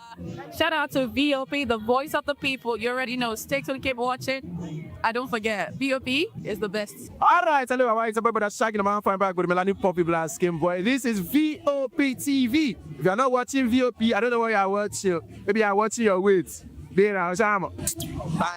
Hello, beautiful people. This is Wale Ojo, and you're watching VOP, Voice of the People. Hi, guys. You already know who it is. This is New Energy. Flyers Boy Ever Live. Keep watching VOP TV. Thank you. Hi, people. Ginny Albano here. Guys, please keep watching Voice of the people.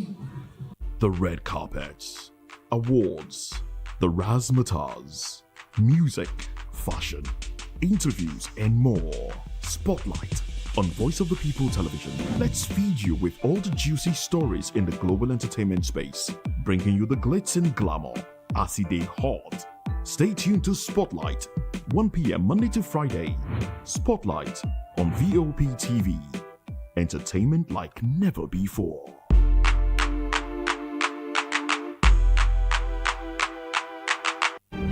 In a world where power shifts with every headlines, news breaks and events happens, we bring you unbiased and explicit information on politics, economy, and state of the nation. We break down the chaos. Facts, not fluff. Truth, not a spin. We discuss not just politics, but a glimpse into the future. Join Moses, Chukuma, and Fina on Voice of the People TM. Voice of the People television. Now you have more than a voice.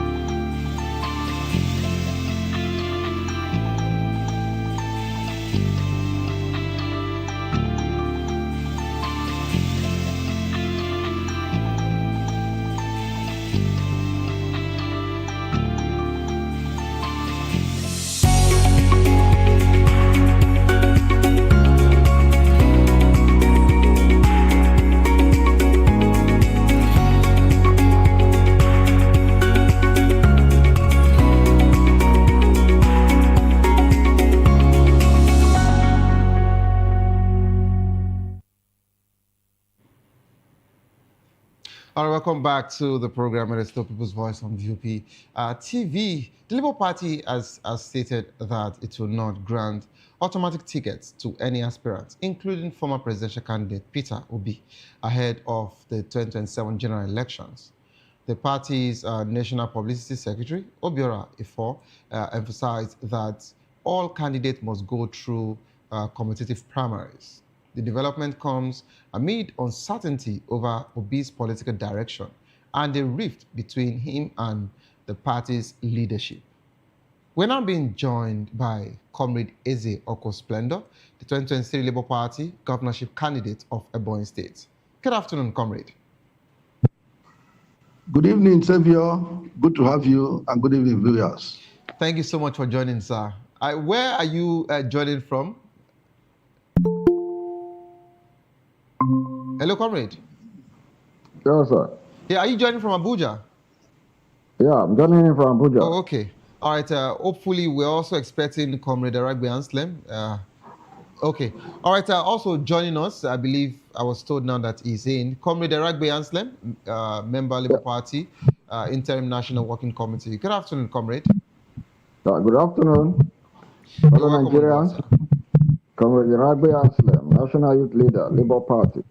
My pleasure to be here. All right. And of course, joining us from Canada, we have Nwonye Chijioke, a distinguished business magnate, astute political and social analyst. Of course, he's also a seasoned professional with a wealth of experience in public relations, public speaking, and corporate consulting. Good afternoon, Chijioke. Hello, Chijioke, are you there?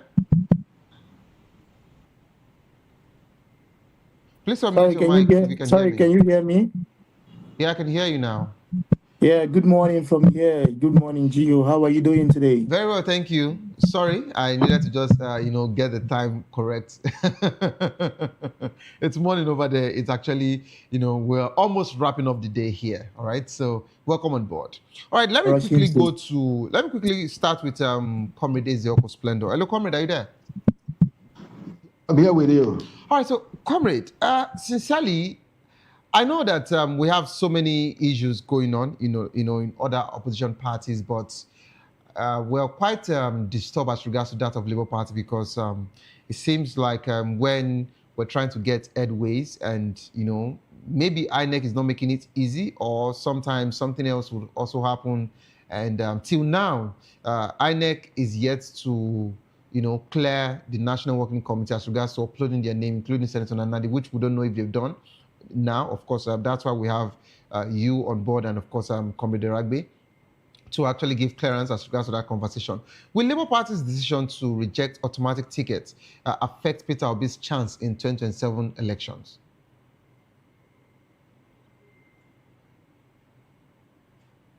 Progress, I would want to clear certain ambiguity surrounding what you just mentioned. When you talk about Labour Party and you mention Obiora Ifo as the publicity secretary, I take exception to that. Okay. Obiora Ifo is not the publicity secretary of Labour Party. The publicity secretary of Labour Party is Mr. Ife Saloko. He is the publicity secretary of Labour Party.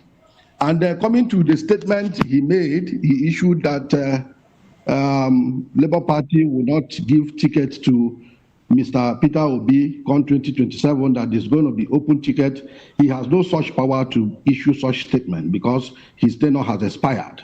In fact, the tenure of Julius Akure, to start with, has expired as ruled by the Supreme Court. Somebody who was elected in Akwanga Convention in 2019, from 2019 till today as we speak, is more than the 4 years granted by the Constitution of Labour Party. So what they held in the Nnewi Convention, the court convention, is just a gathering of well-wishers that was quashed by the Supreme Court. So I am telling you categorically that Abure does not represent Labour Party as far as we are concerned. The national chairman and national secretary of Labour Party today, national chairman is distinguished Senator Nanadi Usman, while the national secretary is distinguished Senator Darlington Wokocha, as appointed by the neck of the party. You know that nature itself abhors vacuum.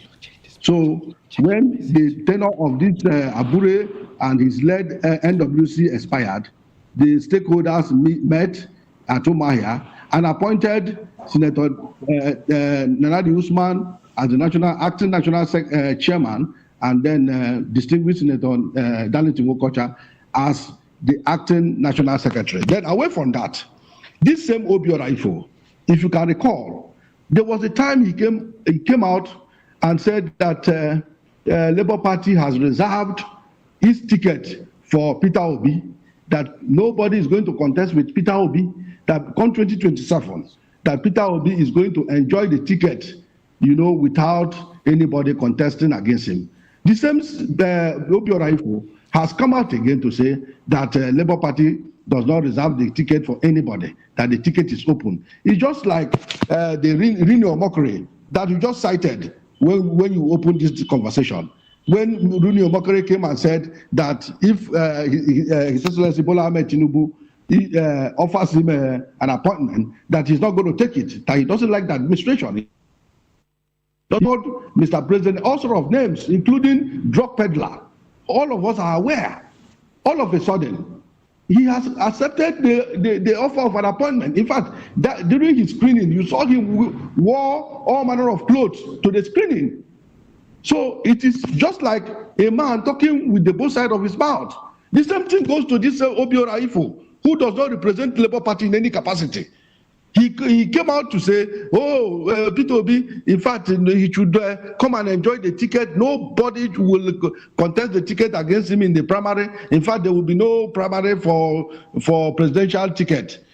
The same Obiora Ifo used the same mouth he used to say that, to now say that there's no ticket. Otherwise, why I am not even bothered with that statement is that Obiora Ifo does not represent Labour Party in the capacity of publicity secretary. So he's just speaking for his family. He's not speaking for Labour Party. Thank you so much. Of course, today, we were also meant to be joined by Comrade Tony Akeni, who happens to be the head of media subcommittee, NTC of Labour Party. But of course, he apologized to me and he told me that he would be joining the show on Wednesday. for elaborate conversation, of course, because some news would come out between today and tomorrow as regards to Labour Party, and that's what he's been writing. Now, you clear the air on those particular, conversation as regards to Obiora, no problem. Now, comrade, I just want to get clarity. Has INEC uploaded Senator Nanadi and every other National Working Committee now on their portal? And not only that, are you saying that your own faction, that is the main faction now, as stated by you, that of Senator Nanadi, are you saying that you people would give Peter Obi automatic tickets for 2027? Thank you so much. Somebody should unmute me. I am muted from there. No. We can hear you. You are not muted. We can hear you.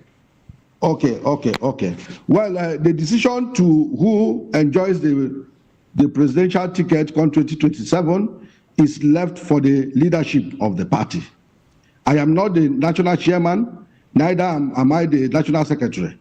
But the way the constitution of Labour Party runs, and even the constitution of the Federal Republic of Nigeria, 1999 as amended, what it stipulates is that every political party will conduct primaries. And in that primary election, there will be aspirants for the position of the presidential ticket of our party. So when we have aspirants who are ready to go to the field, and then the coast is clear for them to go to the field, they will go to the field. But if at that point, there is no aspirant against His Excellency Peter Obi, he will be returned unopposed. That is how it's done. So I am not going to come here to say that Peter Obi will enjoy automatic ticket because I don't have the permission of the leadership of the party to speak on that area. But what I'm telling you categorically is that Obiora Ifo you just mentioned is not speaking for Labour Party. And Nigerians should disregard whatever statement that comes from him because he's a man who has spoken with the both sides of his mouth. I want you to reach out to Obiora Ifo. Ask Obiora Ifo a question. Why did he come out before to say that Peter Obi will enjoy his ticket, solely him, that nobody is going to contest with him, that they reserve the ticket for Peter Obi come 2027? Please, Savior, help me to ask him, what has changed? What has gone wrong for him to come out and say that Peter Obi will no longer enjoy the same ticket? Why is he speaking with the both mouth from the both side of his mouth? Okay. Thank you. All right. Thank you so much, Comrade Ezeopo Splendor. Let me go to Comrade Ragbe Anslem before getting to Chijioke. Of course, Chijioke is the reason why I insisted he joins today's show is because Chijioke is a diehard fan. Okay, he's a follower of the Obi movement. So he has so much to say as regards to all of this. But let me come to Comrade Ragbe Anslem. Hello, Comrade, are you there? Hello, Comrade Ragbe, are you there? Please unmute your mic if you can hear me. Yeah, I'm here for Nigeria. Okay. I'm here. All right, I'm Comrade. I'm here. Yes, Comrade, I would like to ask you a very, direct question here. I know that we have so many situations going on in the country, but as regards to Labour Party is also facing its own, will I say crisis, if I'm permitted to say that. As regards to this faction of Abure, giving you all a loggerheads with the Senator Nanadi's faction. But I want to confirm, is the NLC in tune with that of your faction? Because we just heard that NLC is also having issues with that of the General Labour Party as regards to leadership. What is really going on? I would like you to give me clarity with everything that is going on in Labour Party General and that of Peter Obi.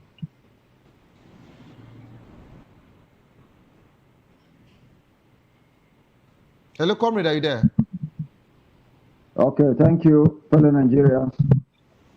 Yeah, can you hear me? I can hear you loud and clear. So Please, we would like you to speak up. Can you hear me? Yeah, we would like you to speak up. Okay,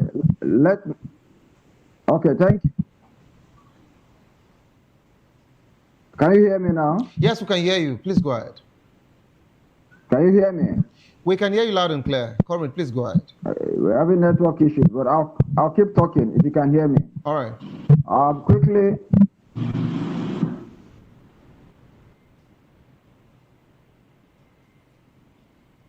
With the leadership of the party.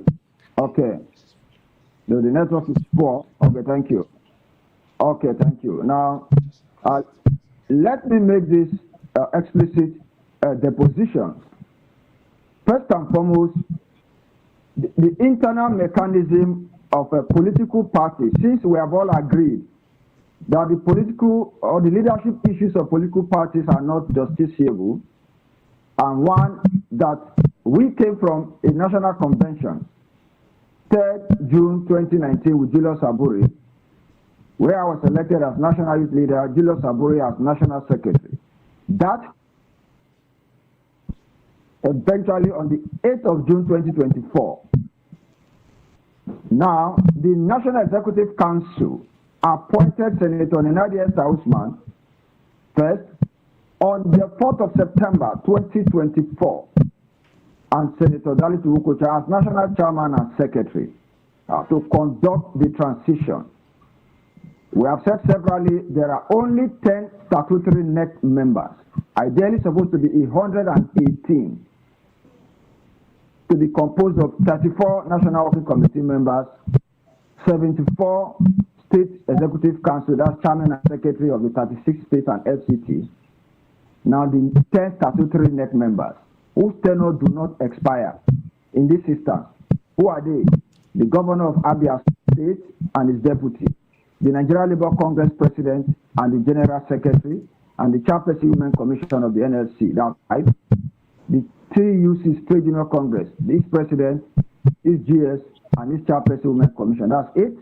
The BOT Chairman and Secretary, 10. So these are the 10 statutory members per time whose tenure do not expire. Peradventure, if we have more governors in the next dispensation,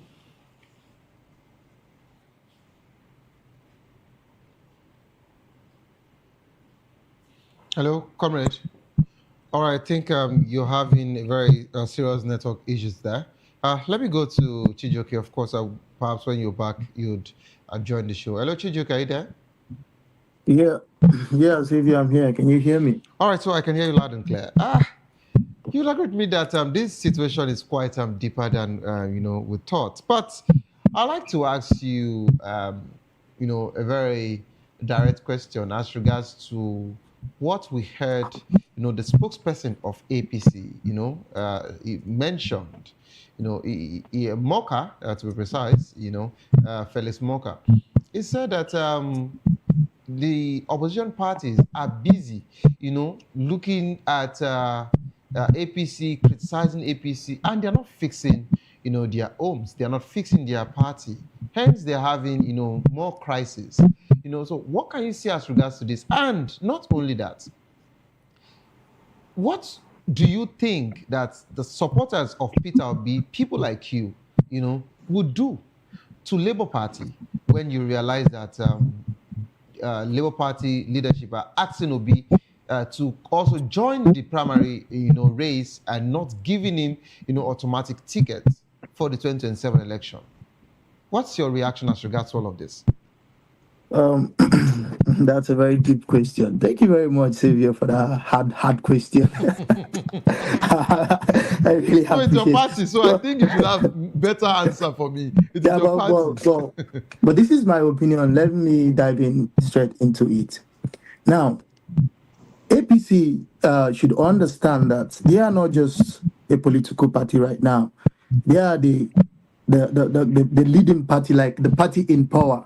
So they should also understand that it is their responsibility to make sure that Nigeria is moving forward, in the sense that it is also their responsibility to make sure that these political parties that are having this problem, it is their responsibility to fix it and make sure there is peace at home. Now, why are they not concerned? Because they are actually the one, causing the damages. So they should be concerned in so many things. not just the problem facing individuals, but everything. It is their responsibility. So I that is my reply to the APC on that. Now coming to the Labour Party question. You know, there is this adage that we say, "Don't bite the hand that feed you." Like I told you on the last interview that we did. Nobody cared about Labour Party. Nobody knew Labour Party until P2P. So that alone should be a reminder, a constant reminder to them that P2P do not need Labour Party. They need P2P. So, but if they decide that they want to do the primary, it's under the constitution. Like, you cannot oppose that. But the question there is this: what is the real intention behind the agenda of the primary stuff? Is it for fairness, to play fairness? Because if it is to play fairness, we know that P2B, if he contests for the primary, obviously is going to win. But if it is for selfish interest, that is where P2B has been taking his time to decide on what is really going to happen. So we have to know the intention of these people, what is really happening in the party, before P2B decide if he's going to run with Labour Party or if he's running with ADC. So all these things, like I said, I am patiently waiting for my leader, P2B, on whatever he decides. So if he's running with Labour Party, with whatever I believe he knows why he will run with Labour Party. If he says no, then bye-bye to Labour Party. And of course, Labour Party is going to lose even the governor and the deputy that they have. Okay, so they should be careful. That's it. Chijoke, let me say this. I understand that you are a follower, of the OB movement and all of that. But if you would agree with me on this particular one that I need to mention now, if you look at the trajectory, you would agree with me that Peter Obi is not really paying attention to whatever situation that is going on in Labour Party, and he has not been saying so much about the whole situation. That's one, and it's questionable. Look at the just concluded election in Anambra, and we expect him, even to this issue of Abure and Senator Nadi, even to the issue of NLC with the Labour Party in general. We've not really heard him talk about it. And I'll still refer us back to what Moka said, the spokesperson for APC. He said the opposition party has just been criticizing the administration of the APC. I'm not saying that they can't. I'm not saying they shouldn't. But of course, have we actually fixed our home? You have to put your house in order. But not only that, if you look at the body language of Peter Obi has been having talks with that of coalition.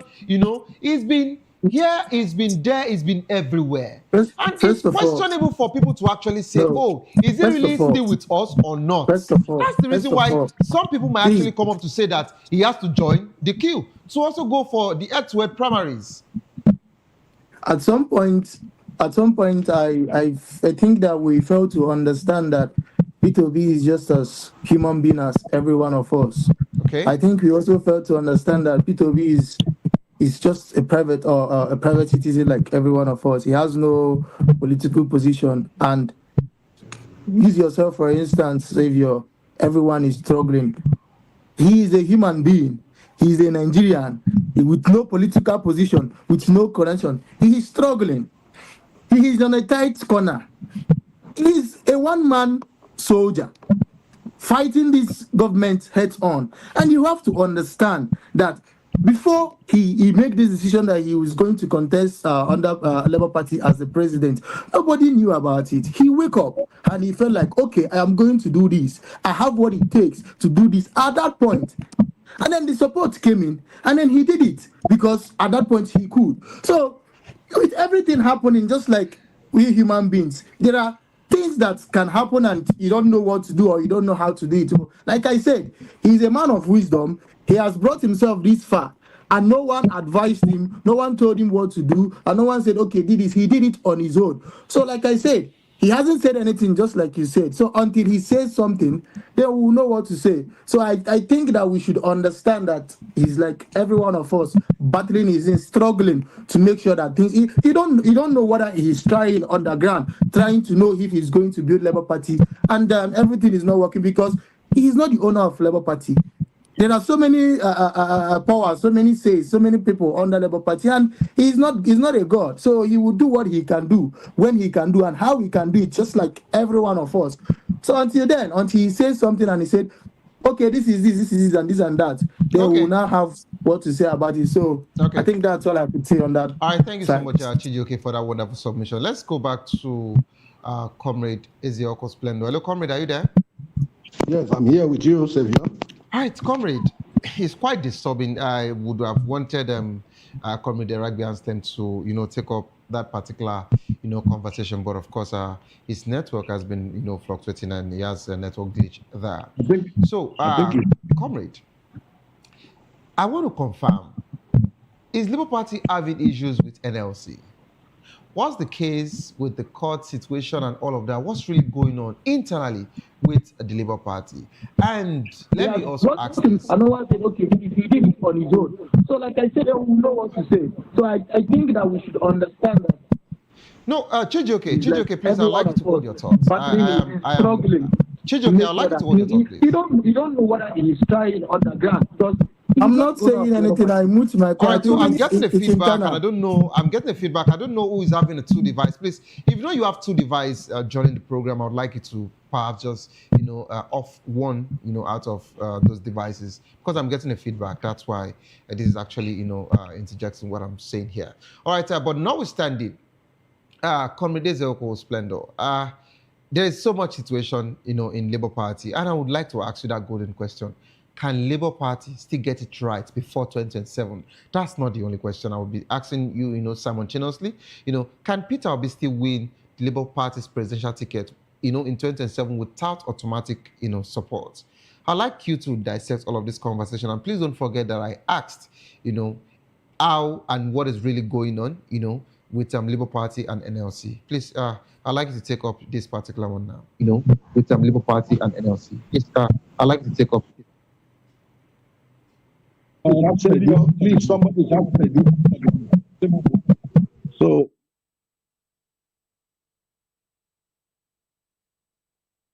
Comrade, are you there?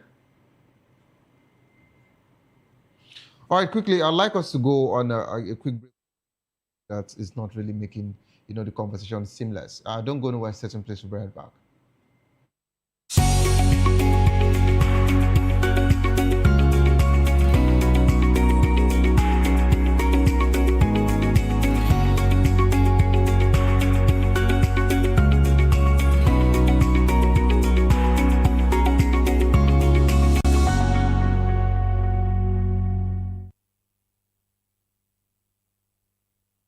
From the views on the street, we go to bed empty hunger, to the blaring horns of a hustling city, the loudest voices of the common man got a medium to be heard. This particular administration, they were coming unprepared. It's not a bad thing to renovate the president's lawn. Through top-notch programming, unbiased reportage of news, sports, business, entertainment, and cultural documentaries, Voice of the People 90.3 FM became a symbol for 21st century media. And now, a new baby is born. Voice of the People Television, VOP TV, youthful, full of vigor and penchant for excellence in the continent's media space, exposing the wrongs, applauding the rights, dissecting the news without fear or favor.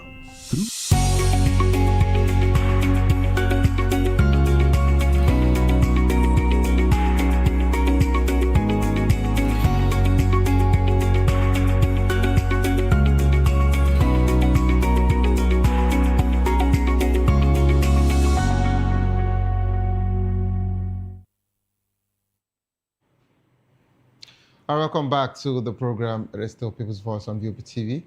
For us to round up the conversation now. Hello, Comrade Ezeoku Splendor, are you there?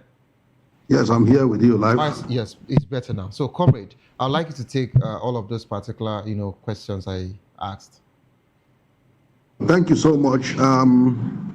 Quickly, I would want to inform the whole world that Peter Obi still enjoys, the support than he had in 2023, because all of those issues that prompted His Excellency Peter Obi to join the race in 2023, which is the dwindling economic, equation in Nigeria, and also the security aspect. He talked about, moving Nigerians away from consumption to production. All of these things have not, been addressed in the country. You can agree with me that insecurity has even increased than what we used to see in 2023. Talking about the economy of the country, it has not improved either. Rather, it is retrogressing. You can agree with me that the prices of commodity in the market have all skyrocketed, and Nigerians are not finding things easy, to go by in this administration. So I think the economic situation, the suffering of the citizens in Nigeria has increased, and that is giving Peter Obi an edge over the incumbent president, because what he talked about has not been addressed. If I were the president, I would have started to address those key areas, Peter Obi talked about. That is when we have responsible and responsive government. The government will look at what the oppositions are saying, not to be intimidating the opposition. So I am telling you categorically, Savior, that Peter Obi will enjoy, higher than the votes he got. All right, in 2023. comrade. In closing, I asked the question you've not answered. Is there any issue between the Labour Party and NLC? Questions. I'm taking it one after the other. Yeah, because of our time, we're pressed for time, and we just have to round off now. So that's why I want you to be, a bit, fast as regards to your submission. Please go ahead. Now. Please go ahead. I'm listening. Hello. You said, is there any issue between Labour Party and NLC? Yes. Okay, for me, I think there's no issue. Okay, if in a political party there must be misunderstanding, and when there is a misunderstanding, there is this internal mechanism to.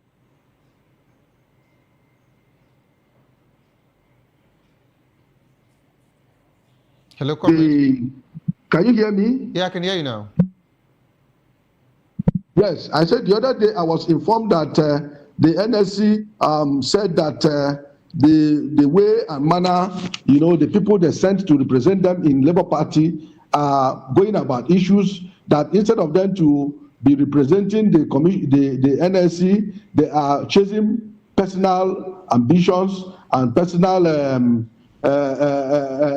actions, in Labour Party, that they are not comfortable with that. And the other day, we heard the comrade president, Joe Ajero, saying that all the people they have sent, to represent them in Labour Party from NSC, that they are withdrawing them.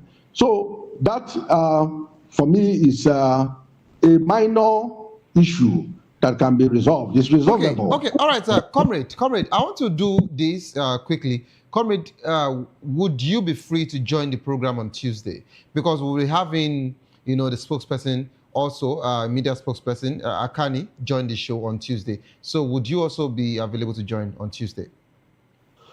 Well, Savio, you know how my programs always be. I can't stay now and promise you I'm going to join, but we'll continue to interact the way we interact so that I look at my program on Tuesday. Okay, please. I just want you to work towards that particular one. This is how far we can actually go on the show, this wonderful evening. I would have loved to take more, but of course, we're pressed for time, and we just have to round off now. So, Chijioke. Hello, Chijioke. Chijioke, are you there? Yeah, I'm here. Can you hear me? All right, so Chijioke, I'm so sorry as well. We can't actually, take much. Of course, we had a network glitch there, and that's why it's quite slim here. But of course, we'll have more conversation next week. Okay. Thank you so much for joining the program, and of course, thank you so much, Comrade Aragbe Anslem, for joining. Thank you, Comrade Ezioko Splendor, for joining the program today. If you love the world of sport, I'd like you to stay able to enjoy, Locker Room, as they'll be giving you more info and more juicy conversation as regards to sports. Don't give up because it is not over. Tough time doesn't last, but tough people do last. Whatsoever you face will soon be over, and you will definitely smile again. My name remains Savior Udo. Have a good evening rest.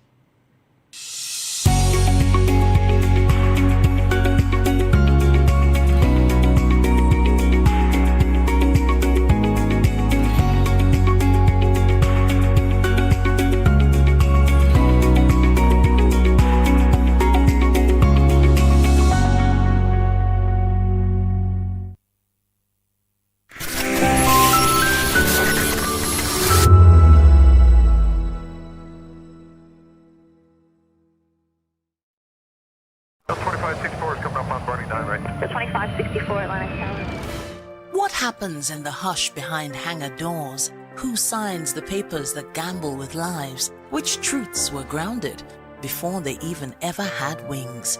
If you've ever buckled a seatbelt at 30,000 feet, if you've ever stared out of that tiny window and wondered who's really in control of the skies, it isn't just flight, it's power, it's politics, it's pressure sealed in steel.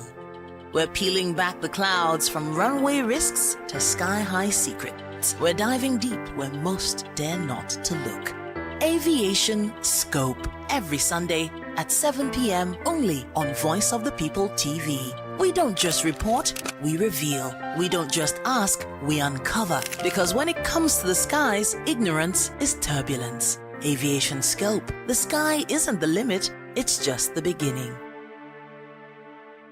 The red carpets, awards, the razzmatazz, music, fashion, interviews, and more. Spotlight on Voice of the People Television. Let's feed you with all the juicy stories in the global entertainment space, bringing you the glitz and glamour as it is hot.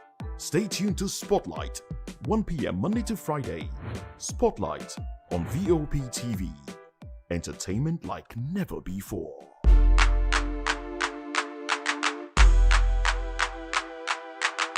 Welcome to the Locker Room, the home of football talk that matters. I am Jerry Apelon.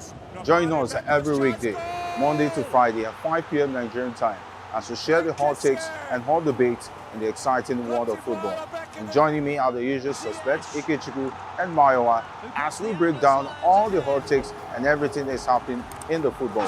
Don't just watch football, live it with us. Catch us on the Locker Room and Voice of the People Television at 5 p.m. Nigerian time. And like I always say, if not 20 minutes off, with the sport. Behind every broken desk lies a broken promise. Education shapes the nations. But who is asking the right questions? Introducing Edu Dialogue, the show that goes beyond the surface, exposes the cracks, the corruption, and the silence in Nigeria's education system. Edu Dialogue, Saturdays, 3 p.m., only on VOP TV. We break the biggest stories, from missing funds to policy failures. We ask the tough questions and demand real answers. Edu Dialogue, this Saturday, 3 p.m. on Voice of the People Television. In a world where truth is the ultimate power and opinions scream the loudest, it's time to wade through the noise. Hunger no get tribe! Hunger no get religion! And scan the human interest and trending topics that matter. Stay tuned to The Issues, your plug to the stories making the buzz, from politics to science and technology, social justice, and more. Let's tackle the tough questions and expose the truth. The Issues on Voice of the People Television, Mondays to Fridays, 8 to 9 p.m. the issues. Don't just react. Understand. Are you ready for the extraordinary? Something big is happening on your screen. Introducing VOP TV. Now streaming on SLTV channel 264. From breaking news to captivating conversations, news analysis, giving you all sides to the story. We bring in-depth discussions on the issues that matter, from politics to sports, entertainment, and lifestyle. VOP TV on SLTV channel 264. Join us as we redefine what television means to you. Voice of the People Television, VOP TV.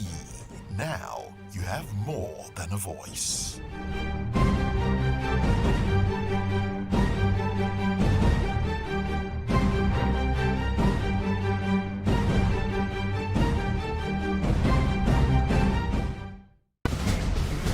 Join us as we drive into the world of politics through insightful interviews with prominent political figures, both serving and former governors, ministers, senators, legislators, party chieftains, activists, and analysts. Get first-hand information into the decision-making processes that affect our daily lives. Highly engaging one-hour program that brings political discourse into focus. I am Chukwuma Okoro. Political Lens, Monday through Friday, 6 to 7 p.m. Join us.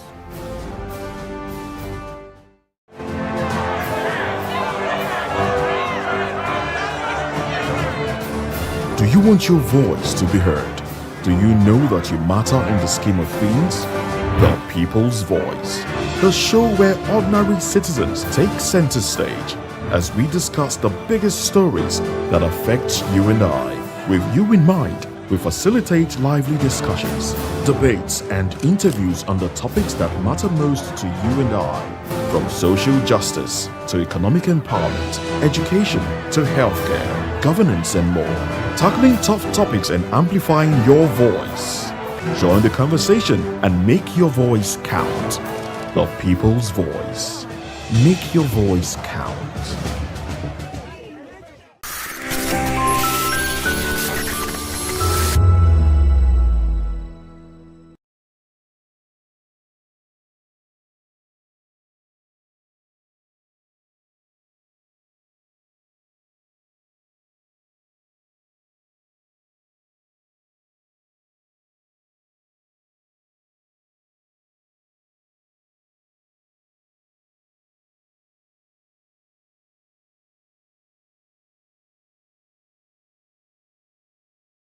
My name is Sanda'S. They call me the Oga Parabota of them are the general overseer of them all.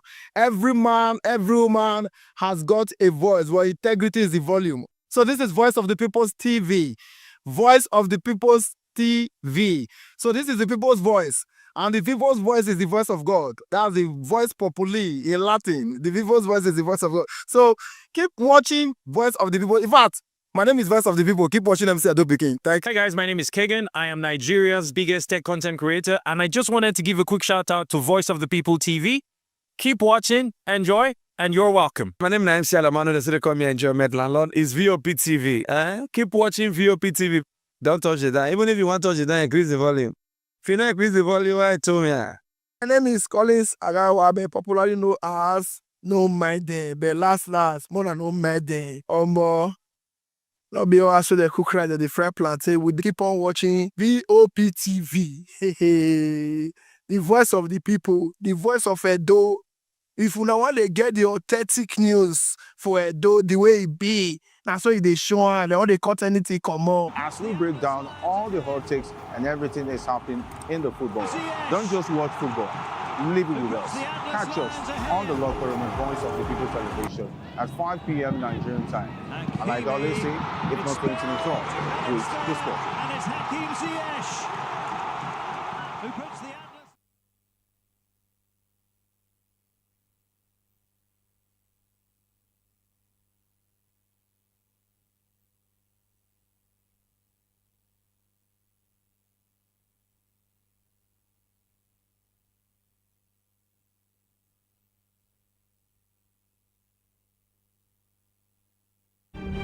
In a world where power shifts with every headlines, news breaks and events happens, we bring you unbiased and explicit information on politics, economy, and state of the nation.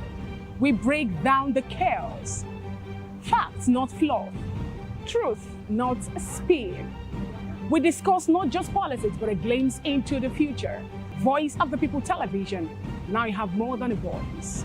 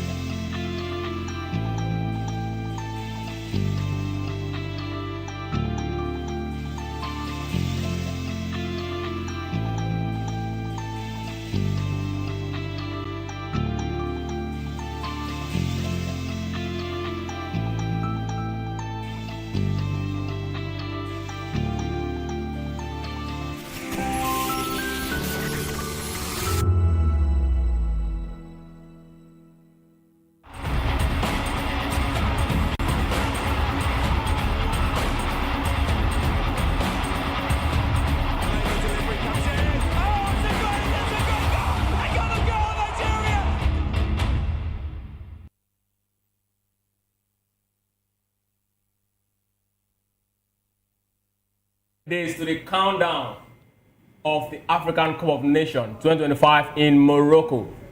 And of course, it's also a good news that finally the NFF and Eric Shell decided to stop the wait and the game of wait as we Super Eagles list 23-man player that will be persecuting the tournament come December 21 in Morocco is officially been announced. My name is Ikechukwu Agwagu, and I say welcome to Locker Room on Voice of the People TV. It's a lot of conversation, and we'll be looking at so many parts of this list, as well as we'll be taking a quick stroll to English Premier League. And of course, one big story is making headlines now. Wayne Rooney is talking about how he received death threats when he made that move at 18 from Everton to Manchester United. Joining me to make sense out of all of this conversation is football most wanted commentator, or a football most wanted commentator, the best of Mayawa, who joins virtually, and of course Afis right here in the studio. Good evening, Afis. Welcome to Locker Room. Good evening, Ikechukwu. Good evening, Mayawa too when he joins as well, and good evening to the viewers. I mean, it's good to be here again, and yes, like you said, finally, after we waited, begged, almost cried to the NFF to drop the list, they have dropped the list. We've seen the 28-man squad, the players that will be representing the Super Eagles of Nigeria and the country also generally, when we get to Morocco right there for the AFCON in 2025, December 21st when it kicks off. Well, a lot is still to be said about it. I'm sure a lot has been going on since the list was dropped, last night, and we are going to break all of that down on the show, and also going to touch on other football stories that come on as we go through the course of the show. And it's good to be here, and let's do this together, Ikechukwu. Mayawa, finally, we are still talking about the list. The Super Eagles, finally, we know the players that will be persecuting that tournament in Morocco. North Africa has always been a good ground for the Super Eagles when it comes to the AFCON. And yes, another story interesting we'll also be looking at pretty much is in the EPL, where Anan Risse, former Liverpool left back, is saying that Liverpool is going to be finishing ahead of Manchester United come May in the Premier League. All of this and more we'll be talking about. Mayawa, good evening, welcome to Locker Room.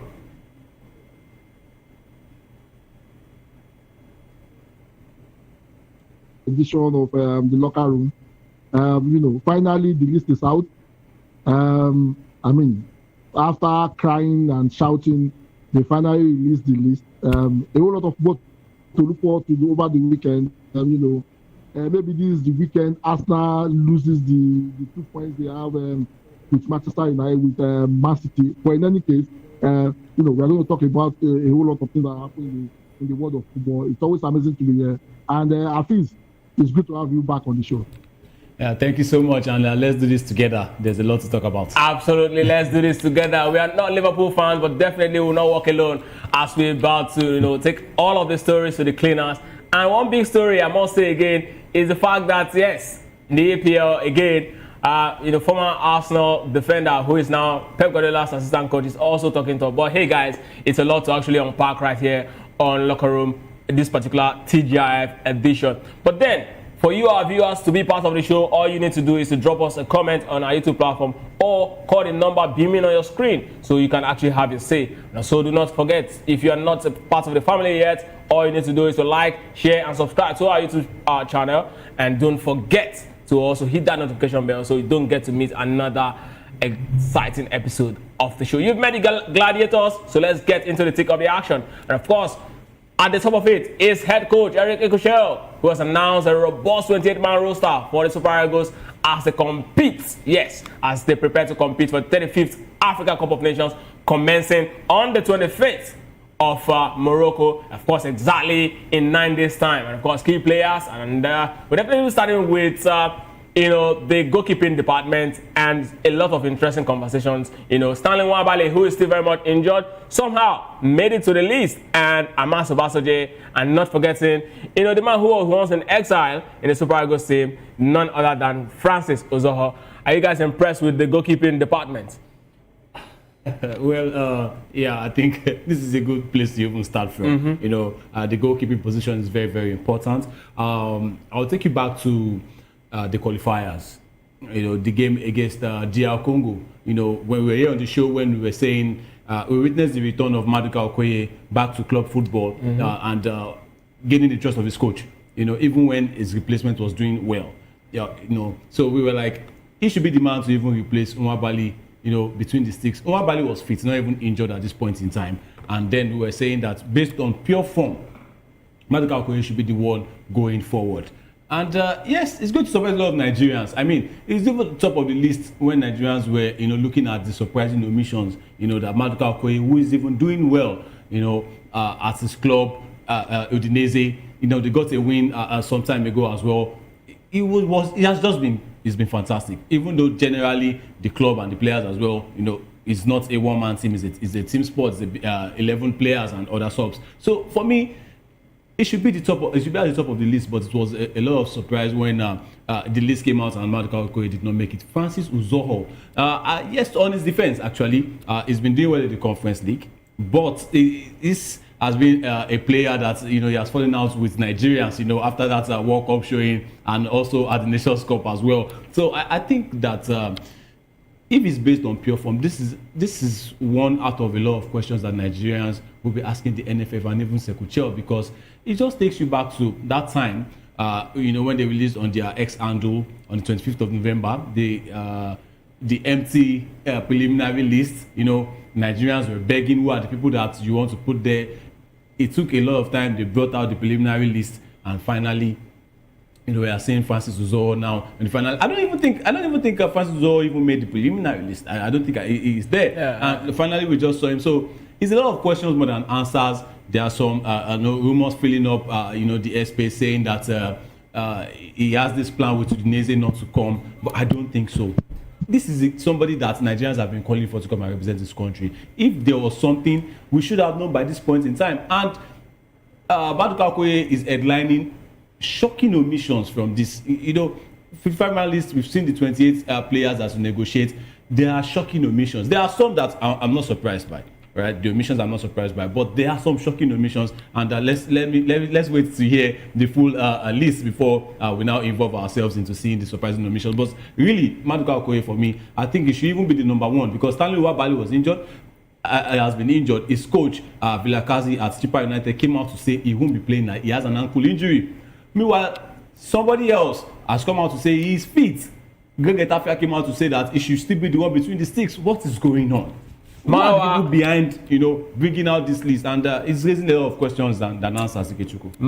Many questions than answers, but the big question here is Francis Uzoho the man for you? Because according to reports from Udinese, the club is saying that they will not allow their shortstopper be on the bench for the Super Eagles for 3 weeks if he's not guaranteed to be the first choice stopper. But the question is this: is Maduka Okoye primed to be the number one goalkeeper, even if Stanley Nwabali will be available for the tournament?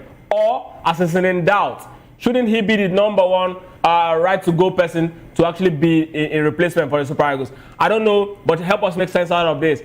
Is Francis Uzoho the man that will be hoping that will lead the back line for the Super Eagles come 9 days time right there in Rabat? You're laughing. Sorry that I'm laughing, but I mean, it's really funny with the kind of things we do in this country, and it doesn't make any sense.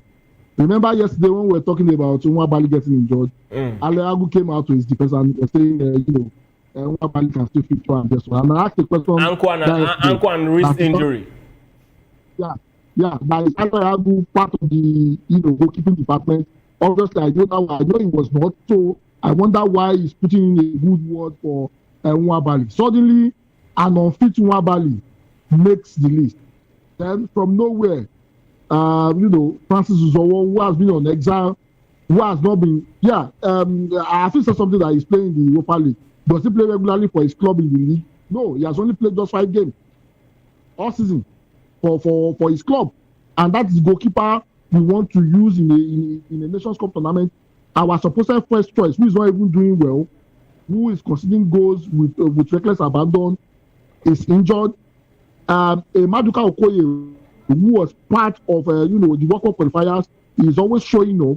Suddenly, when it's time to go for major tournament, you decide to drop him and you bring an Uzoho, who no disrespect to him, Udinese and Nicosia. Obviously, Udinese is above Nicosia, who is doing well for an Udinese side in the Italian Serie A. You decide to drop him. These are the kind of hypocrisy we are talking about, and that's the reason why our team will never grow, because there's a whole lot of my slot that is going on. And here's one of the reasons why they decided to hide the list till the last minute, because it doesn't make any sense. How do you drop a Maduka Okoye, who has been, yes, you might say he's not playing, who has been an integral part of the team, and him not playing is even because there are some people against him, because we all saw the performance of Nwabali. If it were a team that you get on the pitch because of merit, and Nwabali should have the last 2-3 games because of his performance. And you see, yes, this same guy that has been showing up all the time decided to drop him for an unfit Nwabali, for an Uzoho that does not play regularly for his club. Somebody should make it make sense for me. To be honest, that's the reason why we continue to parade lackluster team, because a whole lot of powers that be behind the scene that are not coaches are there making decisions, and that's the reason why Uzoho will be part of the team. This is just like the case of Tanimu representing Nigeria. We have Uzoho in the national, and don't be surprised, Uzoho will be playing the first game for us. I'm just hoping he can up his game enough for us to for him to be able to play so well. It doesn't make any sense to me, and I don't think they will give us any sensible explanation when they start explaining to us how they came about that list.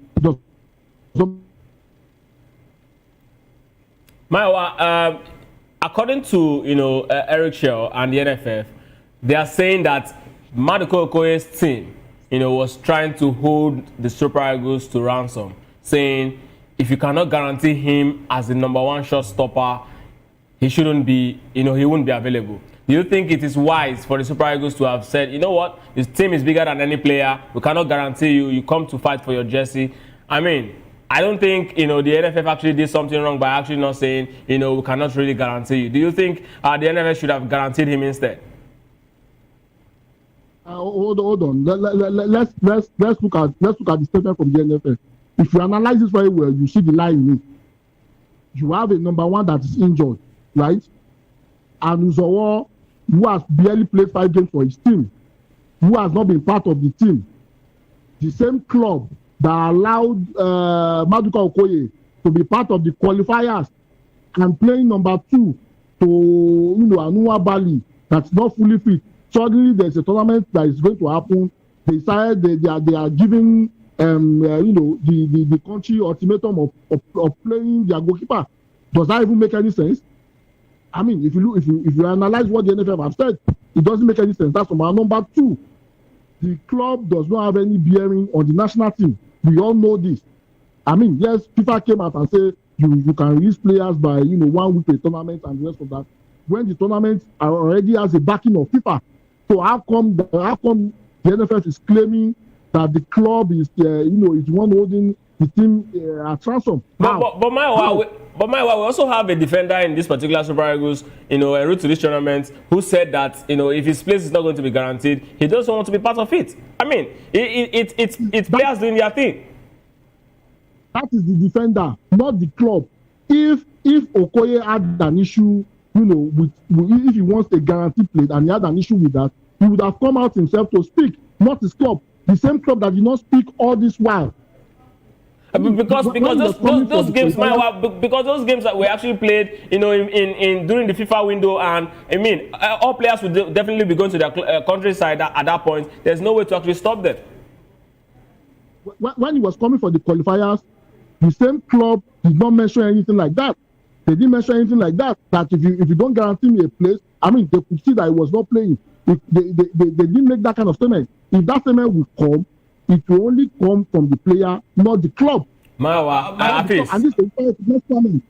think it is defense. I think it's comparing the qualifiers and the AFCON, the tournament majorly. I think it's just because of the time frame. When it comes to the qualifiers, it's just it's a few FIFA window, and you'll be back. And you can't blame Udinese for the timing of this AFCON, right? Yes. We also mentioned on the show where we were saying that AFCON can't hold at a certain time because of weather and all of that. It has happened. This is the timing. And this is somebody that Udinese are struggling in Syria, Mayowa, and they need him. If he's just going to be on the bench, and goalkeepers, once you have the starting goalkeeper, I think that's like the position that is least under threat. Yeah. Except you want to bring in a goalkeeper for penalties. So normally when you have a number one, and number one is doing well, you won't look at number two or even number three. For a side injuries or penalties. For a side that's not even a very strong side, in the league, which means they're going to be facing a lot of attacking threats. So they need someone that, okay, fine. They're not saying they won't release him, Mayowa. I think it's just a case of if they want to release him, he will start. So that it will be match trusty. When you put him there, he's going to be match trusty on the bench, and they need him in the league. I think that's where I was just coming for Udinese. Aside being match trusty here, I'm not even looking at the case of match trustiness here. It's the fact that him being on the bench is actually a loss for Udinese, because one of their key players left hoping to be, part of a major tournament, but he's sitting on the bench. Of course, I don't know. They can still take it. But they can still take it if their number two is keeping, and Okoye is also keeping as well. But would it have made sense if the NFF decided to actually concede to Udinese, saying, okay, it's going to be the number one, allow him to be part of the Super Eagles setup? I mean, knowing that Stanley Nwabali is actually injured, instead of going for Francis Zor.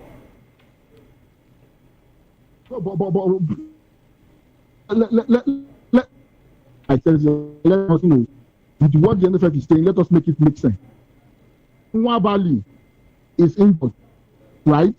Yeah. He's definitely not going to play the first game based on the reports of ankle injury and wrist injury, right? Uzoho has not been part of the team since about 3 or 4 years ago, if I'm not mistaken. Since about 3 years ago, if I'm not mistaken. Okoye has been the number 2 behind the Stanley Nwabali, and a whole lot of people have clamored for Okoye to make, to make his return to number 1. Your supposed number 1 is not available. You went and he don't play for the Super Eagles for over 3 years. Please, some excuse is that Udinese is telling them that if they are not playing him, they should. He's not going to come. When this the FIFA, when the FIFA recognized tournament, and FIFA even had to shift, the time to come with 1 week. The release date for 1 week. See, let's be honest with ourselves. The NFF, they are just being economical with the truth. That's just the truth. They are being economical with the truth. So why do you bring this all when Nwabali is injured? Can somebody explain to me why Uzoho is on the list? Uzoho has not been part of the team for over 3 years. And there's a Okoye who has been part of the list, who has been part of the team regularly. Somebody should explain that to me. All right, so let's move straight to all right, so Maiwa, let's move straight to the defense line. I mean, this is another area where a lot of persons have been talking about. Calvin Bassey, Shemi Ajayi, Zedu Sanusi, Chidozie Awaziem, Bright Oshaye Samuel, Bruno Yemechi, Igor Obu, Ryan Alebiosu, and do you have any questions about the back lines of the Super Eagles going to the particular championship? I mean, are these guys good enough to actually lead our back lines? Mayowa. Well, I mean, Ryan Alebiosu has been very fantastic for Blackburn. He has been very fantastic in the English league, and it's a great revelation. I'm glad that Olaino don't make it to the team. I mean, I've said it consistently. Olaino is injured. He's just regaining fitness, and I don't think it should be nice for us to risk him. And that's the reason why you begin to question. And sorry, I'm going back to the goalkeeper again. That's the reason why you begin to question the reason why Anua Bali is on the list. An injured player is not an asset to the team. You don't bring an injured player to a tournament. And they've done the right thing here by dropping the likes of Olaino, who is currently injured. So I mean, for me, apart from Rihanna Lebiosu, who is a new kid on the block, I mean, the majority of the guys we have there, they've been part of the team. They know how the team is, and we get to see exactly what they can do. I'm just a bit sad that we don't get to see Felix Agu in this particular tournament. He's I mean, injured he as has well. been very fantastic for us. Benjamin Fredericks rather. Benjamin Fredericks. I'm just so sad that we don't get to see Benjamin Fredericks. I was really hoping that he will be fully fit and able to make the nations, but it's not there. Let's see what we all know that Alebios might not be starting a whole lot of things. Probably maybe if Osai Samuel picks up an injury, maybe we get to see Alebios. The usual suspects are going to be starting, and I'm not surprised with that particular list. But good one for Alebios making an inroad, into the national team. Afis, Olaino absent. He's in the same boat with Stanley Nwabali, but for some reasons Stanley Nwabali still made the cut. But Olaino, who is also in a race to be fit for this particular championship, was actually cut off.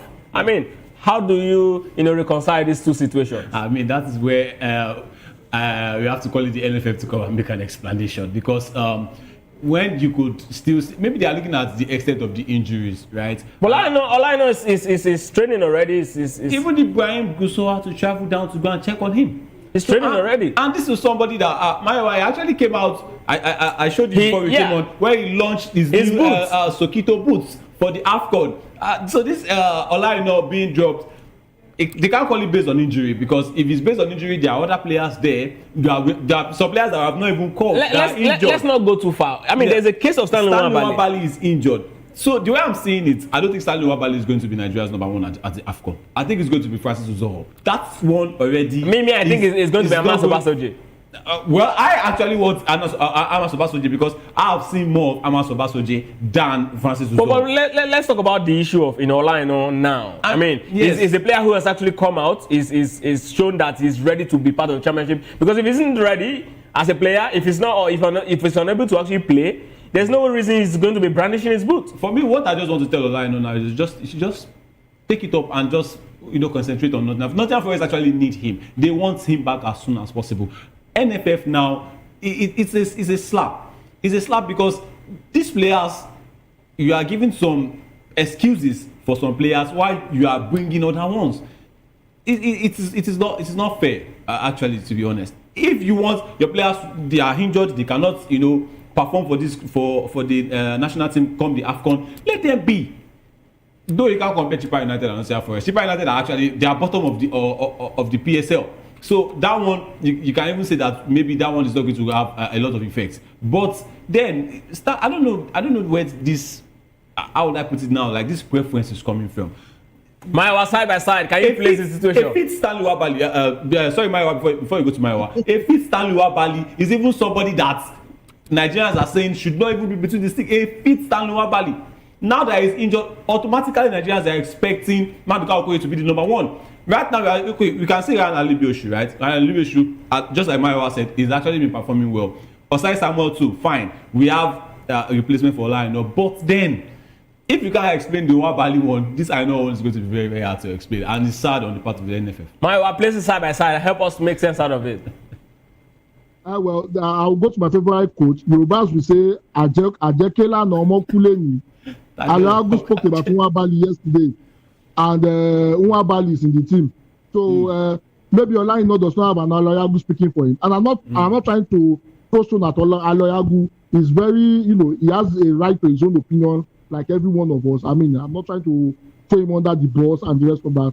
But you and I know when the story of Aloyagu came out yesterday, I asked a particular question. Is Tyler Yagu part of the goalkeeping department of the Super Eagles? And the answer is no, he's not. So immediately he made that statement, and it's an ex-goalkeeper.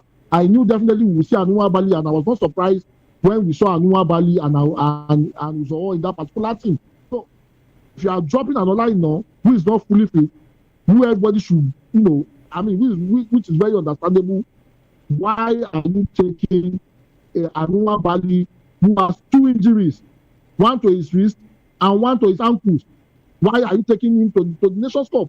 I think the NFF needs to explain to us all this whitewashing and gaslighting that they are doing does not help anything. And to be honest with you, what they have done now, we saw a whole lot of we saw a seed of discord in the team, because a whole lot of players will feel some player, some player have more preferential treatment than them. Why is Ola not part of this team when you have an injured Nwabali part of the team? Maybe Gusau and his team, you need to let us know the reason that happened. Well, let's take a look at the players that will be doing the job right there in the heart of the game. We're talking about the midfield. If it's still going to be the same case of, George Orwell's quote, all animals are equal, but some are more equal than others. Wilfred Ndidi, Frank Onyeka, Alex Iwobi, Rafael Onyedika, Tochukwu Nnadi, Fishayo Dele Basiru, and of course, Ebenezer Akinsamiro, and the new man, Usman Mohammed.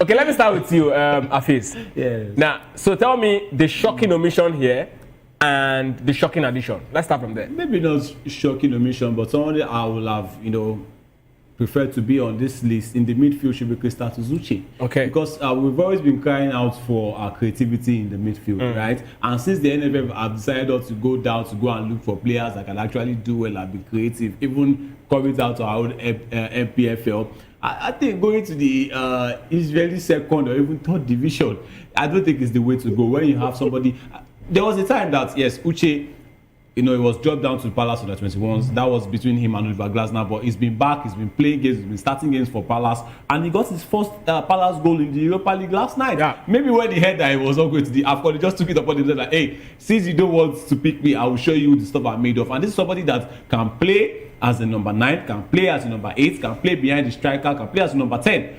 And we've been kind of for this creativity. Faisal Dele Bashiru, yes, welcome one. Ebenezer Akintomiro, I think, is also a good cover for the number 8 position as well. I think these names, Tochukwu Nnadi, for me, well, maybe not the best, but then these are players that we know that we can, at least new names that we can put on the out of the midfield. But that creative aspect, we have bodies in the midfield, of course, the Onyedikas, the Onyekas, the Ndidis, fine. But that creativity is something that has been lacking. And for you to drop a certain Christatus Uche for Usman Mohammed, whose best moment in the Nigerian share was that goal he scored against Atletico Madrid, where he sat down Atletico Madrid players in that time. That also Wakali scored that beautiful goal. That game where Nigeria defeated Atletico Madrid. I don't know. It just gives you a lot of questions to ask NFF. Usman Mohammed has not been identified with the national team for years. Why now that we are going to the AFCON? Did not sort out the qualifiers for the World Cup. Why now? That's the question. Why now is the question. And of course, looking at 2 players, Tochukwu Nnadi, Zuz Weregam from Belgium, and Usman Mohammed, Ironi Tibares in Israel. Now, the question here is this. Eric Shaw, a couple of days before this list was released, said, and I quote, that he's not going to actually bring in a lot of new players into the team. And I'm asking myself, and I'm asking Nigerians, and I want the NFF to also help us answer. Maiwa, you help us put thought light to this particular question.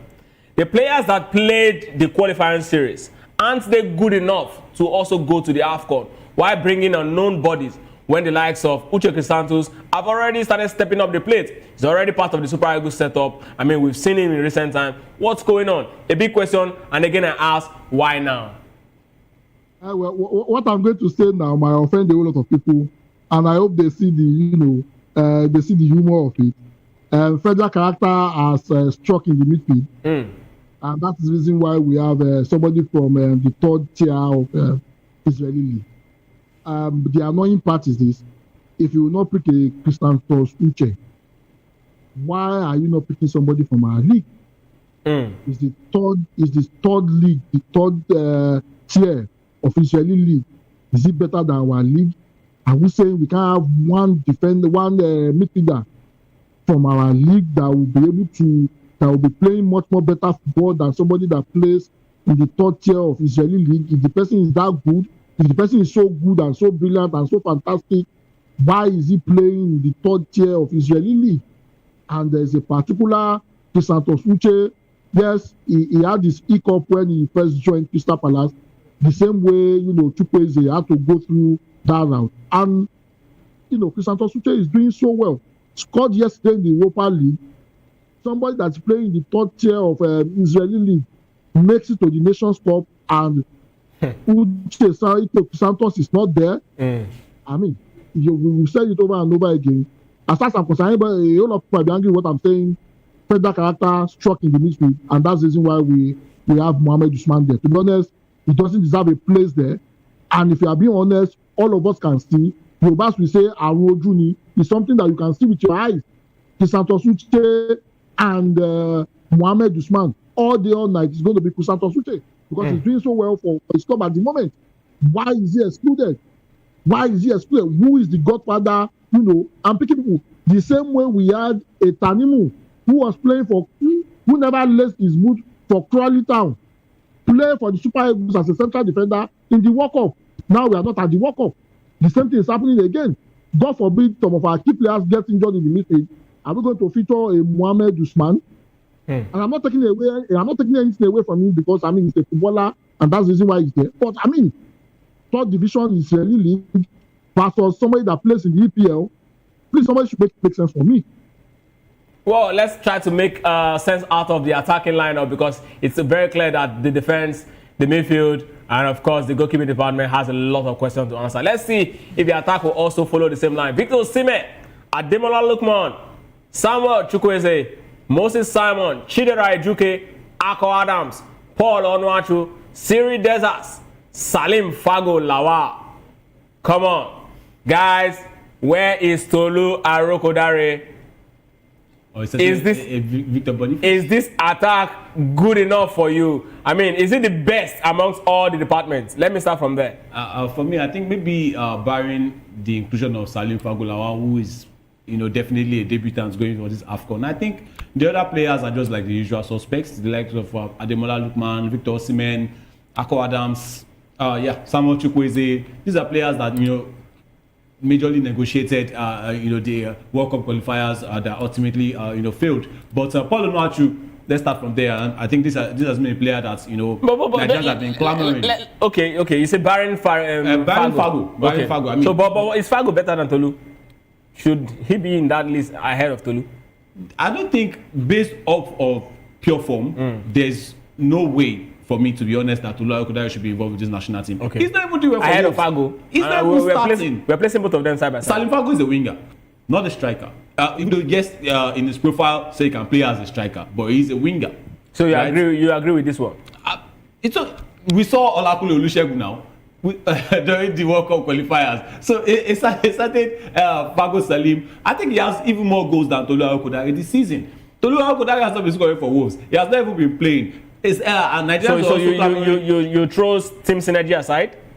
What synergy does he have? Has he also been starting for the Super Eagles? This is the player that that has not given his best actually for the Super Eagles of Nigeria. This was a player that came in as a sub and also was subbed out in that game against Congo. Victor Boniface is also a player that Nigerians have been clamoring for.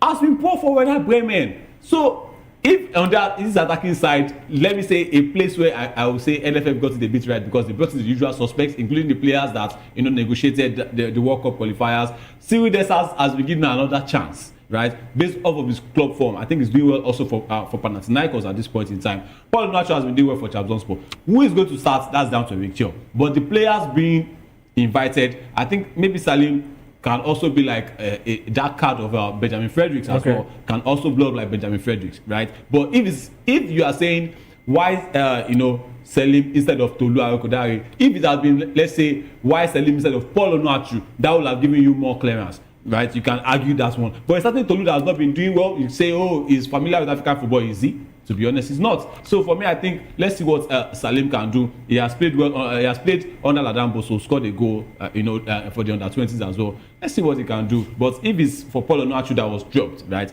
I would have come out to say more than Tolu Arokodari's involvement. So Maiwa, I think this is actually a good one. Do you think this is actually the right move, considering the form of Tolu Arokodare for the Super Eagles? Well, I think Tolu Arokodare deserves dropping, to be honest with you.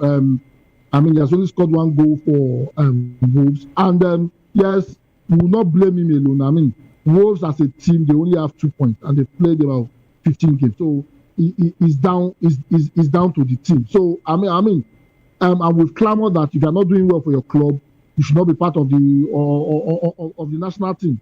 If a particular Taiwo Awoni, who is now back to full fitness, playing for Nottingham Forest and is not playing regularly, cannot make it to the team, Tolu Arokodare too should not make it part of the team. So definitely, Arokodare should not be there. I wouldn't expect him to be there.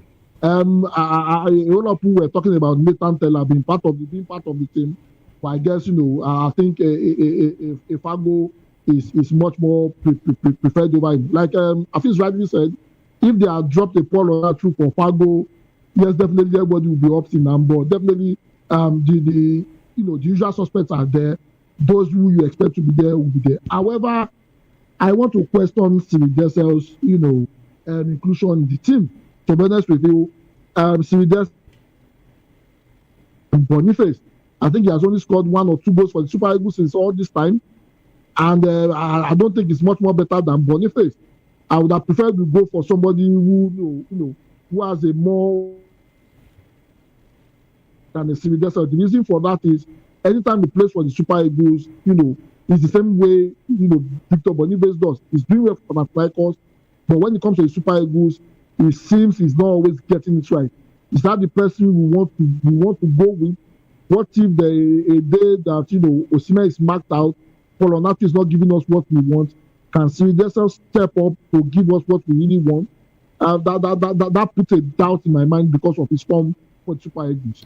Will Uche Crisantos, would he have been a better option to be part of the attacking force, replacing either Sirides for you or Fago? Well, I would probably look at a Crisantos Uche definitely to probably replace a Sirides for Fago. Yes, in as much as we know the reason. We know one of the reasons why he's part of the list. We know the reason why he's part of the list. However, I don't want to dwell too much on that. I mean, it's a very young guy. It's a very young guy. We are trying to play it out in the midfield, so we know the reason why he's there.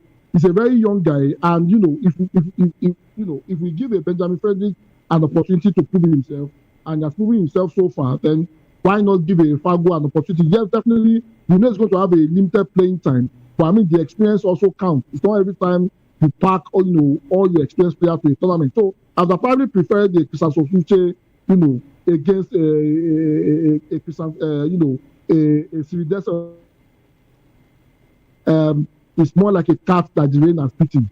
For his club, is a lion. When it comes to Nigeria, it becomes a cat under the rain. For me, maybe before wrap up this one, I think I would just say that. Personally, I'll be looking at other players. I think that card that NFF played for Nwabali, they also played in the attack because Moses Simon might be missing the group stage. And he might even miss the tournament as a whole because he's also injured and he's still included. So these are questions that we need to be asking the NFF. Why didn't you go for the likes of maybe Crisantos Uche to add to that midfield? A likes of Yeraso, who has been doing well for Genk. I've been mentioning his name for a long time. Rafi Durosimia, who was also called up. I think these are players that if you want to give people that fair opportunity, just like I said earlier on the show as well, when you know that this certain player is injured, why not get him off and let's bring in other players? We know that, okay, you were off the list because you were injured, not because we know that if you were fit, you were going to make it, but you were injured, right? Let's see how these other players will also. Not that these players are injured and they are still coming to fill up space, because that is what I think will happen to Nwabali and Moses Simon, and it's bad.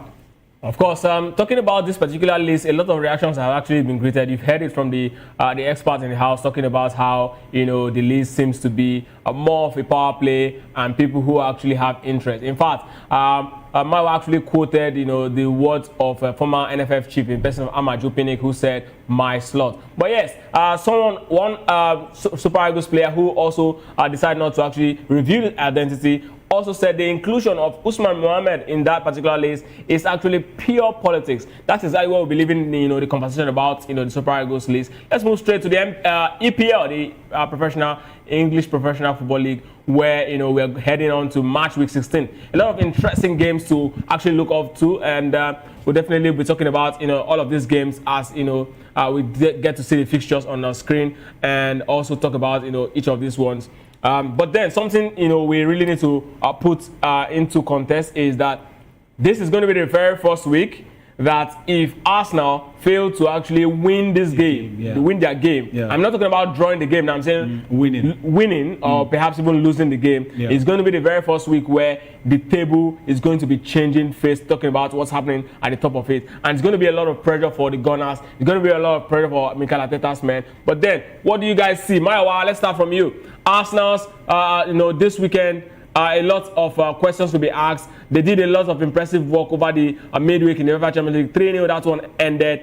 And, a lot has been expected of that side to actually, continue their form right there at the EPL. What do you see coming Arsenal's way this weekend?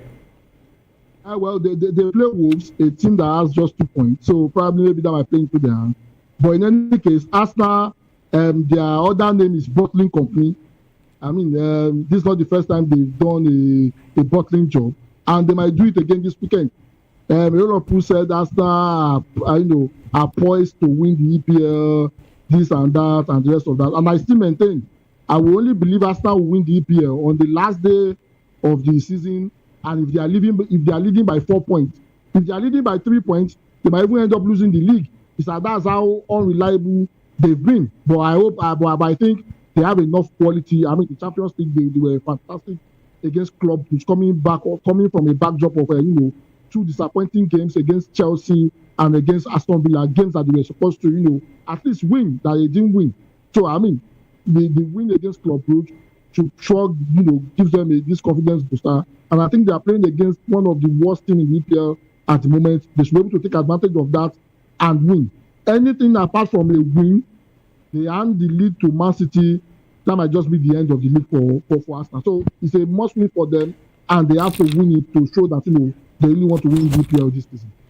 So, we'll still talk about the EPL, and you just mentioned Man City, so let's talk about Man City as well. Kolo Toure actually said, I'm talking about Manchester City's assistant coach, Pep Guardiola's assistant basically. He's saying that they are actually not interested in whatever it is that Arsenal does. What they're actually interested in is what they are doing, and it's all about getting all 3 points for them, over the weekend. How do you see that panning out? Is that some sort of, mental game being played? Is Pep Guardiola actually throwing one, through his assistant coach?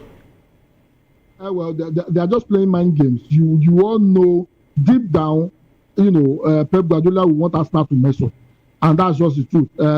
Haaland has been, yes, he had a bit of drought, but he's back scoring. He scored against a Real Madrid side, and that's also a confidence booster for them. Haaland has been breaking records in the EPL, and when he was asked after the game against Real Madrid, he said, he doesn't want to talk about records, but the kind of team he's playing with, he sure knows that records will be broken, and this is an opportunity for them to be able to do that again. So definitely, it's a must-win for them, because Arsenal is under a whole lot of pressure. They are playing the Crystal Palace side, who is not an easy team to crack, but Pep has a way of winning this kind of games when he knows that he wants to put the pressure on an Arsenal. Arsenal, we have seen it happen, in the last 3-4 seasons. Arsenal always crack under pressure.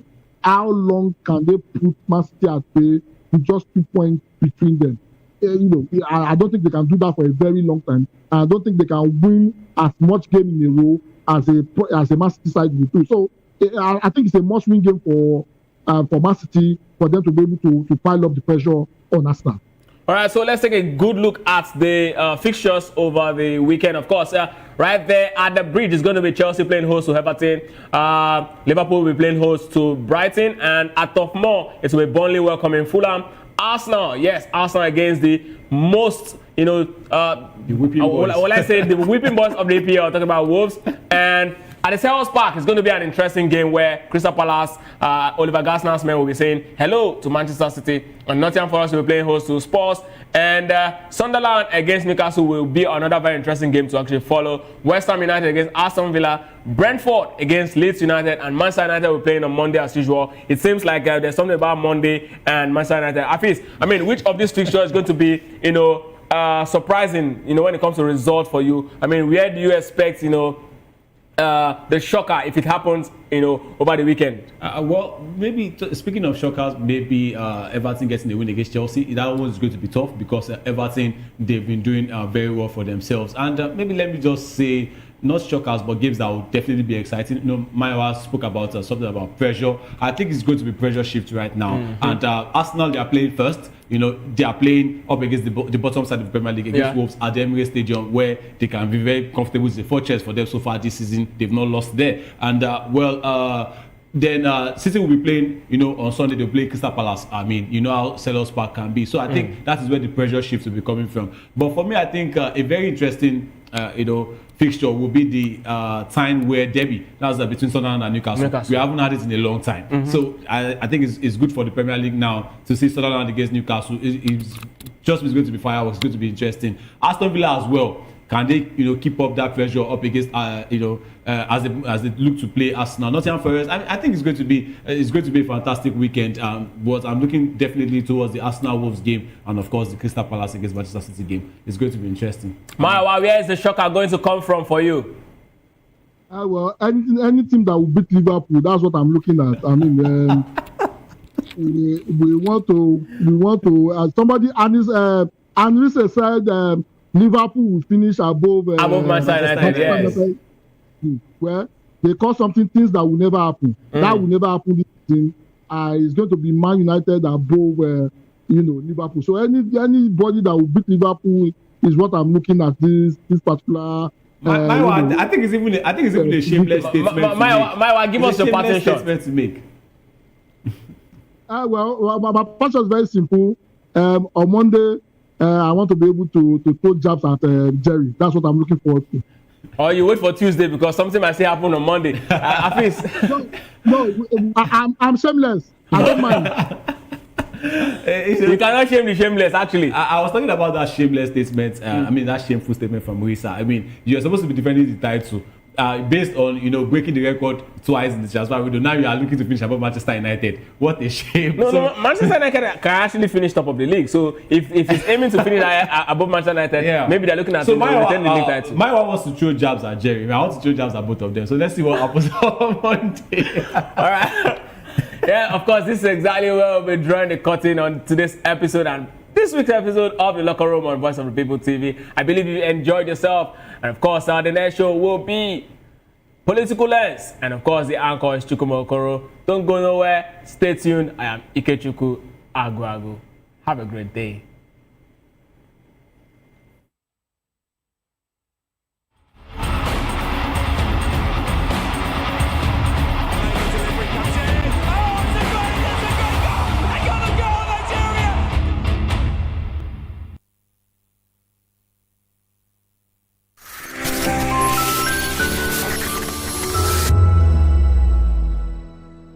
The red carpets, awards, the razzmatazz, music, fashion, interviews, and more. Spotlight on Voice of the People Television. Let's feed you with all the juicy stories in the global entertainment space, bringing you the glitz and glamour as it is hot.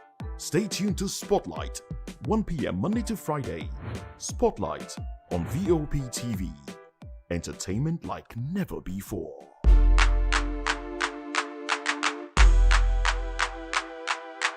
This is African News on Voice of the People Television, where we don't just bring you the news, we bring you Africa's heartbeats, the policies that shapes our world, and the economy that determines our future. African News on Voice of the People Television. Stay with us.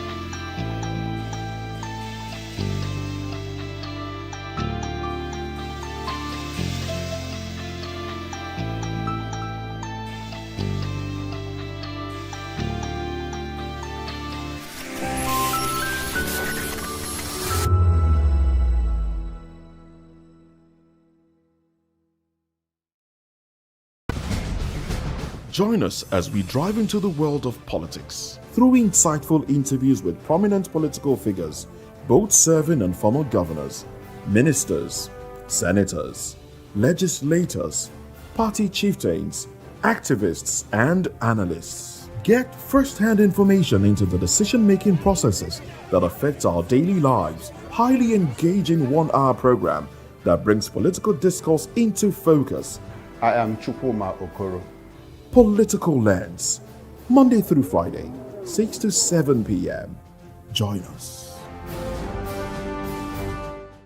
Behind every broken desk lies a broken promise. Education shapes the nations. But who is asking the right questions? Introducing Edu Dialogue, the show that goes beyond the surface, exposes the cracks, the corruption, and the silence in Nigeria's education system. Edu Dialogue, Saturdays, 3 p.m., only on VOP TV. We break the biggest stories, from missing funds to policy failures. We ask the tough questions and demand real answers. Edu Dialogue, this Saturday, 3 p.m. on Voice of the People Television. This is Health Check, your weekly guide to better living, smarter choices, and trusted answers. From everyday wellness to urgent health issues, we've got you covered. Health Check, only on Voice of the People Television, where your health has a voice.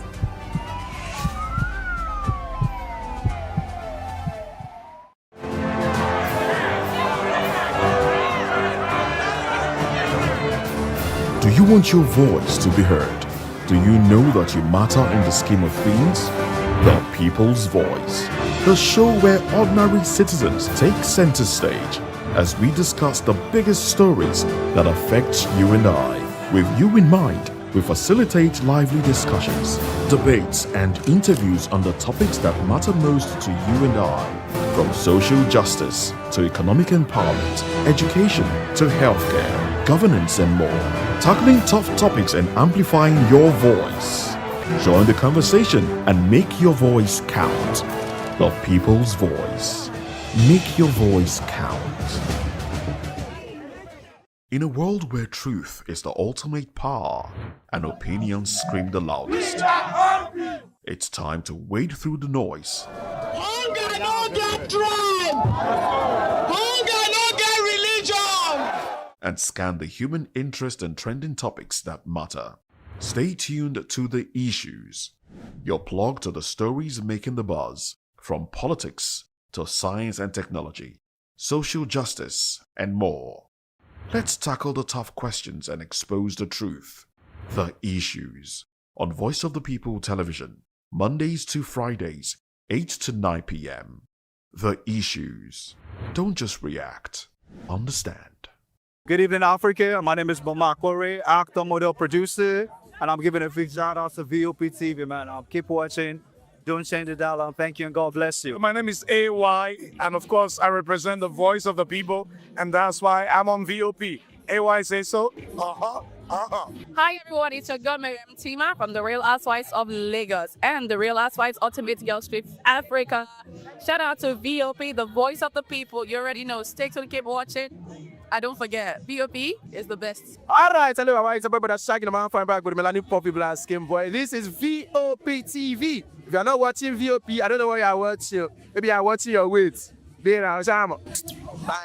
Hello, beautiful people. This is Wale Ojo, and you're watching VOP, Voice of the People. Hi guys, you already know who it is. This is New Energy. Flyers whatever live it. Keep watching VOP TV. Thank you. Hi, people. Ginny Albano here. Guys, please keep watching Voice of the People. Are you ready for the extraordinary? Something big is happening on your screen. Introducing VOP TV.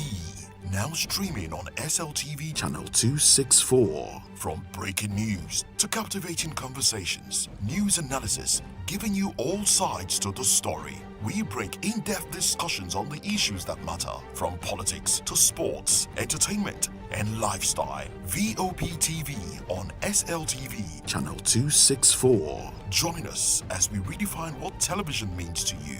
Voice of the People Television, VOP TV.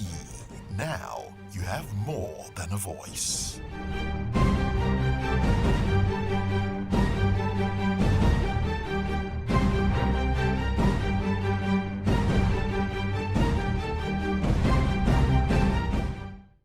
Nnamdi Azikiwe, popularly known as Zik, was a prominent Nigerian nationalist and the first president of Nigeria.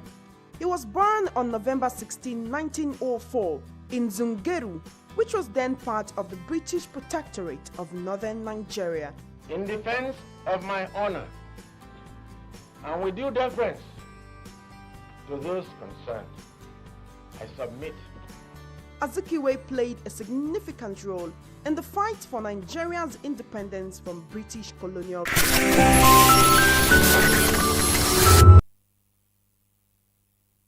This is African News on Voice of the People Television, where we don't just bring you the news, we bring you Africa's heartbeats, the policies that shapes our world, and the economy that determines our future.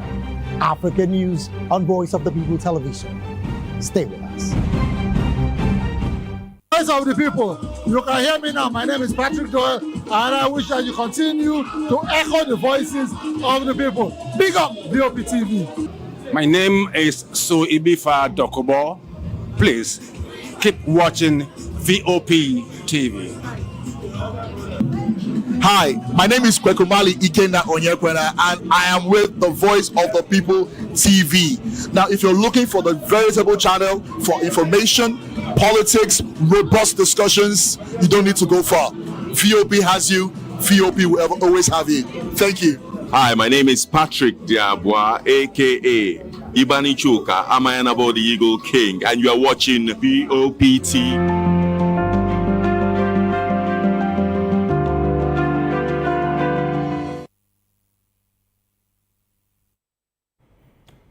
Hello there, good evening, and welcome to Political Lens on Voice of the People Television, VOP TV. I am Chukwuma Okoro, and just in case you don't know, we are broadcasting on Metro SL TV channel 264. On YouTube and other social media platforms, we are at VOP TV Live.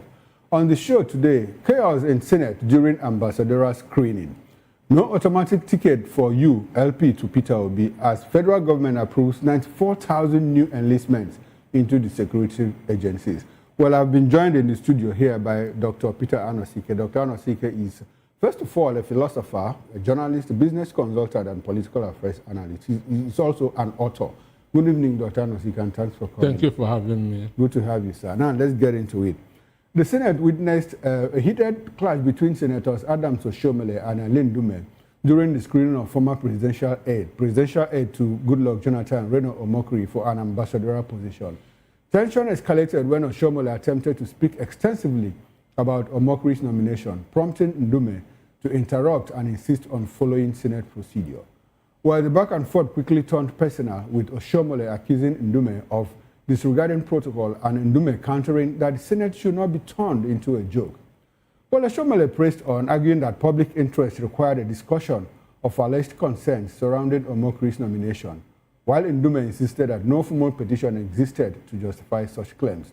The argument intensified with verbal jabs about political experience and hierarchy when Oshomole said, well, I've been a governor before I became a senator, and people that have never been governors before should not interrupt me when I'm speaking.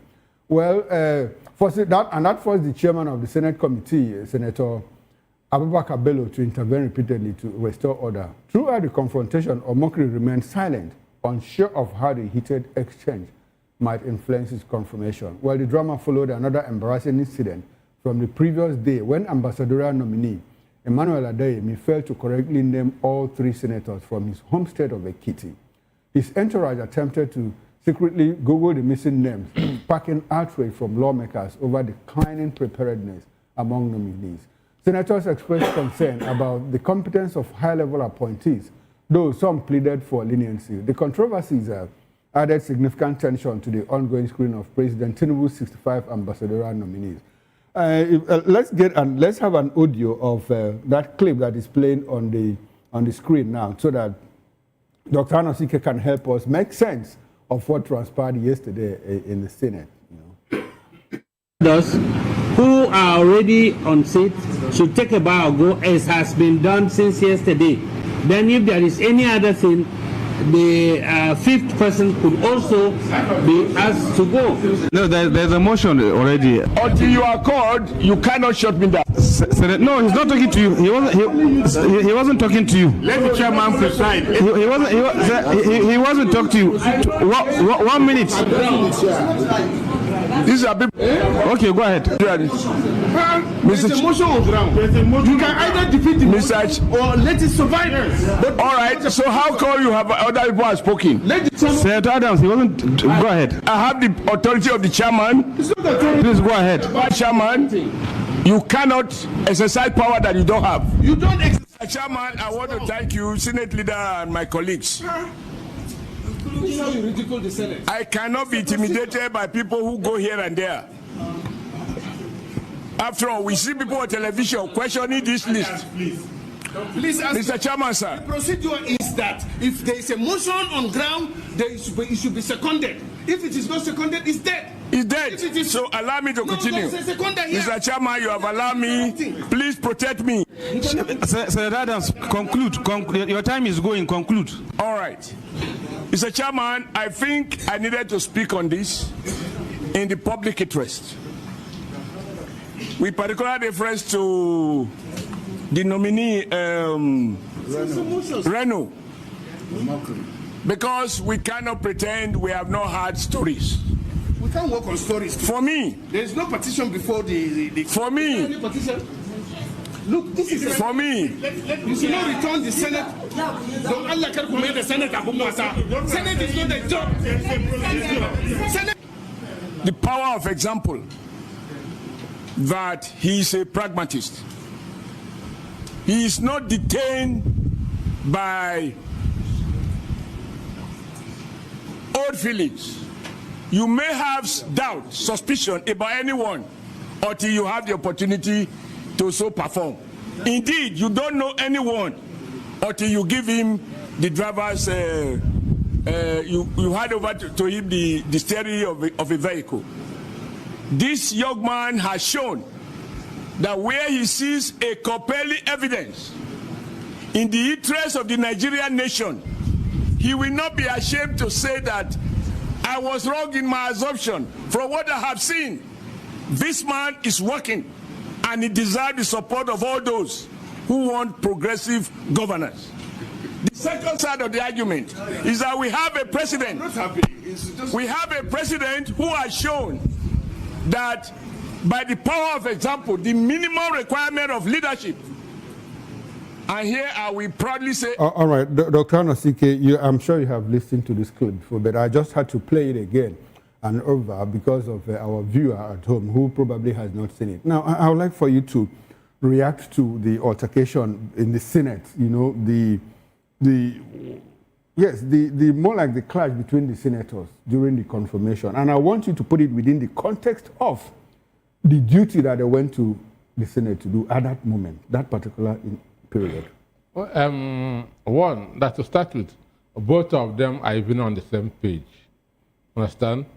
By being on the same page, both of them want Reno to be confirmed. To be confirmed. So what that understand? So, but it is it's a pity that a matter of national concern, national interest, should be turned into a battle of me and you, because I have listened to senators from the other parts of the world, the kind of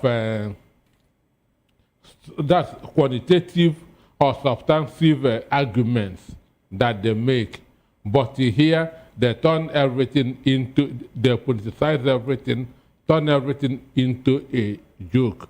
This is a matter of national concern, because these are the people that are going to our mirror in the other parts of the country. Understand? In the other parts of the country or in other parts of the world? In the other parts of the world, okay. Understand me? So there are the people that are being screened, those who are going to be our Nigerian image in the other parts. So it's supposed to be a serious business, and not what should be turned into, I have been a governor. If you have not been a governor, you shouldn't talk while I'm talking. Understand? Because whatever they do there is going to affect us either positively or negatively. Therefore, those people are supposed to be thoroughly screened. Thoroughly screened.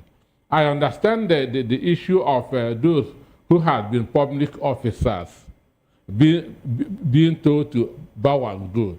Because once you appointed a public officer, DSS screens you. Okay. Understand? DSS screens you before you are sworn in. They have confirmed that you are not a security risk. Okay. Understand me? So telling some people to bow and go, to me, that is not all that bad.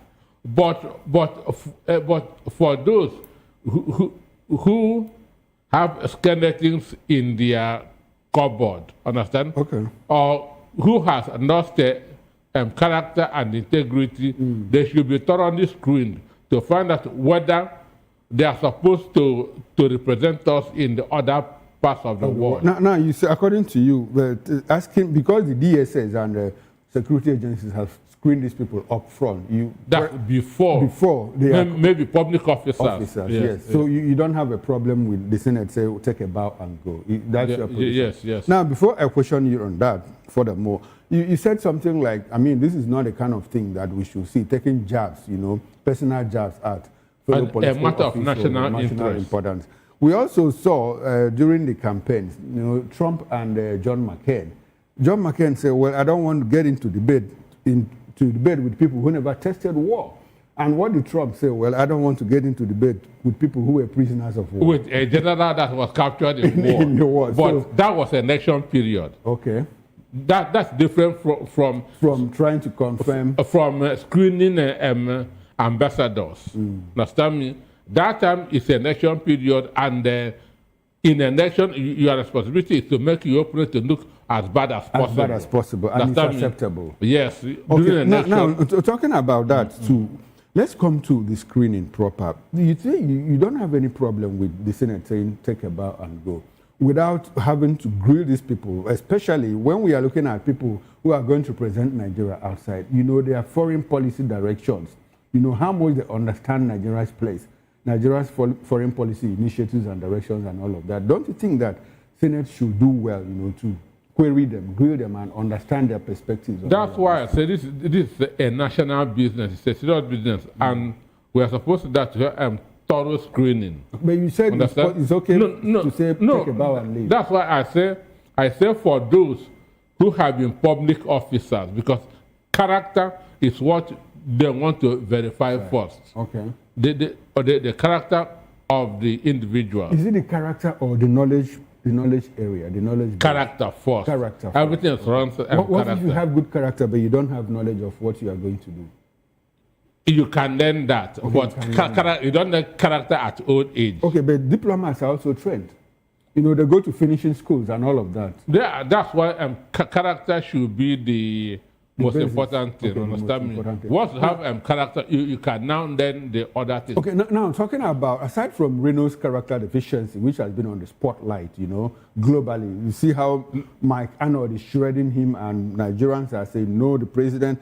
In fact, Delta Democratic Forum said, look, Mr. President, you need to step down Reno's nomination and all of that. Aside from this character deficiency, do you think that he has the mental capacity, mental capability to do the job, to be an ambassador? From what he has gone through, this guy is from one, that he's a failed father and a failed husband. And that thing is, that's an organized person. Understand? I'm expecting, for me, any country that Reno is sent to, Nigerians in that country should organize a protest rejecting him. Any country that Reno or Mockery is sent to, Nigerians in that country should organize a protest rejecting him. That is not the mirror of Nigeria. Wouldn't that be too late? Because at that time, the agreement would have been signed and the letter of credence issued. I say so any country that is going to. That's what I'm saying. Nigeria should rise up and say, this man has that's what it takes to represent us. People from Delta State, his home state, did, and the president didn't listen to them. So what gives you the impression that when he gets to his post, his outpost, that the president will not compel those people to ignore what Nigerians are saying? But let them do it, understand me? Okay. Let them do it. Let the country know that this man is not the mirror of Nigerians. Okay. That this man does not represent Nigerians. That this man is not who Nigerians are. Okay, so because all the information about him is in the internet, and once it's posted, sent to any country, they will go to online and find out who he is, and all this information will come out. Understand? So if Nigerians keep quiet wherever he is posted, it means okay. Understand me? So for me, any country Reno is posted to, Nigerians there should embark on a protest. That's my position. Okay, that's your position. Now, Dr. Anosike, I would like for us to go back to the screening process, you know.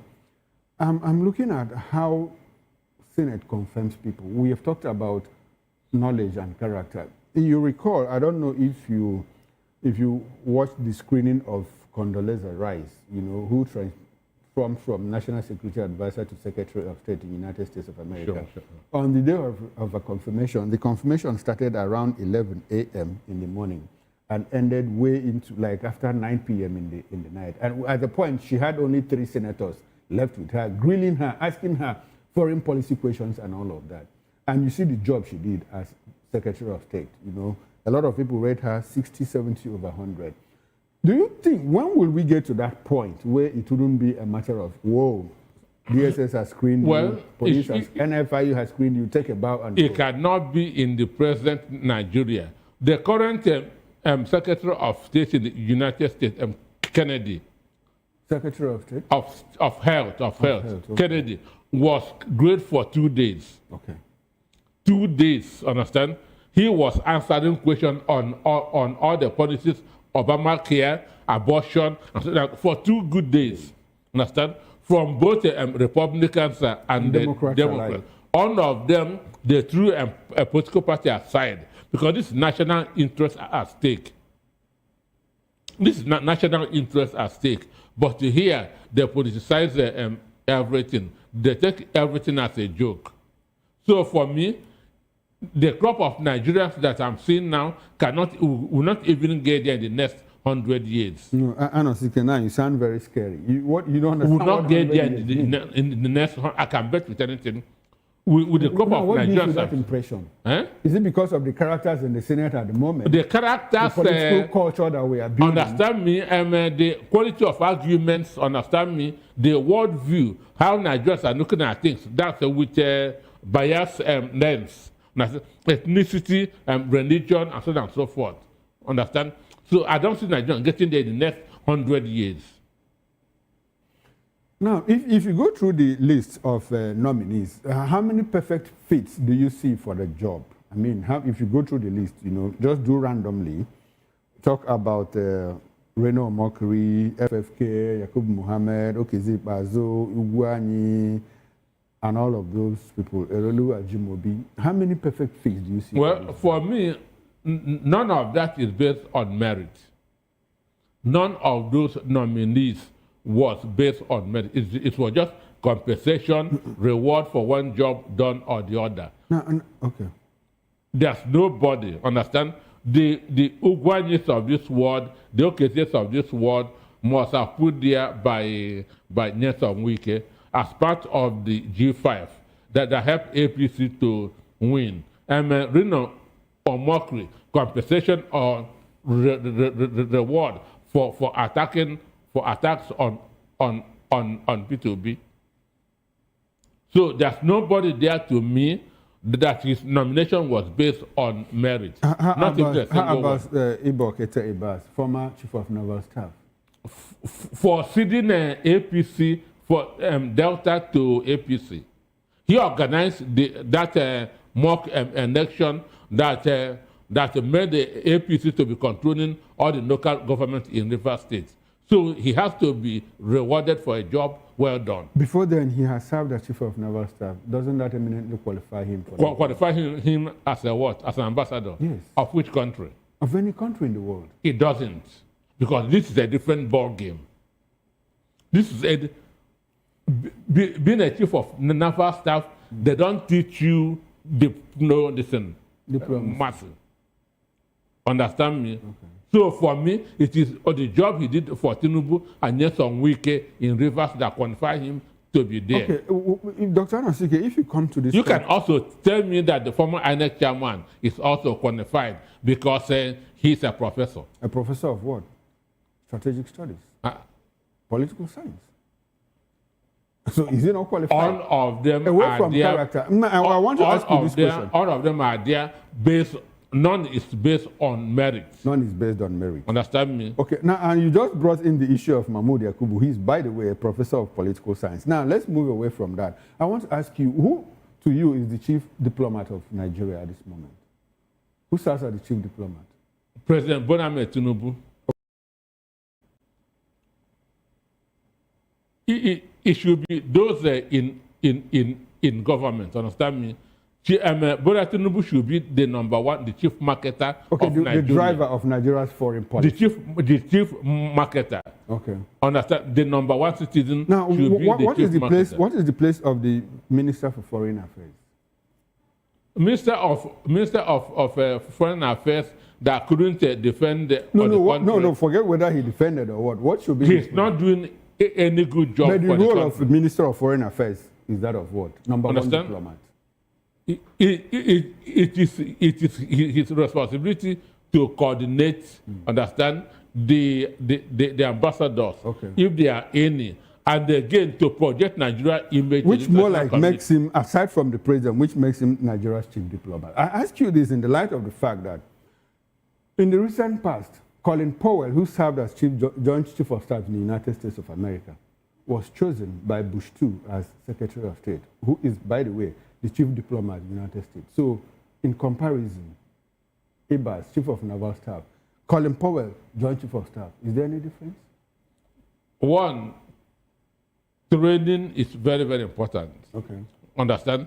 Training is very, very important, and character is also very, very important. Understand? What do you have against Powell until he became the joint chief of staff? Understand me? Okay. The issue is... So is there anything we have against Ibas before he became chief of naval staff?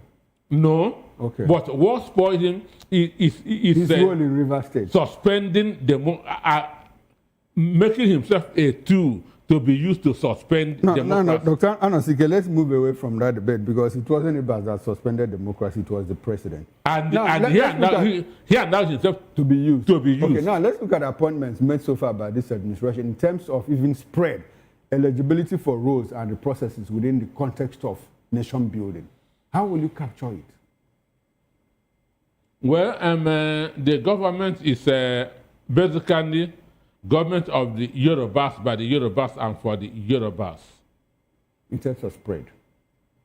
The government is basically government of the Yorubas by the Yorubas and for the Yorubas. Economy is everything. Who are those dominating it? It is the Yorubas.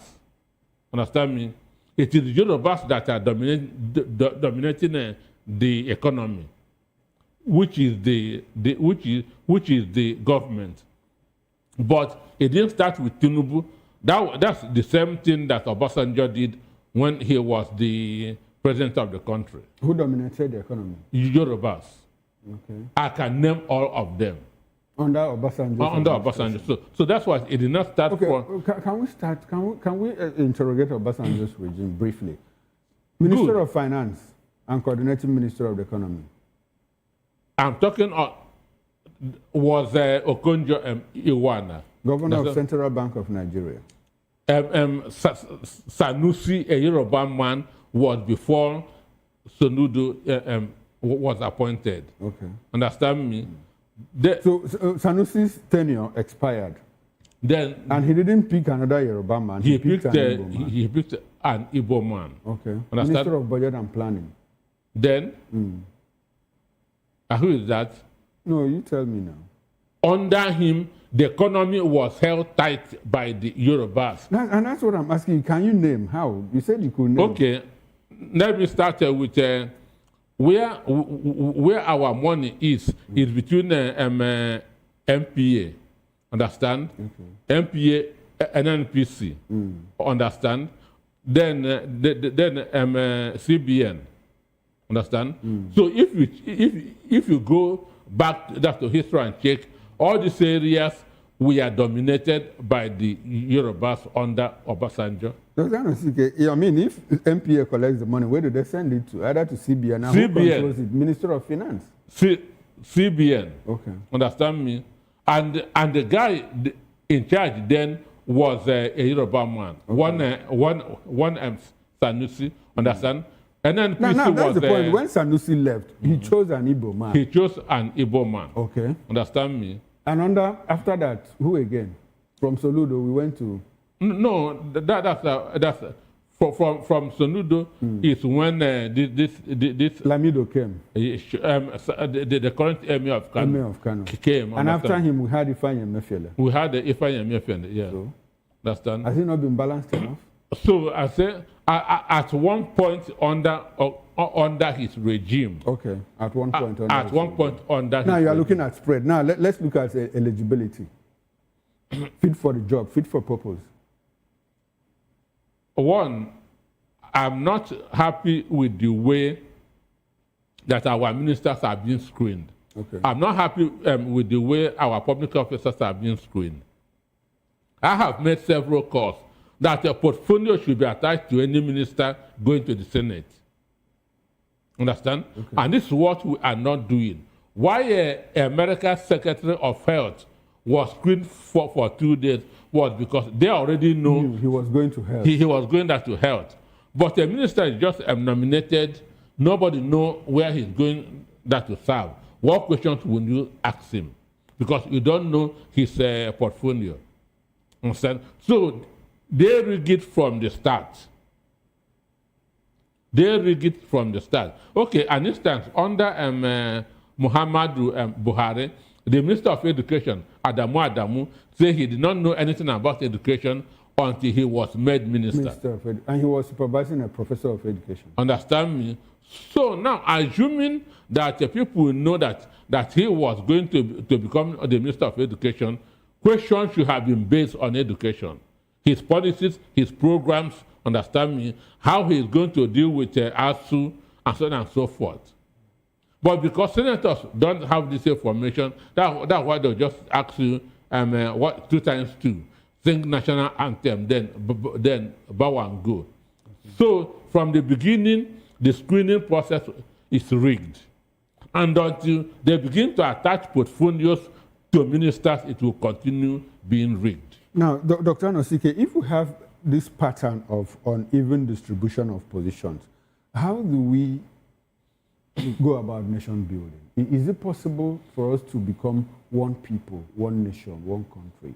that we aspire to be. I mean, we have always been told that, look, Nigeria's unity is non-negotiable because Nigeria is one indivisible, indissoluble entity. With this kind of, with this pattern, is it possible for us to achieve that? Chukuma, my own concern is not even where anybody comes from, but competence. Understand me? But competence. I know when the Nigeria Super Eagles, then, and the Green Eagles, we are using a federal character in football. Our football did not go anywhere. Understand? Our football did not go anywhere because you must bring that's and how someone, whether he's good or not, to complete that circle. Understand me? So my own is competence. Somebody who knows the job and is going to do the job. That's my concern. Understand? And not where somebody comes from. I'm from Abia State. So to fill a quarter, you bring an idiot from Abia State. To me, it doesn't make sense. Understand? Competence should be our watchword. Now, there are concerns that if you base everything on merit, that some sets of people will be left out in the race. But there will be development. There will be development. And once there are development, everybody will be happy.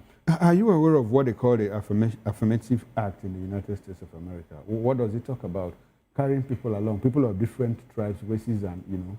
What does it differentiate from federal character here? It is from there that this is the federal character of 1976. Can understand me? Okay. That political appointments, that no particular ethnic group should dominate the other, or the others. That should be a sense of belonging. Okay. That's what that federal character said, so which was borrowed from from affirmative medicine in the United States. Now, does that promote incompetence?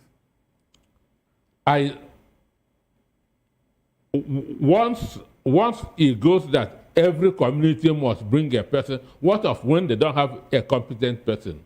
What okay, so apparently it breeds incompetence. It brings that's incompetence, which leads to underdevelopment. Understand me? So if competent people are in office and the country is developing, people are happy, nobody will care where anybody is coming from. All right, Dr. Anosike, let's see how it goes. Let's get into the second topic of discussion. The Labour Party has announced that it will not grant an automatic presidential ticket to any aspirant ahead of the 2020. Former candidate Peter Obi must participate in competitive primaries if he chooses to run. Well, according to National Publicity Secretary Obi Oraifo, the party's internal democratic processes will not be compromised and all candidates must emerge through a properly convened convention. He added that Obi has not communicated with the current leadership for about a year, reflecting the lingering distance between both sides. The strained relationship between Obi and LP chairman Julius Abure stems from disagreements following the 2023 election. Obi's allies accused Abure of mismanaging party funds, refusing accountability and attempting to dominate party structures, while Abure dismissed these allegations. Multiple court battles and internal factions further deepened the crisis, forcing Obi to pull back from party activities and feeling uncertainty about his political direction. Meanwhile, the African Democratic Congress, ADC, has also urged Obi to decide on joining its proposed coalition, but maintains that it will not adjust its zoning to accommodate him. Well, Obi, however, has expressed concerns about instability within the coalition, though his media office denies granting the interview where he made the comments. His allies say he is still consulting widely before determining his political future as the 2027 election cycle approaches. Dr. Anosike, we are back to Peter Obi and his presidential ambition. LP has said no automatic ticket for you or factional LP. How do you react to that? And I was coming to that. Factional Obi LP. Oraifo is saying, look, under the leadership of Abure. Who is Abure in the LP? Understand me. So that's why, for me, these are shoe shiners. But ordinarily, you don't reserve a ticket for anybody. That's generally speaking. Okay. Generally speaking, you don't reserve a ticket. When you reserve a ticket, it is no more democracy. Except someone who is already an incumbent. Except somebody, that's in America that they call right of first refusal, which is for the incumbent. For the incumbent. Understand? So you don't reserve a ticket for somebody. If you reserve it, it becomes an imposition. One of the beauties of democracy is choice. People must choose between 2 or 3 candidates. Contestation. Understand me? So you don't reserve a ticket for somebody, and this is just a faction of LP, because the Nana Osman own is still there, understand? And they're not making any steps. Now, when you reduce it to a faction of the Labour Party, this faction seems to be doing more. Always in the public place, always issuing statements and all of that. Empty drums always make more noise. So that's what we are drums, saying. But you have to show up. You know, if you want to get born, you have to get close to the sun. A lot of people, when you talk about Labour Party, the first thing that comes into their mind is Julius Abure. And so between perception and reality, who do you think is the authentic leadership of the Labour Party at this moment? One, it is INEC that can make that decision. Okay. It is INEC. But in politics, silence is a powerful tool. Keeping people guessing is a very powerful tool. Understand me? So, P2B, for me, I know is consulting, because there's the tides, understand, is shaky everywhere. So, and if you don't consult well, you can make a mistake. But I know that P2B will never return back to Labour Party. He will never return to Labour Party? He will not return back to Labour Party. Even either that of Osman, Nanadi Osman or Abure. Understand? So, but he has said that he will make his decision known very soon. Okay. So we should wait for him to. You cannot stampede him that to make a decision. Now, from the politics you understand, you are aware that Peter Obi will never return to the Labour Party. So that's a closed door for him. Sure. Now, if you understand the permutations, you know, the dynamics of politics in the past 2 years, where do you think that Obi is likely headed? Just a guess. Well, you don't have to be accurate, just a guess. Well, for me, I know that Obi will join the coalition. ADC. I know that P2B will join the coalition. Okay, you think that he will join the coalition? I know that P2B will join the coalition. Okay. Understand? So what gives you that impression? Because it's only a coalition that will unseat Bola Tinubu. Okay. It's only a coalition. And everywhere in the world, even in Africa, where incumbent has been defeated, they were defeated by a coalition. In Ghana, was it a coalition? Ghana, it was economy. Understand? Or the first coming of the current president, the economy was better in his tenure. Understand me?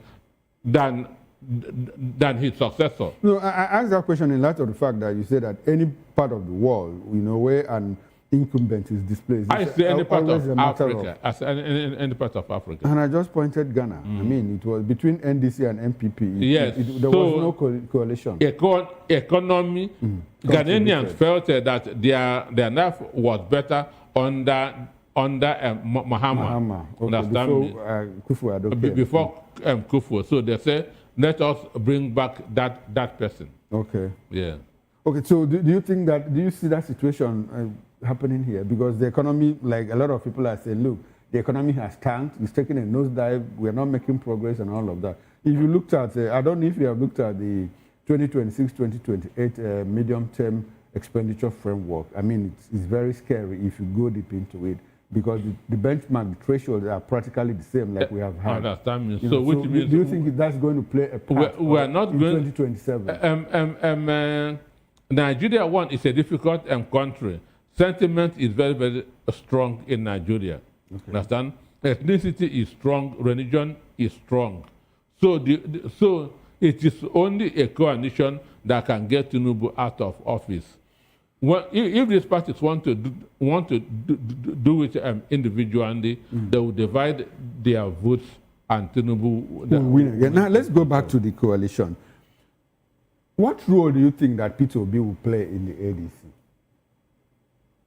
David Mark has said that there's no automatic ticket for anybody. Bolaji Abdullahi has said the same thing. So whoever is coming is going to in football they call it fight for your shirt. Okay.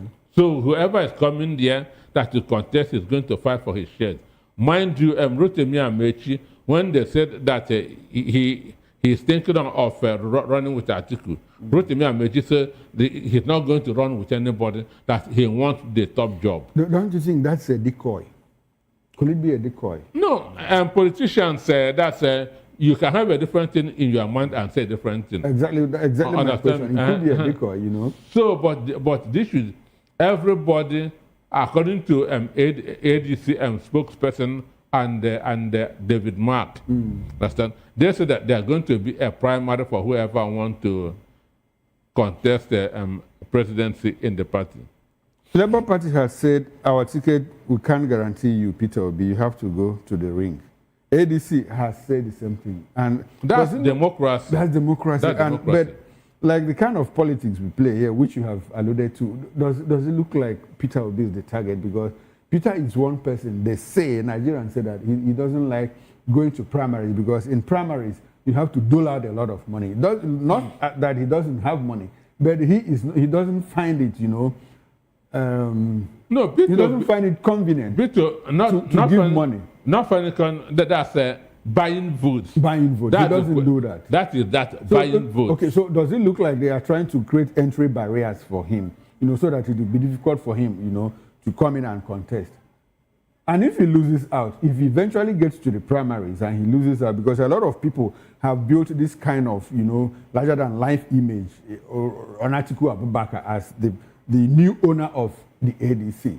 If Obi gets into contest with him, and Nigerians know that, look, Atiku Abubakar has the deep pockets to buy over delegates and all of that, and Obi loses out, what will be his next move? Can you predict? One, I'm not Peter Obi, okay. Number one. And number two, no, I cannot say what Obi can do. But you just said he will end up in the ADC. I said he will join the coalition. He will join the Peter Obi will join the coalition. Okay. And as we speak, all these presidential candidates, including the APC themselves, are conducting internal opinion polls. Understand me? All of them are conducting internal opinion polls. And I can tell you for free, both the one that Tinubu is conducting, the one that Atiku is conducting, Peter Obi is leading among the youths. Okay. Peter Obi is leading among the youths. And over 65% of Nigeria population are youths under the age of 35. So that shows you why, even though Peter Obi is not holding any political position now, whenever he makes a statement on Onoga, the Tinubu attacking boys, that will be on him because he is leading at the polls as we speak. Now, Dr. Nosike, before we leave this topic, how strong do you think that the obedient movement remains? How strong? Are they still vibrant? Obedient movement is still vibrant, and other Nigerians are also joining. All they are waiting for is a direction from Peter Obi. Okay, you think that the fire is still there? All they are waiting for is direction from Peter Obi because things are getting worse. We're now moving from fry pan to fire in the country. Okay. Understand me? But he has also lost some key people. Director of mobilization left. The other woman left. And who? People from the obedient movement. Well, I'm committed. People who are not committed. People who are in the like of Reno or Mokri, Fanika Yode, those who are in politics for stomach infrastructure. When they wait, they don't see money coming, they can go. Somebody, like, what is his name? Kenneth Okonkwo. Understand? The director of mobilization said he spent over 40 million naira of his personal money. you know, to do mobilization, print posters, open websites and all of that. And there will be never asked for one day. How are you managing all of these things? And he had to quit. I'm asking that in light of the fact you said that, look, the obedient movement is still very strong and vibrant. And up until this moment, I've not heard that they have a new director of mobilization. They are waiting for Peter Obi to give direction. This is where I am. Okay, now they are waiting for Peter Obi. Now let's get into our final topic of discussion. The federal government has approved the recruitment of over 94,000 new security personnel to combat rising insecurity nationwide. As part of this plan, the Police Service Commission, PSC, in collaboration with the Nigerian Police Force, will enlist 50,000 police constables, with the recruitment portal scheduled to open from December 15, 2025 to January 25, 2026. The initiative follows President Bola Tinubu's directive to boost community policing, strengthen internal security, and expand the police manpower base. According to the PSC, applicants for the general duty cadre must hold O-level qualifications, so that at least 5 credits, including English and mathematics, obtained in no more than 2 sittings. Those applying for the specialist cadre must have a minimum of 4 credits, trade test certifications, and at least 3 years of relevant experience. The mass recruitment drive is one of the government's major steps towards improving security across the country. Dr. Anosike, 94,000 new recruits into the service forces. Police, 50,000, Army, 14,000, NSCDC, Navy, and all of that. What are we going to do with these people? How will it change the face, face of insecurity? Well, the truth is that even 1 million intakes will not change anything in the country. Oh, why do you think so? We are a population of over 220 million. Okay. And according to UN standard, it is 1 policeman for 400 people. Okay. Now we don't have up to 1 million policemen in a country of over 200 million. So this number is going. It's like dropping a needle inside an ocean. So it's not really going to change anything. And again, it is people who are very, very desperate, who have not, maybe those who have looked for a job for so many years, will say, okay, let me now go into this. Not that they really want to defend Nigeria. So that's why I say that the sons and daughters of this the elites should show example by enlisting. Understand me? No, I don't get it. What do you mean? The sons and daughters of these governors, of these ministers, should be at the forefront. Understand me? It's a matter of choice, must they? They should motivate others. Understand me? In Israel, the son of Benjamin Netanyahu is in Israeli army.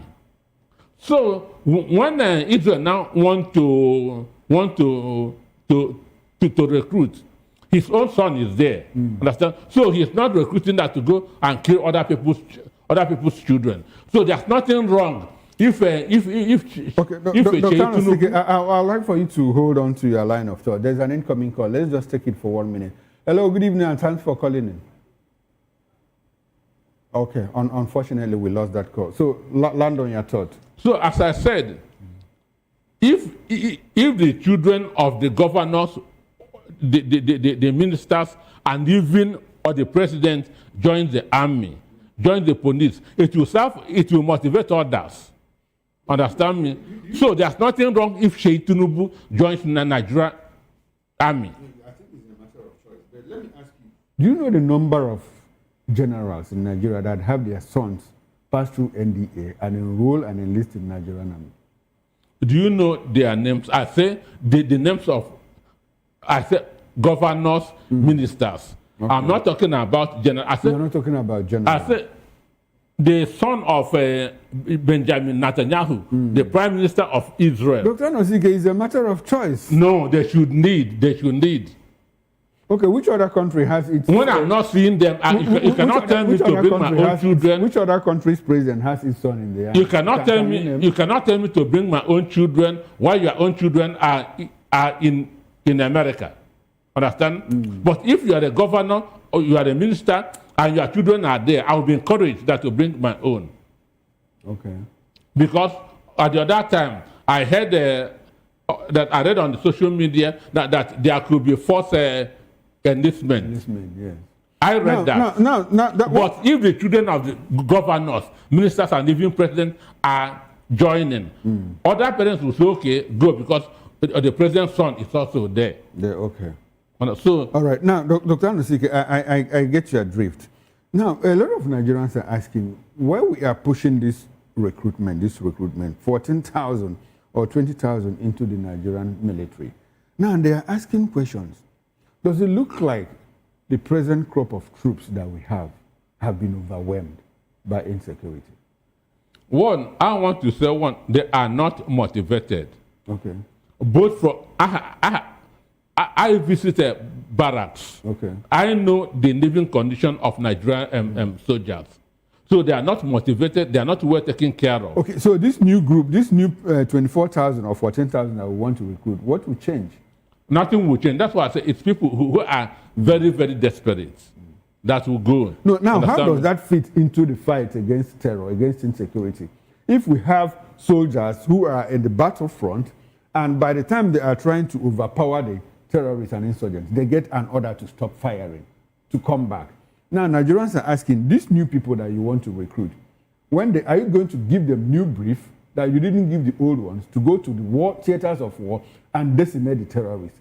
So what will change? Chukuma, one, if you go to the barracks and see how soldiers are living in there, understand? Even if they promise paying you 1 million a month, you will not want to. Exactly my point. Understand? So this effort, is it in futility? That's why I say it is people who are very, very desperate. Now, these desperate people, what brief is the military going to give them before pushing them to the battlefront that they have not given the present crop of troops? That's why when I tell you that nothing is going to change, okay, it will just be business as usual. They want to give you impression that they are doing something. Honestly, because America is watching. Okay. So they want to give you impression that we are ready to stop this insurgents. Okay, like America is on our neck. Akpabio, the Senate president. Yeah. Well, Dr. Anosike, 30 seconds for your concluding thoughts. We are out of time. Well, the obedience are still strong, but waiting for direction from P to B. Understand? Then, for the enlistment that's in the Nigerian Army Police, governors, presidents, ministers should lead first. Understand? Their children should be at the forefront. Okay. Understand me? Their children should be at the forefront. And when their children are there, other parents can send their own. Okay, children. When their children are there, other parents. Well, it's interesting to note that that's Dr. Anosike's position. Now, opinions expressed here are not those of the TV station, but those of the analysts. This is where we have to draw the curtain on political lens. I've been speaking with Dr. Peter Anosike, philosopher, journalist, business consultant, and political affairs analyst. I must say a very big thank you to you, Peter. Thank you for having me. I appreciate your presence. And I hope that we can do this some other time. Now, on behalf of the backroom staff, technical director, bus manager, sound engineer, and ingest manager, I am Chukuma Okoro. Up next is Issues with Nena Ndimdi Oto. Today is Friday. Thank God today is Friday. I'm off. I'll see you again on Monday, 8 o'clock on the morning show. Enjoy the rest of your weekend and play responsibly.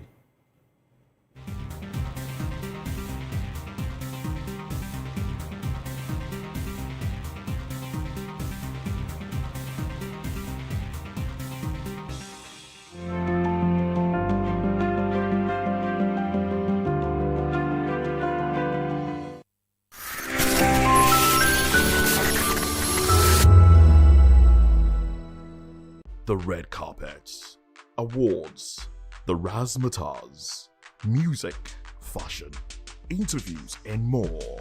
Spotlight on Voice of the People Television. Let's feed you with all the juicy stories in the global entertainment space, bringing you the glitz and glamour as it is hot. Stay tuned to Spotlight, 1 p.m. Monday to Friday.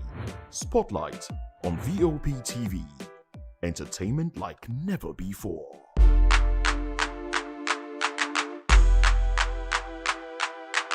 This is African News on Voice of the People Television, where we don't just bring you the news, we bring you Africa's heartbeats, the policies that shapes our world, and the economy that determines our future. African News on Voice of the People Television. Stay with us.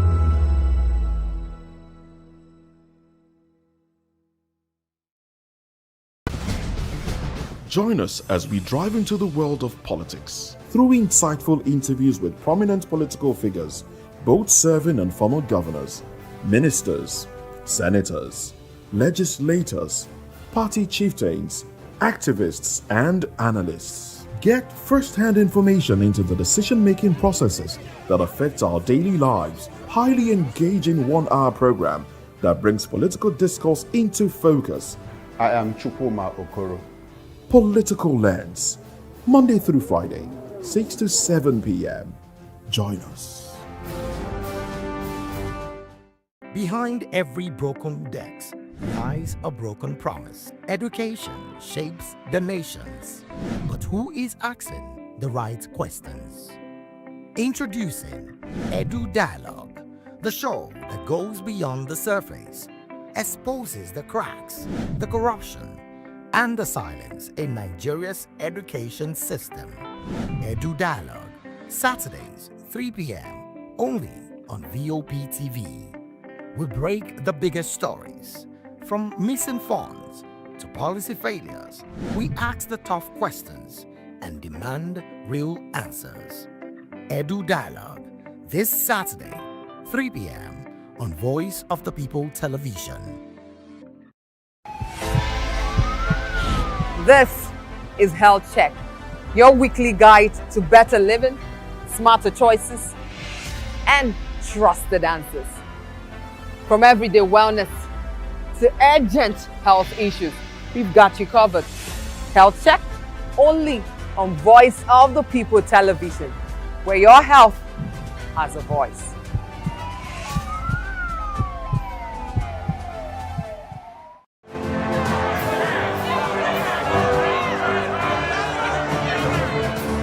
Do you want your voice to be heard? Do you know that you matter in the scheme of things? The People's Voice, the show where ordinary citizens take center stage as we discuss the biggest stories that affect you and I. With you in mind, we facilitate lively discussions, debates, and interviews on the topics that matter most to you and I. From social justice to economic empowerment, education to healthcare, governance, and more. Tackling tough topics and amplifying your voice. Join the conversation and make your voice count. The People's Voice. Make your voice count. In a world where truth is the ultimate power and opinions scream the loudest, it's time to wade through the noise. Hunger no get tribe! Hunger no get religion! And scan the human interest and trending topics that matter. Stay tuned to The Issues, your plug to the stories making the buzz, from politics to science and technology, social justice, and more. Let's tackle the tough questions and expose the truth. The Issues, on Voice of the People Television, Mondays to Fridays, 8 to 9 p.m. The Issues. Don't just react, understand. Good evening, Africa. My name is Mamakore, actor, model, producer, and I'm giving a big shout out to VOP TV, man. Keep watching.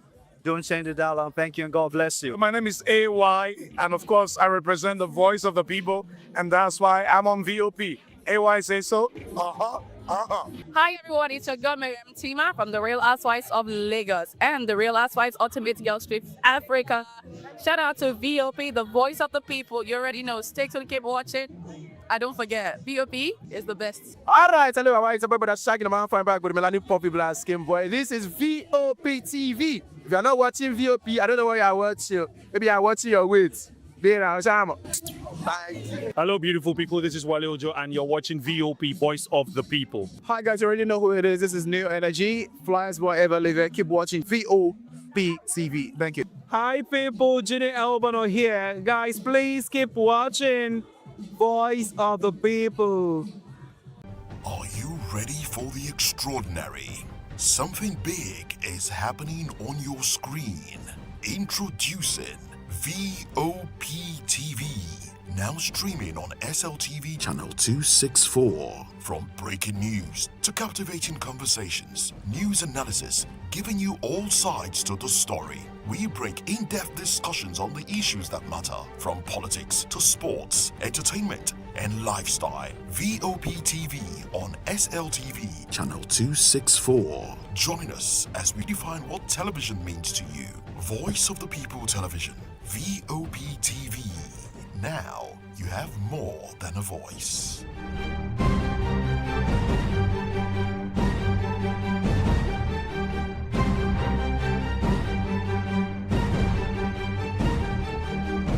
And the economy that determines our future. Africa News on Voice of the People Television. Stay with us. Voice of the People, you can hear me now. My name is Patrick Doyle, and I wish that you continue to echo the voices of the people. Big up VOP TV. My name is Suibifa Dokobo. Please keep watching VOP TV. Hi, my name is Kwekumali Ikenna Onyekwena, and I am with the Voice of the People TV.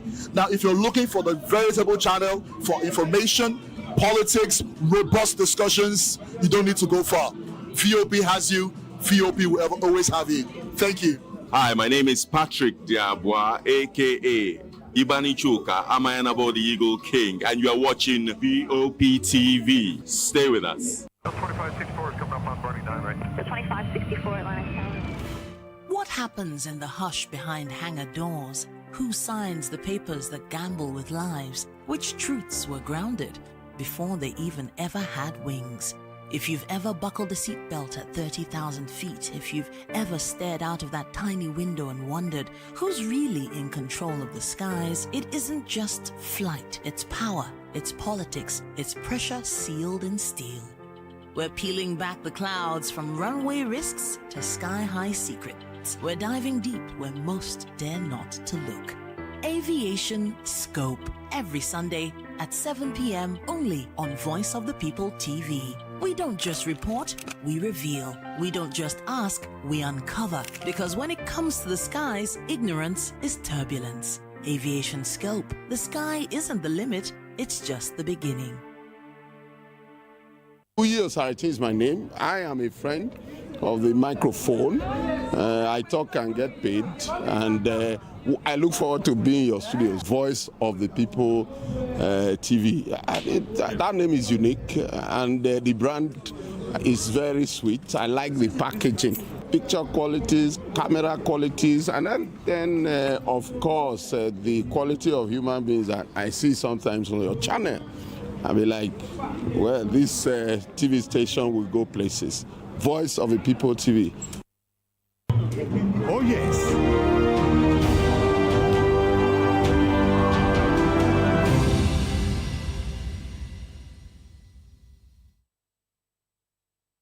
A very good evening to you and welcome to another exciting episode of the Issues and Voice of the People television, where we bring you the most important and pressing issues shaping our nation today.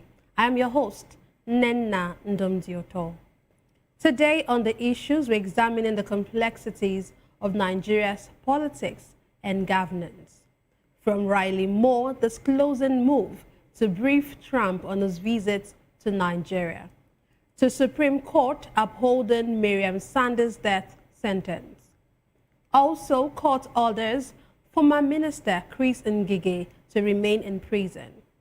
And in politics, Rivers Governor Fubara defends defection to APC. Join us as we break down the facts and provide context to help you stay informed. We'll take a break, and when we return, we'll dig deeper into these topics. Don't go away.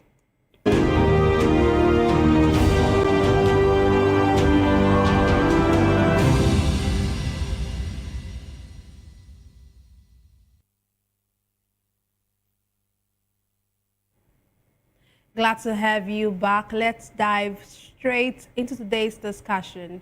United States Congressman Riley Moore says he will submit a detailed report to President Donald Trump after leading a 5-member congressional delegation on a fact-finding mission to the country. Republican Congressman Riley Moore said the visit focused on insecurity and alleged religious persecution in parts of the country. During the trip, the delegation, which traveled through Benue State in armored vehicles due to security threats, met with victims of attacks, Christian associations, religious leaders, and traditional rulers. Moore said he will compile recommendations on what he described as ground truth from the violence affecting communities, especially in central Nigeria, and present them to the U.S. President later this month. The U.S. lawmaker also acknowledged talks with Nigeria's National Security Advisor, discussing counterterrorism cooperation and regional stability, and confirmed a joint Nigeria-U.S. task force has been established to address some of the security concerns raised. Today, I'm delighted to be joined by 2 esteemed guests. Here in the studio, we have Elvis Elimihele, a political and public affairs analyst. Thank you for being with us. Good evening, Nana. Good evening, sir. Thank you. Yes, sir. And joining us virtually is Kinane Sam. He is a political affairs analyst and the Rivers State Deputy Governorship candidate of Labour Party in the 2023 general elections. He's also an engineer. Glad to have you join us, Kinane. Good evening, Nana and team. Good evening. Glad to have you join us. Okay, let me start with you. What do you make of this entire visit by Riley Moore? Thank you very much. I think Riley Moore and the U.S. government is doing what they are expected to do.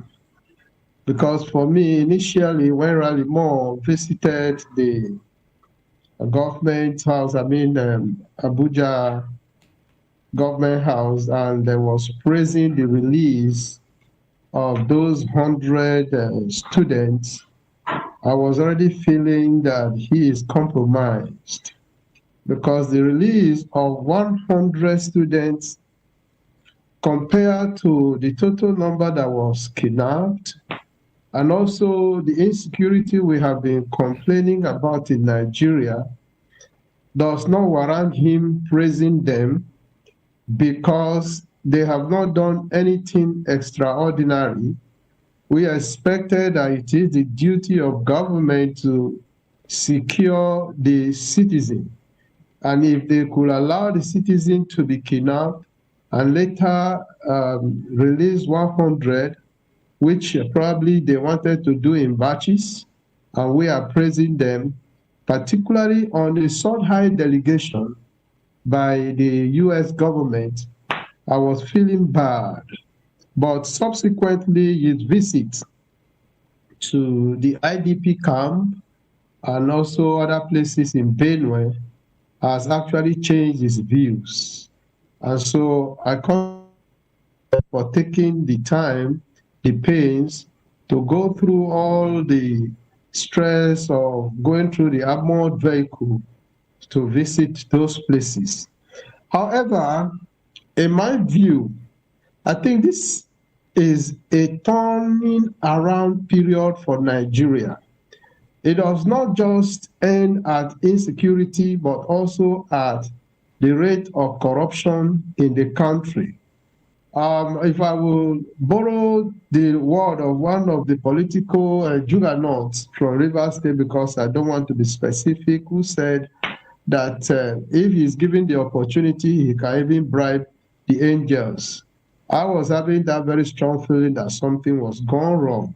But with this, and with his statement, his findings, his interactions with all those IDP persons, has actually shown him the rate and the level of insecurity in a country like Nigeria, where you have over 1 million people coming from their own villages in an IDP camp. That tells you the rate of insecurity for the fact that, yes, there are people who are occupying their villages, and those are the Fulanis that are causing this mayhem. And those are the realities on ground to let you understand that, yes, people have been chased away from their home. Those people he interacted with will definitely tell him the reality of mass burials in those places that they had to dig mass grave. So it is not a matter of going to Aso Rock and getting information and going back and telling the people, no, they are denying. And it becomes a situation of deniers upon deniers. I am so happy with this visit because it's going to tell the American government the reality that, yes, what you have said as a President Donald Trump is true. Nigeria is actually a country of particular concern. Concern particularly the point that they want to eliminate the Christian. Okay, since we seem to have lost connection with him. Okay, you know some of the things that Riley Moore said when he during this particular when he went for the visit, especially the IDP camps. You know, he talked about how sorrowful or how painful or how sympathetic he was to those people who are there. And then he also made mention that some of these people who are displaced, who are even in IDP camps, some of them, okay, I don't know, let me just allow him finish his thought before I come to you. Kinani, are you back? Can you finish your thought so that I can get back to Mr. Elvis here? Yes. Yeah, like I was saying, it's one of the best things that has happened to Nigeria in recent times. The visit of the American and for Nigeria, for those of us who are concerned about the well-being and welfare of Nigerians, is one of the biggest things that we are experiencing now. Because if you look at the rate of decadence in this country, it has gone to the point where nobody feels or cares about any other person, particularly those people who were elected in position to be concerned about our people, about the people they represent. So I'm happy with this visit. I'm happy with everything that is going on now because he has seen things by himself, and I'm sure he will be able to give a clear view of what he has seen, not based on the information that were related to him by men in representing government. Okay, thank you. Let me come to you in the studio. Okay, so here, like I said, he actually criticized these, as in like the fact that there are even assaults in these displacement camps or in these camps for IDPs. And he's saying, and he was actually saying that, okay, how can you say that this is as a result of environmental, economic factors? Because he's seeing these things. It's not just about what he could have been told or what he could have, but here he's seeing it. And what do you make of this? Thank you, Nena. That shows that our government officials who have been telling lies all this while are so much wicked and insensitive to our plight. I thank God that the US came into this matter and the world is actually seeing the real truth concerning what has been going on in Nigeria. And I also thank the US government for this visit in particular. It is now a first-hand information that they got from Nigeria that they are going to give back to President Donald Trump, not the one that after all these deaths, this avoidable death, the government of Nigeria will play down on it and tell you it is communal clash. And that is as a result of climate change that the herders are moving their cattle from the up north down south, and they now have clashes with the farmers. They play down so much on it without allowing the world to know what's actually going on in Nigeria. And I also thank the archbishops and some people from Benue State that took this matter upon themselves. Archbishop Anabe and his team and others. You know, the cry has become so hard that it got to, this is just like the cry of the Israelites when they were in captivity in Egypt. That's how I can describe it. If you're a Bible scholar, you know what it means. So that cry has actually gotten to a level that God will not come down by himself, but he will use somebody. That Donald Trump has to hear this, and he has to wade in. So it has become so obvious now that all the officials of Nigeria government, even the Jamboree visit that Boala led, that he went around the world, you know, paying visit to, the media, international media all over. This fact-finding mission that really Lemon came into Nigeria to see by himself has demystified all those cook-up stories that they were using to defend this government. Let me tell you, Nena, you know, there was a time this year that the president visited Benue State. And the president was even like wanting to also play down on it, on the debt. But I gave it to Totiv. And he said, this is not communal clash. This is about trying to just eliminate a race. And when you are eliminating race, what do you call it? Genocide. That's exactly what happened in Rwanda. That they just want to eliminate this race because when they level a village or a community, they take over that community and rename it. Which means the people, the original inhabitants of that community cannot even access it again. They have to remain in IDP camp. And look at the condition in IDP camp. Look at the condition Nigerians have been living over the years in IDP camp. These are people who, before now, were living in their ancestral home. They could go over their normal businesses, which was merely farming. They have now become people who are now waiting for palliative before they can feed. And these are people who were even feeding Nigerians. Benue is the food basket of the nation. These are people who were food. Now they wait for palliative in IDP camp in such a very harrowing and demeaning environment. We see some of the flashes. We see them on videos, what they are going through. But the best thing this visit did for Nigeria was that he really was in the camp. This is the camp Nigerian officials don't visit. They don't visit these camps. They don't know what is going on in the camp. They don't know what these people are going through. No place to sleep, no toilet, nothing, no food. These people are left in this kind of a very demeaning environment. And people will now come down and play down on this and tell you it is just communal clashes between herder and farmers. But the first-hand information is now before the world. I don't think he will get back and paint it the way Nigeria government have been painting it, the way Nigeria government officials have been painting it. He's going to give the true fact about this to President Donald Trump. And Nigerians are eagerly waiting. If not for any other thing, let our brothers and sisters who have faced this harrowing experience over the years be allowed to go back to their respective home and face their normal. Imagine the deaths. Father would have gone, only mother. Even mother that is alive, most of the children would have gone. Can you manage that trauma syndrome upon that family? But somebody is coming because you just want to make money, you want to keep your position, you are playing down on people's life. You know, do you know what death is? This is so sacrosanct that you cannot reverse it.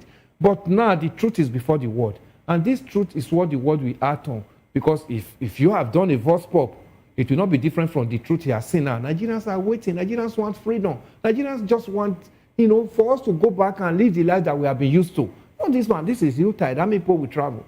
Even those that are going to travel, they're going to be doing fasting and prayers in their respective churches before they travel. So this is what we have seen over the years. It became so bad in the 8 years of Buhari's administration. I keep telling you, Buhari's administration allowed this terrorism in Nigeria to fester because Buhari, from all his language, body language, and his interaction and all that, was 100% in support of these people. So these people now saw that, if they kill, nobody is investigating it. Nobody is sentenced, no deterrent, nobody is prosecuted. Then why will they not continue? So they now saw it like, this is our opportunity. So 8 years of Buhari's administration, Buhari Nigerians waited for as a retired general to come and bring succor to Nigerians' terrorism crisis. Buhari came and worsened it. But thank God, the US government have come in. Let's see how this is going to play out. At least in 2026, I'm beginning to see that we're going to get leverage. We're going to get this freedom, which the Israelites yearned for in Egypt, and they got it. I think it has come to the middle belt. of Nigeria. Wow, okay. I like how you put it, you know.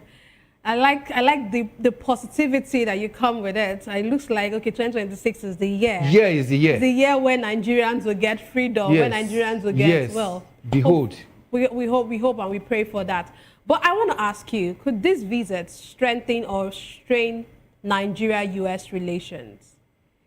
It's not going to strain it.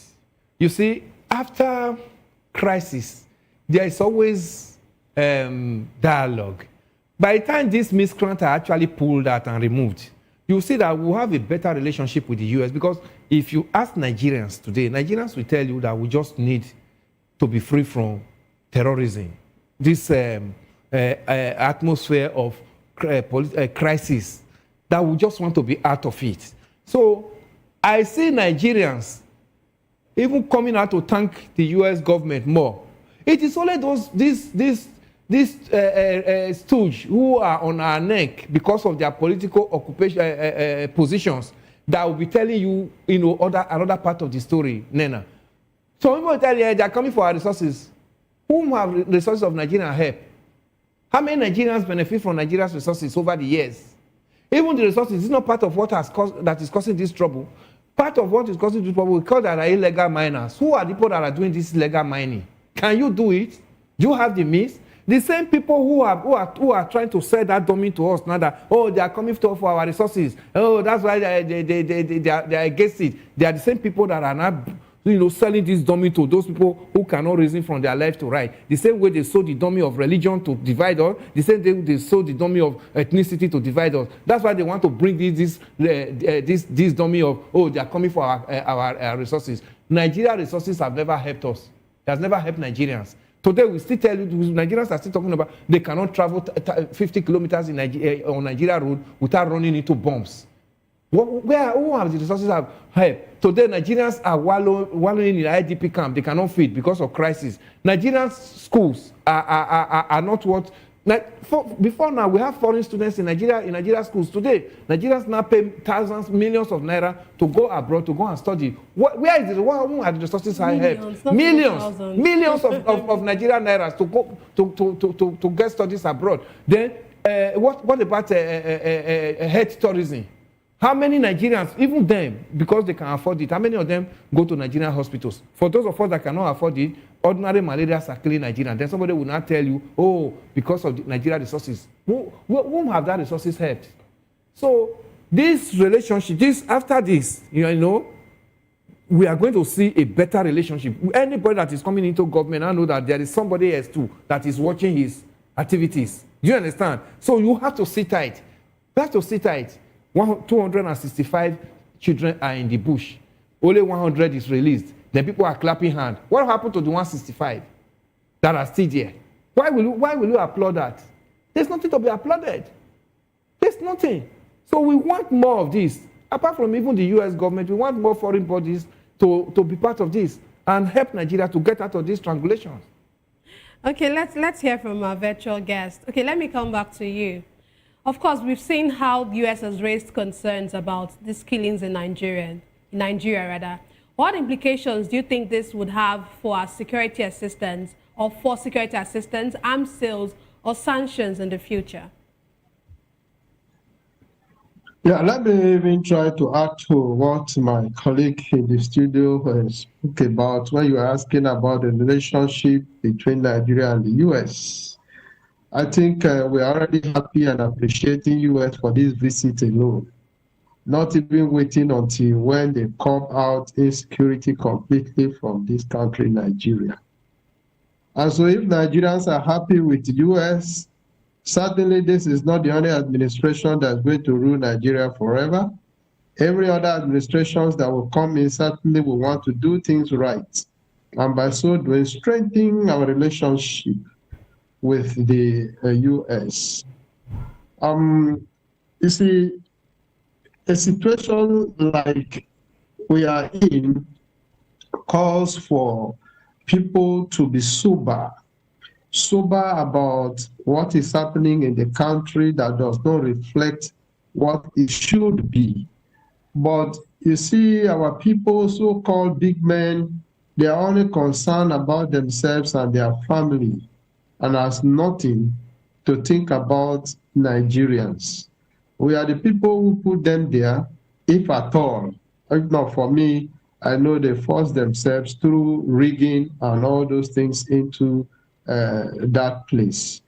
So whatever they are doing is because they feel that they can always get their way through in terms of rigging themselves. So they are not much concerned about what we are passing through as private individuals. That you see in a country like us now, every family is a government of its own.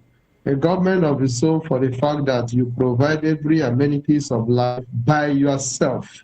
Even the security we are talking about, we provide it by ourselves. You talk about utilities, we provide it by ourselves. Rather, what they are concerned about is just to task us and then make sure that we do not progress. So for me, in a country where you are a government, and being a government, you have to defend yourself in every ramification. You have to defend yourself in everything that you are doing. And that has put so much pressure on us as individuals and as collective groups who are concerned about the feelings of the next neighbor. And that pressure has actually pushed us down to the point now that it is difficult for people to live a free life. When you walk on the street, you see a lot of people who are suffering. With the situation in the country, or with the visit of the US, we are so excited for the fact that, look at it, it is this way. We are seeing this thing that it was restricted to the north. And gradually it started from Zamfara and began to spread, and gradually it was spreading down to the south. And if not for this kind of a visit, nobody was talking about it. We even hear rumors that even our president was afraid to fight Boko Haram.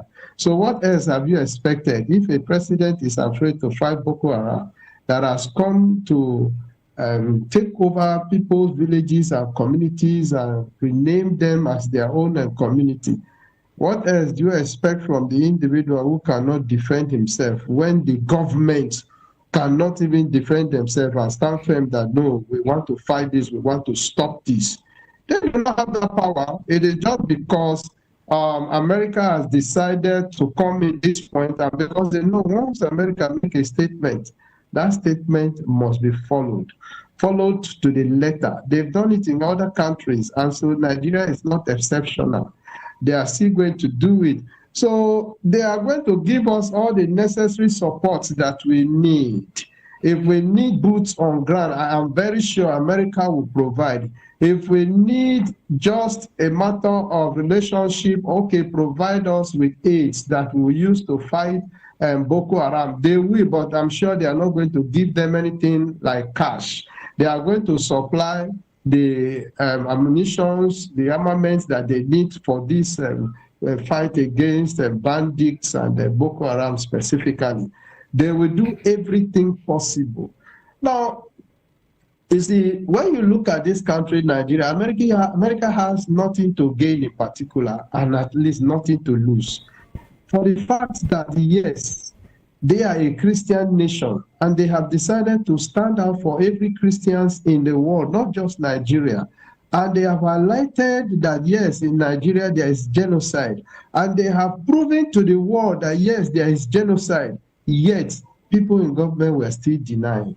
Now that they have sent a convoy that has come to verify that these things are real, I think they will give us every support that we need in terms of fighting this war, either on ground, in the air, by support, through neighbors, and whichever way. I am very confident that this will bring the end of terrorism, Boko Haram, banditry in Nigeria. And we're going to push further to all these corrupt men who has been in government, who has been fighting their way through because they have men who are in power. It will all, because it's in phases. The first phase now is to end banditry. Once they end banditry and oppression, an individual will be able to speak out. There will be whistleblowers that will be able to speak out and tell Nigerians, this is what this man has done, this is what this man is doing. So it's going to go a long way to set us free. We've been in prison, we've been in captivity for so long. And I'm very confident this is unlike every other time they will say, hey, America will come and help you, hey, and this country will come and help you. This is a different case. Let me tell you this. America is not just coming into Nigeria because they feel that Christians have been killed. But I think America knows how strategic Nigeria is in the sense of Africa's economy and Africa's leadership.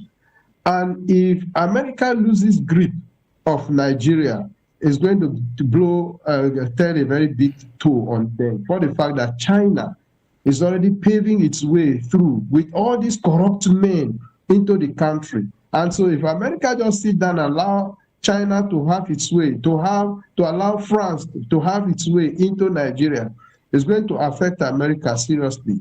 Because anything that happens in Africa or in Nigeria in particular is going to affect every other country in the world where we have a good population of Nigerians residing there. Because they work for the government. I just want to take this little out. I don't want to go deep, but let's assume they have people who work for their government. And majority, I know how many Nigerians are working in the US, and you hear that there is conflict in Nigeria that affects their family. It's going to affect their productivity very seriously. So for that reason alone, I don't want to go deeper on the other side of economic benefit and all those things. Is going to make them fight and ensure that, yes, they return democracy to the country, Nigeria. Okay. Let me come back to the studios. How do you think the federal government will respond if Moore's briefing, because we don't even know what he's going to go and tell President Trump, because everyone's hands are kind of tied. Everyone's just waiting to hear what he would say, because we don't even know, we're not in his heart. We don't know what he would say. So what if, how would Nigerian government respond if his briefing leads to more assertive U.S. policy recommendations? But Nigerian government have actually said some time ago that they were going to cooperate with the U.S. So let us also believe that whatever really more, tests Donald Trump and Donald Trump's response, Donald Trump may respond in another form. Let's also believe that in whatever form that the U.S. government is responding, Nigeria government must cooperate. That was one of the reasons why the NSA, National Security Advisor, with his team, went to the U.S. At least they were there.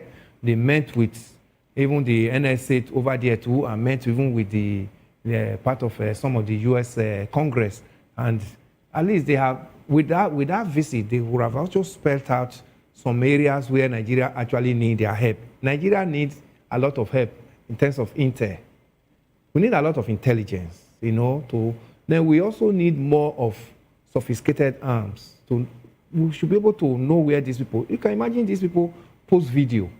They post live video from their camp, and Nigerians cannot trace it to fish them out. But I know when America comes, with that video, they will be able to know, this is already a done deal. They know what to do. So we need more of this. So I expect that Nigeria will cooperate 100%, except for those riffraffs who are benefiting from this situation we are going through, Nena, that will be talking the other way. But I know with the level that this advocacy has gone concerning U.S. coming to help us to come out of this situation we are, this government will not turn its eyes the other way. If they do, there will be protests in Nigeria. And if they even do, I also know too well, Donald Trump can come in different form. He can come in whatever form if Nigeria government is not cooperating. He can do it. But I believe so well that with that delegation that they sent down, and they met them, they've discussed so much, it is based on that delegation that even they too also sent down to Nigeria now for fact finding. And they have also got their own fact now. So it's for them to now sit down and actually analyze where can we come in with what we have seen on ground. There are so much. These people that are in IDP camp, you don't just send them back home. They need to be debriefed. These people need a lot of psychological, help for them to function well again in society, especially when they are going back to their ancestral land where they've been taken off for so many years. Then they're coming to look at, oh, it used to be like this. They begin to look at their neighbors who are no more alive. Begin to look at, so many things that they've lost. We are not even talking of all their domestic animals that they've lost as they were running into the camp. Nobody is talking of their properties. And they are not, then their farmland have been taken over the years. So they need a lot of psychological help to debrief them to be able to function well. All this one, Nigeria government have not thought of it over the years. That's why they just kept them there and feel all is well. People are making a lot of money from them. Whatever they vote for IDP, some people still go there and still see, because of the way we have our heart has so turned the other way in this nation, we now see every opportunity, whether it is good or not, whether it is against your fellow Nigerian, to make money out of it is the only thing you now think out of it. So now, US is coming. These people might likely leave their IDP camp and be resettled back to their homes when the insecurity in their respective home have now become, coiled down. They cannot go back, but they need to be helped. Then, remember, most of them don't have homes again. Their homes have been burnt down. Would they go back to their respective villages and be living outside? They need to be given a roof over their head. There's still so much to do. But I pray that Nigeria government will sincerely accept this assistance that the US government is trying to bring in. Otherwise, it will stumble into what? Because the awareness has become so high now. It is no longer like the lies they used to tell Nigerians and the world before. So with this awareness, nobody will take it lightly with the government if they look the other side from this assistance that we're expecting from the US. Okay, thank you. Let's move on to the next conversation. The Supreme Court of Nigeria has upheld the death sentence of Maryam Sanda'S, rejecting a controversial presidential pardon granted earlier this year. The Apex Court, in a split decision, ruled that the lower courts correctly affirmed the conviction for the murder of her husband, Bilyaminu Bello. Sanda'S was originally sentenced to death by hanging by a Federal Capital Territory High Court in 2020, and the Court of Appeal upheld that verdict. President Tinubu had commuted her sentence to 12 years imprisonment on compassionate grounds, but the Supreme Court set aside the pardon, restoring the original death sentence and dismissing her appeal as lacking merit. Justices say the executive's pardon was inappropriate, while her legal appeals were pending, underlining the judiciary's independence and strict adherence to constitutional procedures and criminal matters. What do you make? Okay, let me come to our virtual guest first. What do you make of this development? We've seen that now the Supreme Court has upheld the case. First of all, you saw how the public outcry when her name was included in those people that were supposed to be pardoned. And now, of course, the death sentence has been upheld. What do you make of this development? Yeah, Nana, you see, the question I would like to ask is, why is it that Sanda'S case has taken a national dimension when there are so many other cases that are more prominent and needed national attention that nobody is giving attention? That's the big question for me.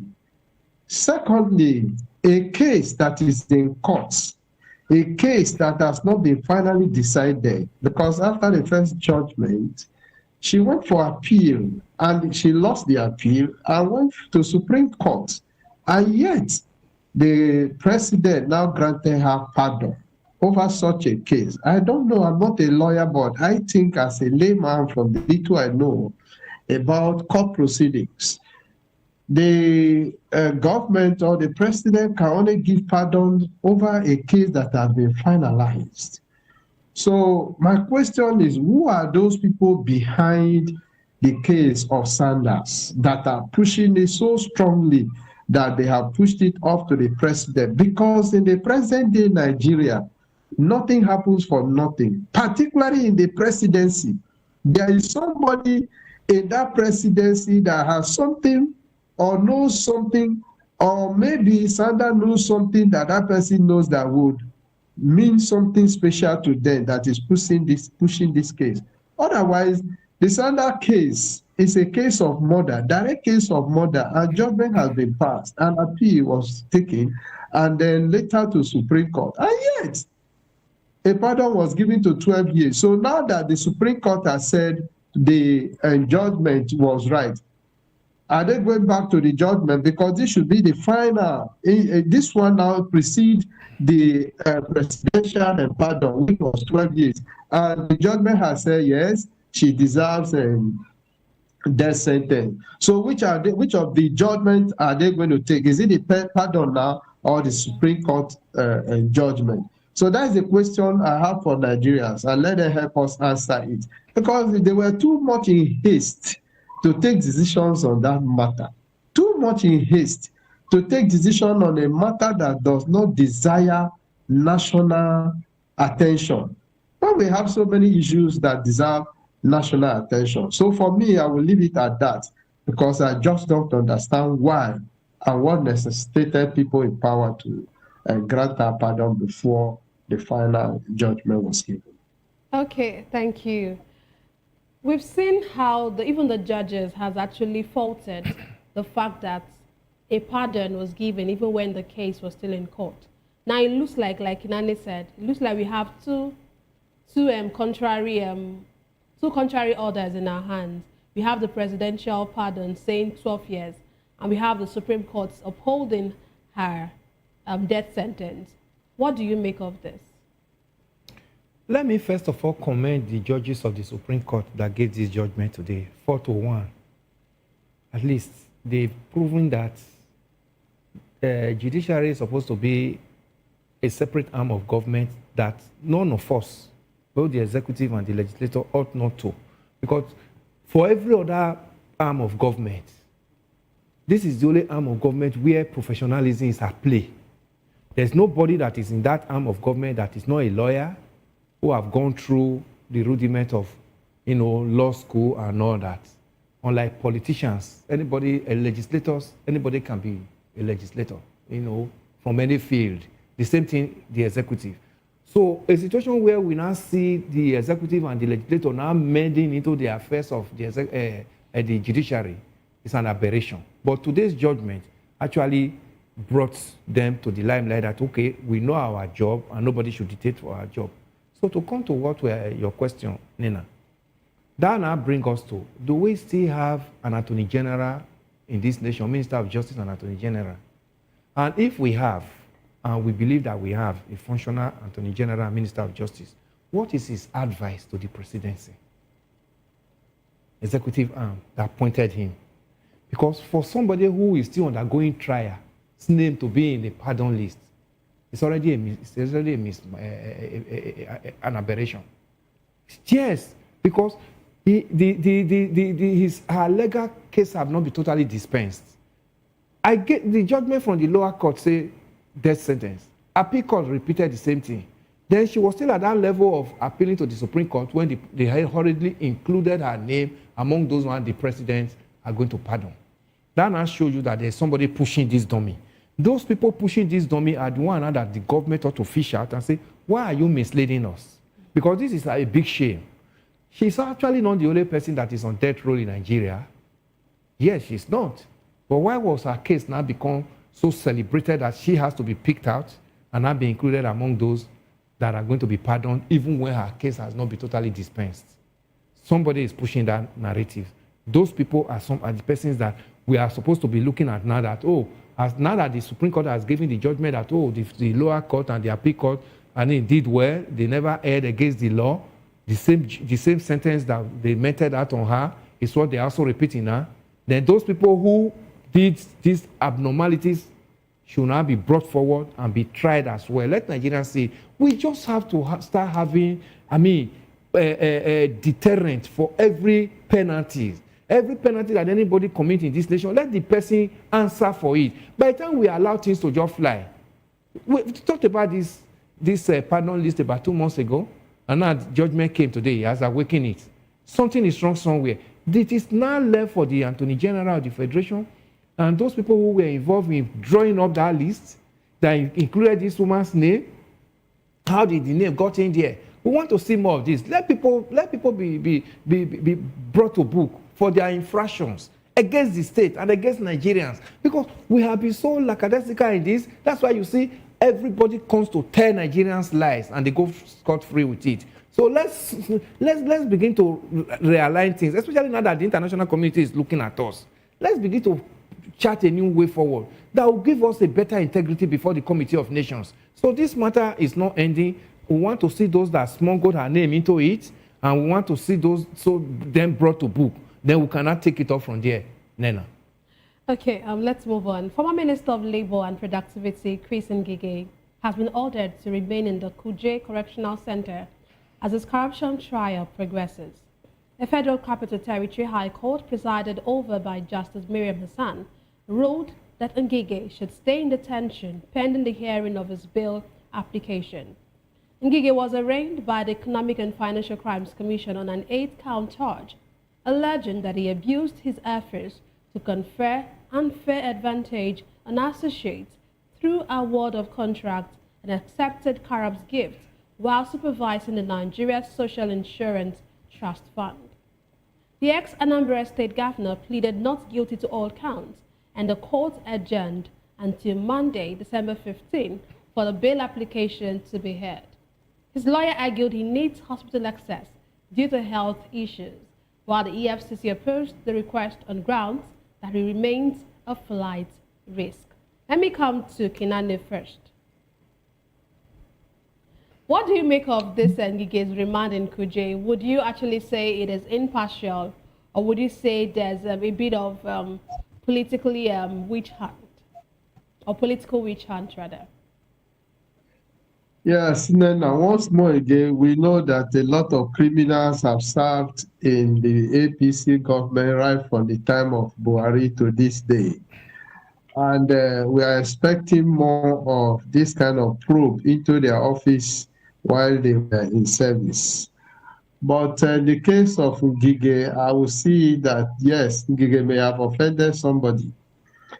And because Ngige has offended somebody or Ngige has refused to join some people, they want to use him as a scapegoat. One. The second one could be that, yes, there are situations that they want to box him or push him to the wall to agree or sign some certain things with them so they can use this case against him. However, I wouldn't see it as a vindictive act because with what they are saying, yes, he was in that government. He should go and defend those allegations against him.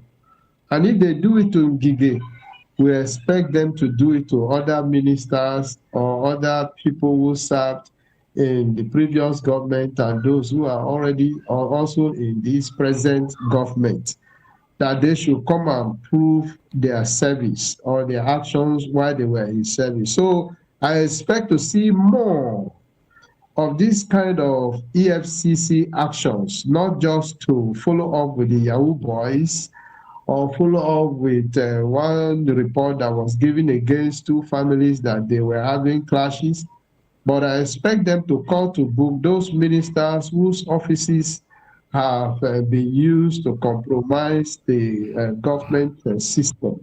So it is not a vindictive action, rather they should continue because we are talking about making Nigeria better.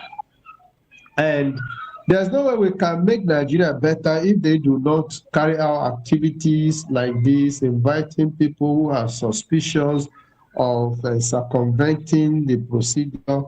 They need to bring them to book. They need to answer for what they have done. And so that all those other ones who are also waiting or on their waiting list should know that they will come for them. That should also put fears into the people who are in service. However, I want to tell you that nothing will come out of it, and that they just want him to sign some documents with them. That is the reason for this, because presently the people who are in government are doing worse than what Ngige has done. They are doing what, in fact, if you know some of the things they are doing, you will be crying that do we have a country? Do we have a system? Do we have procedure? So for Ngige, let him answer for it. Because I remember during his regime, when the Nigerian Labour Congress was asking for a better condition of service for the workers, I can remember some of the very naughty statements that came out of Ngige, proving as if he was the best of ministers. They say if you want to go to equity, you should go to equity with a clean hand. And so for him, he should have been able to know that yes, his hands are not clean. And then he was so stern on deciding that they cannot increase salaries for the workers, whereas he had so much that his hands were in. Yeah. Okay, let's leave it at that. Let me come to our guest in the studio. You know, we've seen so many of these allegations. We've seen so many of this because we don't have so much time anyways. But briefly, just what do you think, what systemic loopholes allow these kind of cases to continually occur? Failure of government. Nena, even if there's no time, let me just quickly give you a little.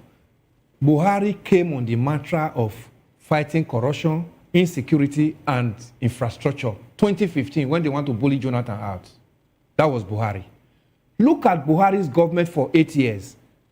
Asa Pantami, the minister for digital economy or whatever, is before EFCC. Hadis Rika, minister for aviation, is before EFCC. Malami, Attorney General Minister for Justice, is before EFCC. Ngige is also before EFCC. Now, these were Buhari's minister for 8 years. Then you now tell me that Buhari came to fight corruption? I keep telling you that 8 years of Buhari's administration was a monumental failure in this nation. So whatever is going on with Ngige today, there is no sympathy. This was the man that told Nigerians that we have more than enough doctors. Even if the doctors are living in droves, there was no problem. And himself is a medical doctor. He knew the plight of these Nigerian doctors, what they are going through in Nigeria, but he was downplaying on it. Then he was now using the same money to now enrich himself, setting up companies and now awarding contracts to his own companies. I mean, where was Buhari? The so-called spirit that we said, oh, this was the father that was coming to fight corruption in Nigeria. He tells you that Buhari's administration was a failure in this nation. We are going to see more. Nobody is talking about whether Ngige is in Kirikiri, in Kuje for the weekend. Let it also rest over there on weekend. Nigerians, there are innocent Nigerians that are there who did nothing. So, but EFCC, this is just another celebrated case. Where is Yaya Bello today? We saw that celebration. Where are others? But the only good thing is that Nigerians are knowing those that are who have their money in their custodies. The international community is also seeing them. Okay. Then we'll continue to remind the government if they don't do what belongs to them. Because of time, we have to draw the curtains here. Thank you very much, Kinane, for being a part of this. Thank you for joining us all the way from Port Harcourt. And thank you as well for being with us in the studio. Thank you, Nena. Yes, sir. That's all for today's episode of The Issues. Explore the challenges facing Nigeria's politics and electoral governance. Thank you for being a part of this. Don't forget to tune in next time for more in-depth analysis and discussion. Follow us on social media to stay up to date on the latest news and insight. Until next time, stay informed. I am Nena Ndomdioto. This has been The Issues on Voice of the People Television, where the future faces forward. Please don't forget to stay tuned for Hashtag with Vivian and Ikechukwu by 8 p.m. Don't go away.